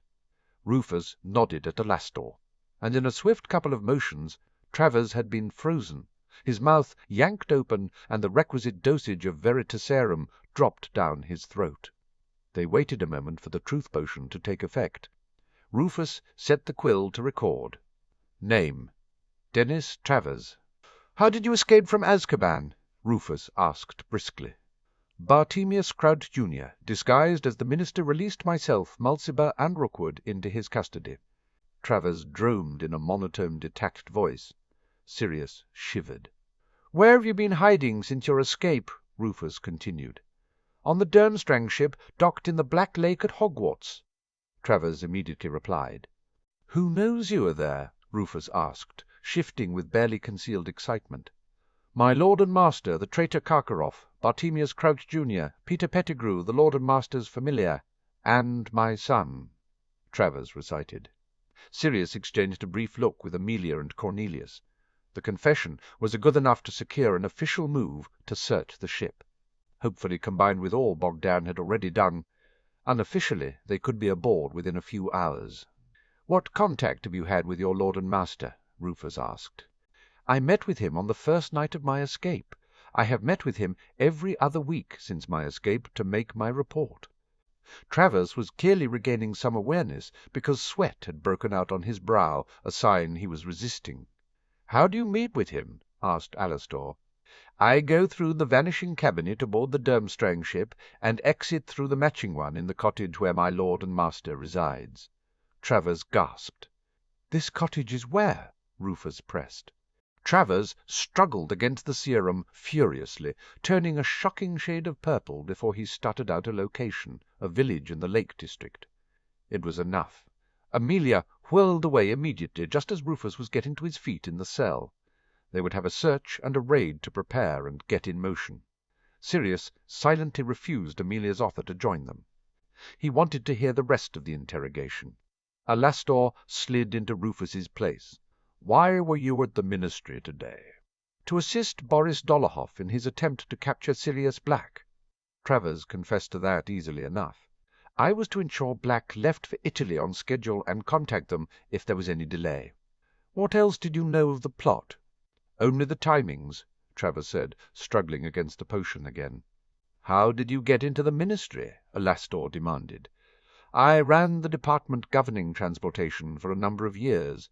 I have back doors into transportation system, including the flu network." I flew into my old office without being detected. A bead of sweat ran down the side of his face. Tell me everything you know about the plot to return your Dark Lord to a body and to kill Harry Potter. Travers gulped and looked anywhere but at the ruined face in front of him. The last task, he said finally. He'll take the boy during the last task as the final part of some ritual. He wants Snape to do the potion because he thinks Pettigrew will screw it up. That's all I know. And what will your Dark Lord do to ensure that he takes the boy? Alastor pressed. I don't know, Travers stuttered out. Crouch is the only one who knows. He slumped over suddenly. Alastor raised his wand and ran a diagnostic spell on him. He sniffed. He packed up the parchment, quill and serum, and, leaving Travers unconscious in the chair, left the room. Sirius met him in the corridor. Shouldn't we get a healer? Alastor shook his head as he started walking. Passed out. He'll come to eventually. Sebelier? A vague sense of déjà vu swept over Sirius, and he frowned as he remembered a fairly similar occurrence in his training. You said that about Kevin Mucky back in 81, and he'd had a heart attack, Sirius reminded him. Alastor stopped walking and turned back. Oi, Cambridge, do another diagnostic on the prisoner. Might have had a heart attack. His eye whirled. Nice catch, Black. I always did get those results confused. Sirius shook his head and repressed the urge to smile despite his twitching lips. You should think about signing back on, Alastor said as they made their way back up to the main level. You and Potter were my best students. I'm happy enough doing what I'm doing. Sirius insisted, ignoring the small pang of disappointment that he couldn't sign back on as a hit wizard. Harry, he reminded himself. He was playing politics and looking after the estates for Harry. Harumph. Alastor said, and pushed open the double doors to enter the aura department. There you are. Amelia snagged hold of Sirius and waved a hand at Alastor. Rufus wants your advice on searching Cumbria. Alastor limped away, and Sirius allowed Amelia to hustle him out of the aura department and through the ministry corridors to her own office. She sat him down and had an elf bring them coffee. She produced a box of biscotti from the pockets of her robes and set it down on the desk between them. I've been ordered to keep you out of it, Amelia told him baldly. Cornelius is fluing Bogdan to push for an immediate raid on the ship, and Rufus is leading on the Lake District angle.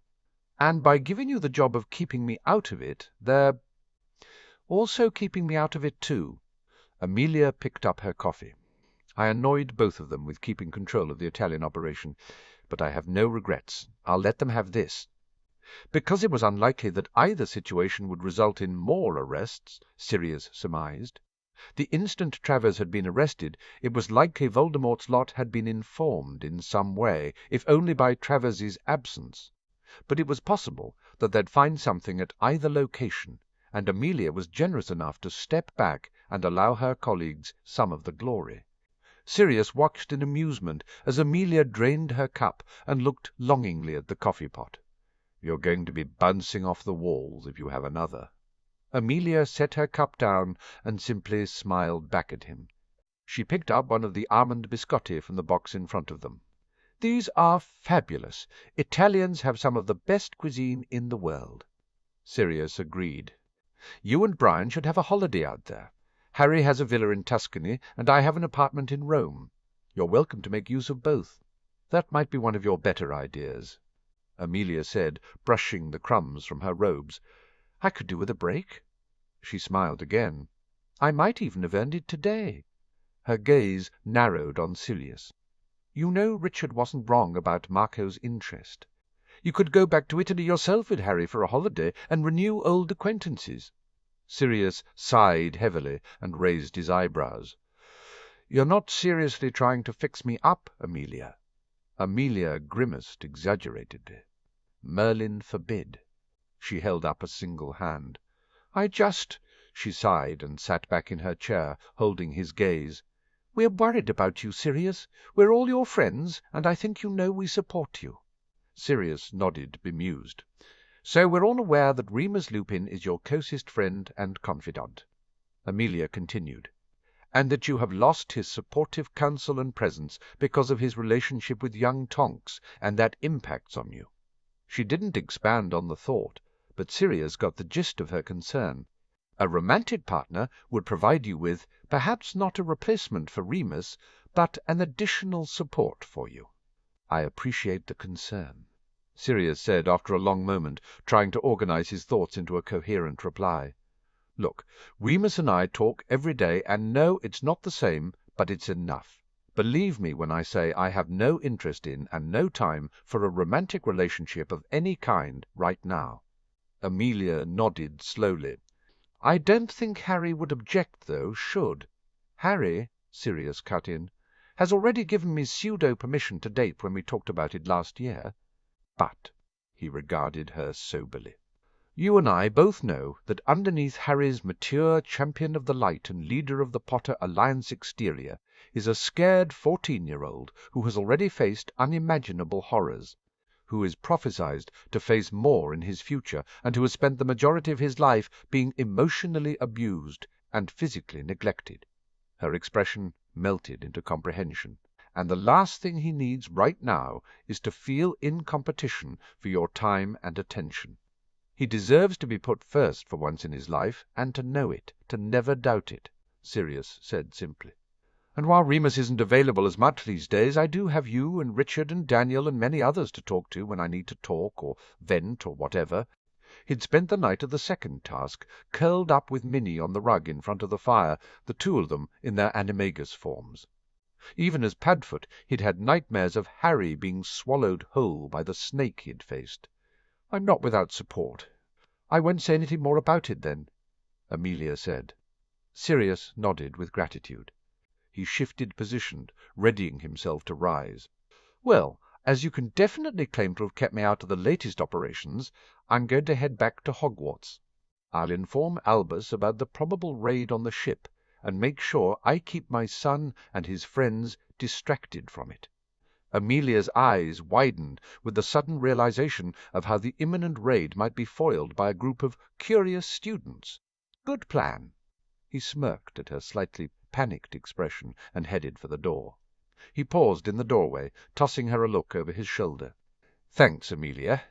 She waved him off dismissively, and he shook away the feelings their conversation had stirred, the faint memories of another time, the remembered excitement of his old job, of being part of the team on an important mission. He had an important mission, Sirius reminded himself, and suddenly he couldn't wait to return home to Hogwarts and see his son. Oh, hear this. Alastair's voice boomed through the school. "All students to common rooms.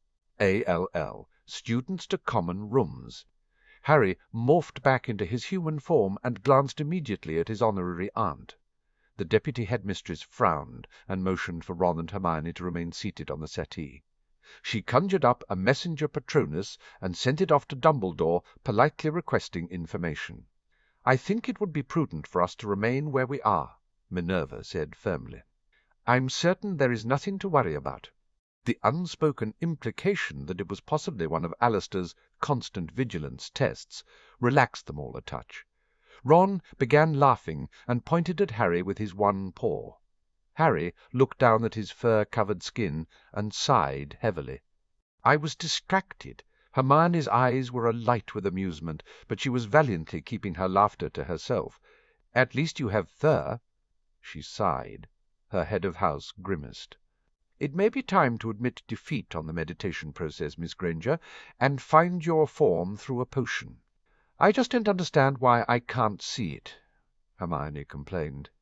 "I do achieve a meditative state now, but it's just cloudy. I can't see anything." "It's entirely possible that your age may be hindering the assumption of a form," Minerva said crisply. "Our teenage years are a key period in which our identity is formed and solidified. It may be that your own subconscious view of yourself is currently in flux, and hence the cloudy view, as your inner self is changing, the animagus form, is not known." "I don't understand why Ron and Harry have forms, though, if that's the case," Hermione questioned, folding her arms over her chest. She glared at both boys. "They are not questioning their inner selves in the same way you are." Minerva held up a hand. "There is no right and wrong about that. Boys are more inclined to be definitive about their identities, and less inclined to ponder their own personalities and behavior. Girls are more inclined to self-awareness and questioning of these things. It is not a failure on your part, Miss Granger. It is quite normal." Her eyes found Harry's, and she smiled. Harry's mother was unable to achieve an animagus form during her Hogwarts years for similar reasons. Hermione's lips drooped into a miserable frown. "So I'm not going to be able to become an animagus?" "There's the potion," Harry said quickly, trying to cheer her up. "There is, but without a commitment to the animal shown by the potion, it will be incredibly difficult to transform into it," Minerva cautioned. A white, shining Patronus shimmied through the door and flew over to the group. The Phoenix Patronus opened its mouth. "Aurors are currently preparing for a sanctioned raid on the Durmstrang ship." Dumbledore's voice said calmly, "Please stay with Harry. I will have another teacher look in on Gryffindor." Harry tensed. Sirius had called him to assure him that the Italian operation had been a success, and that he was fine, but he had heard nothing since. Perhaps the prisoners had confessed to the location of the conspirators who had sabotaged the Triwizard Tournament or given up Karkaroff. Minerva hummed as the Patronus dissipated. "Perhaps we should all revert to our human forms and have a snack." She waved her wand, and Ron's hand morphed back. Harry briefly closed his eyes and willed the fur away. He visualized his own skin, and when he reopened his eyes, the fur was gone. "It's not fair," Hermione complained. "You have two forms, and I can't even find one." "Talk to your parents and Sirius about the potion," Harry replied. "I'm sure they'll agree to you trying it." Hermione sighed and nodded. She pushed her bushy hair back over her shoulders. "I wish I could do it your way, though." Ron shrugged. "It is really difficult." But his eyes gave away his inner delight and smugness that he had achieved something she had not. Harry slipped his hand into Hermione's to support her. "You'll get it. I know you will," he reassured her. Hermione sighed and squeezed his hand in a silent "Thank you." The portrait door opened suddenly, and Harry's wand was in his hand and pointed at the intruder immediately. Minerva spun around a split second later with her wand ready too. They both glared at the unrepentant Sirius as the portrait door swung shut behind him. Sirius winked at them, but returned his attention to the hand mirror he held. "Thanks for the assist, Remus. Whatever you said to Bogdan worked, because there's a dozen Bulgarian Aurors who turned up." He nodded absently. "As soon as I know anything, Padfoot out." He lowered his mirror. "Hi!" "Really, Sirius," Minerva sniffed. "You could have let us know you were on your way. The school is in lockdown." "I know," Sirius said calmly. "Alastair almost wouldn't let me in." He opened his arms to Harry, and they hugged hello briefly. "What's going on?" asked Ron, curiosity written all over his face. "Are they really raiding the Durmstrang ship?" Sirius nodded again. "Well, in about 10 minutes or so." He gestured at the sofas. Minerva excused herself to check on Gryffindor personally, but Harry and his two friends took seats.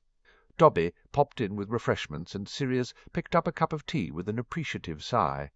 "Travers Senior was caught by the Rat Squad in the Leaky Cauldron this morning." Sirius waved vaguely in the air.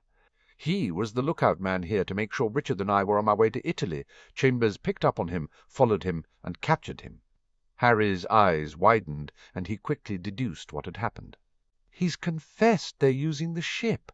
"Of course," Hermione said excitedly. "The Ministry would finally have enough cause to request an international warrant." Sirius smiled at them proudly. "Exactly." He motioned in the general direction of the Black Lake. "We've got a team of Aurors, and Bulgaria has sent some. They're going to be boarding shortly." "What'll happen with Travers?" asked Ron, picking up a large chocolate biscuit and dunking it into a mug of hot chocolate. "At the moment he's in the prisoners' ward at St. Mungo's." Sirius winced visibly. He really resisted the Veritserum and put a lot of pressure on his heart. He had a heart attack, and the healers aren't optimistic. "He probably wasn't in the best physical condition after being in Azkaban so long," Hermione murmured. It's not the best place for healthy living." Sirius agreed dryly. "I was lucky that I had my animagus form to shift into." "I still don't have an animagus form." Hermione repeated what had been said earlier about her identity being in flux. Sirius nodded understandingly. "Lily had the same problem when she meditated in 7th year in an attempt to join us. She had to go with the potion in the end, and she only took that after she and James had been married a while." "What was she?" asked Harry eagerly. "A doe?" Sirius smiled sadly, his eyes unfocused as though staring back into the past. "She knew Prongs's form by then, of course, and as James's wife, magic pushed her into a complementary form. I think if she'd had the chance to do it properly, she'd have been something else." He shrugged. "Either way, she didn't ever master the transformation. Soon after she took the potion, she discovered she was pregnant with you." Harry breathed in deeply, settling his emotions and his magic. He loved hearing about his parents, and there was so much he still didn't know about them. "Can I do the potion?" asked Hermione. "You have to make it yourself," Sirius cautioned. "She made Polyjuice in our 2nd year," Ron said, munching through his biscuit. "She'll be fine." "I think it's just as well Minnie left," Sirius teased. "Otherwise you'd be in hot water." He pointed at Hermione, who blushed. "It was for a good cause." Hermione muttered sheepishly. "Yes," Sirius said dryly, breaking into the Slytherin common room and trying to find out if Draco was actually the heir of Slytherin. Hermione and Ron turned accusing eyes on Harry, who held his hands up. "I didn't tell him," he protested, before relenting enough to admit he had confessed, all but only after Sirius had made it clear he had already known. "Your brothers spilled all to Remus," Sirius said cheerfully to Ron. Hermione huffed. Ron looked appalled. "I didn't think they knew. They must have overheard us talking or something," Harry said. "Or maybe they'd realized the trio would constantly hold up in Myrtle's bathroom because they'd had the map and had investigated." "I'll talk to your parents," Sirius offered. "If they say yes, then I'll teach you how to make the potion." Hermione's face brightened. "Thank you. So what happened this morning in Italy?" asked Harry, eager for details now. The operation was over and done with, and Sirius was standing in front of him, uninjured. Sirius grinned and launched into the tale to his captivated audience. He was just explaining about the Italian justice system the captured criminals would be faced with when he was interrupted by another announcement. Clear." Alastair's voice boomed. "Common rooms are now open." "Does this mean the raid's over?" asked Ron excitedly.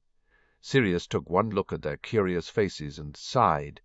He called Dobby, who went to collect outerwear for Ron and Hermione. "Get your cloaks on. We'll go take a gander." Harry smiled widely and raced upstairs to get his own cloak. 5 minutes later they were out of the rooms and walking the still, quiet corridors of Hogwarts. Most of the students had stayed in the common rooms despite Professor Moody's announcement. Sirius herded them out of the entrance. As soon as they rounded the corner to the lake, they could see the bank filled with people. The team of British aurors were distinctive by their red cloaks, but Harry could make out Bill and Carrow talking with them. Amelia Bones stood off to one side in conference with a team of international aurors, Moody, Snape, a Durmstrang professor, and the headmaster. "I guess Amelia couldn't stay away," murmured Sirius. Moody caught sight of them and waved them over. Harry glanced at Sirius, who grimaced but nodded. Hermione tucked her arm around his as they made their way over the muddy grass to lurk close to the group. Snape shot them an annoyed sneer as Moody made room for them all to join the huddle. Dumbledore frowned at them a little, but his attention was mostly on the Durmstrang professor, who was protesting that he knew nothing. "Igor would not let anyone into his office all this time," the small man blustered in a heavy Germanic accent. "He would lock the door and would refuse us entry." Amelia sighed heavily.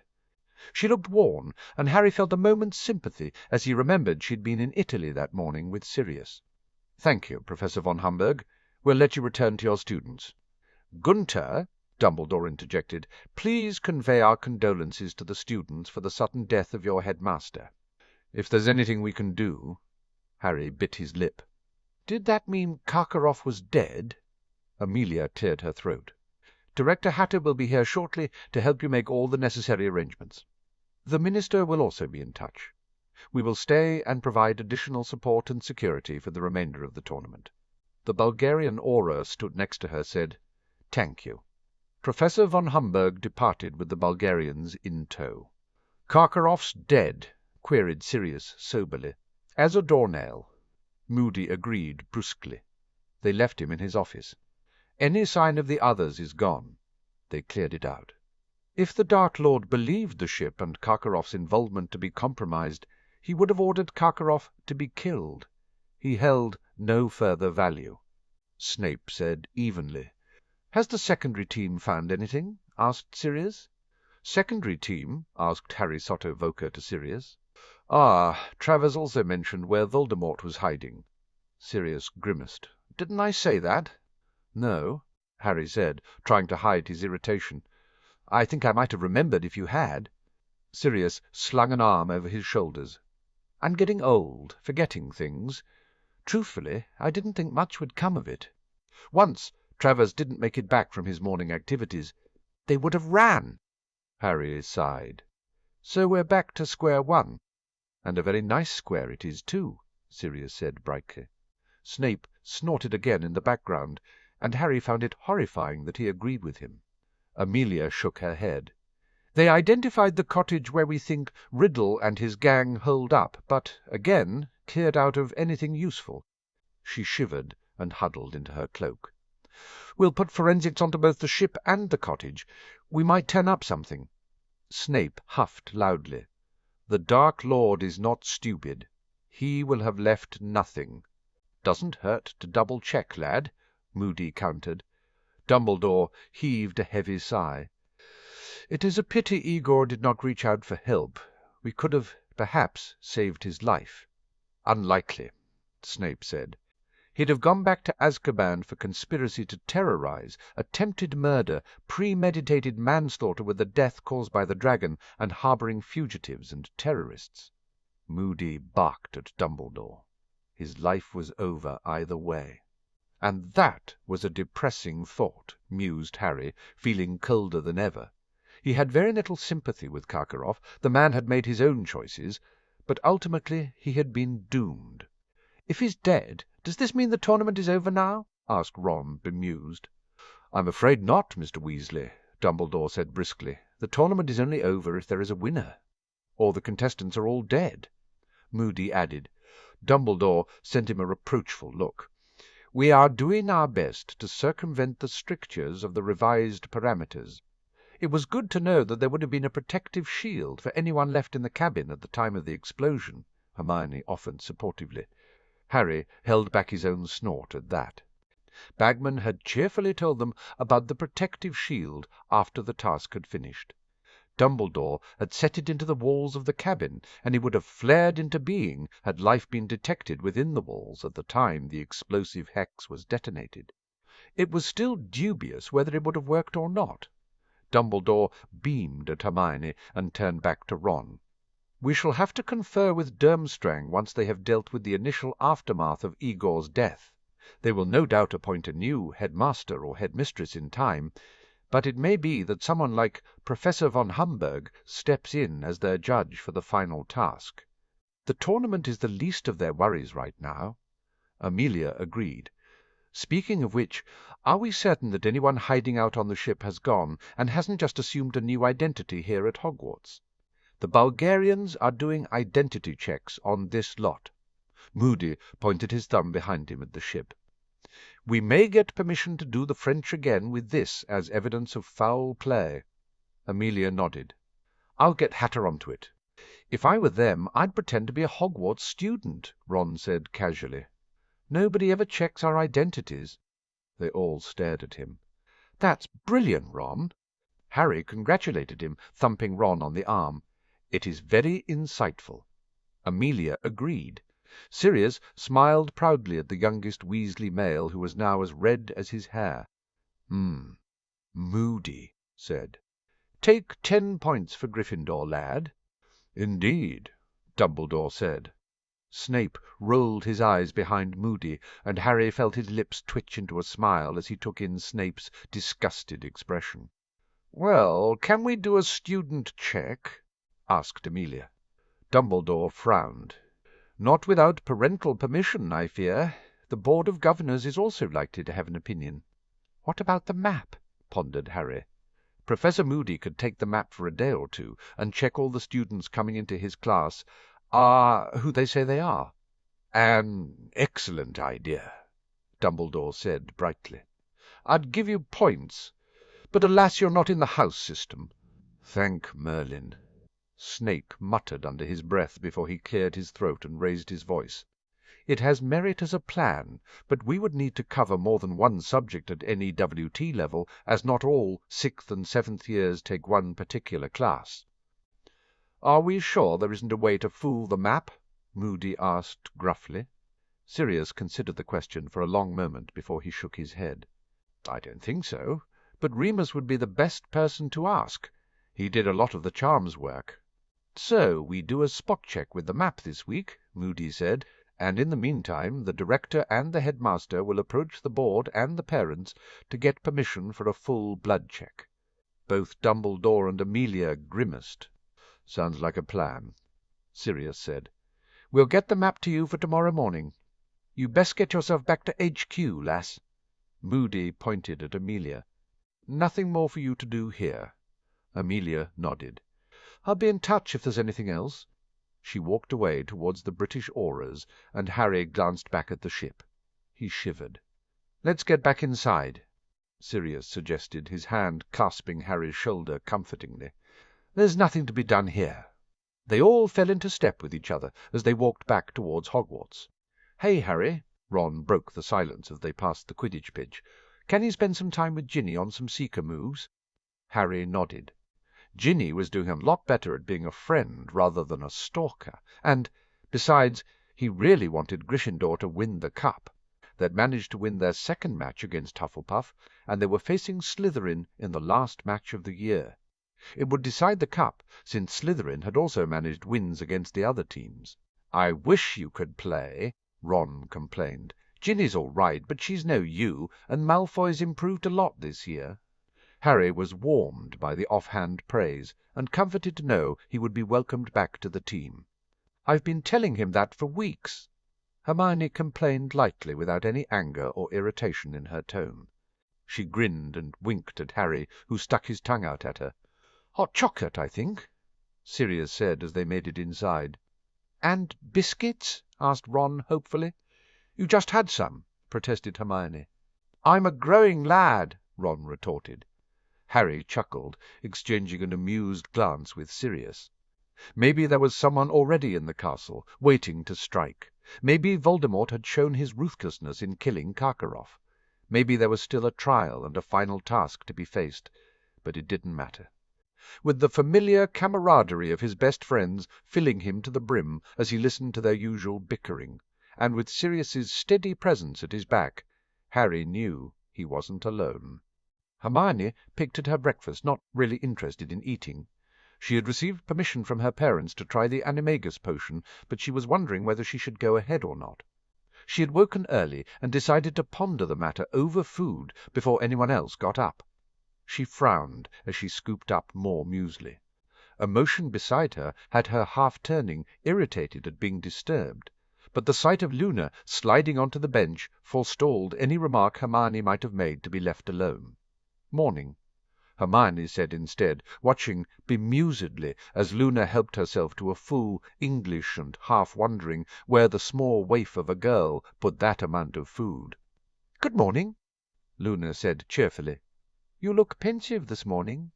Hermione explained the ongoing problem with finding her animagus form and her internal debate on whether to use the potion. She was careful to keep her voice low. Harry's animagus form was a secret, as were the lessons, but she knew Luna knew, and was a safe confidant. Luna tilted her head as she sliced up a sausage. "Why are you so against using the potion?"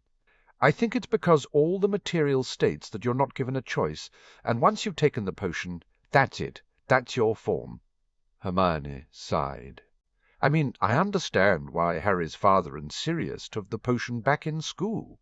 It is expedient, and they needed something to work with quickly to help Remus.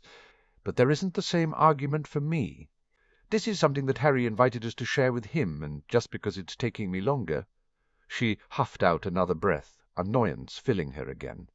"I just don't understand why I can't see my form when Ron and Harry can. Taking the potion feels like I've failed, and that's unacceptable." And I know Professor McGonagall explained about self-awareness and questioning of identity. But it sucks that they can do something and you can't," Luna said bluntly. "Especially Ron." Hermione deflated. She felt like a really terrible person. It was okay that the boys were good flyers and into Quidditch, because it was physical and sports and not Hermione's thing. It was just being smart, and the first to spell was her thing.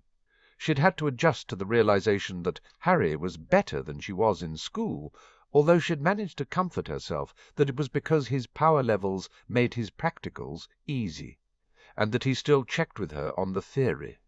"I'm horrible. Animagus transformation isn't just another spell and knowing the theory," Luna pointed out. "It's more than that, and that's why you're not getting it." Professor McGonagall had pretty much said the same thing when Hermione had cornered her after Transfiguration to talk about it again. Hermione stirred her soggy breakfast despondently. Luna cleared her throat. "What else is bothering you about the potion?" Hermione squirmed under the sharp silver gaze and sighed. "Sirius told us that Harry's mother took the potion because she had similar difficulties to me in school. Only when she took it, she ended up with a form that complemented Harry's father. He was a stag, and she was a doe." Luna hummed.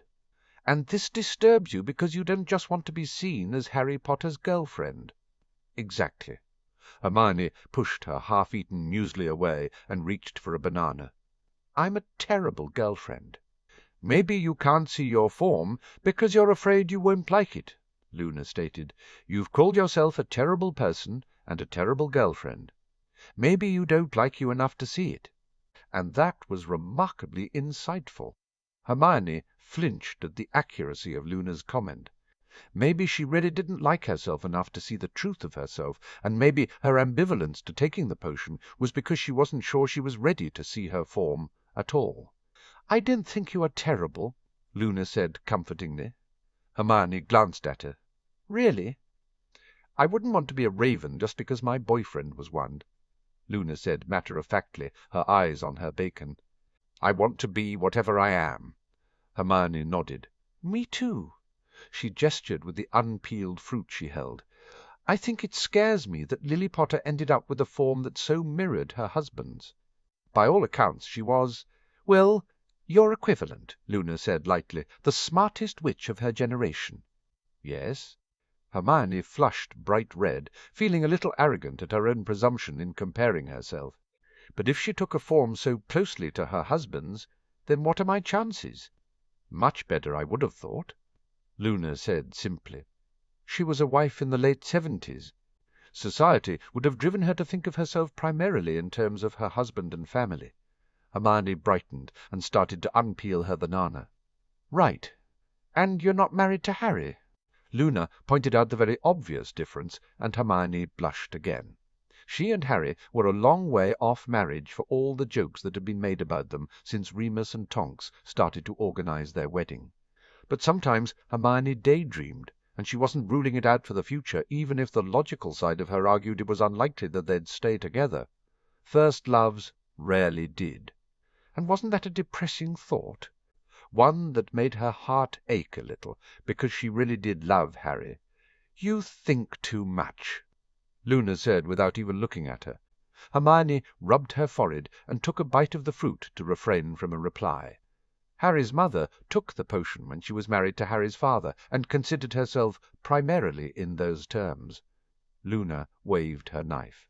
"You're worried that since you started going out with Harry, you're only seen as Harry's girlfriend, and you have enough ambition and smarts to want to be known for yourself first. You're worried that if the potion is a raven, it means your identity is being suborned by Harry. But you're also worried that if you aren't a raven, that Harry will be upset since his mother was so clearly aligned with his father." Hermione nodded, her mouth full of banana. "I think you've managed to put what's been bothering me into words," she admitted, once she'd swallowed. "It's one of the main reasons why I don't want to take the potion." She sighed. "But I'm also worried that even if my form isn't something to do with Harry, and it's just me, then I'll still get stuck with that form, and I'm still learning and growing, and what if the form influences me away from that learning and growing? I can't imagine Sirius being anything other than his form." Luna's gaze went unfocused for a long moment. "It's unlikely Sirius would ever have been anything other than a Grim. It was his destiny to guard Harry." There was a dreamy quality to the statement, and Hermione guessed Luna's gift was making an appearance. She pressed her lips together. "It's still a concern," Hermione insisted. "I mean, Pettigrew's a rat. Maybe if his form hadn't been stuck—" Luna shook her head a touch, as though to shake away whatever vision she had seen, or maybe to disagree with Hermione's half-finished thought. "The potion forms are valid representations of the primary character traits of the animagus at the time the potion is consumed. Pettigrew was always going to leave a ship he thought was sinking. Sirius was always the defender of the innocent. Harry's father was the leader of his herd." "Maybe I'm not ready to see what that is right now," Hermione confessed out loud, dropping her gaze to the table. Luna gazed at her, another half-dreamy look upon her face. "You will embrace your form when you are ready to see who you really are." At least that sounded promising. "I just don't understand why it was so easy for Ron and Harry," Hermione muttered. "Harry had a lot of healing over the summer to know who he truly is, and to know who he is has worth," Luna pointed out kindly, scraping up scrambled eggs from a pool of brown sauce. "I would guess that Ron has never questioned himself much." That was true, and it explained a lot. Hermione chewed on the last of her banana. She knew she was a good person. Yes, she had her pride and her ego, but she believed she was caring and compassionate, a strong defender for right and honor, a loyal, trustworthy, dependable friend, and a loving, supporting girlfriend. But if she was being honest with herself in many ways, Hermione knew she didn't like her outward persona much. A bossy bookworm was the kindest description many had given her in the past, and Ron's past, teasing that she didn't know how to have fun, had hit uncomfortably close to the mark at times. She guessed she had some thinking to do about accepting her own character before she would be able to find her animagus self. Hermione put down the banana skin in her half-finished bowl. "I don't think I'm going to take the potion. I think I'm going to persevere with the meditation. It may take longer, but I think it will be better that way." Luna nodded sagely and changed the subject to runes. Hermione happily went with the topic, and they were in the midst of a spirited discussion about the origins of runic magic when Ron showed up, along with the rest of the Gryffindor Quidditch team. Ginny was pale under her freckles, and Hermione didn't envy the younger woman the pressure she was under. Everyone in the school knew the outcome of the Quidditch Cup rested on the game, and as always the Seeker was the one under the most pressure to perform. It wasn't long before breakfast was over, cloaks and gloves were gathered, and the majority of the school headed for the Quidditch stands. Hermione met Harry outside of the tower, and they walked hand in hand outside. Harry was almost vibrating with tension, and Hermione appreciated it was difficult for him to simply watch a game that he'd had no choice in not playing thanks to the tournament rules. "Sirius isn't coming?" asked Hermione as they trudged up the steps to get a good seat. "He's in the parents' block with the Weasleys," Harry explained. "He invited them for lunch." "That's nice," Hermione said. "The Malfoys arrived just before," Harry retorted. "It was like a car crash." Hermione winced sympathetically. She could only imagine how the two couples must have reacted to each other. "Well, they can't expect us to support Draco just because he's family," Hermione said. "We are Gryffindors." "Lucy made the argument that I'm not actually a Gryffindor at present." Harry scowled. "Ponce! Language!" Hermione remonstrated, more because it was expected than anything else. "You know, if you're not careful, you're going to end up calling him that to his face." "Ponce or Lucy?" asked Harry cheekily. She laughed and poked him in the arm. Neville waved madly at them from a row just ahead, and they made their way to him, sliding into the seats next to him and beside Lavender and Parvati. "No, Hannah." Hermione looked around just in case she'd missed her. "She's keeping Sue company," Neville said evenly. But Hermione could sense the disgruntlement he was repressing, and lifted her eyebrows knowingly. Neville flushed. "We'd said this was going to be a date, but—" He shrugged away the rest of the sentence. Harry gave him a sympathetic pat on the shoulder. "It'll get better.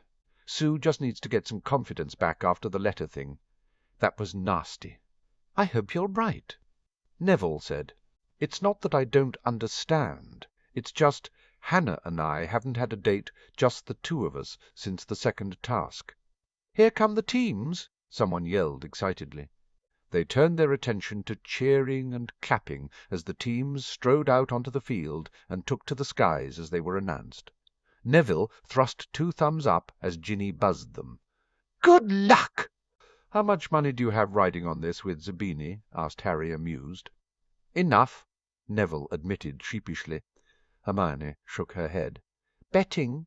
She pursed her lips with disapproval and kept her gaze on the match as Harry and Neville quietly spoke about tactics. She bit her lip. She was regretting not bringing a book. Harry shifted beside her and bumped her slightly. She turned inquisitively, and he leaned in to whisper in her ear, "The snitch is up by the Slytherin stands." Hermione frowned and squinted in the general direction. She couldn't see anything. How had Harry seen it? "Shiny objects," he said with a deadpan tone. She slapped his arm and smiled at him affectionately. "Harry?" Harry blew out a frustrated breath as Draco fainted and fooled Ginny into following him into a fruitless dive well away from where the snitch was lurking. "I'm thinking I'm not going to take the potion," Hermione said in a rush. "I want to do it properly." It took a moment for Harry to connect the dots on what she was talking about, but his expression cleared, and he shrugged. "Meditation is better according to all the theory," he said. "Exactly," Hermione agreed. "And I want to do it right. There's no rush, is there?" Harry shook his head.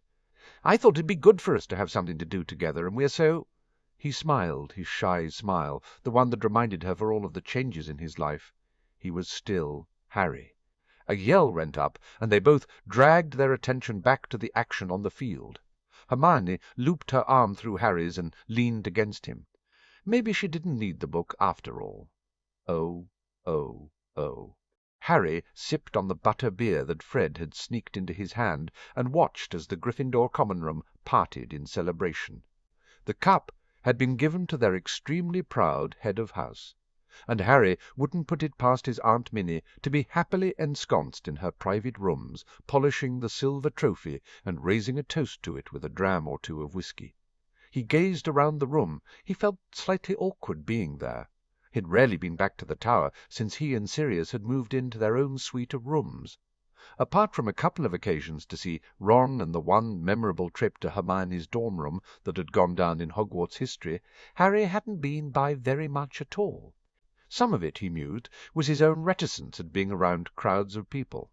Even now, tucked into a corner seating group, with Ron holding court retelling the story of the match to a captivated Lavender and Parvati one side of him, and Hermione chattering away to Neville on the other, he was too aware that everyone kept throwing surreptitious glances in their direction. Of course, he might just be paranoid. Just because he was visiting, it didn't mean he was the center of attention, and wasn't it arrogant to think that he was, especially when Ron, a key member of the cup-winning team, was right there? Harry repressed the urge to sigh, and instead sipped his butter-beer.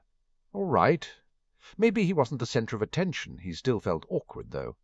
Like he didn't belong in the Gryffindor common room any more. Harry tried to dismiss the thought, and watched as Ron gestured with his bottle, demonstrating a save he'd made. Ron had been a hero at the hoops. He'd made save after save after save. It had allowed the Gryffindor chasers to rack up a high score, and the game had finished, 260-250 to Gryffindor, when Draco had mistimed grabbing the snitch. He tried to listen to Ron's tale, but his mind kept dwelling on the feeling of not belonging, that was getting stronger with every moment he stayed there. At least he was due to leave soon because of his curfew anyway. It wasn't just the length of time he'd been away from Gryffindor, or the way some people were staring, Harry thought tiredly. It was also the knowledge that in truth his power levels and training were pulling him away from his peers, from his friends. In class, Hermione and some of the Ravenclaws still outdid him where the theory was concerned, but nobody could touch him on the practical side. He usually managed complex spell-work in a matter of moments. It made him different, and he hated it. At least Hermione was top of the class for the fourth-year material, and had, thanks to her helping him with the tournament, also mastered some fifth- and sixth-year spells. It eased something in him to know he wasn't completely leaving her behind. If he hadn't promised Sirius he'd do his best, if he didn't need to be his best to survive the tournament, he couldn't go back. He would just have to deal with the changes his power and his training wrought when he returned to Hogwarts for his fifth year. If he returned, his mouth pressed into a thin line. He was determined Tom wasn't going to win another victory, but the reality was that he was still a long way off knowing how to defeat his nemesis. But he was certain that the next time they met, it would be over, one way or another. In fact, he felt the inevitability of a confrontation sooner rather than later deep down in his bones. Harry sighed and took another gulp of his drink. A flash of red in the corner of his vision had him frowning, and he turned his head just in time to see Ginny slipping out of the portrait-hole. He fidgeted for a long moment before turning to inform Ron, only to find Ron immersed in a snog session with Lavender. Parvati had disappeared. Harry winced. He really didn't need such an up-close view of his best friend's tongue. "You should go talk to Ginny," Hermione whispered in Harry's ear, her breath skating over his skin. Harry looked at her with a raised eyebrow. "Who better than you? You're a seeker. You know how she's feeling," Hermione whispered. "We could both go." Harry pointed out, careful to keep his own voice low.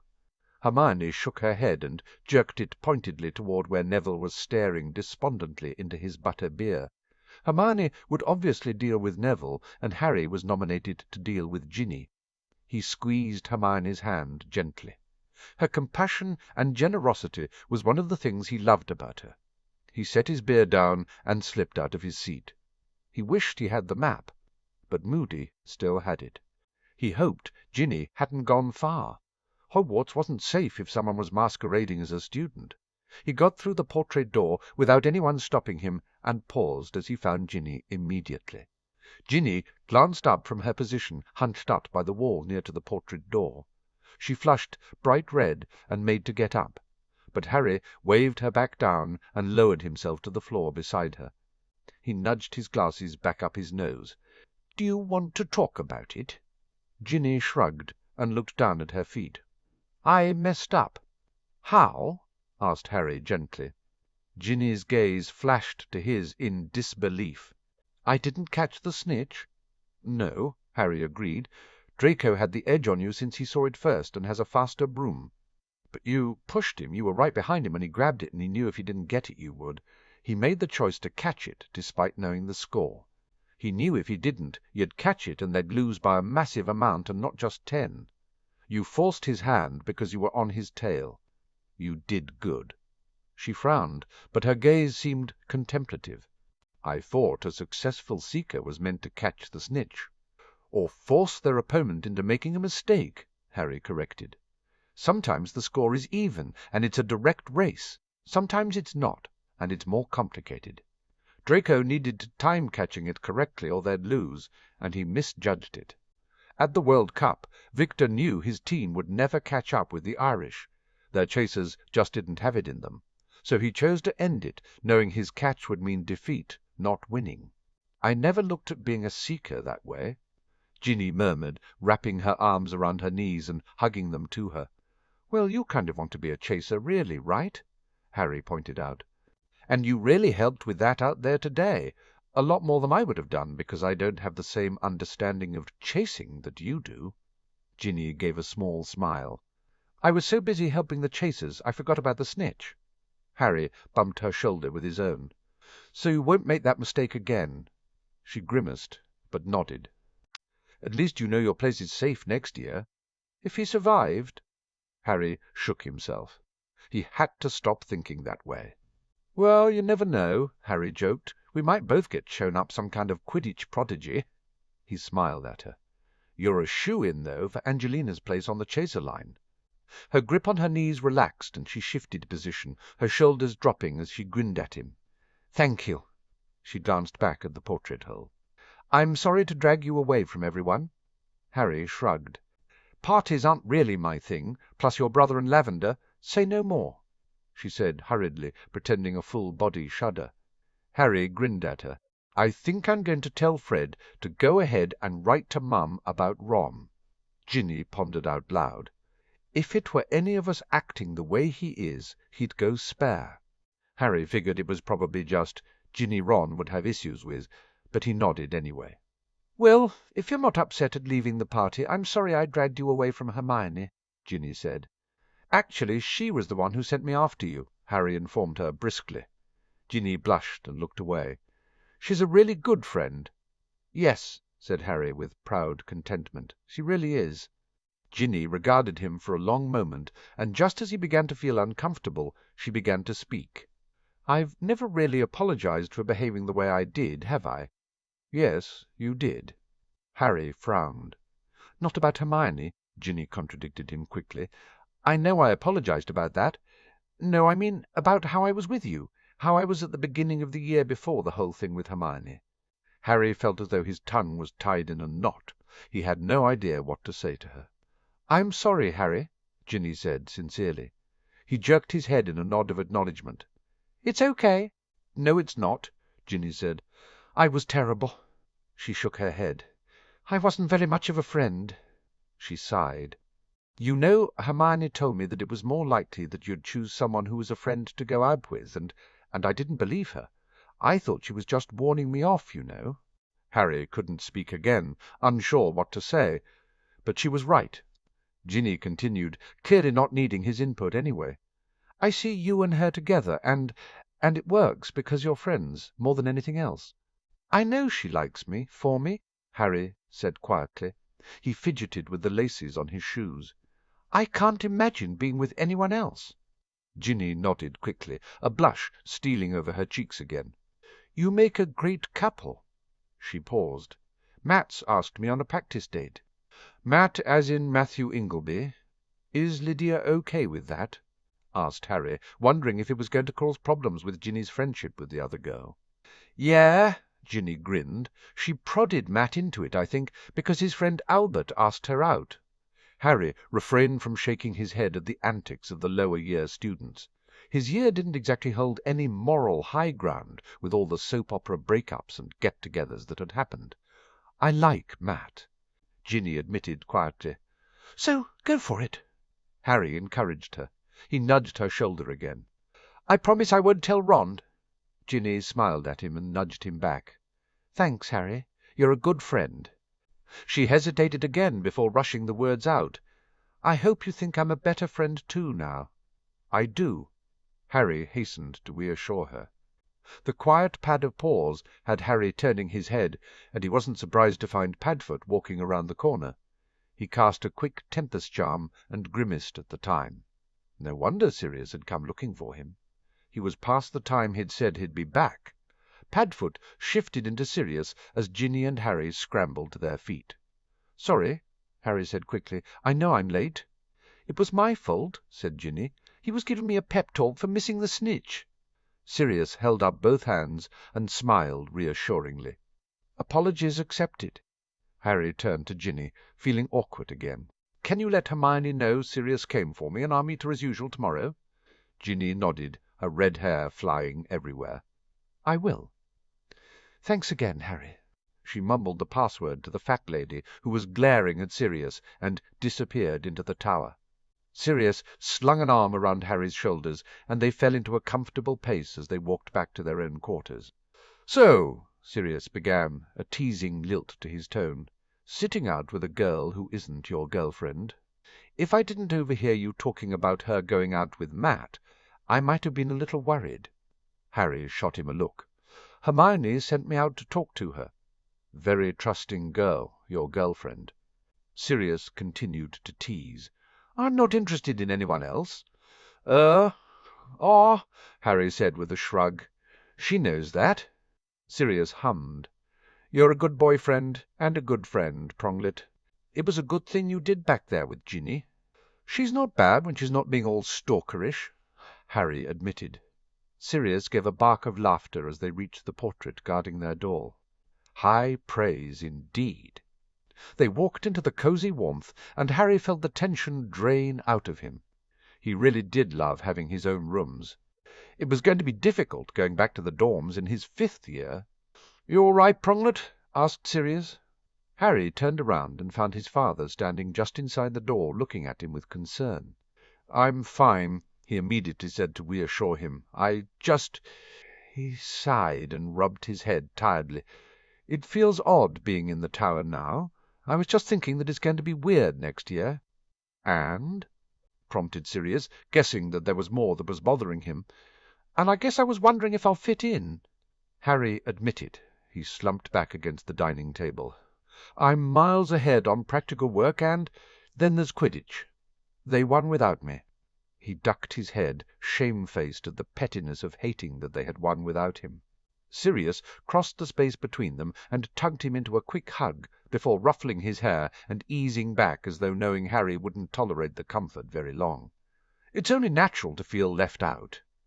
When I was banned from Quidditch, I hated that they won games without me, and I didn't even want to play. His confession made Harry feel a touch better. Maybe you should spend some more time with Hermione and Ron over there next term, suggested Sirius. Minnie won't mind as long as you're not using the girls' dorm as the way in, Harry snorted. And it'll get you comfortable being there again. Maybe you're right, Harry admitted, stepping away and stopping as he caught sight of the map on the table. Moody brought the map back? His fingers touched the battered parchment carefully. Sirius nodded, accepting the change in subject, although it was obvious he wanted to say something more.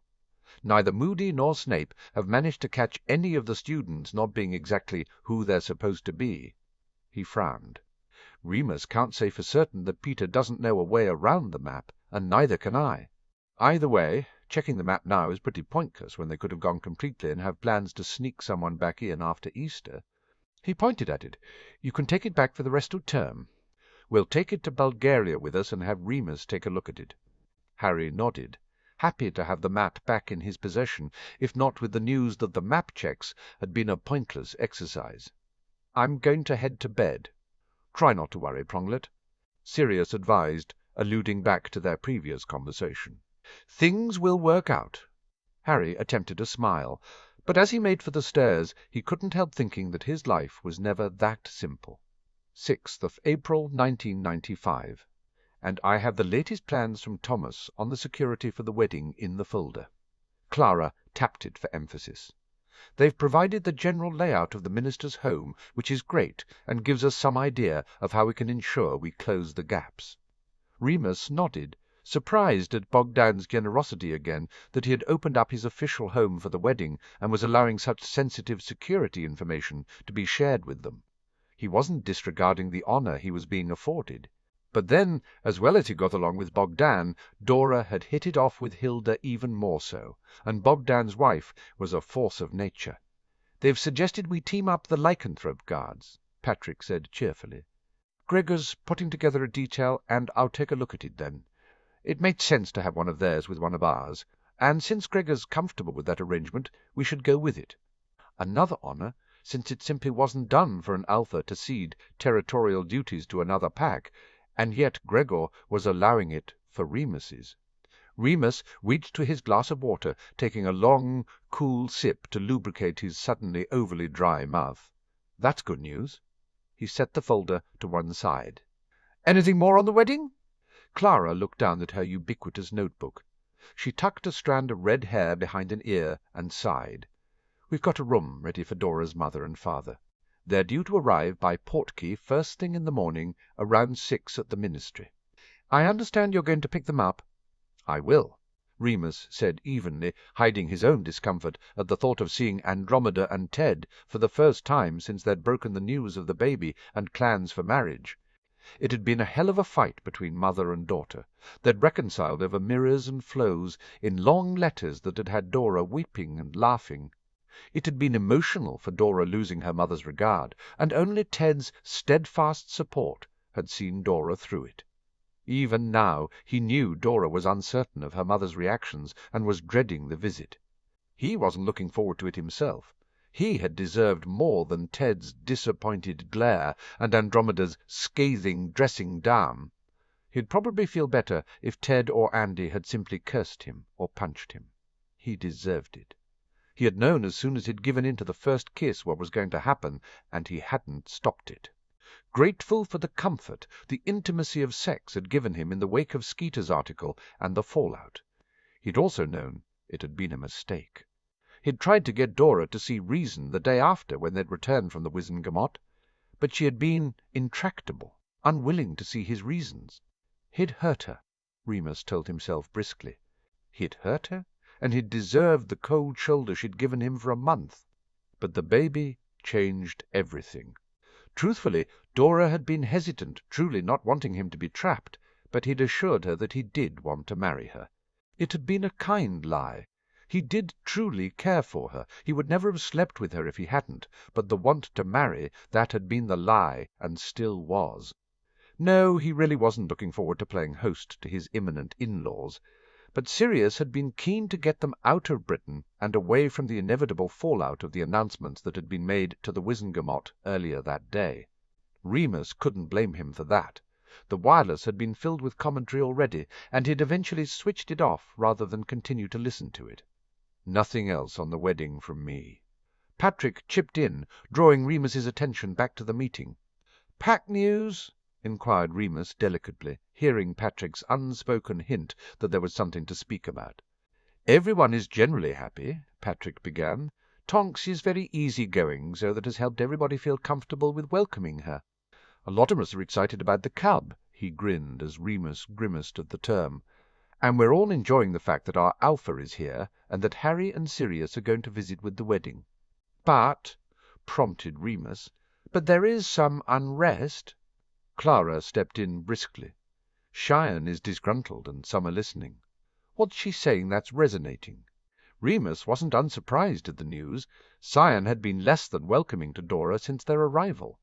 Patrick and Clara had seemingly helped to curtail the worst of her jealousy and spite, but the resurgence as the wedding drew closer wasn't unexpected. Clara and Patrick exchanged a telling glance. Remus heaved a sigh. "This is going to be one of those pack things that I don't understand, isn't it? Cian thinks Dora shouldn't be regarded as pack, even though she's your fiancée and the mother of your child." Clara explained. "That's resonating with those who'd like to keep the pack to wolves." "The pack already has Harry and Sirius," Remus said, exasperated. "It's not an exclusively wolf pack anyway." "Well, you know how Cian feels about Sirius and Harry," Patrick quipped, a smirk softening the truth of his words. "She wants a wolf pack." He shrugged. "Most of us accept that your pack began with Harry and Sirius, and accept them as pack-mates. I don't deny I'm a little antsy about their arrival, because they're your human beaters. But then, from everything you've said, they won't challenge me for the position on the wolf side, so I'm teaching my wolf to be cool with it. Some of us aren't so great at compartmentalizing or drawing a distinction between the wolf instinct and our own intellect." Clara nodded in agreement. "Cian is targeting those most likely to agree with her. The rest are giving her short shrift. Anyone who has a problem with Harry, Sirius, and Dora being part of the pack are more than welcome to find another more suited to their tastes." Remus snapped out, frustrated and feeling defensive. Clara and Patrick both subsided into their chairs and lowered their gazes, allowing Remus's wolf to feel their submission and acceptance of his words. Remus took a steadying breath. The moments where his wolf would make himself known were growing the more time he spent with the pack. It worried him that he was losing himself to the wolf, but at the same time there was something settling within him, a discontent that was being erased day by day. "We'll take that message back," Patrick said seriously. "It will deter most people from giving Cian the time of day." "I'll talk with Cian," Clara offered. If she wants to stay, she has to settle down and accept your choice of mate." "Which brings us on to the second part of what she's been saying," Patrick murmured. Remus's eyes narrowed at his beater. "What?" "That even if Dora and the cubs stay, you should take a second wolf-mate, or at least keep your marriage open to the possibility of liaisons with the pack women." Patrick continued, fulfilling his role as beater, to not be afraid to give Remus the bad news. Bugger. Remus swore and slumped back in the comfortable leather chair. It wasn't unheard of for alphas to have free rein with the women in the pack, or the men for that matter. Greyback hadn't been that discriminating over who he screwed. Gregor and Robert were happily married, but Remus was aware that wasn't true for the others. "It's gotten some mixed reactions." Clara inserted smoothly. "Some are traditional, and believe a marriage is sacrosanct. Others, well, some of the single women joined because they were attracted to the idea of you as their alpha and mate. They're bitterly disappointed in the same way Cian is that you've chosen someone else outside the pack to settle down with." Remus bit back the words that he hadn't truly chosen at all, since it would be a lie on several levels, even if that was the way he felt. "I'm making traditional marriage vows," Remus stated firmly. "Dora will be my wife, and I will honor and respect her with fidelity." Patrick grinned at him. "You're a good man, Remus." He puffed up his chest. "More for me, then." Remus laughed at his beater's antics. Clara smiled widely, too. "We'll let the others know." She got to her feet, and Patrick followed. Remus dismissed them with a simple nod, and sighed as they left him alone. The study at the Black Farm had become his refuge, somewhere for him to retreat when the situation with Dora became too much, or the pack felt claustrophobic. But as he looked around the comfortable, cosy room, shadowed and lit alternatively with the flickering flames in the hearth, Remus felt loneliness creep into his soul. He missed the schoolhouse. More, he missed Griffin House. He missed Sirius and Harry so much some days his bones ached with it. Especially Sirius. The two of them spoke daily on the mirror, but it wasn't the same. He'd gotten used to having his friend back in his life again, and it felt far too like losing him again for it to sit easily with Remus. "You haven't lost him," Remus told himself sternly. "He's alive, and he's well, and he's not imprisoned in Azkaban. You just talk to him." He rolled his eyes before closing them. He kneaded his forehead gently. "And now you're losing your mind," Remus muttered. "Talk it with yourself." He sighed. He had made his bed, and now he had to lie in it. He focused his mind on business enough to double-check that his work for the day was done. He tidied his desk, banked the flames, and locked up the study on his way up to the master suite. He hesitated by the door next to his, and, with a shake of his head, as though to dislodge the nerves that had set up home there, he knocked gently. Dora opened the door a moment later and ushered him inside, darting a look down the hallway to see if anyone had noticed his entry. He was amused at her discretion. They were the only ones living in the family wing. He stood a touch awkwardly inside her sitting-room. The Blacks had somewhat conveniently created a suite of rooms for the lord and a suite of rooms for the lady. They were connected via an inner door, but both could be kept distinct if necessary. He and Dora had taken the decision to sleep apart until their marriage, when they'd arrived. Perhaps it was closing the door once the horse had bolted, but Remus was glad of the privacy his own rooms afforded him. He wasn't looking forward to losing that once the wedding had taken place. "I just wanted to check in," Remus said hesitantly. They hadn't seen each other since lunchtime. "Gilby said at dinner that you weren't feeling well." Dora grimaced and waved him into a seat as she settled back onto the sofa. "I have no idea why they call it morning sickness." "Is there anything I can do?" asked Remus, feeling guilty and concerned. Dora shook her hair, strangely in its natural state, and waved a hand at the discarded tray of food the elf had presumably brought her. "I've managed to eat some soup and crackers." She sighed. "You know our wedding breakfast is going to be fantastic, but if Sprogg here keeps up his routine, I'm not going to be able to taste a morsel of it." Remus reached over and picked up her hand. "I'll have whatever you end up with." Dora smiled appreciatively at him, her grey eyes alight with affection. "That's sweet." He smiled back at her. Her expression turned mischievous. So did Clara and Patrick finally spill the beans about the rest of the women, feeling all bereft of your manly charms. Remus rolled his eyes expressively. "I have no intention of sleeping with anyone but you for the rest of my life." Dora's face brightened. "I'd understand if—" Remus waved her tentative offer away. "We're going to be married, Dora. My own parents were very happily married all of their lives by being dedicated to each other and their family. I want that." "Me too," Dora admitted. She sighed. "I guess I just feel a touch guilty about trapping you into this." "You didn't trap me." Remus denied it automatically, although a small voice in his head was agreeing with her. He cared for her, he thought to himself sternly. He truly cared for her, and she cared for him. They were friends. There were worse starts to a marriage, worse foundations than theirs. "That's not what Cian thinks," Dora said dryly. "Cian can get stuffed," Remus said decisively. She laughed, and he was pleased that he had managed to raise her spirits a little. "I shall get to bed," Remus said, standing. Dora stood up again.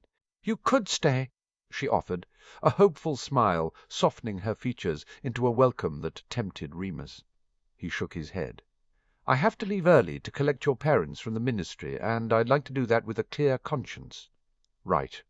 Her face crumpled, first with disappointment and then with horror at remembering the imminent arrival of her mother and father. "It'll be all right, Dora," Remus assured her. "Andy loves you, and Ted's been very good about this whole business." "I know," Dora rallied and smiled at him. "You get some rest. I'll see you in the morning." He leaned in and kissed her softly on the lips. She moved into his space and deepened the kiss. He was so tempted to wrap himself around her and take comfort in her. Remus drew away reluctantly, reminding himself that it had been that kind of thinking that had led them to the current state of affairs. "I'll see you in the morning," Remus said gently. "Night, Dora." "Night, Wilfie," Dora replied with a hint of her old spirit. He used the connecting door to walk into his own rooms, and for a long moment he stood in the dark, his mind racing. He shook himself. He had an early start, and he had absolutely no wish to greet the parents of the woman he'd knocked up on little or no sleep. But even as he readied himself for bed, he had a feeling sleep would be a long time coming. Oh, oh, oh. 7th April 1995. Bill dropped the latest lot of brooms onto the transportation device and watched them zap away. He shook his head. By his reckoning, that batch brought the number of brooms found to an astonishing 111. Some of them were beautiful old classics, some of them were broken and unusable, and some of them were the very latest version. Bill couldn't help but wonder at the latter. Were some of the kids so spoilt rotten that they didn't notice when they lost their top-of-the-line broom? He shook his head sadly. Perhaps it had been out of necessity, but one thing his parents had taught him was to value every galleon, sickle, and nut he earned, and by extension everything he bought with said money. It was a philosophy that had won him points with the goblins. He made his way back down the aisle he was clearing, and started in on a stack of books. He absently separated them into old and valuable, usable, broken, needing repair, and beyond hope. He had found himself wondering again whether he had returned to Gringotts after his service was finished, his mind drifting back to the conversation he had had with Sirius the previous summer. In many ways, Bill mused, he had only become stronger in his conviction that the life he had previously planned for himself was no longer the one that he would live. He watched Sirius and Harry, he watched the Potter alliance, and, more than anything, he wanted to be part of the future they were building for their world, to be an equal voice in shaping that future. An equal voice. That was important, because he had a voice in it already. Sirius and Harry both took time to ask for his opinion, considered his thoughts, included his suggestions as part of their plans. He knew he was lucky that their view of service was not subservience, but active and vigorous participation in making the house he was sworn to serve a success. Sirius had regular meetings one-on-one with Bill. Harry sought him out more than his own brothers did. He was tremendously lucky that they ignored the actual reality of his position, of the ancient and noble House of Weasley's position, and simply followed their own path. But he wanted, more than ever, to have earned a real position of authority, of responsibility. It was probably time to take up Sirius's offer to speak with him about his future, and map out some kind of plan. He wanted to get his family seat back on the Wizengamot. It might take years, so Bill's focus had to be on building up the alliances and reputation needed to win a nomination. He wondered if curse-breaking was something he could incorporate into that. There was a lingering sense of duty urging him to complete his contract with Gringotts. The door to the room opened, and Bill barely paid any attention, knowing the magic wouldn't allow anyone but those who were allowed to enter. "Bill!" Kara's call echoed through the vast space.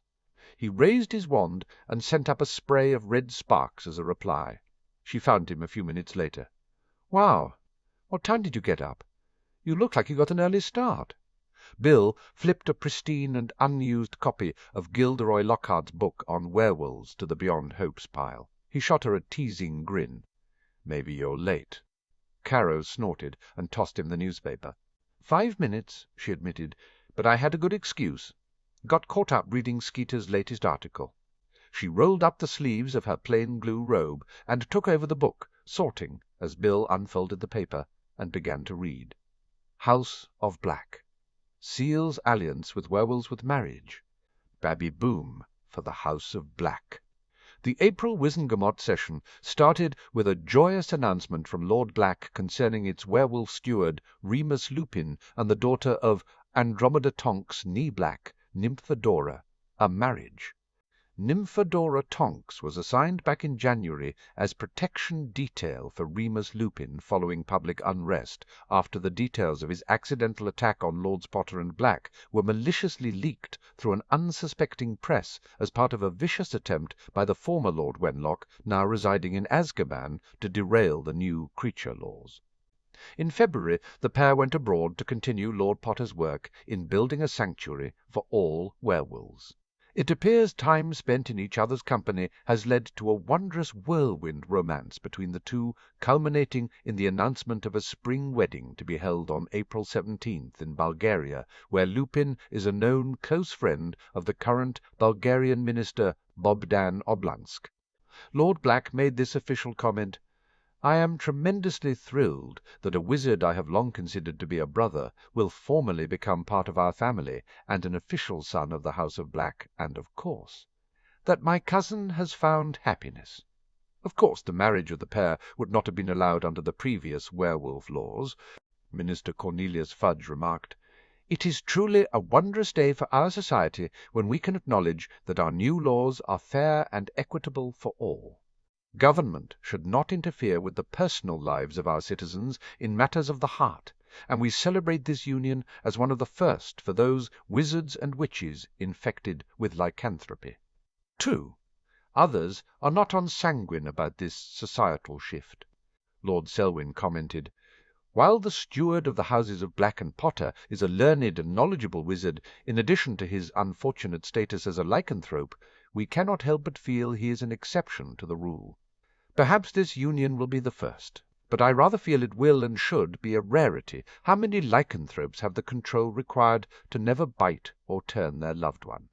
Dolores Umbridge, currently serving as an ambassador for the British Ministry abroad and original author of the old werewolf laws, contacted this journalist to state, in the most vulgar language possible, that the planned union was disgusting, abhorrent, and abnormal. She also made comments regarding the lifespan of any progeny of the union which had been passed to the DMLE for further investigation. Speaking of progeny, it was a somewhat sheepish Lord Black who admitted in his announcement that the love-struck couple had jumped the wand, rather, and a new addition to the House of Black was already on its way with an expected birth in the summer. He reported that the baby has already been confirmed as free of lycanthropy, and Nymphadora is blooming in her pregnancy. With the news announced some months ago that Narcissa Malfoy Knee-Black is also expecting her second child, it would seem that the House of Black is splendidly resurgent and will have much to celebrate in the coming months. We look forward to covering what will be the society wedding of the year." Bill huffed out an exasperated sigh at Skeeter's obsequious tone, but nodded in relief. "It looks like it went better than expected. I'd like to know just how much Sirius had to pay Rita for her to spin it that way," Caro remarked. Bill kept silent. He knew something had happened between Sirius, Skeeter, Bones, and Moody just after the second task, but he wasn't aware of the details, and he figured it was better for his health to ignore it. "I'm glad for Remus and Tonks, though they don't need the stress," Caro continued. "I'm pretty sure they'll still get a heap of howlers anyway." "She probably wasn't wrong," Bill mused. His father had only just managed to stop his mother from sending one after they'd been told. At least it was out in the open with the announcement, though. The whole imminent marriage and baby had been the worst-kept secret of British Wizarding Society ever since Tonks had started sending out invites. Bill refolded the prophet and put it aside. He started to helt again. "What do you think about it?" he asked. "I mean, honestly." Caro shot his a suspicious look and waved her wand at him. "Why are you asking?" Bill shrugged, the movement pulling his black T-shirt taut. He refused to wear robes for physical work. "Maybe I just want your view of the society wedding of the year."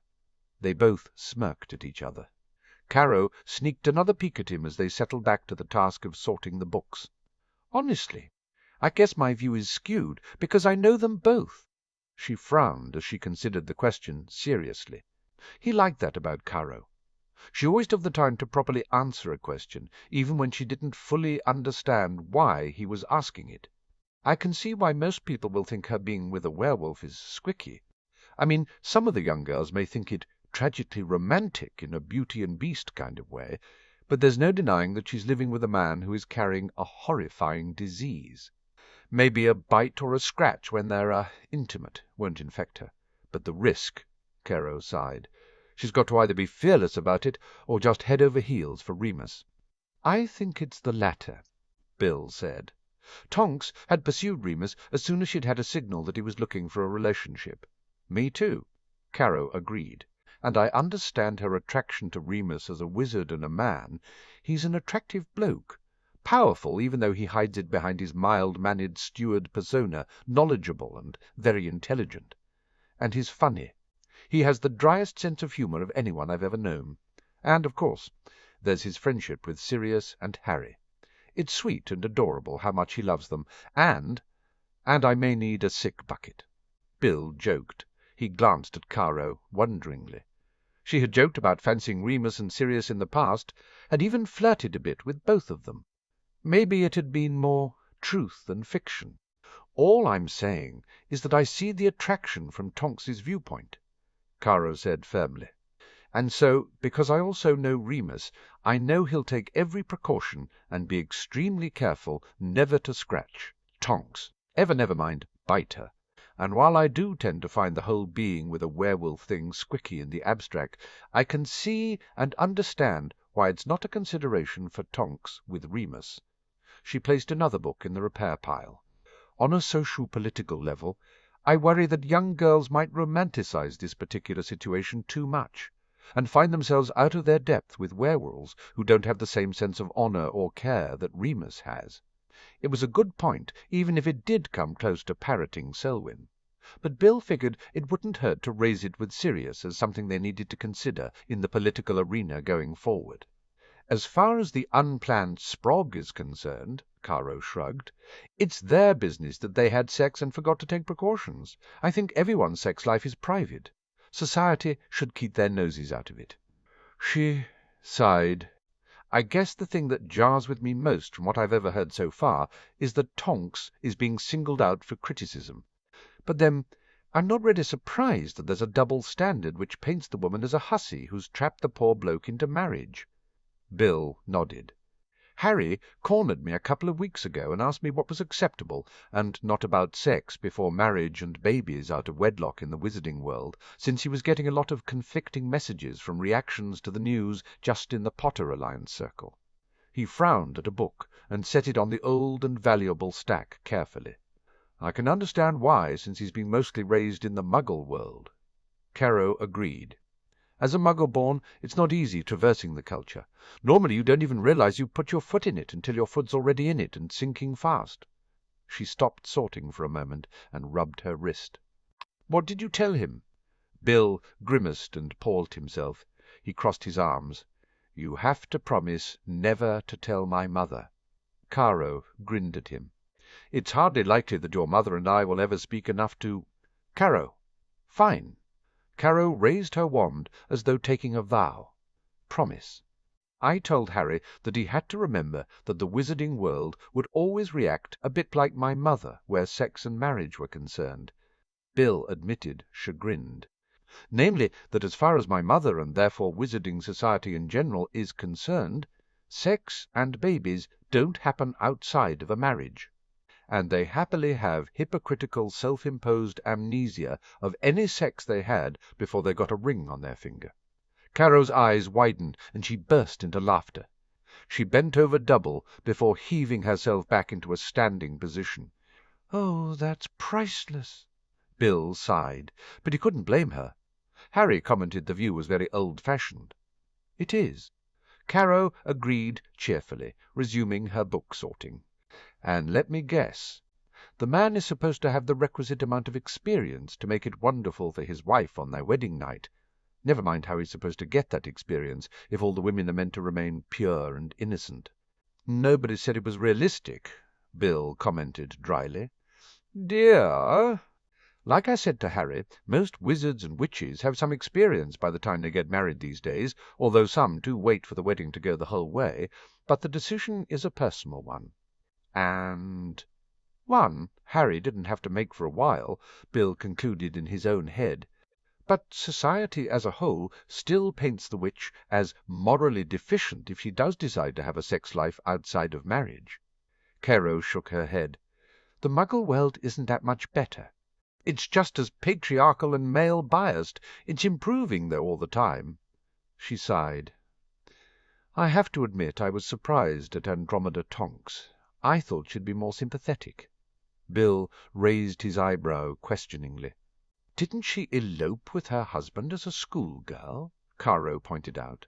"She did, and it was huge scandal from what everyone remembers," Bill said. "But she ran off with Ted to escape getting trapped into a loveless arranged marriage, and I get the impression Andy probably did wait for marriage for, you know." "Ah." Caro grimaced. Bill rubbed his nose with the back of one forearm. "I haven't said anything to anyone else, but I overheard her and Ted arguing back when she and Tonks weren't speaking, and she was upset rather than angry." He frowned. "She said because of the baby Tonks had effectively tied herself into marrying Remus, just as though there was a marriage contract, and she'd wanted Tonks to have a choice about who she married. He also figured Andy was upset that Tonks's choices had unthinkingly made life politically difficult for Sirius after he had welcomed them back to the House of Black." Caro pulled a small face, features distorting briefly before inclining her head to the side like her sparrow form. "I get the impression that if they weren't getting married, jumping the wand with the baby wouldn't have been forgiven so easily. In the Muggle world it wouldn't be such a big deal these days, although some old biddies might disapprove." Harry mentioned Hermione had said something similar. Bill stretched, easing the kinks out of his back. "I guess that's where I do get concerned," Caro said with a sigh. "I'm a little worried Tonks is so wild about him, and he's—" She struggled to find a way to express herself, but finally heaved out a sigh. "Not so invested." Bill nodded slowly. It wasn't as though he hadn't had the same thought himself. Add to that, most people are coming down on her like a ton of bricks, as though she was the only one who had sex," Caro continued, disgusted. "You can see why, though," Bill said, and had to take a quick step back from the furious glare Caro pointed in his direction. He raised his hand in surrender. "Look, all I'm saying is, from the outside, she was the one pursuing him, and suddenly she's pregnant and they're having to get married. You have to admit that to most people it looks like she set her cap at him and trapped him into it." Caro wagged her wand at him. "That came direct from your mother, didn't it?" "Told you she was a good barometer of what the general reaction usually is," Bill quipped. In fact, the howler his father had intercepted had all but said the same thing, but in stringent and harsh language. "But you don't think that, do you?" Caro checked. Bill shot her a look. "Give me some credit, would you?" "Sorry," Caro said quickly. "It's just, I guess I'm more racked off than I thought about how everyone's blaming her when he could have kept it in his pants or remembered the charm himself." "You're not wrong," Bill admitted. "Remus is as responsible as Tonks for the baby, and he knows it too." He slapped another Lockhart book into the Beyond Hopes pile. "I hope for both their sakes the marriage works out." "Yeah, me too." "Changed your mind about coming with me, then?" asked Bill lightly. Caro gave a throaty laugh. "And miss out on the society wedding of the year?" They grinned at each other. "I'm surprised you didn't invite that pretty Vila who's following you around still," Corot said, a question lurking in the statement that Bill didn't ignore. "She's still at school," Bill said firmly. "She's of age, but I guess at least she won't have your mum blaming her for breaking up your relationship with Alicia like she does me," Caro said dryly. "She doesn't blame you," Bill said automatically. But inwardly he was wincing because his mum had automatically placed the blame on Caro despite Bill's denials. And he had a fair idea going to the wedding with Caro would mean that his mum would continue to put 2 and 2 together and get 5. He'd need to talk to her before the wedding, head her off. His split with Alicia had been very mutual and amicable. Caro levitated a decrepit-looking Hogwarts a history. Repair or bin? Bin, Bill advised. And they were done with the latest pile of books. "Accio book storage trunks!" Caro called out. The trunks arrived, and one packing spell later, and tripped to the transportation device. The books were gone. Caro eyed the next pile of junk with a weary eye. It was a towering stack of chairs. "Remind me why we're going through this room item by item, and not just searching out something that looks like the Ravenclaw diadem." "Because we have no guarantee that you-know-who didn't transfigure it into something else or create a decoy," Bill offered eventually. She gave a huff. "You know Brooks has been insufferable since the Rat Squad caught Travers and Dolohov." He was a little thrown by the change in subject, but figured she wanted a win to shove back in Brooks's face. "Brooks is a wanker. The arrests didn't lead to much, did they?" Bill pointed out. "Dolohov and his frankly scarier sister were doing their own thing, and Travers ended up dead, with his information old news." He shook his head, remembering the latter. Moody was unrepentant at his misdiagnosis and lack of concern over the prisoner's collapse during the interrogation. "They did find that cottage in the Lake District," Caro retorted. "And they got the proof they needed to raid the Durmstrang ship, both of which were abandoned by the Death Eaters well before the squad showed up." Bill said, "I can't believe Karkaroff was killed off," Caro said quietly, shoving a stray strand of hair back behind her ear. Bill grimaced with disgust. "Karkaroff had been badly tortured before he'd had his throat sliced open. I can't believe they left him in his office for some poor kid to find. It had been pure chance that the Auras had gotten to the office first. They're Death Eaters, Bill." "I'm sure they didn't think anything about it at all," Caro said, grimacing as she started sorting the chairs in a similar way to the books. "I'm not going to lose sleep over them killing one of their own, but it's a damn shame they took the vanishing cabinets with them. I would have liked to look at them. They're very rare." Something tugged in his memory, and Bill paused in examining a rather odd wooden chair, painted a rather lurid green, to chase after it. A half-formed picture formed in his head. "Caro, I think we might have a vanishing cabinet in here somewhere," Bill said, trying to remember whereabouts it was. "Yeah." Her entire face brightened. "Where?" Bill pursed his lips and turned slowly. "Over there." He pointed to his left. "It's a couple of rows back." Caro gave a small cry of excitement and grabbed Bill's hand. "Come on." He rolled his eyes and let her drag him through the aisles. "I can't believe you're this excited about a piece of furniture." She mock-punched his arm and continued dragging him. "I can't believe you remembered where you'd seen it in here." She slid him a considering look. You should think about joining the Unspeakables when you finish your service with the House of Potter. Croker would snap you up. Bill rubbed his forehead. I don't think that's going to be on the cards. He peered at the furniture they were passing, trying to find a landmark that would... Ah, there. He pointed at a dilapidated wooden cabinet. Is that it? Why wouldn't it be on the cards? Asked Caro, tugging him over, but turning to face him rather than cooing over the delights of their find. I've been thinking about the future, and... Bill shrugged, a touch embarrassed about speaking about his motivations. The Weasleys are an ancient and noble house. If my great-grandfather hadn't gambled away our seat and the money, we might have been helping Harry and Sirius the way Richard Bones and Augusta Longbottom are helping, instead of helping through service and friendship. If you believe the origin stories of the family magic, we took an oath, just as they did to protect the wizarding world, and I guess having seen Sirius and Harry put that oath into action. I want to do that too.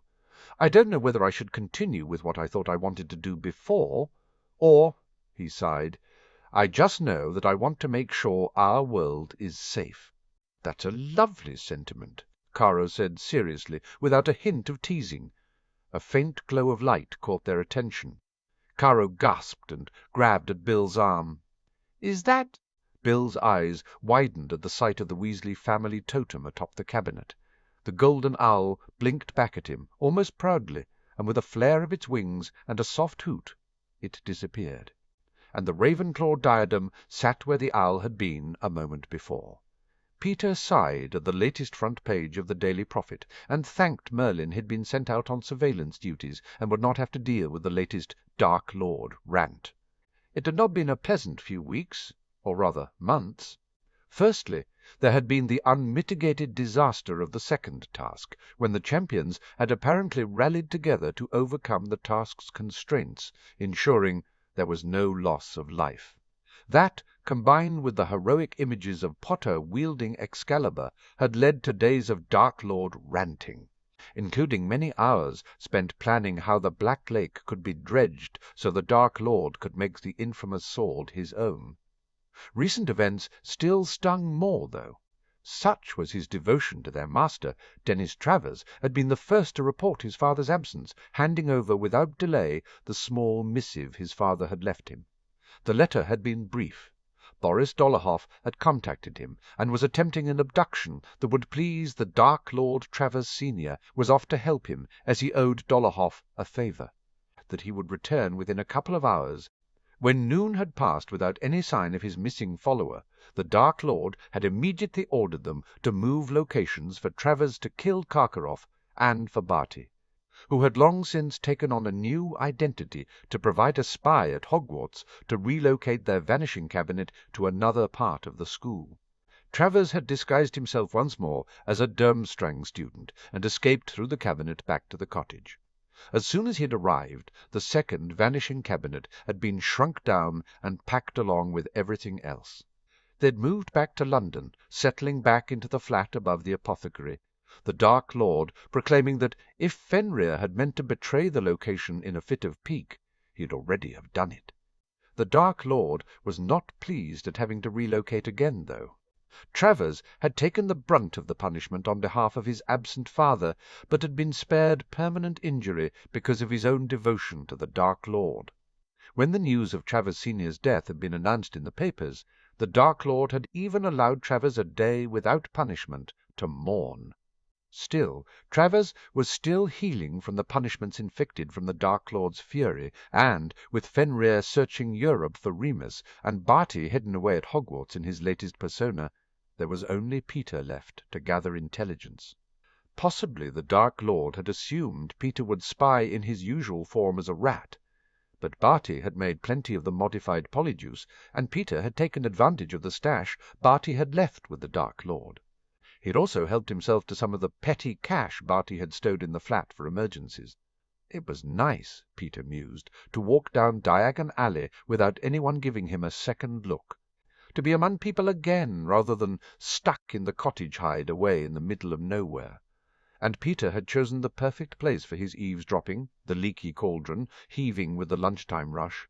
Peter thanked Tom as he placed a steaming plate of steak and ale pie with a mountain of vegetables and a liberal amount of gravy in front of him. He took a large bite of food and almost moaned in pleasure. It was wonderful to eat something with flavour. There was a shambolically small number of meals he was capable of cooking, and none of them were very successful for all that they were edible. "I think it's disgusting," a woman remarked at the table behind him. "A werewolf, really?" "I don't know," her companion twittered. "Have you seen the photo of Lupin? He is a fine specimen, and his position with Lord Black would mean his wife would be granted access to the highest echelon. Cynthia, there are times when I don't think you have the sense Merlin gave a goose." The other woman remonstrated. "You'd never catch me allowing a werewolf to so much as look at me." What self-respecting werewolf would want to look at her?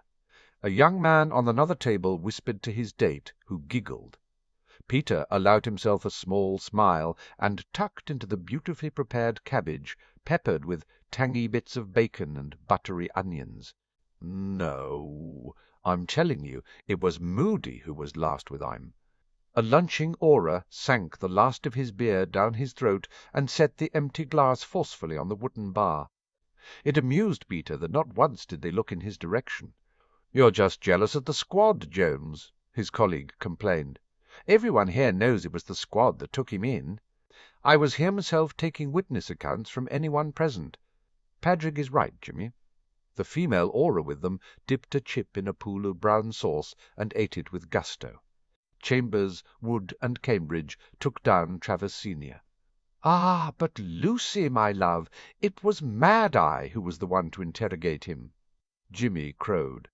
"He was the one who left him having an heart attack in the cell." Jimmy ordered up another beer, and Peter felt a momentary, flitting pang of a citizen's disapproval at the aura's lunchtime drinking, before he drowned the impulse with the more amusing thought that Dennis would be pleased to know who he could hold responsible for his father's death. Whatever, Jimmy. Padraig, a curly-haired 20-something-year-old, picked up his bacon sandwich and focused on eating for a bite. "The squad still deserves the catch." "Yeah," Lucy complained, waving a chip, "and least Chambers doesn't use it to get in a girl's knickers like Brooks." "Has he got in yours, then?" leered Jimmy, as he handed over money for his beer. "Leave off." Lucy poked him. "Probably got in Tonks's, though, right? Seeing as she likes to drop them for the beastie." Jimmy laughed. "Oi!" Lucy shifted upright, her brown eyes glaring at her partner. "You leave Tonks alone?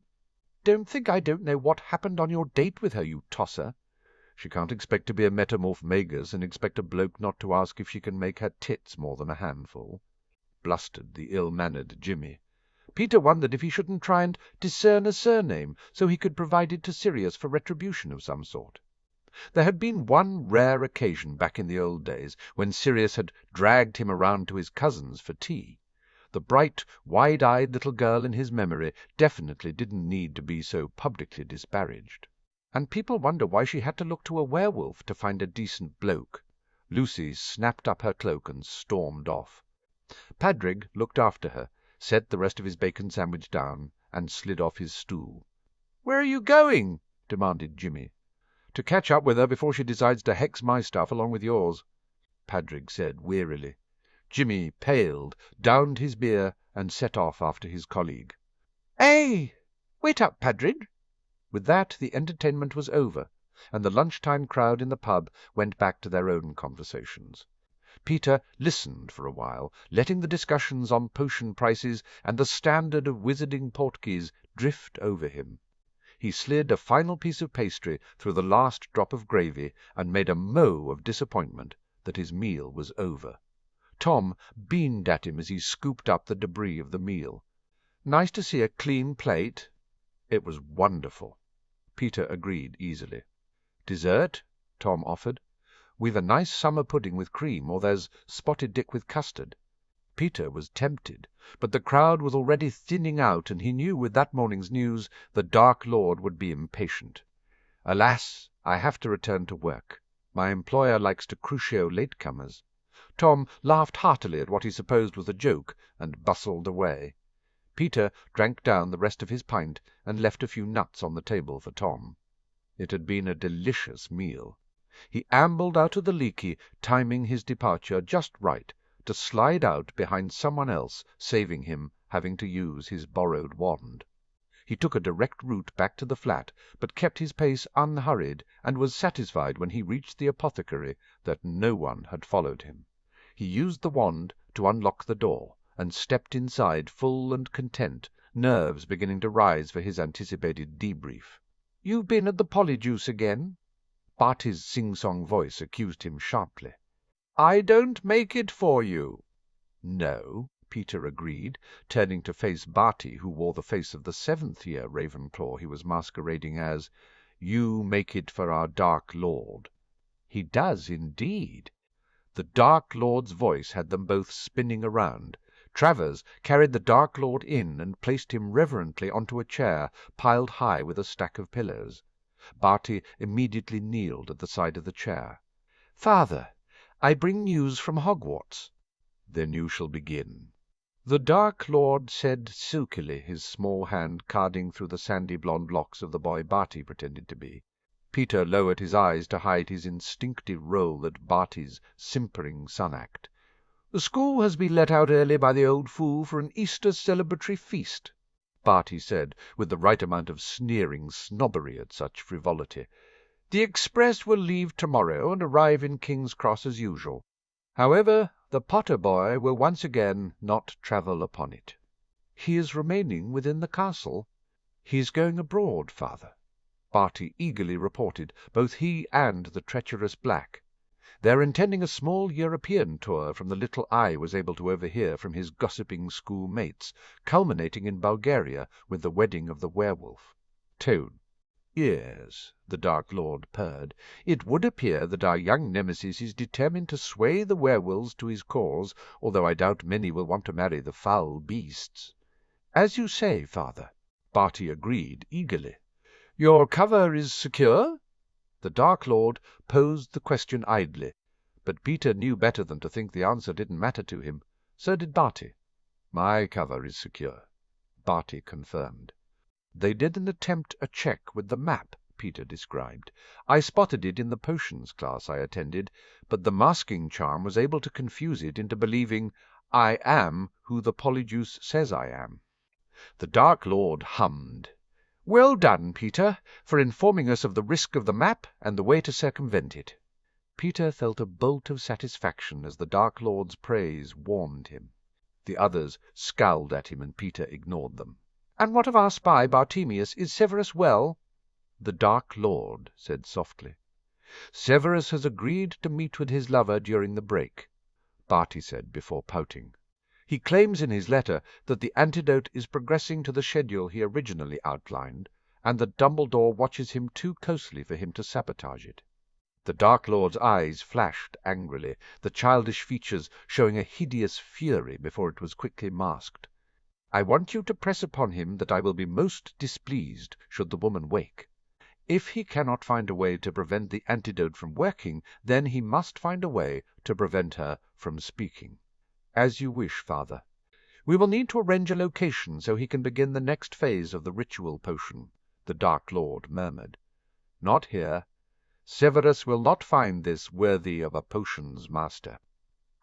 "The Lestrange Manor stands empty, father," Barty murmured. "It has a wonderful potions lab." "No," the Dark Lord said. "They know of you and of your association. They would have taken care to lay a trap." "No. We must choose somewhere they would not suspect." His cold gaze turned to Peter, who immediately prostrated himself. "My lord." "My faithful servant, Peter." The Dark Lord said smoothly, "You will continue to use the Polyjuice and return to the place we visited for the ingredient of my ancestor." He smiled nastily. "The potions lab in the west wing of the mansion will suffice for Severus's needs. It simply needs to be cleaned. You will see to this." "Yes, master," Peter replied immediately. "I will place it under the Fidelius charm," the Dark Lord said with satisfaction. Peter prayed he wouldn't be made the secret keeper. "You may tell us all you learned today now, Peter." His mouth dry, Peter took a moment to wet his lips. I discovered the identities of those who captured your fallen follower, my lord." Travers started forward, but contained himself after a swift glance at the Dark Lord. "Who?" asked the Dark Lord, a glint of madness flaring again. "3 of the team they call the Rat Squad," Peter explained hurriedly. "Chambers, Wood, and Cambridge were responsible for the arrest." The Dark Lord hissed angrily. "However, my lord," Peter continued, "it was our old enemy Moody who was responsible for his heart attack." The Dark Lord snapped his wand up, and a small ornament blew up, coating the mantelpiece with dust. He settled back in his throne of pillows and glowered. "Dennis?" Travers kneeled beside him, pain coming and going on his face so quickly that Peter was almost convinced he hadn't seen it. "My lord, faithful Dennis," the Dark Lord said slowly, "you have been so good, and taken your father's punishment with such grace. You deserve a reward." "I live to serve, my lord," Travers said, devotion dripping from his tongue with every word. Peter considered that if he himself was to die, it was likely that Travers would take the place of the servant in the ritual. "Then all those our dear rat has named are yours," the Dark Lord said. "Kill one or kill them all. I leave it with you."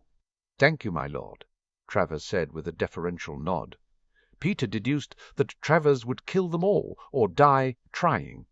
The latter was not an impossibility given Moody's long history of paranoia and prowess with a wand. "Anything else?" asked the Dark Lord impatiently. "The masses are diverted by the news of the wedding, my lord," Peter said quickly. The Dark Lord hummed. "Your old friend must be lauded by his fellow Lupins," he said eventually. "His relationship with Black has given him the power to suggest normality is a possibility for the pitiful creatures." "But hardly socially acceptable yet," Peter said.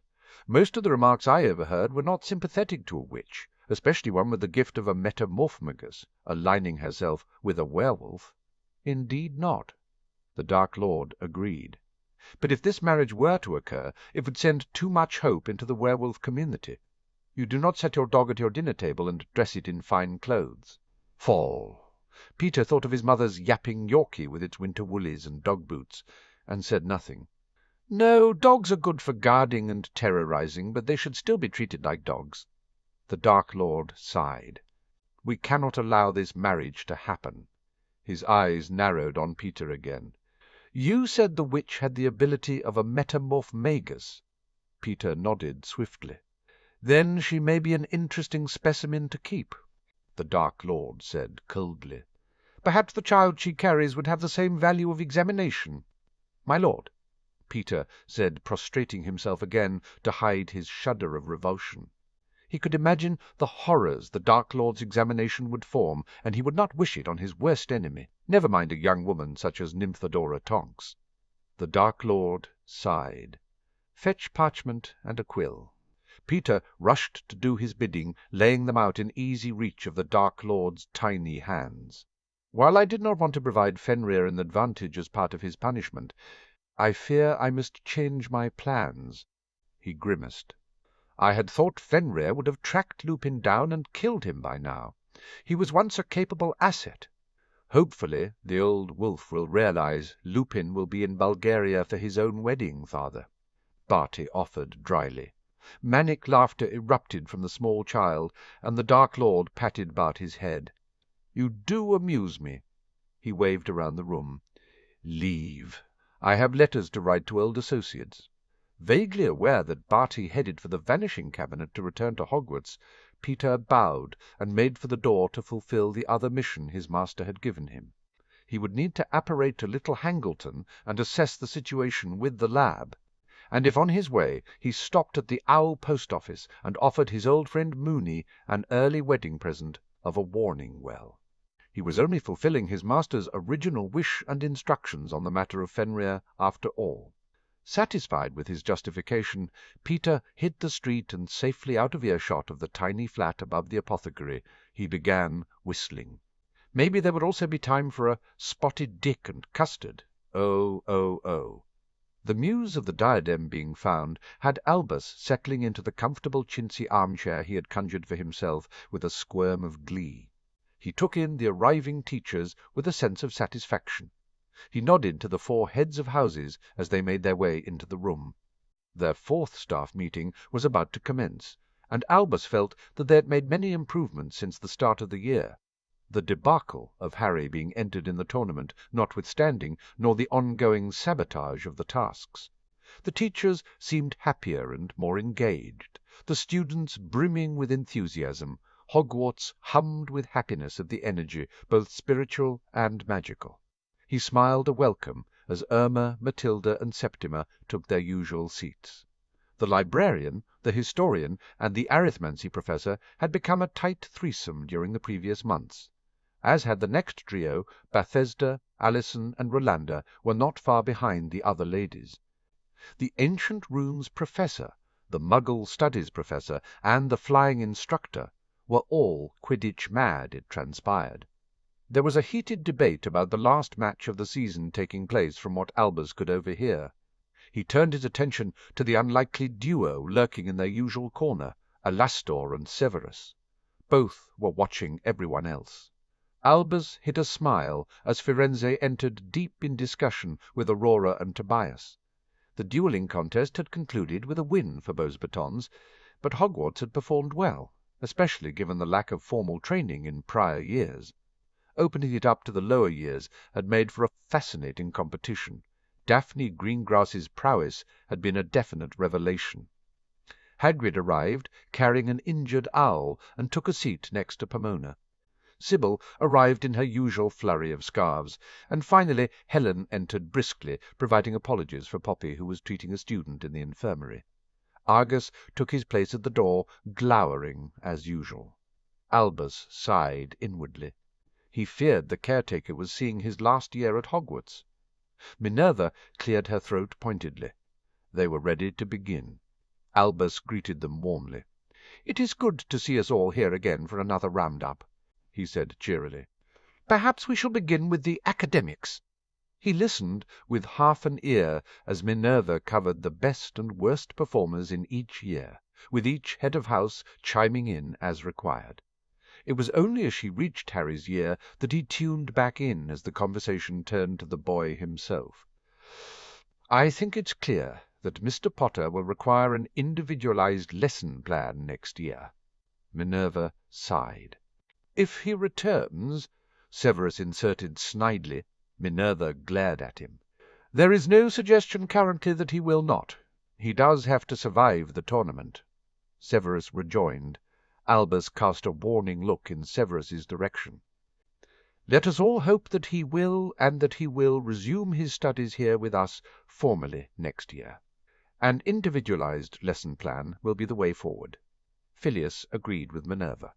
"He has mastered most of the spell work required to achieve his NEWTs, but not in every subject," Pomona objected, "and his theoretical understanding is still somewhat behind NEWT level."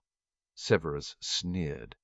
"With some tutoring, I believe he could pass his OWLs in the wand subjects early with exceeds expectations, if not outstandings." Minerva took a breath. He could also easily achieve NEWTs in the wand subjects the following year, focusing on theory as opposed to the practical work which he is already performing well. In all other subjects, bar rooms, where he is already a year ahead, I would propose to keep him with his year group." She paused. "He could begin a mastery in one of the wand subjects post-completing his NEWT." Albus wondered if she was hoping Harry would choose her subject. "It seems a sensible and balanced plan," Helen commented. "He doesn't need the isolation of being completely separated from his peers and his friends, but this recognizes that he has different educational needs without making him too different." Severus snorted quietly from his corner, but he remained thankfully silent otherwise. "What does Lord Black think?" asked Matilda, leaning forward. "Has this been discussed with him?" Minerva inclined her head. "Sirius and I had a brief discussion just this morning. He is happy with my proposal. He is concerned Mr. Potter is becoming increasingly disassociated with Hogwarts and his peers as the year progresses, and would like to encourage him to strengthen his ties with his friends and year group." She pursed her lips. "He has requested that, subject to some additional security, next term Mr. Potter be granted to spend the occasional night in the Gryffindor boys' dorm with his friends. I have granted the request." Albus was pleased with the news. He had been a touch worried that Harry would not wish to return to Hogwarts for his 5th year, or that Sirius would decide that Harry would be home-schooled instead. If there were plans to ensure Harry continued to feel a part of the Hogwarts student body, then his small concern was appeased. "Can we continue, or are we to assume Potter is our only student?" inquired Severus pointedly. Minerva sent him a quelling look, but she picked up the parchment she had discarded and continued with the academic performances of the other years. Albus subsided, content to hear that Natalie Warren was currently top of the 7th year and destined to graduate with a full set of outstandings. Minerva set one parchment and picked up another. "I shall move on to the points system. I am pleased to say that all professors are complying with the guidelines set out at the start of the year.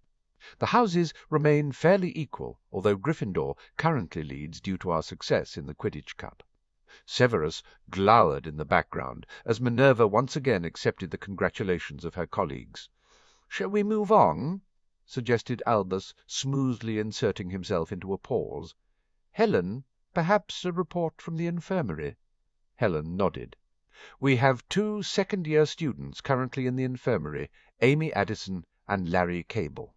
Pomona sat forward, and Albus was reminded that the students in question were Hufflepuffs.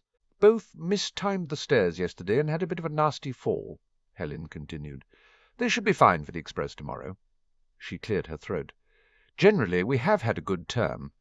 A few minor accidents and misspells, but no major outbreak of illness. The at-risk children are all doing well, I'm pleased to say. 2 have been removed from their current living situations due to the evidence, and have been placed with either close relatives or godparents. There was one report of bullying, but Professor Fitwick was quick to step in. An attempt at theft, Phileas reported with a disapproving scowl. The culprit has been issued with a first warning. Poppy is doing duty over the Easter break, as I have a return to the States planned. That's all from the infirmary," Helen concluded. Albus smiled at her benevolently. "And that does neatly bring us on to the arrangements for the upcoming holiday. Alastor, if I can prevail upon you—" "Security will be maintained over the holiday," Alastor said firmly. "We will maintain constant vigilance." Albus ignored Minerva, rolling her eyes. "What about during the Lupin wedding?" asked Septima seriously. She leaned forward, attentive and curious. Alastor glowered. "Bloody stupid timing, but we have it covered." He nodded at Minerva. "Those with personal invites will attend. Minnie will be away for the entire weekend of the wedding, the headmaster for the day before, and of the wedding, me. I'm going just for the day." "The invitation was extended to all Remus's former colleagues," Albus explained hurriedly. "But clearly we need to maintain a quorum of teachers given the students remaining within the castle." He nodded at the head of Ravenclaw. "Phileas will assume overall responsibility for the school in my absence, with able assistance from Professors Snape and Sprout. There'll be a group of Aurors patrolling during the period and all," Alastor said firmly. "That's reassuring," Allison commented. "There are rumours going around the school that a former follower of Voldemort may be masquerading as a student." There was an evident question in her tone, and Alistair snorted, while Albus shot her a faintly disapproving look. "It is a suggestion that perhaps those with ill intent who had hidden on the Durmstrang ship and killed Headmaster Karkaroff have entered the school under false pretences," Albus conceded. "However, there is no proof. We did have an artifact in our possession that allowed us to identify the students benignly without asking them to take a blood identity test." Alastor growled. "There was no evidence of anyone not being who they said they were, and the Board of Governors have seen fit to refuse the request to run additional tests. No student is acting out of character as yet."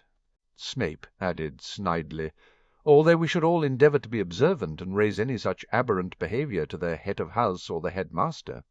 The rest of the teachers nodded. "Will we have to retake identity tests?"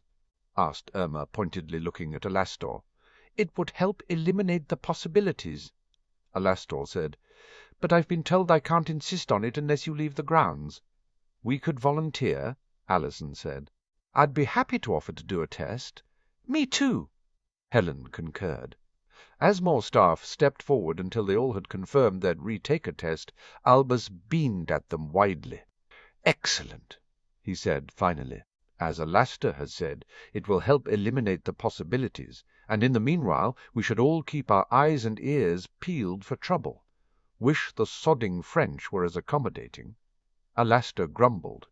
"Has anything come of the investigation into the sabotage of the second task?" Rolanda asked.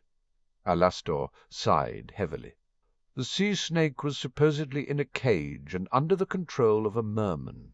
There's evidence that the merman was subjected to the Imperious curse," Albus said gravely. "We fear it was Bartemius Crouch, Jr.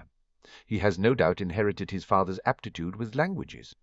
The merman was under orders to release the snake, regardless of how the task was done," Alastor said brusquely.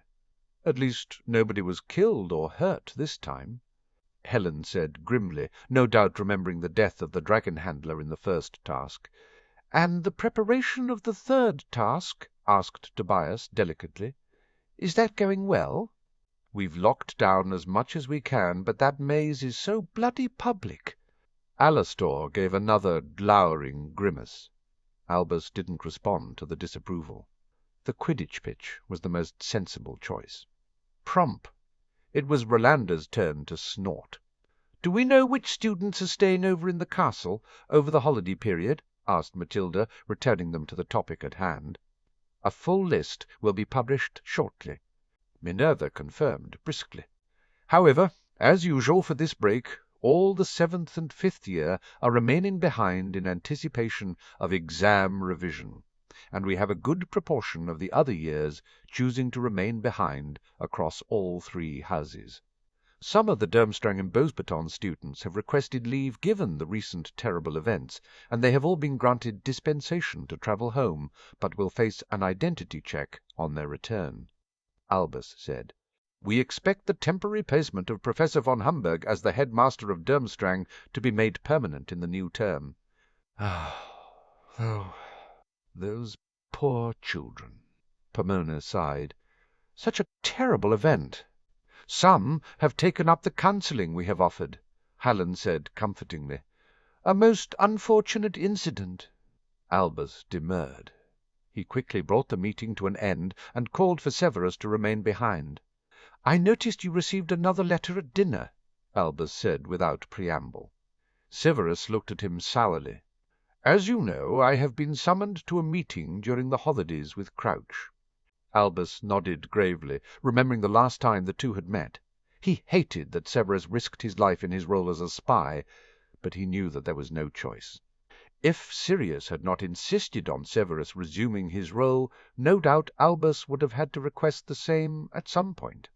"It is remarkably dangerous for you to meet him alone, Severus." "Never fear," Severus sneered. "He will court the displeasure of the Dark Lord if he attempts to harm me again, and my position with the Dark Lord is assured as long as he requires potions made."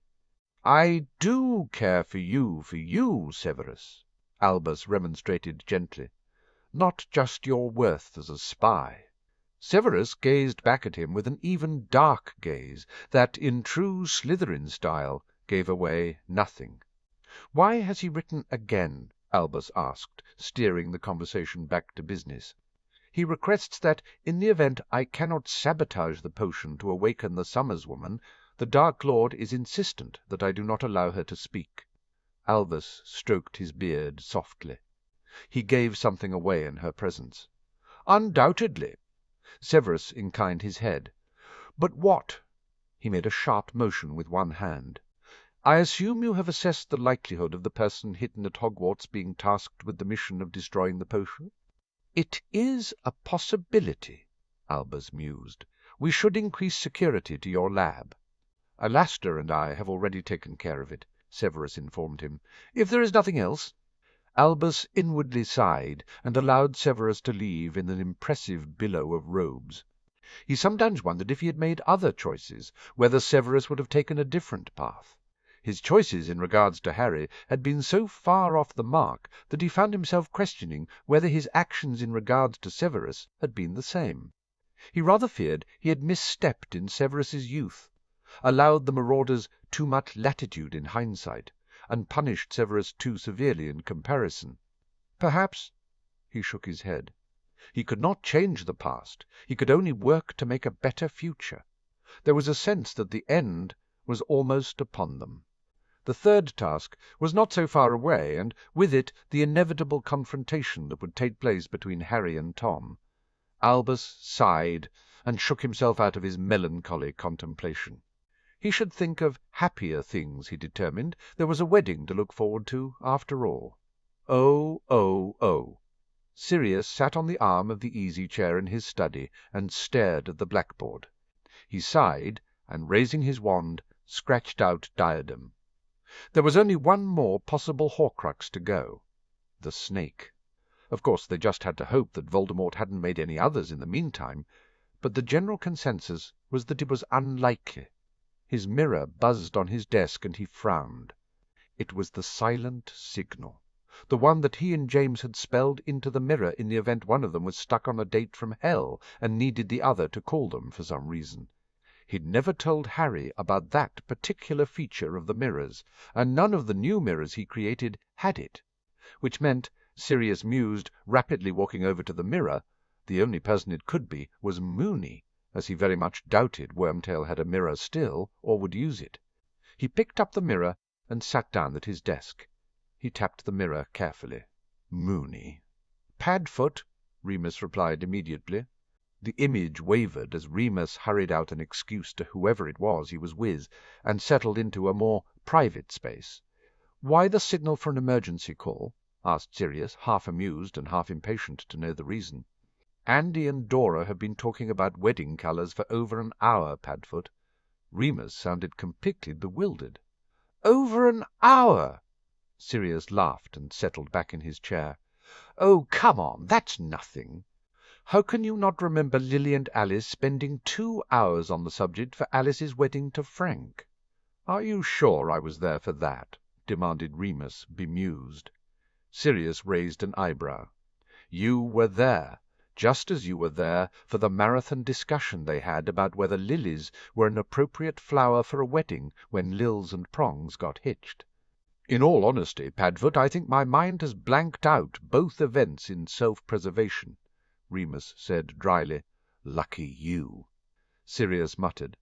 He had tried drinking to forget at the time, and it hadn't worked.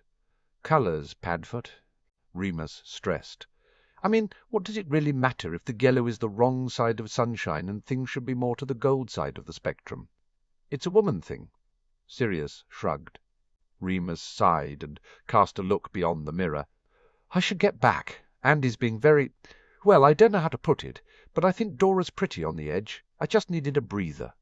"Look, Moony," Sirius said, softening his tone, "Andy just wants Dora to have the best wedding and the best marriage." Remus flushed bright red. He breathed deeply, as though gathering himself, and heaved a sigh. "I know I'm not the best catch." "That's not what I'm saying, Moony." Sirius interrupted him sharply. "You're a great catch, and frankly you're the one Tonks wanted. Andy just hasn't come round to the way it happened yet, that's all. In the meantime, indulging Andy's fervour is probably not a bad thing." "You mean I should man up?" Remus sighed. "Moony."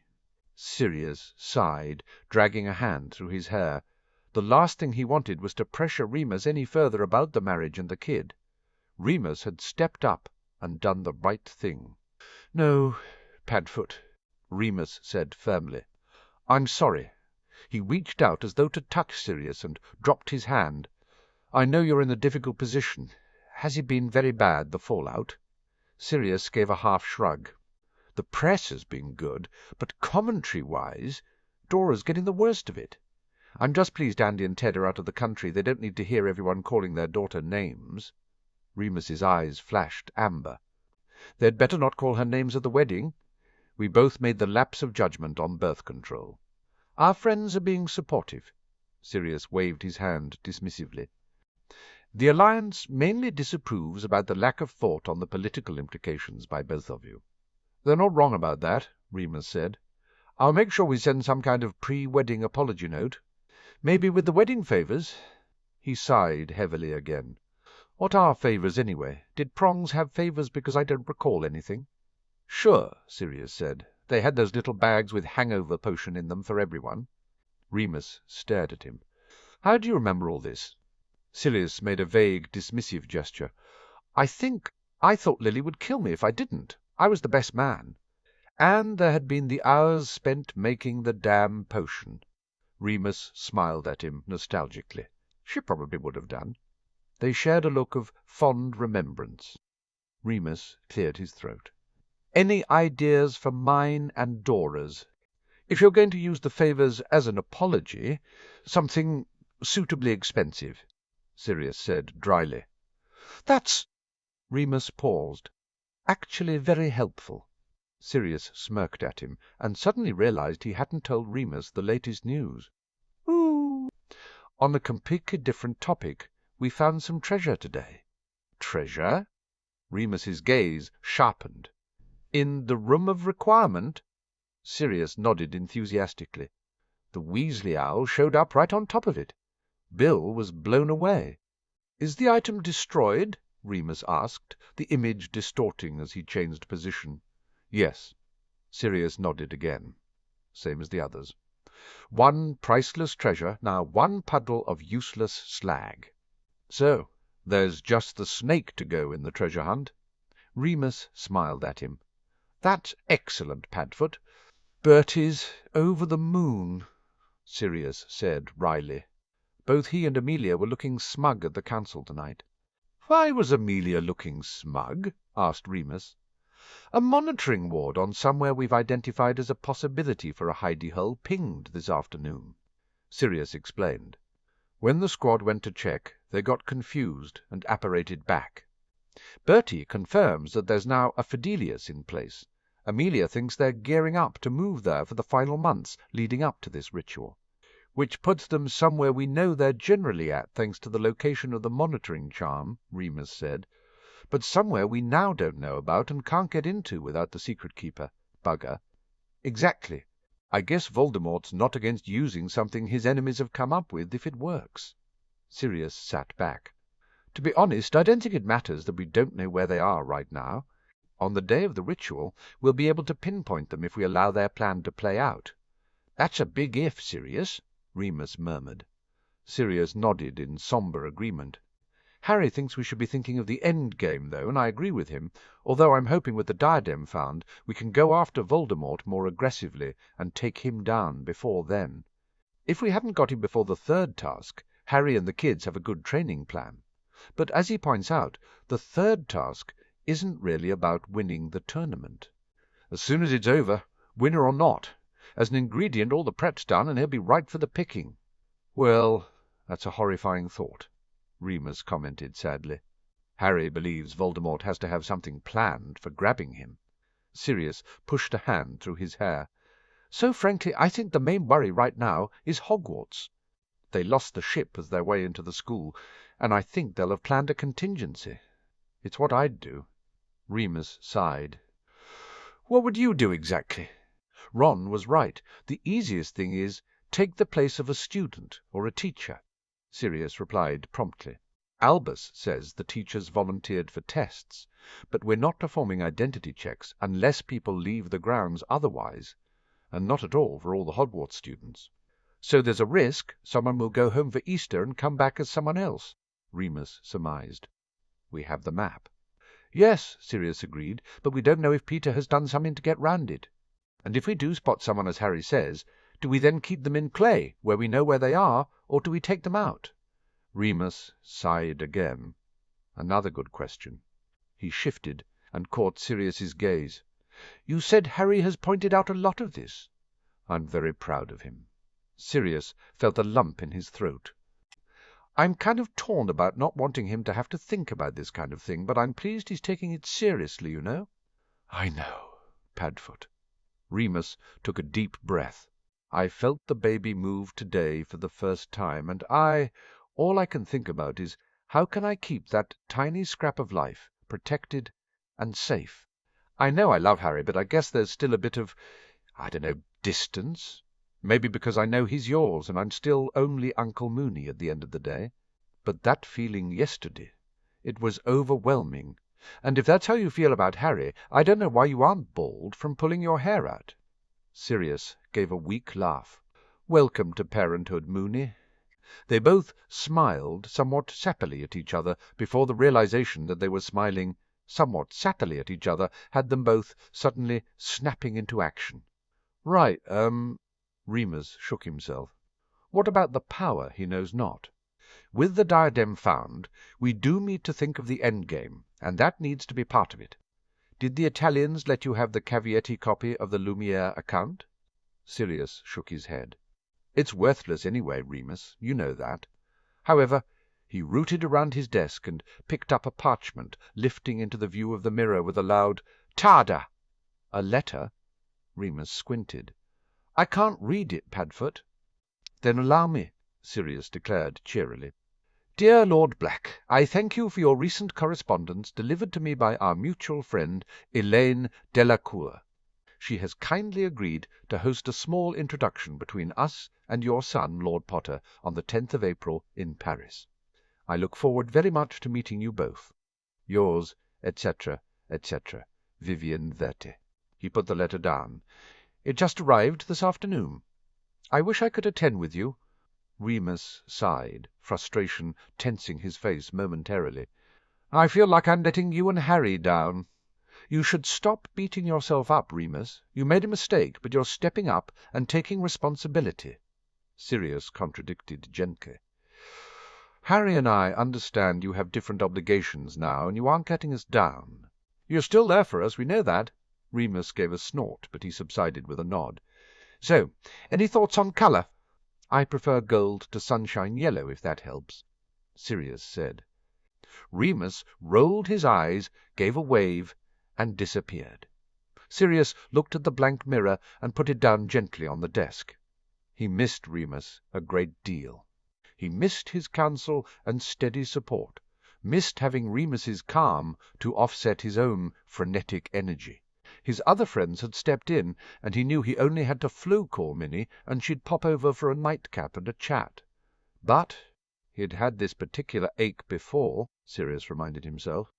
It was the ache of a man who knew that life was changing because his best friend had found a romantic partner, had found a relationship which would take precedence over every other relationship in their lives, even their oldest and dearest friendship. Sirius could remember the hurt he had felt when his friendship with James had become secondary in his best friend's eyes to James's love and relationship with Lily, when nights out with Sirius had been eschewed for nights in with Lily. When time spent with just the guys suddenly became time spent with the guys and Lily, in retrospect the resentment and angst he had felt at the time all seemed so childish, especially when he considered that Lily had become the sister he'd always wanted.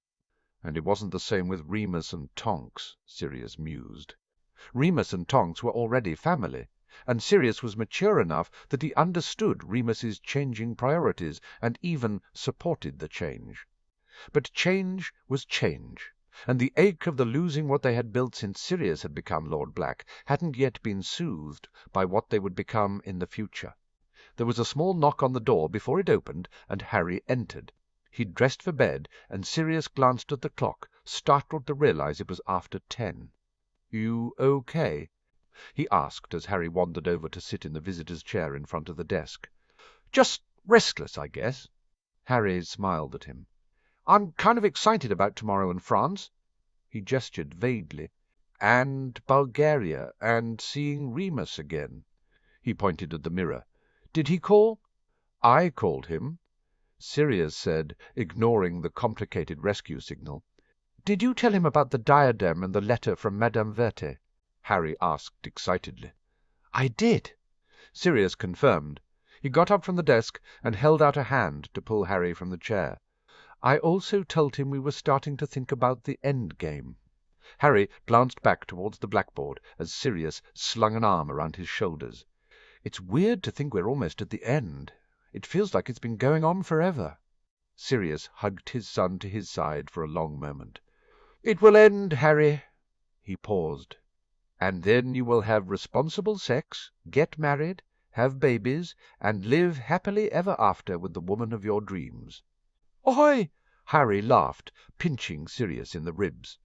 They wrestled for a moment before Sirius slung his arm back around Harry and marched him from the room. "Come on," Sirius declared. "If we sneak down to the kitchen, Dobby will make us hot chocolate and marshmallows." His gaze darted to the blackboard as he leaned back to close the door, and he shot a spell to cover it once again. Maybe they were getting close to the end, but it wasn't over yet. Oh, Thomas Marvolo Riddle stared up at the ceiling above him. He was ostensibly resting. The young body he inhabited tired easily, and after his letter-writing of the afternoon he had been fatigued. It was frustrating, but it would soon be over. The plan for his physical resurrection was in full motion. In only a few short months he would have a new adult body. Once again he would have the physicality to match his intellect and spirit. The ability to move and act. He had underestimated the Potters that Halloween night. He had been too self-satisfied by Peter's betrayal of their hiding-place and his grand plan to create an inviolate Horcrux that he had not considered the fact that James and Lily Potter had already thrice defied him, knew of his want to kill their child, and had perhaps planned for the event. The ancient Wiccan magic that the Mudblood Witch had used to protect her child was powerful. He had felt the wrath of an angry mother as it had sent his killing curse back full force to him, obliterating his body into ashes in a way the curse would never have done otherwise. Powerful and unknown, it was not a magic Tom would ever be able to wield, as he was neither a witch nor a mother, and he had no wish to become either despite his envy at the magic. But he was powerful enough to defeat it, choosing the Potter boy, Harry, for the ritual worked for him on several levels, not least of which was the hypothesis that taking the boy's blood would neutralize the blood protection the boy's mother had placed around her child. He had done the arithmancy, and the theory supported his proposition, and really it had been the only reason for his defeat that Halloween. Without it, a mere babe would not have withstood his attack or his power. Without it, he would have killed the boy before he'd turned 12. Thomas gave a disgruntled huff. Occupying Quirrell had been difficult despite the wizard's simpering adoration of him, but it had given him the ability to spy on the 11-year-old Harry and contemplate what about the boy was special. The answer had been nothing. Nothing about Harry Potter was special. He was thin, small, and under the school robes wore clothes that were second-hand, and raggedy. Thomas recognized the signs of neglect from his time in the orphanage. He had felt a hard, bitter satisfaction at that. Perhaps a baby had reduced him to a wraith, but without his formidable parents, little Harry Potter had grown up without love or kindness, it seemed. Dumbledore knew, of course. It wasn't hard to see how the old fool sometimes looked upon his boy Wonder with eyes filled with sorrowful regret. But Harry's situation didn't matter any more to Dumbledore than the plight of Thomas Marvolo Riddle had done so many years before. Thomas contemplated that for a moment, and wondered if he'd played it wrong with the boy back then. Yes, he'd made a half-hearted attempt to the boy on side during their confrontation in front of the mirror, but if he had approached the boy, not as himself, but as a saviour, as someone who would rescue him from his situation as repentant, perhaps, could he have swayed his nemesis to his side? Possibly not. The boy he'd observed that year had been filled with too much righteous anger against the wizard who'd murdered his parents. Of course, the boy he'd observed that year hadn't been anything special beyond his name, and a fame he hadn't even known he'd possessed. Harry Potter was an average student, no discernible intellect or power, and with only flying as a potential talent. He'd certainly managed to stay on that damnable broom longer than most when Thomas had convinced Quirrell to jinx it. And yet Harry had stood firm in their confrontation. Yes, the boy had been scared, but he had still defied him, still challenged him. And in the end his mother's protection had saved him again. Quirrell had burned at the touch of the boy. Thomas's own form had been weakened with immense pain. It had taken Thomas months to recover. And then Peter had turned up. There had been the babbling tale of how little Peter the Rat had been discovered. Tales of his old friends, Black and Lupin, almost murdering him, only for little Harry to stop them. Poor Honourable Harry, whose sense of justice had wanted Peter locked up for betraying his parents rather than dead. And then, as Thomas had plotted and planned, Peter's stumbling information about young Harry and tales of the 2 years he'd missed. The tale of the heir of Slytherin, the basilisk, and Harry slaying the snake had angered Thomas. It was unthinkable that the boy had spoken Parseltongue, although magical transference on the night of the Halloween had probably been the cause, maddening that he'd killed such a powerful weapon that Thomas had under his thrall. Infuriating that Lucius had used one of his precious artifacts in what amounted to nothing more than a political ploy. But then the diary Horcrux had been filled with more than so. It was filled with his writings and plans.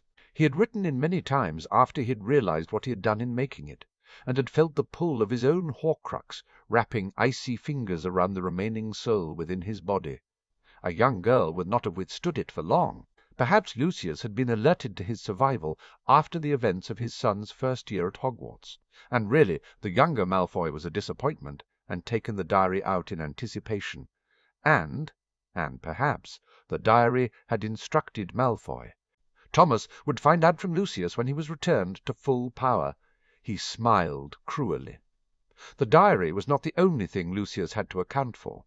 It appeared that Lucius had bowed to the political will of Lord Black faster than a tissue crumpled under a few drops of water. Lord Black. Thomas found his mind drifting towards the matter of Sirius Black, and allowed it to drift. The wizard was proving to be a worthy adversary. Thomas had always admired the Blacks. Arcturus had been a contemporary, a couple of years ahead of him at Hogwarts, and he had ruled Slytherin House like a king.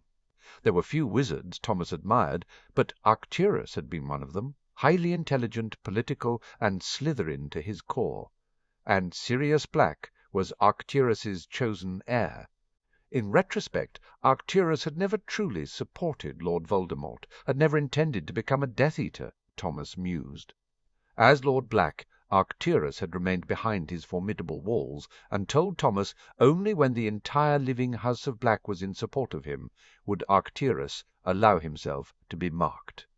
Arcturus had to have known his grandson Sirius would never have supported Lord Voldemort. Back then, the young Black hadn't really registered with Thomas as anything more than an annoyance, an acolyte of Dumbledore and another faceless hit wizard. He'd been angered at the revelation that Sirius Black, undercover and undetected, had managed to screw up the European side of the war for months. The Carrows had spent time under the Cruciatus curse for that oversight. He'd also been angered that Black had somehow escaped and killed so many in his wake. But he'd never stopped to evaluate him, too focused on Dumbledore, Bagnold, and others. That had been a mistake. Black was every bit as dangerous as his grandfather, every bit as wily. Peter might have tricked him once, but Black had escaped Azkaban. He had escaped again after Peter had fled to Thomas. But instead of going to ground as a wanted fugitive unable to do anything but hide, Black had claimed his lordship, and had turned the British wizarding world on its head. He had assumed political control with ease, subjugated Lucius, and invigorated society, kicking it out of the inertia and apathy that would have allowed Thomas to have taken power with ease. All for one boy.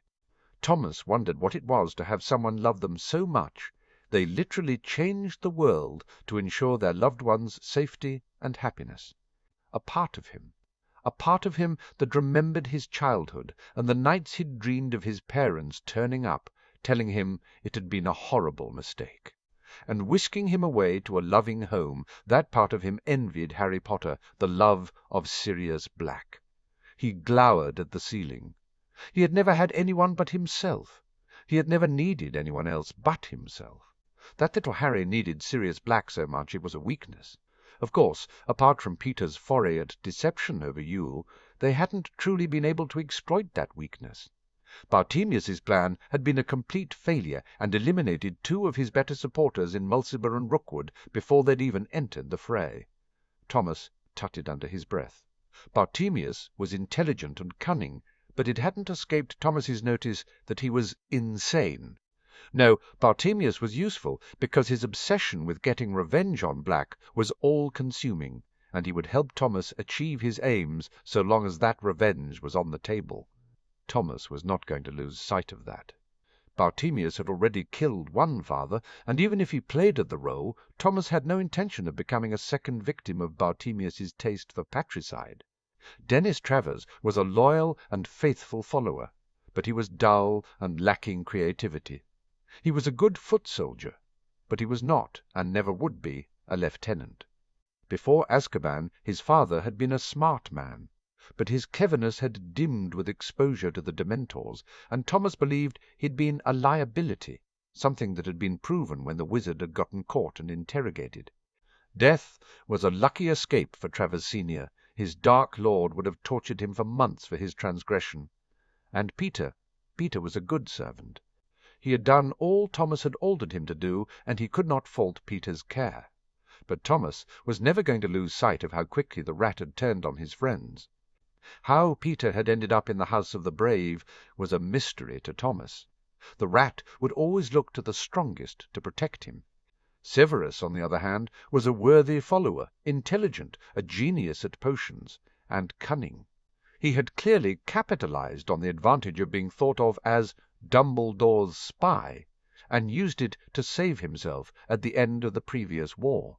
Perhaps he should be angry at Severus for upsetting Quirrell's plans, but Thomas had always believed his followers should be able to prevail on their own against all obstacles.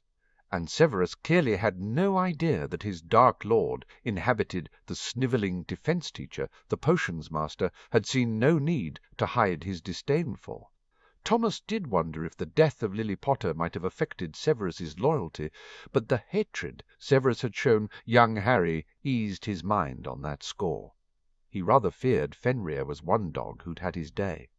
Lupin was in his prime, and Fenrir would be hard-pressed to win against the younger wolf on an even playing field. Of course, Thomas had no plans to allow an even playing field. The Carrows had been his most vicious followers, and he fully expected that they would ensure victory. Soon, Thomas promised himself, soon he would have his body back, and he would be able to entice his better compatriots back to his side. It was a shame Black had killed the Lestranges, especially Bellatrix.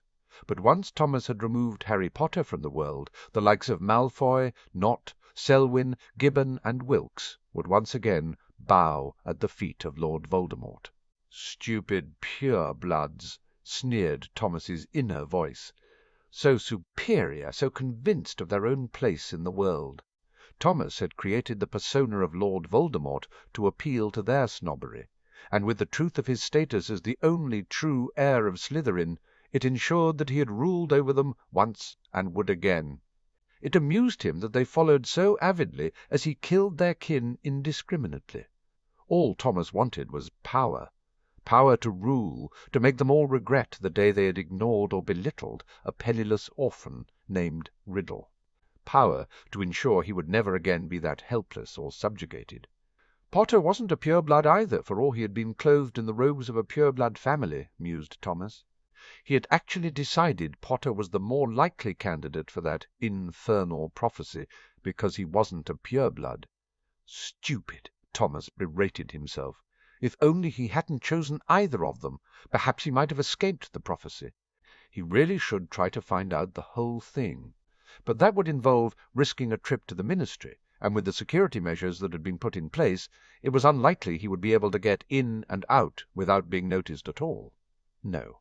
It would have to wait until he was restored to a body, and then it would be moot, as Potter would be dead.